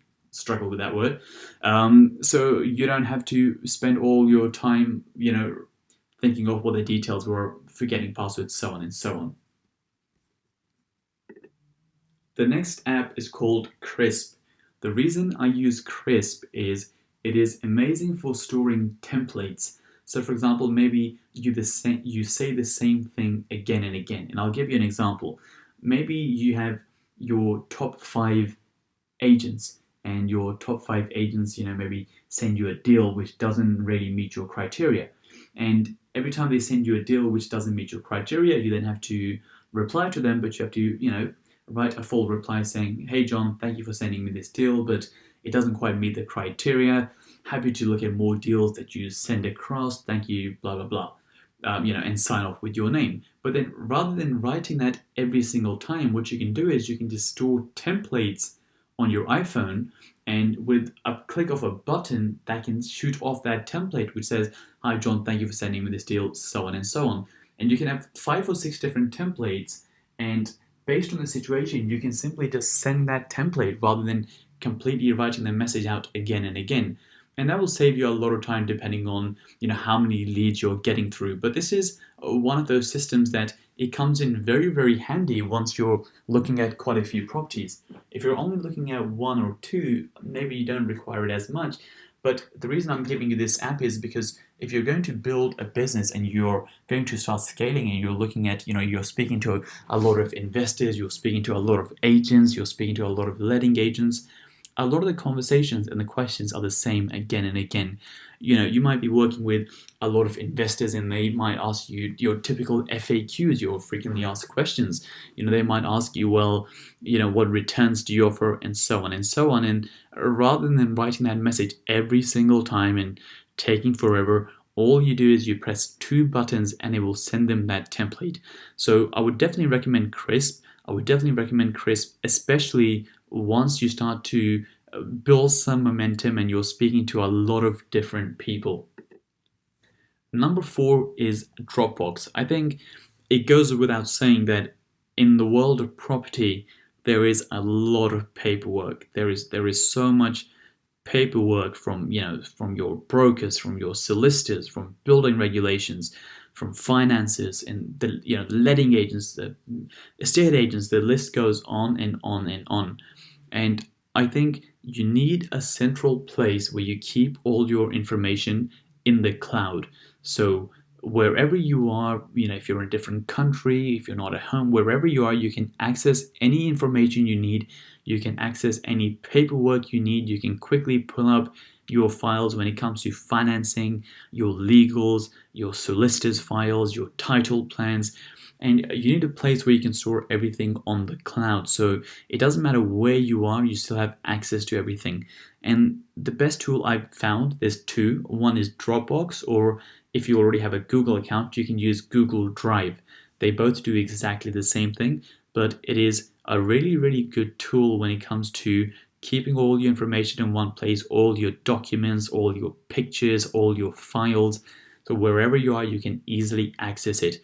The last thing you want to do is when, for example, this is a very, very common one. Every time you apply for financing, you have to send off certain documents. You have to send off, proof of ID, home addresses, so on and so on.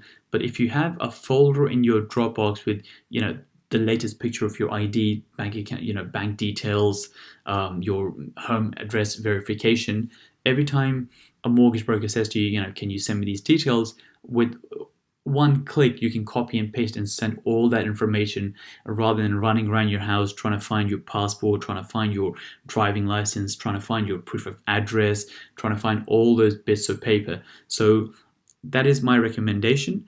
I would 100% use Dropbox from day one. The reason is that the world of property, has a ridiculous amount of paperwork. There's so much paperwork you have to do. And if you keep everything in one place, you can be a lot more efficient with your time. Otherwise, you get to a stage where you're running around all the time trying to find these bits of paper, and it becomes, a bit of a nightmare, essentially. So use Dropbox for that purpose. Number 5 is Calendly. The reason you use Calendly and the purpose of Calendly, some of you might have used this by booking phone calls with me, especially if you're on the mentoring program, you definitely would have used Calendly because that is how we do the one-to-one sessions. So with Calendly, what happens is that essentially I would send someone my calendar link, which will have all of my availability, and they can simply book in a time when they want to have a meeting with me, or when they want to have a phone call with me, or when they want to have a mentoring session with me. The reason you need to use Calendly, especially when you start to grow your business, is because you will end up meeting a lot of people, a lot of potential investors who will, want to get in touch with you saying, we would like to invest in your projects, we want to come and see your projects. So by having Calendly, you avoid this phone tag, phone ping pong, whatever you want to call, whatever you want to call it, where you're trying to arrange a meeting with someone, or you're trying to arrange a phone call with an investor, and you say, well, could you do Monday 4 p.m. and they say, well, what about Monday 6 p.m. and you come back with, well, what about Tuesday 3 p.m. and they come back with, well, what about Wednesday 4 p.m. and it just goes on and on and on. Whereas if you have a tool like Calendly, all you have to do is you send them a link which already has all your availability.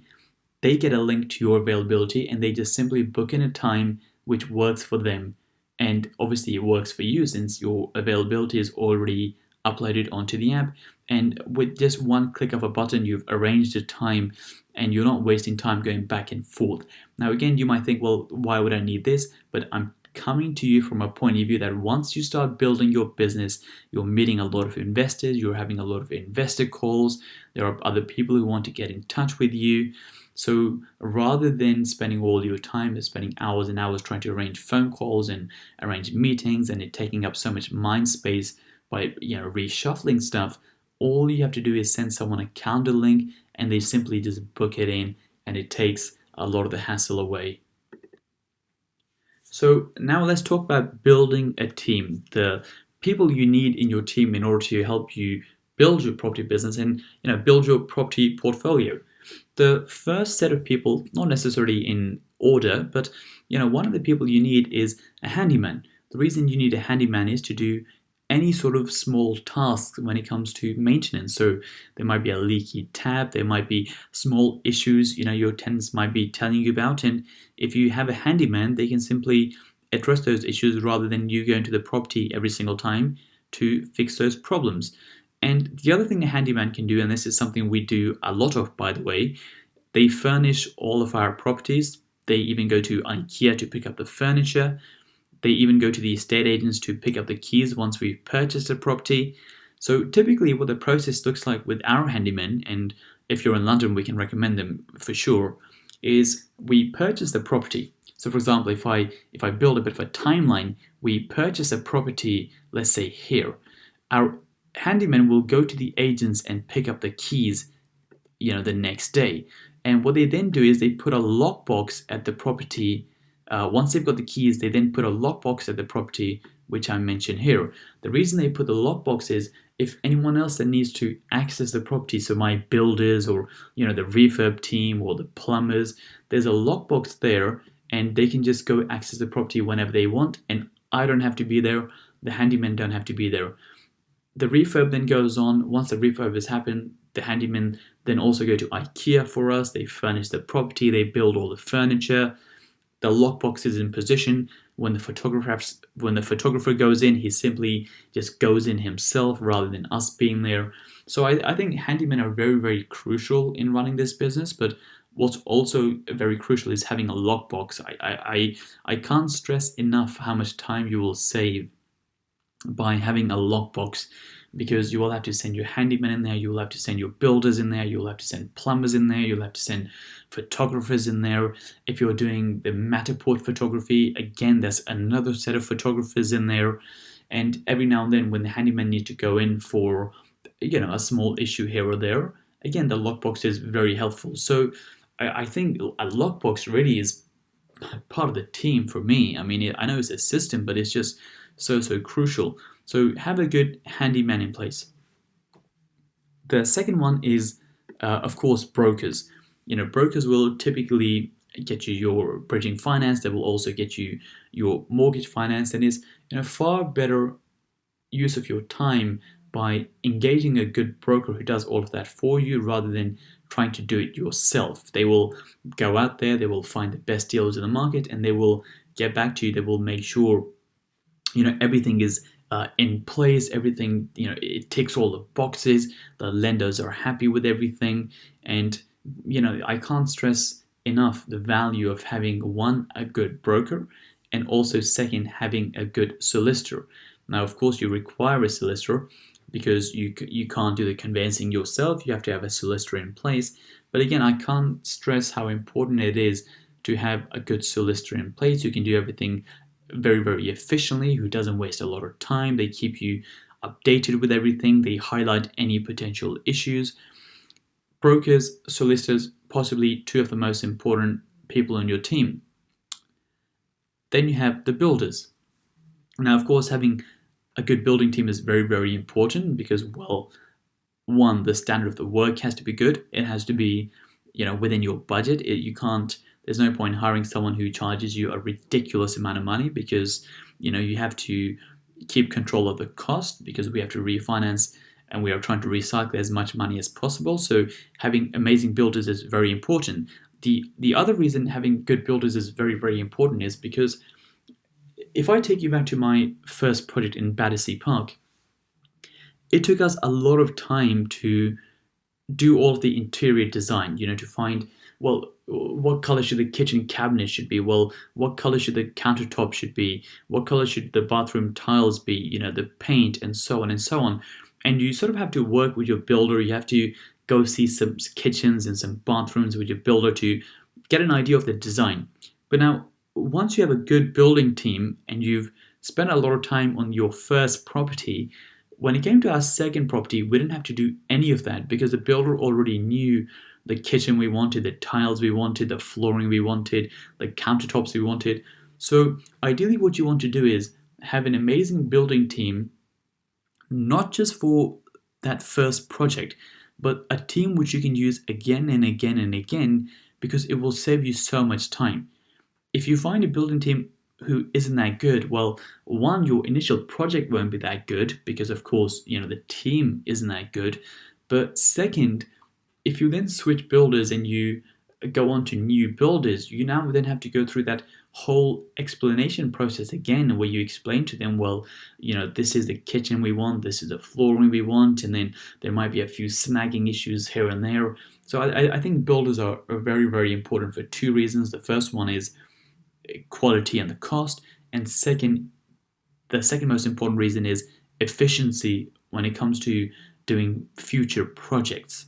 By using the same builder again and again, you can save a lot of time.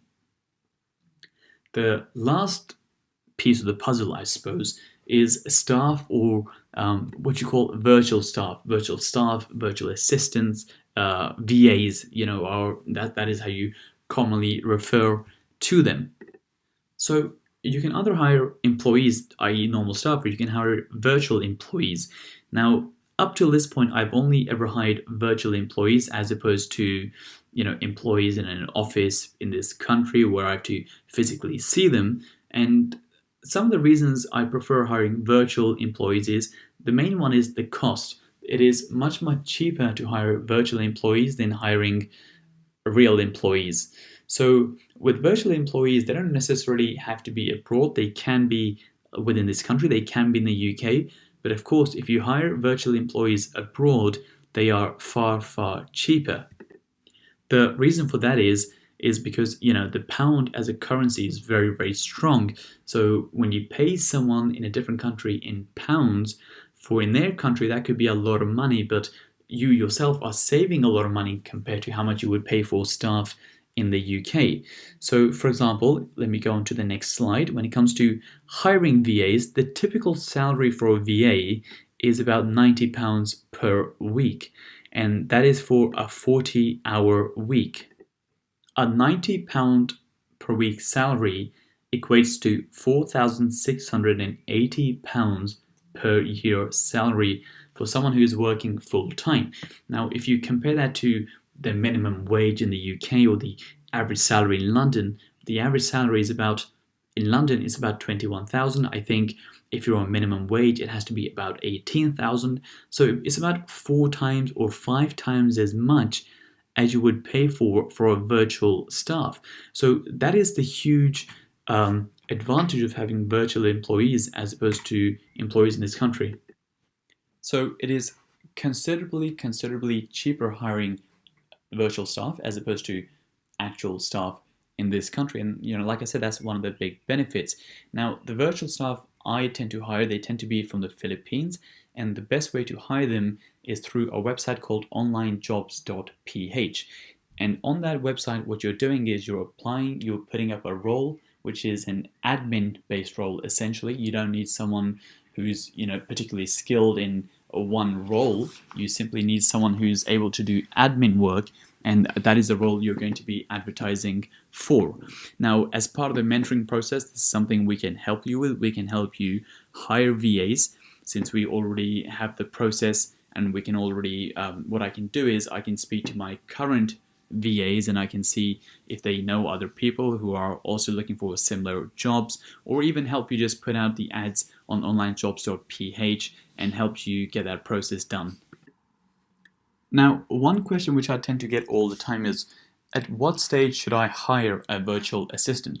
Because a lot of people think that, well, because I'm just starting out, there's no reason for me to hire a virtual assistant now. I don't have a business up and running. Maybe I'll hire a virtual assistant later on, once I have a few properties and my business is up and running a bit more, and where I actually need a bit more help.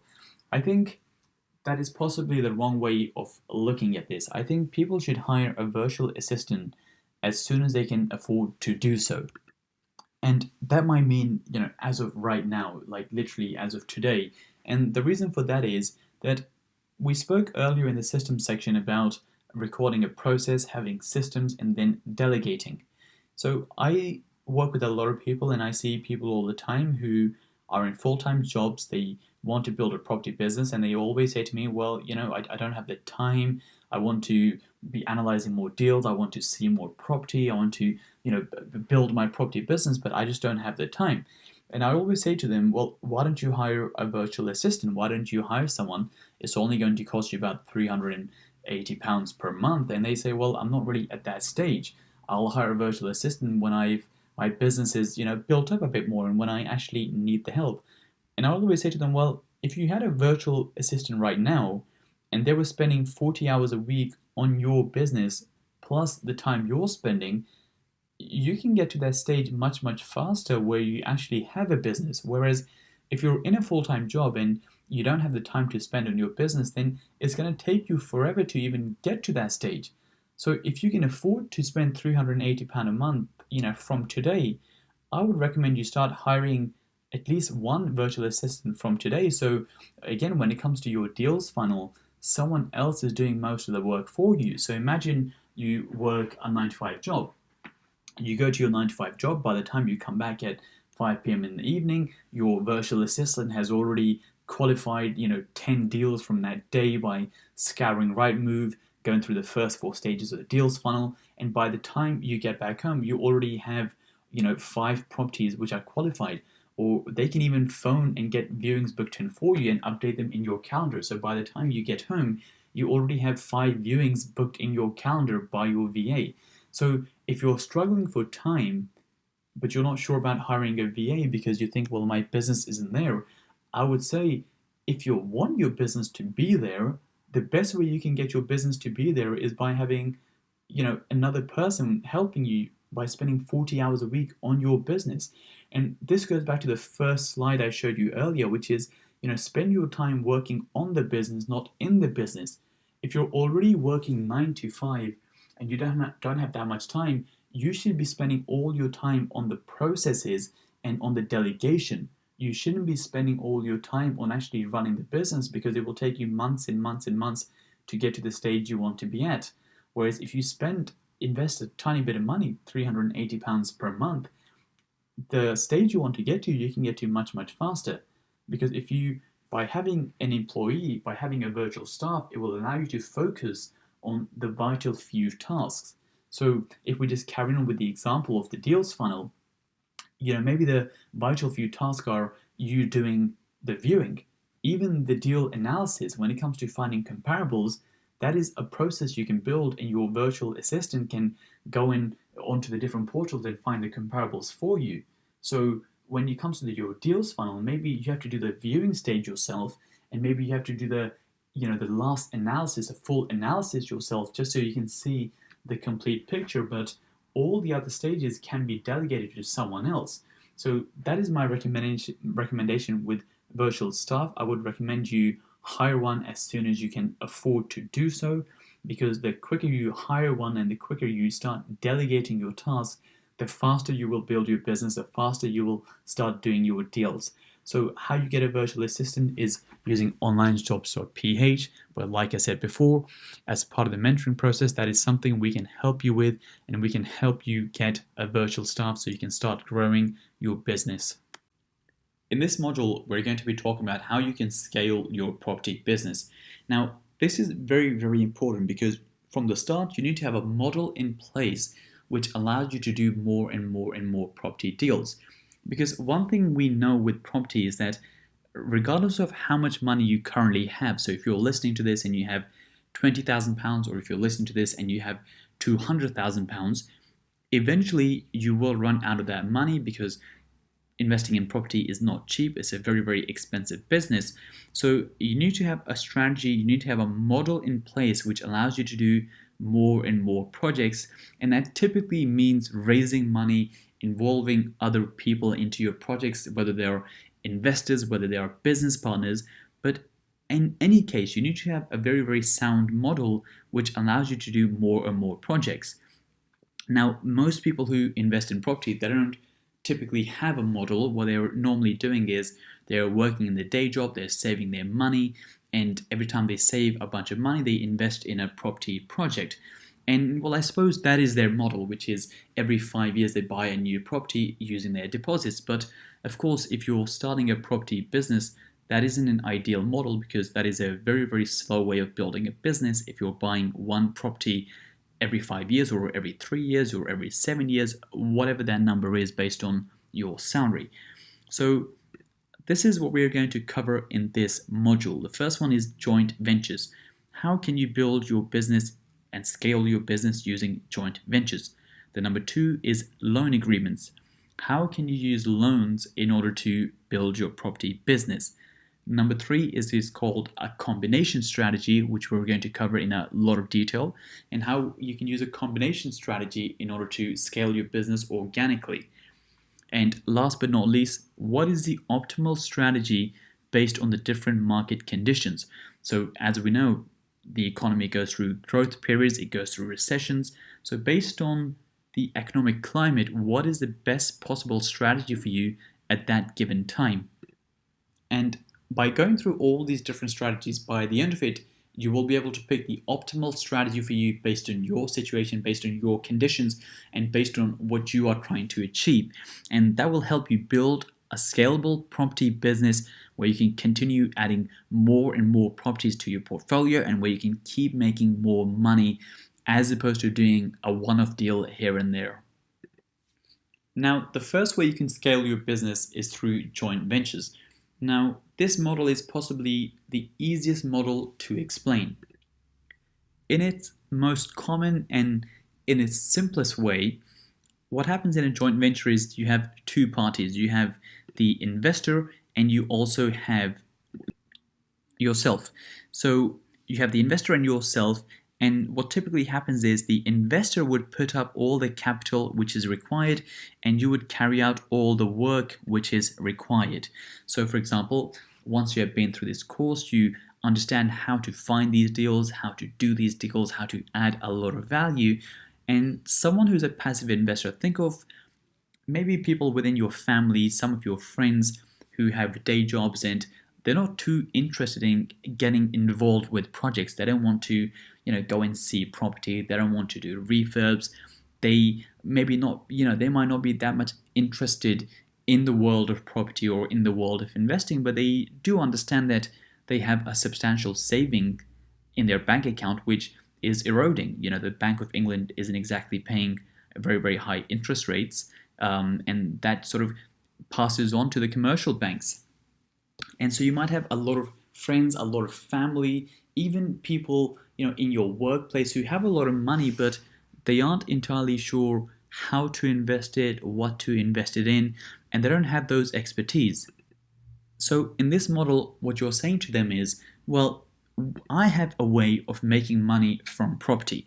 I know how to do this strategy where we can add value, we can buy at a discount, we can recycle a lot of our money, but I don't have that much money to invest myself. So why don't you put up the capital?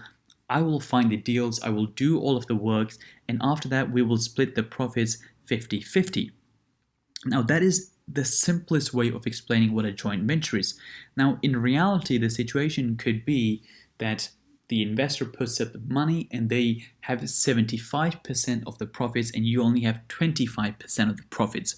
Or it could be they put up the money and you have 75% of the profits since you're doing all the work, and they only have 25% of the profits, even though they have put up the money, but you're doing all of the work. But this model that I've shown you on this diagram is the simplest way of explaining. The thing with joint ventures is that no two joint ventures are exactly the same. You might do a different joint venture with your family, and you might do a different one with your work colleagues. But the main thing to realize here is that the most important point about a joint venture is this word here, which is profits. That in a joint venture, what is happening is that you are splitting the profits in some sort of way. Now, those profits might not be a profit in the sense that you're buying and selling a deal and realizing a profit. It might just mean that you're buying added value and holding that property, and the equity is split 50-50. So profits and equity is the important word with joint ventures, because in joint ventures, typically the profit or the equity, whichever term you want to use, gets split in some sort of way. Everything else, it will be different every single time because the split will be different every single time. You can have a joint venture whereby you put up 25% of the money and do all the work, and the investor puts up 75% of the money and they do no work, and you split the profits 50-50. So in that case, you've done all the work and you put some skin in the game. They have put the bulk of the money, but they haven't put any time in.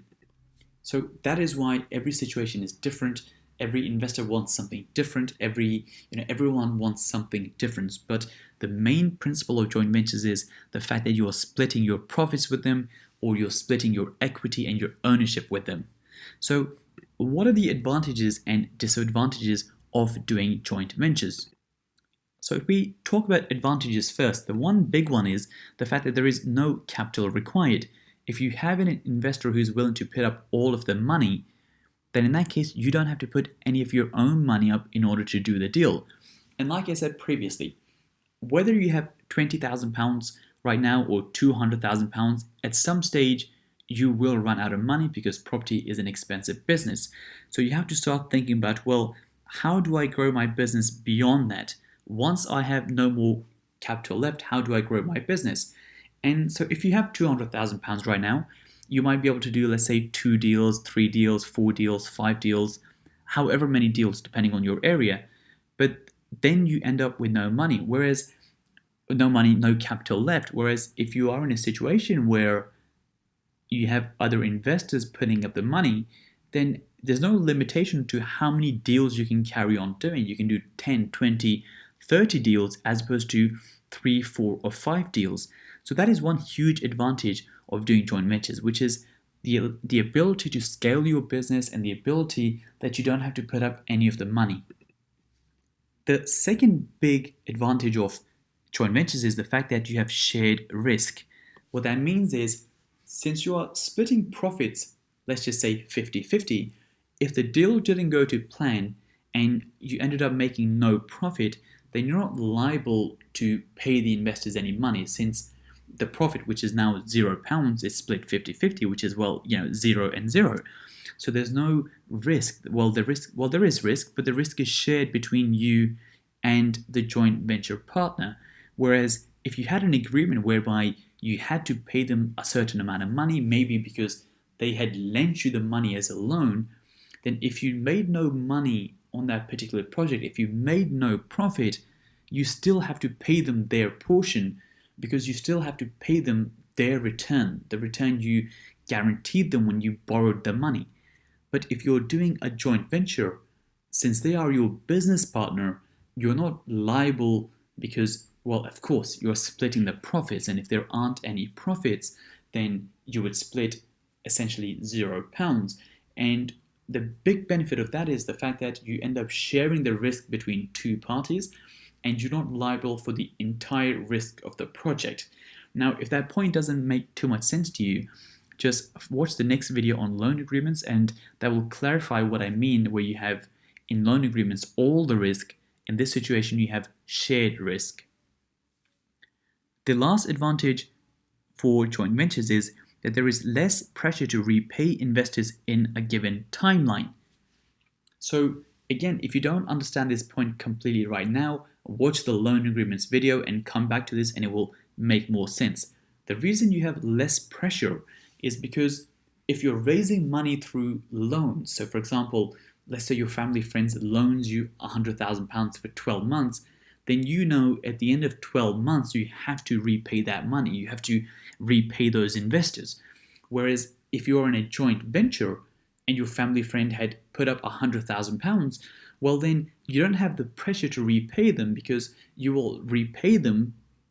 Well, you won't technically repay them yourself. The property will repay them once you refinance or once you sell. But you're both in that property project together. They're not waiting for you to repay them because, well, they're your business partner and you both have to wait the same timeline. And if you're listing, and if you have bought a property where you're buying and selling, naturally you both have to wait until the property is sold in order to realize your profits and realize your investment back. Whereas if you had borrowed that money for 12 months, then there is a lot of pressure to repay the investors within that timeline. So that is one big advantage of having joint ventures, which is the fact that you don't have the same time pressures, and you can, if there are any sort of time delays, because they are your business partner, there will be a lot more understanding and you don't have pressures to repay them very, very fast. So now, what are the disadvantages of doing of joint ventures? The first one is you end up giving up a part of the deal. So you end up giving up a part of your profits, or you end up giving up a part of your company, or you end up giving up a part of the ownership in that particular deal. And maybe you want to retain control over the complete project, whereas this way you aren't completely able to do that because now you have business partners. So that brings us on to our second point, that you effectively have business partners as opposed to investors. Now, even though the business partner, I have put them into the disadvantages section, it is not necessarily a bad thing. When it comes to having business partners, the reason I put this here is that when you're working with someone new and you haven't worked with them before, it is far, far easier to work with them on a loan agreement basis first before you end up making them a business partner by maybe opening a company together, maybe buying properties together.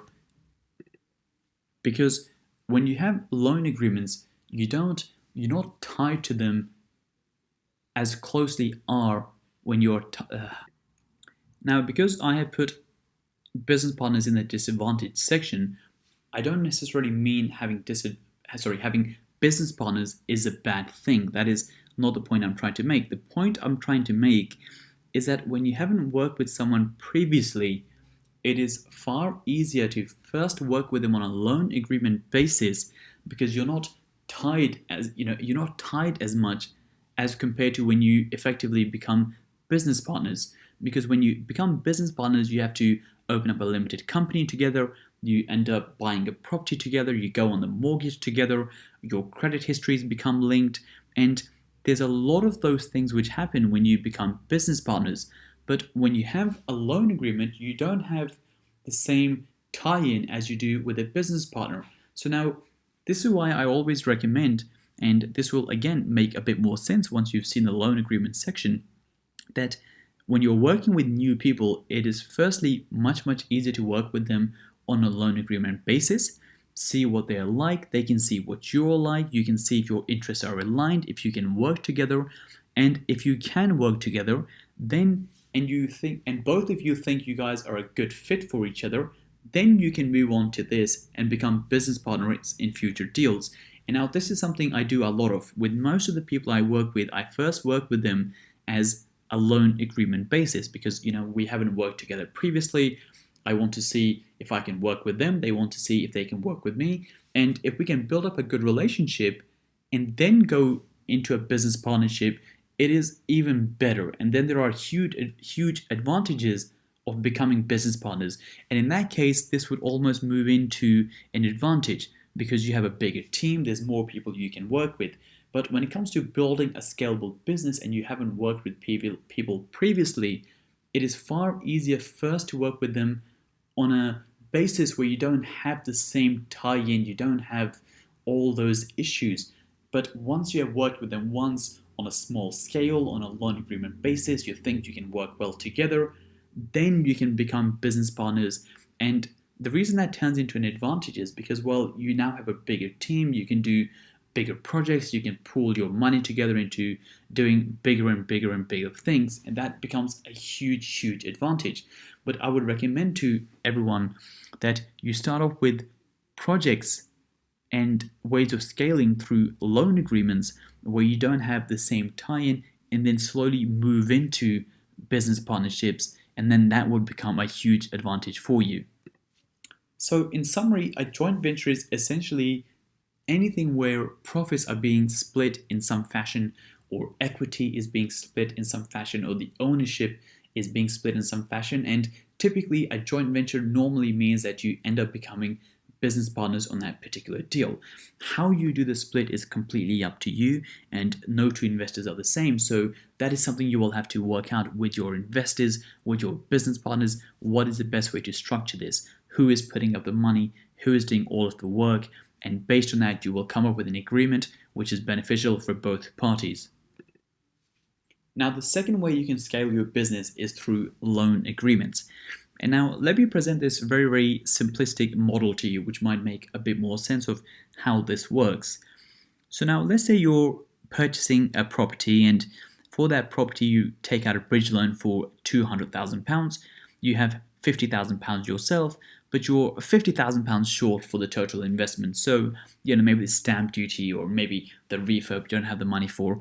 So you borrow £50,000 from your investors. So that effectively becomes an investor loan.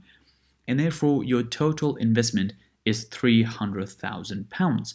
So therefore, you borrowed this money, £50,000, and that might be for 1 year, that might be for 2 years, that might be for 3 years, it might be for 18 months. Again, that is flexible, and that's something you would have to work out with your investors. What is the level they're comfortable with? How long are they comfortable with lending you the money?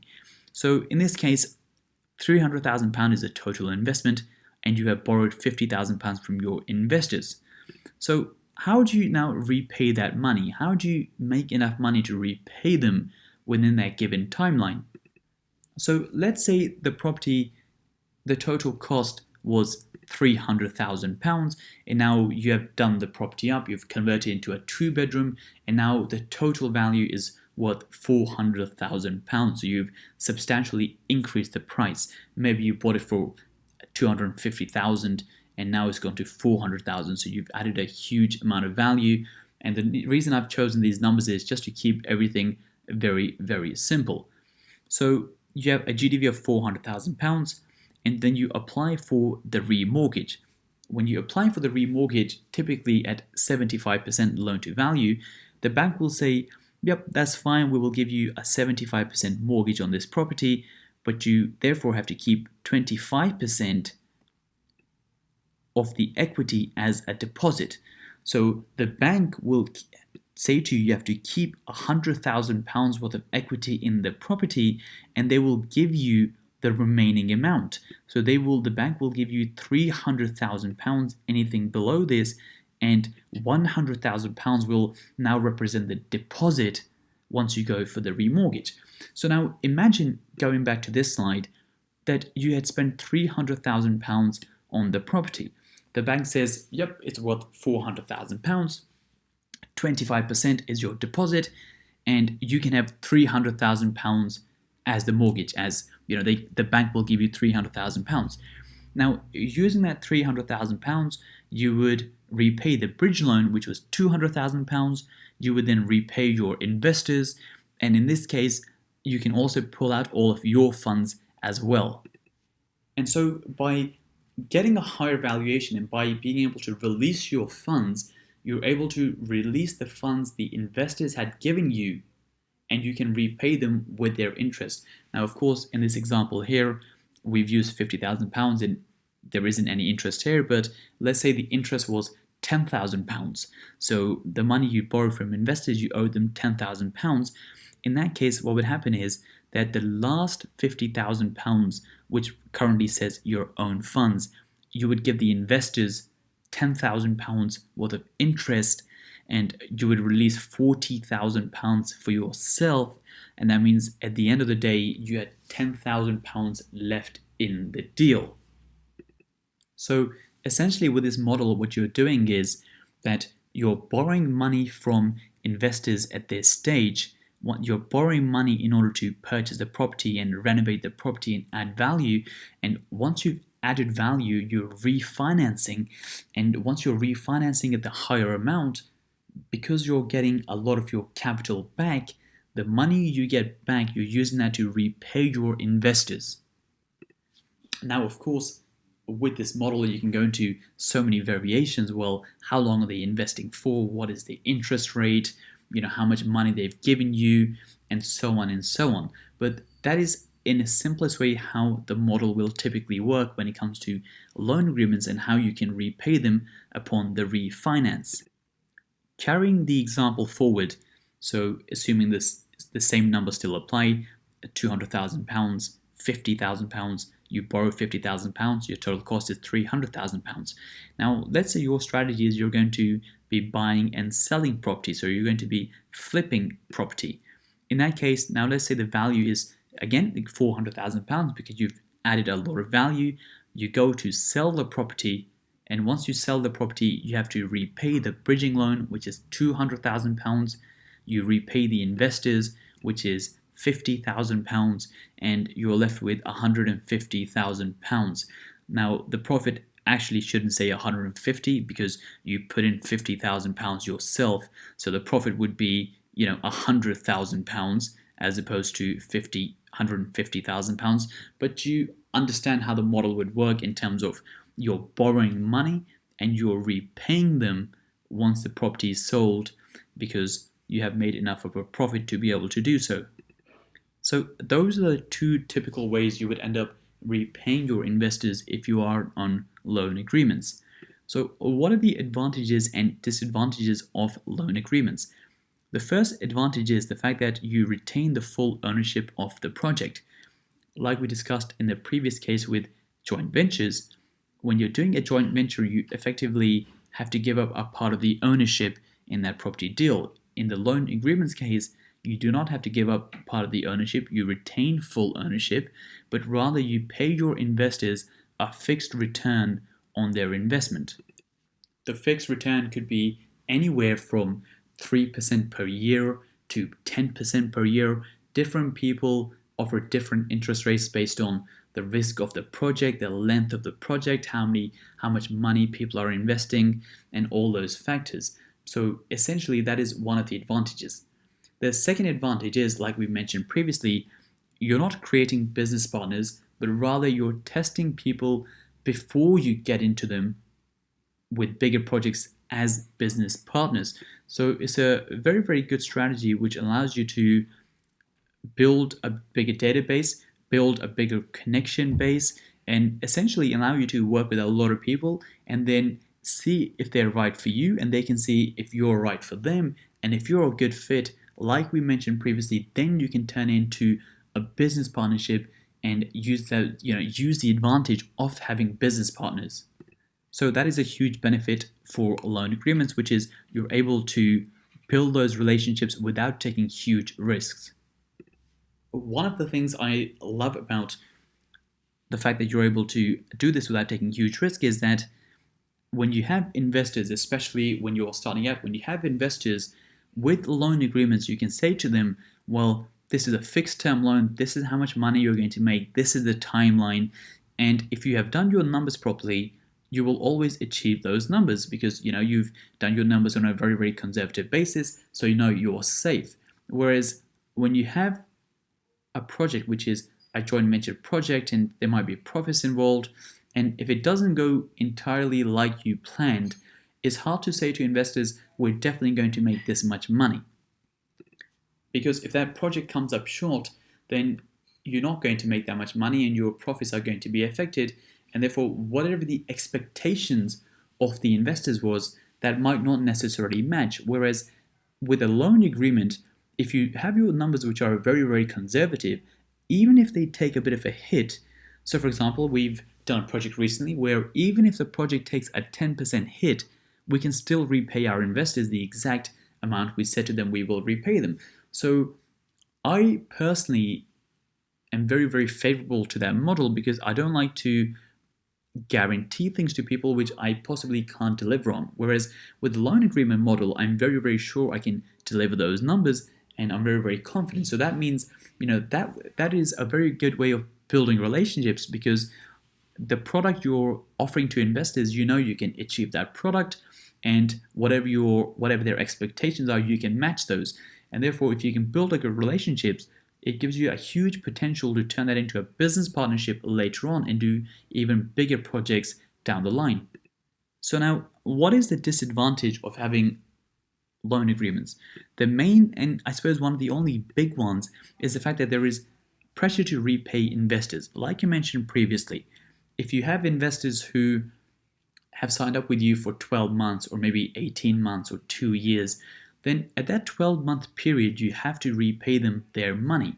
Now, if you're doing flip projects and your property isn't selling, then that is not their concern because they aren't your business partners. There are investors who have provided you with loans and they want their money back regardless.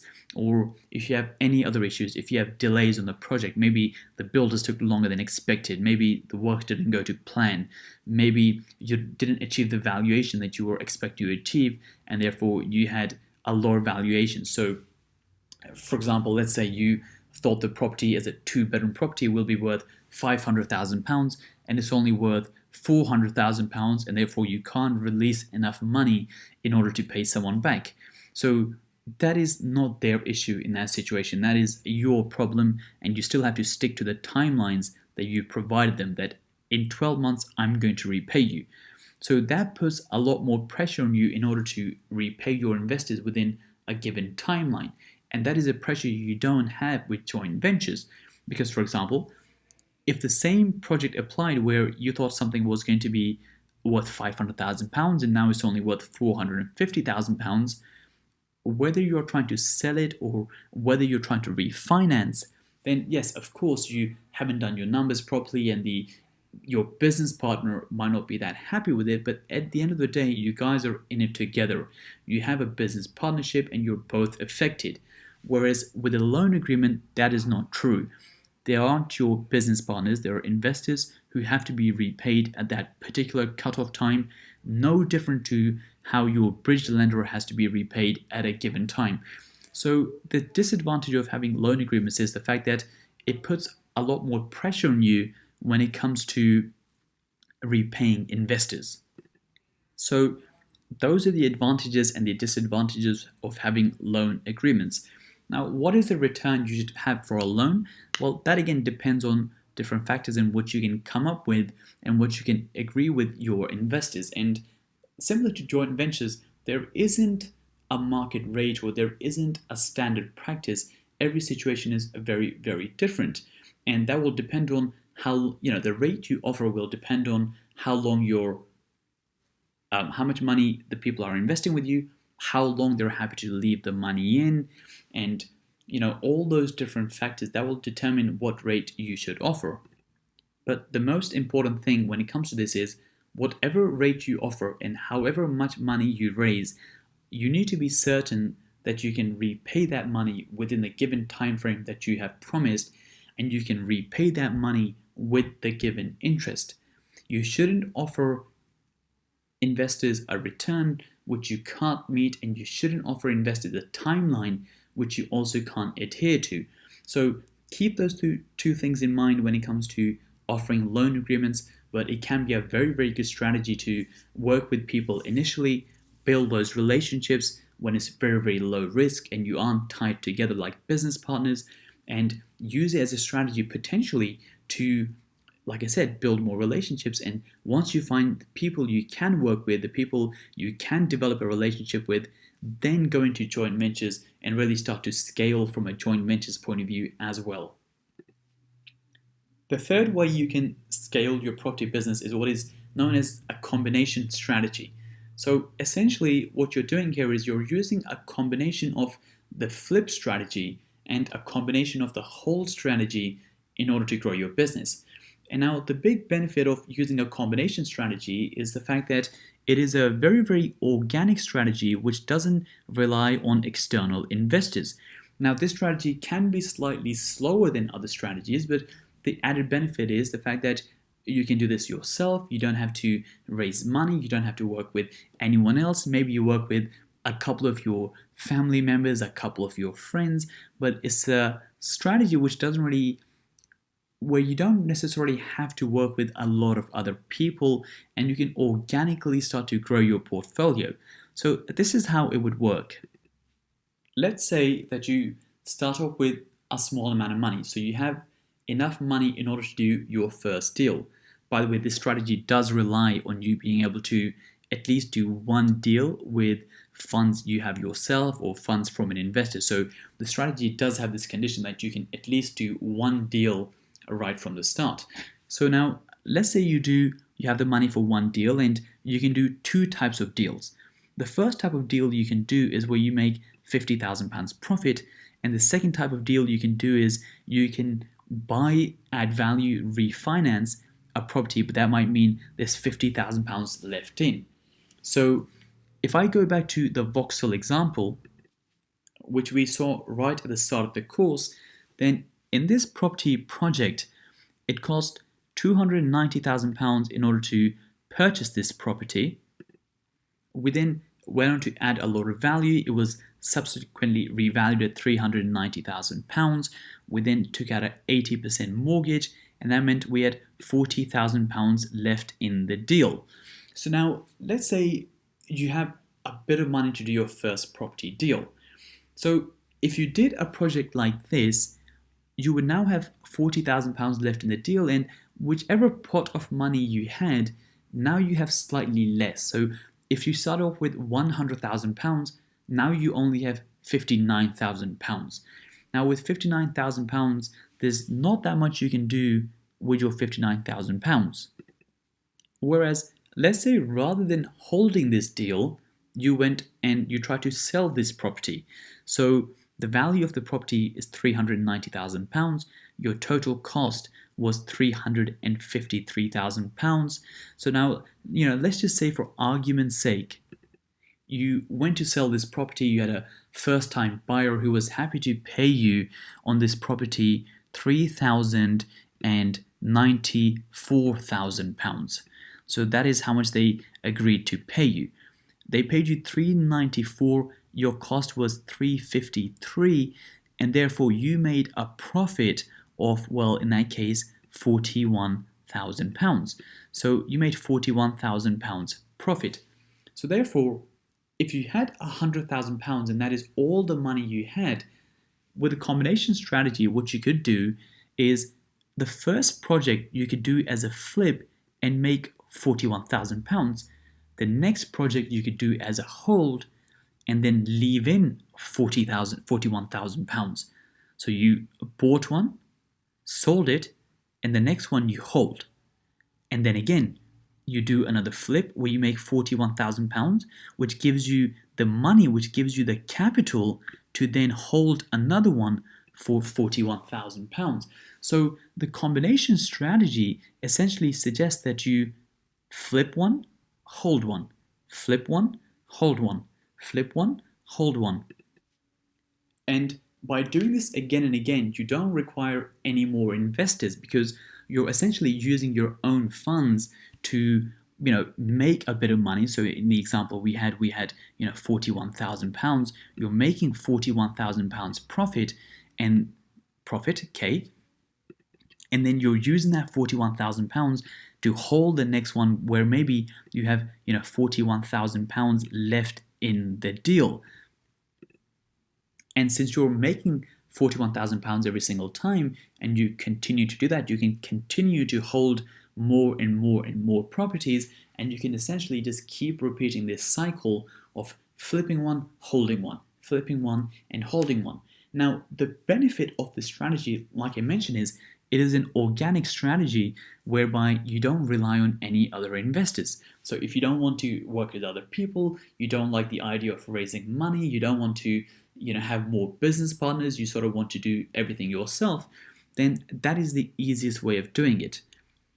The downside of a combination strategy or the organic strategy is the fact that, well, in this situation, if you are not raising money, this strategy is a bit slower, since you have to wait to sell one until you can hold another one.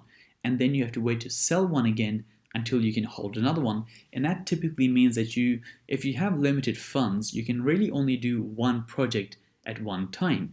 Whereas if you have investors, you can end up doing multiple projects at one time. So those are the benefits, the advantages and disadvantages of having a combination strategy. And like I previously mentioned with the loan agreements and the joint ventures, there isn't an exact formula as to what works. So to give you an example, and again, let's just use different numbers here. Let's say you did a flip, and for your flip you made £100,000, and when you did your hold property, you only left in £50,000. That means every time you do one flip, you can end up doing 2 holds. So for example, for every 1 times you do a flip, you end up doing 2 times the holding property. So that is something you can do. And the numbers will be different every single time, and your profit margins will be different every single time. So I'm not necessarily suggesting you flip one, you hold one, you flip one, you hold one. What I'm suggesting is you have a combination of the two. Whether that means you flip 2 and hold 1, or maybe you flip 1 and hold 2, that will depend on your numbers, that will depend on how good deals you're getting, and so on and so on. But the model essentially runs on the basis that you have a combination of both. You're flipping some and you're holding some. The ratio, so for example, the ratio, the dot to dot between the two will depend on how strong the deals are and the type of areas you're investing in. But that is a combination strategy, which is an organic strategy which you can use to grow your business. So in this section, we're talking about, well, what is the optimal strategy based on the market conditions? And if you watch the previous video by Ray Dalio, who's one of the best investors in the world, he's come up with this model whereby there's only 4 different things which can be happening in an economy. The first one is there could be rising growth, there could be falling growth, there could be rising inflation, there could be falling inflation. And you might say, well, what about all the other factors? What about, changes in interest rates? What about changes in the exchange rate, and so on and so on? And the point really is that these are the 4 main things which can happen in an economy. Everything else, for example, interest rates, exchange rates, happen as a result of these 4 main things. So they happen in a response to these 4 main things. And if you can understand these 4 areas, and you realize, well, the economy is only going to go one of these 4 ways. So for example, if you have an axis, only one of these 4 situations are going to apply every single time, then you can work out a strategy which is very, very sound based on these principles.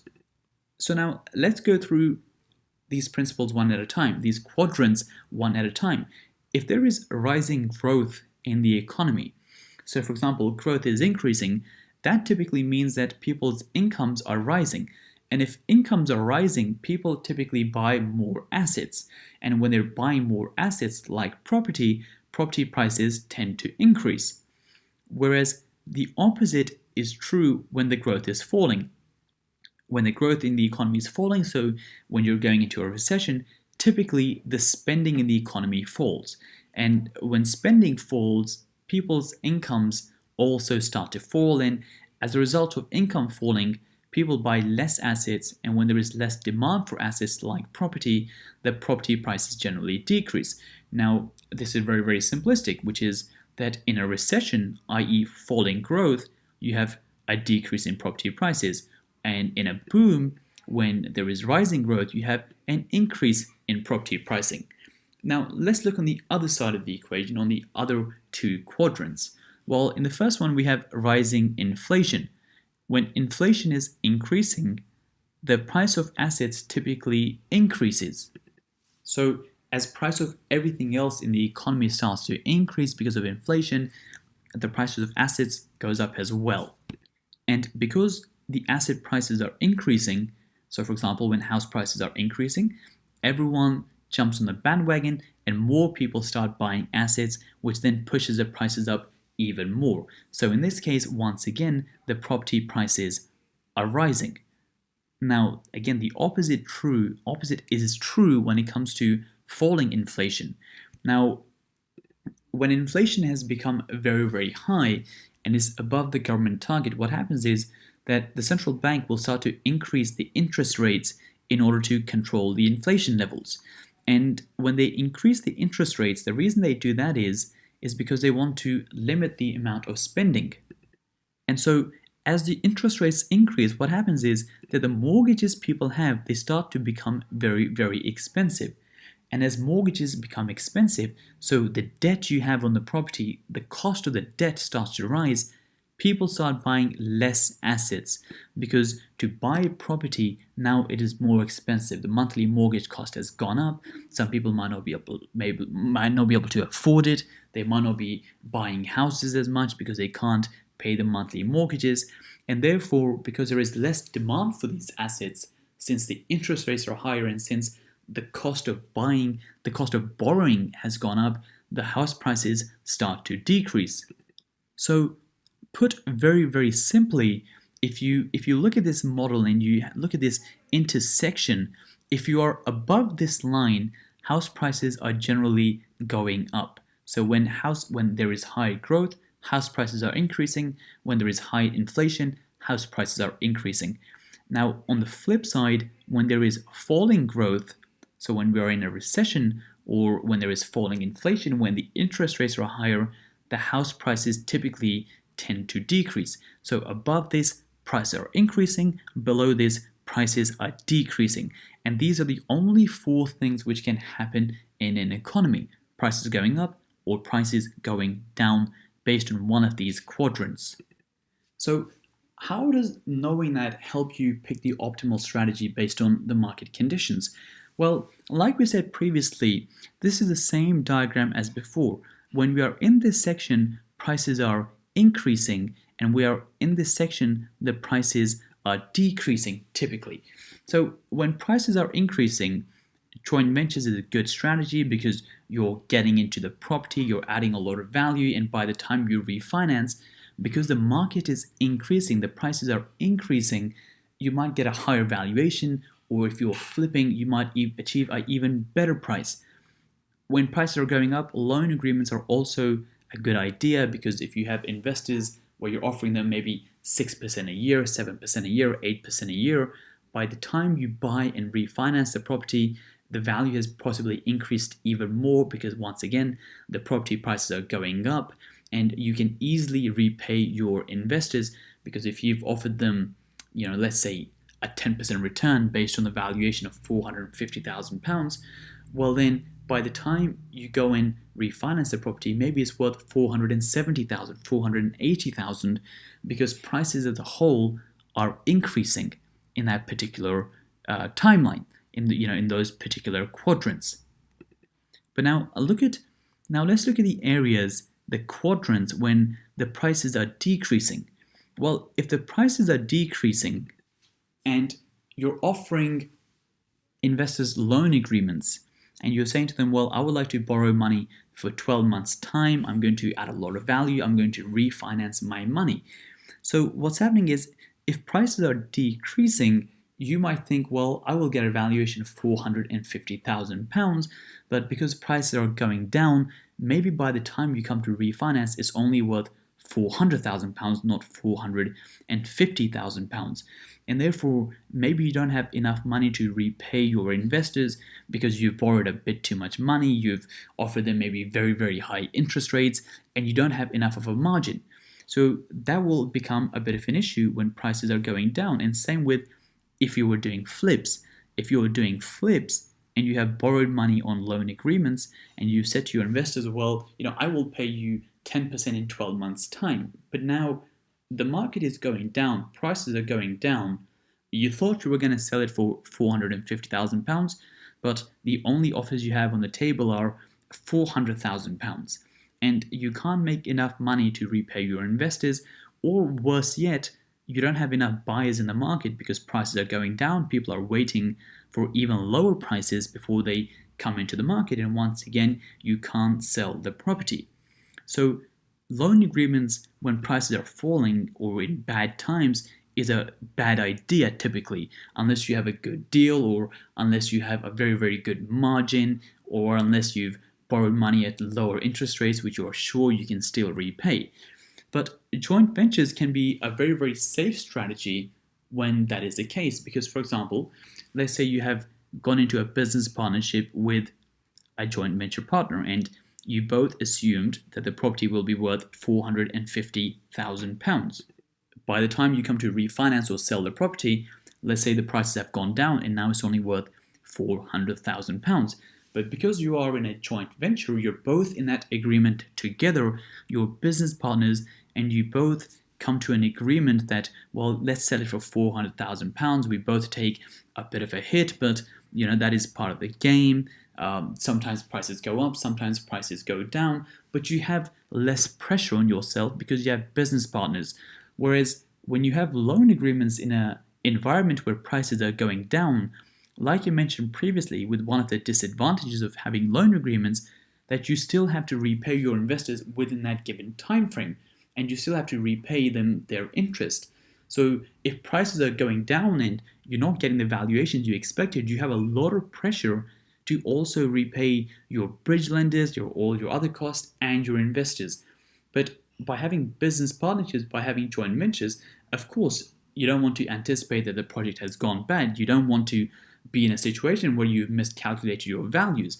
But at the end of the day, there is less pressure on you when you're doing joint ventures, purely because you have partnerships. You don't have people you have to repay within a time frame. So when it comes to picking the optimal strategy, the first thing you have to work out is, well, which of these camps is the market currently in? Is the growth rising? Is the growth falling? Is the inflation rising, or is the inflation falling? And based on that, you can work out the optimal strategy. Should you be doing joint ventures, or should you be doing loan agreements? And like I mentioned previously, when it comes to this whole section, there isn't a one-size-fits-all answer. It isn't one of those things where there is one solution for everything. Maybe you come up with a solution whereby you do a combination of joint ventures and loan agreements in order to get the advantages of both the strategies. Because with loan agreements, you retain most of the ownership, but you have a bit more pressure to repay.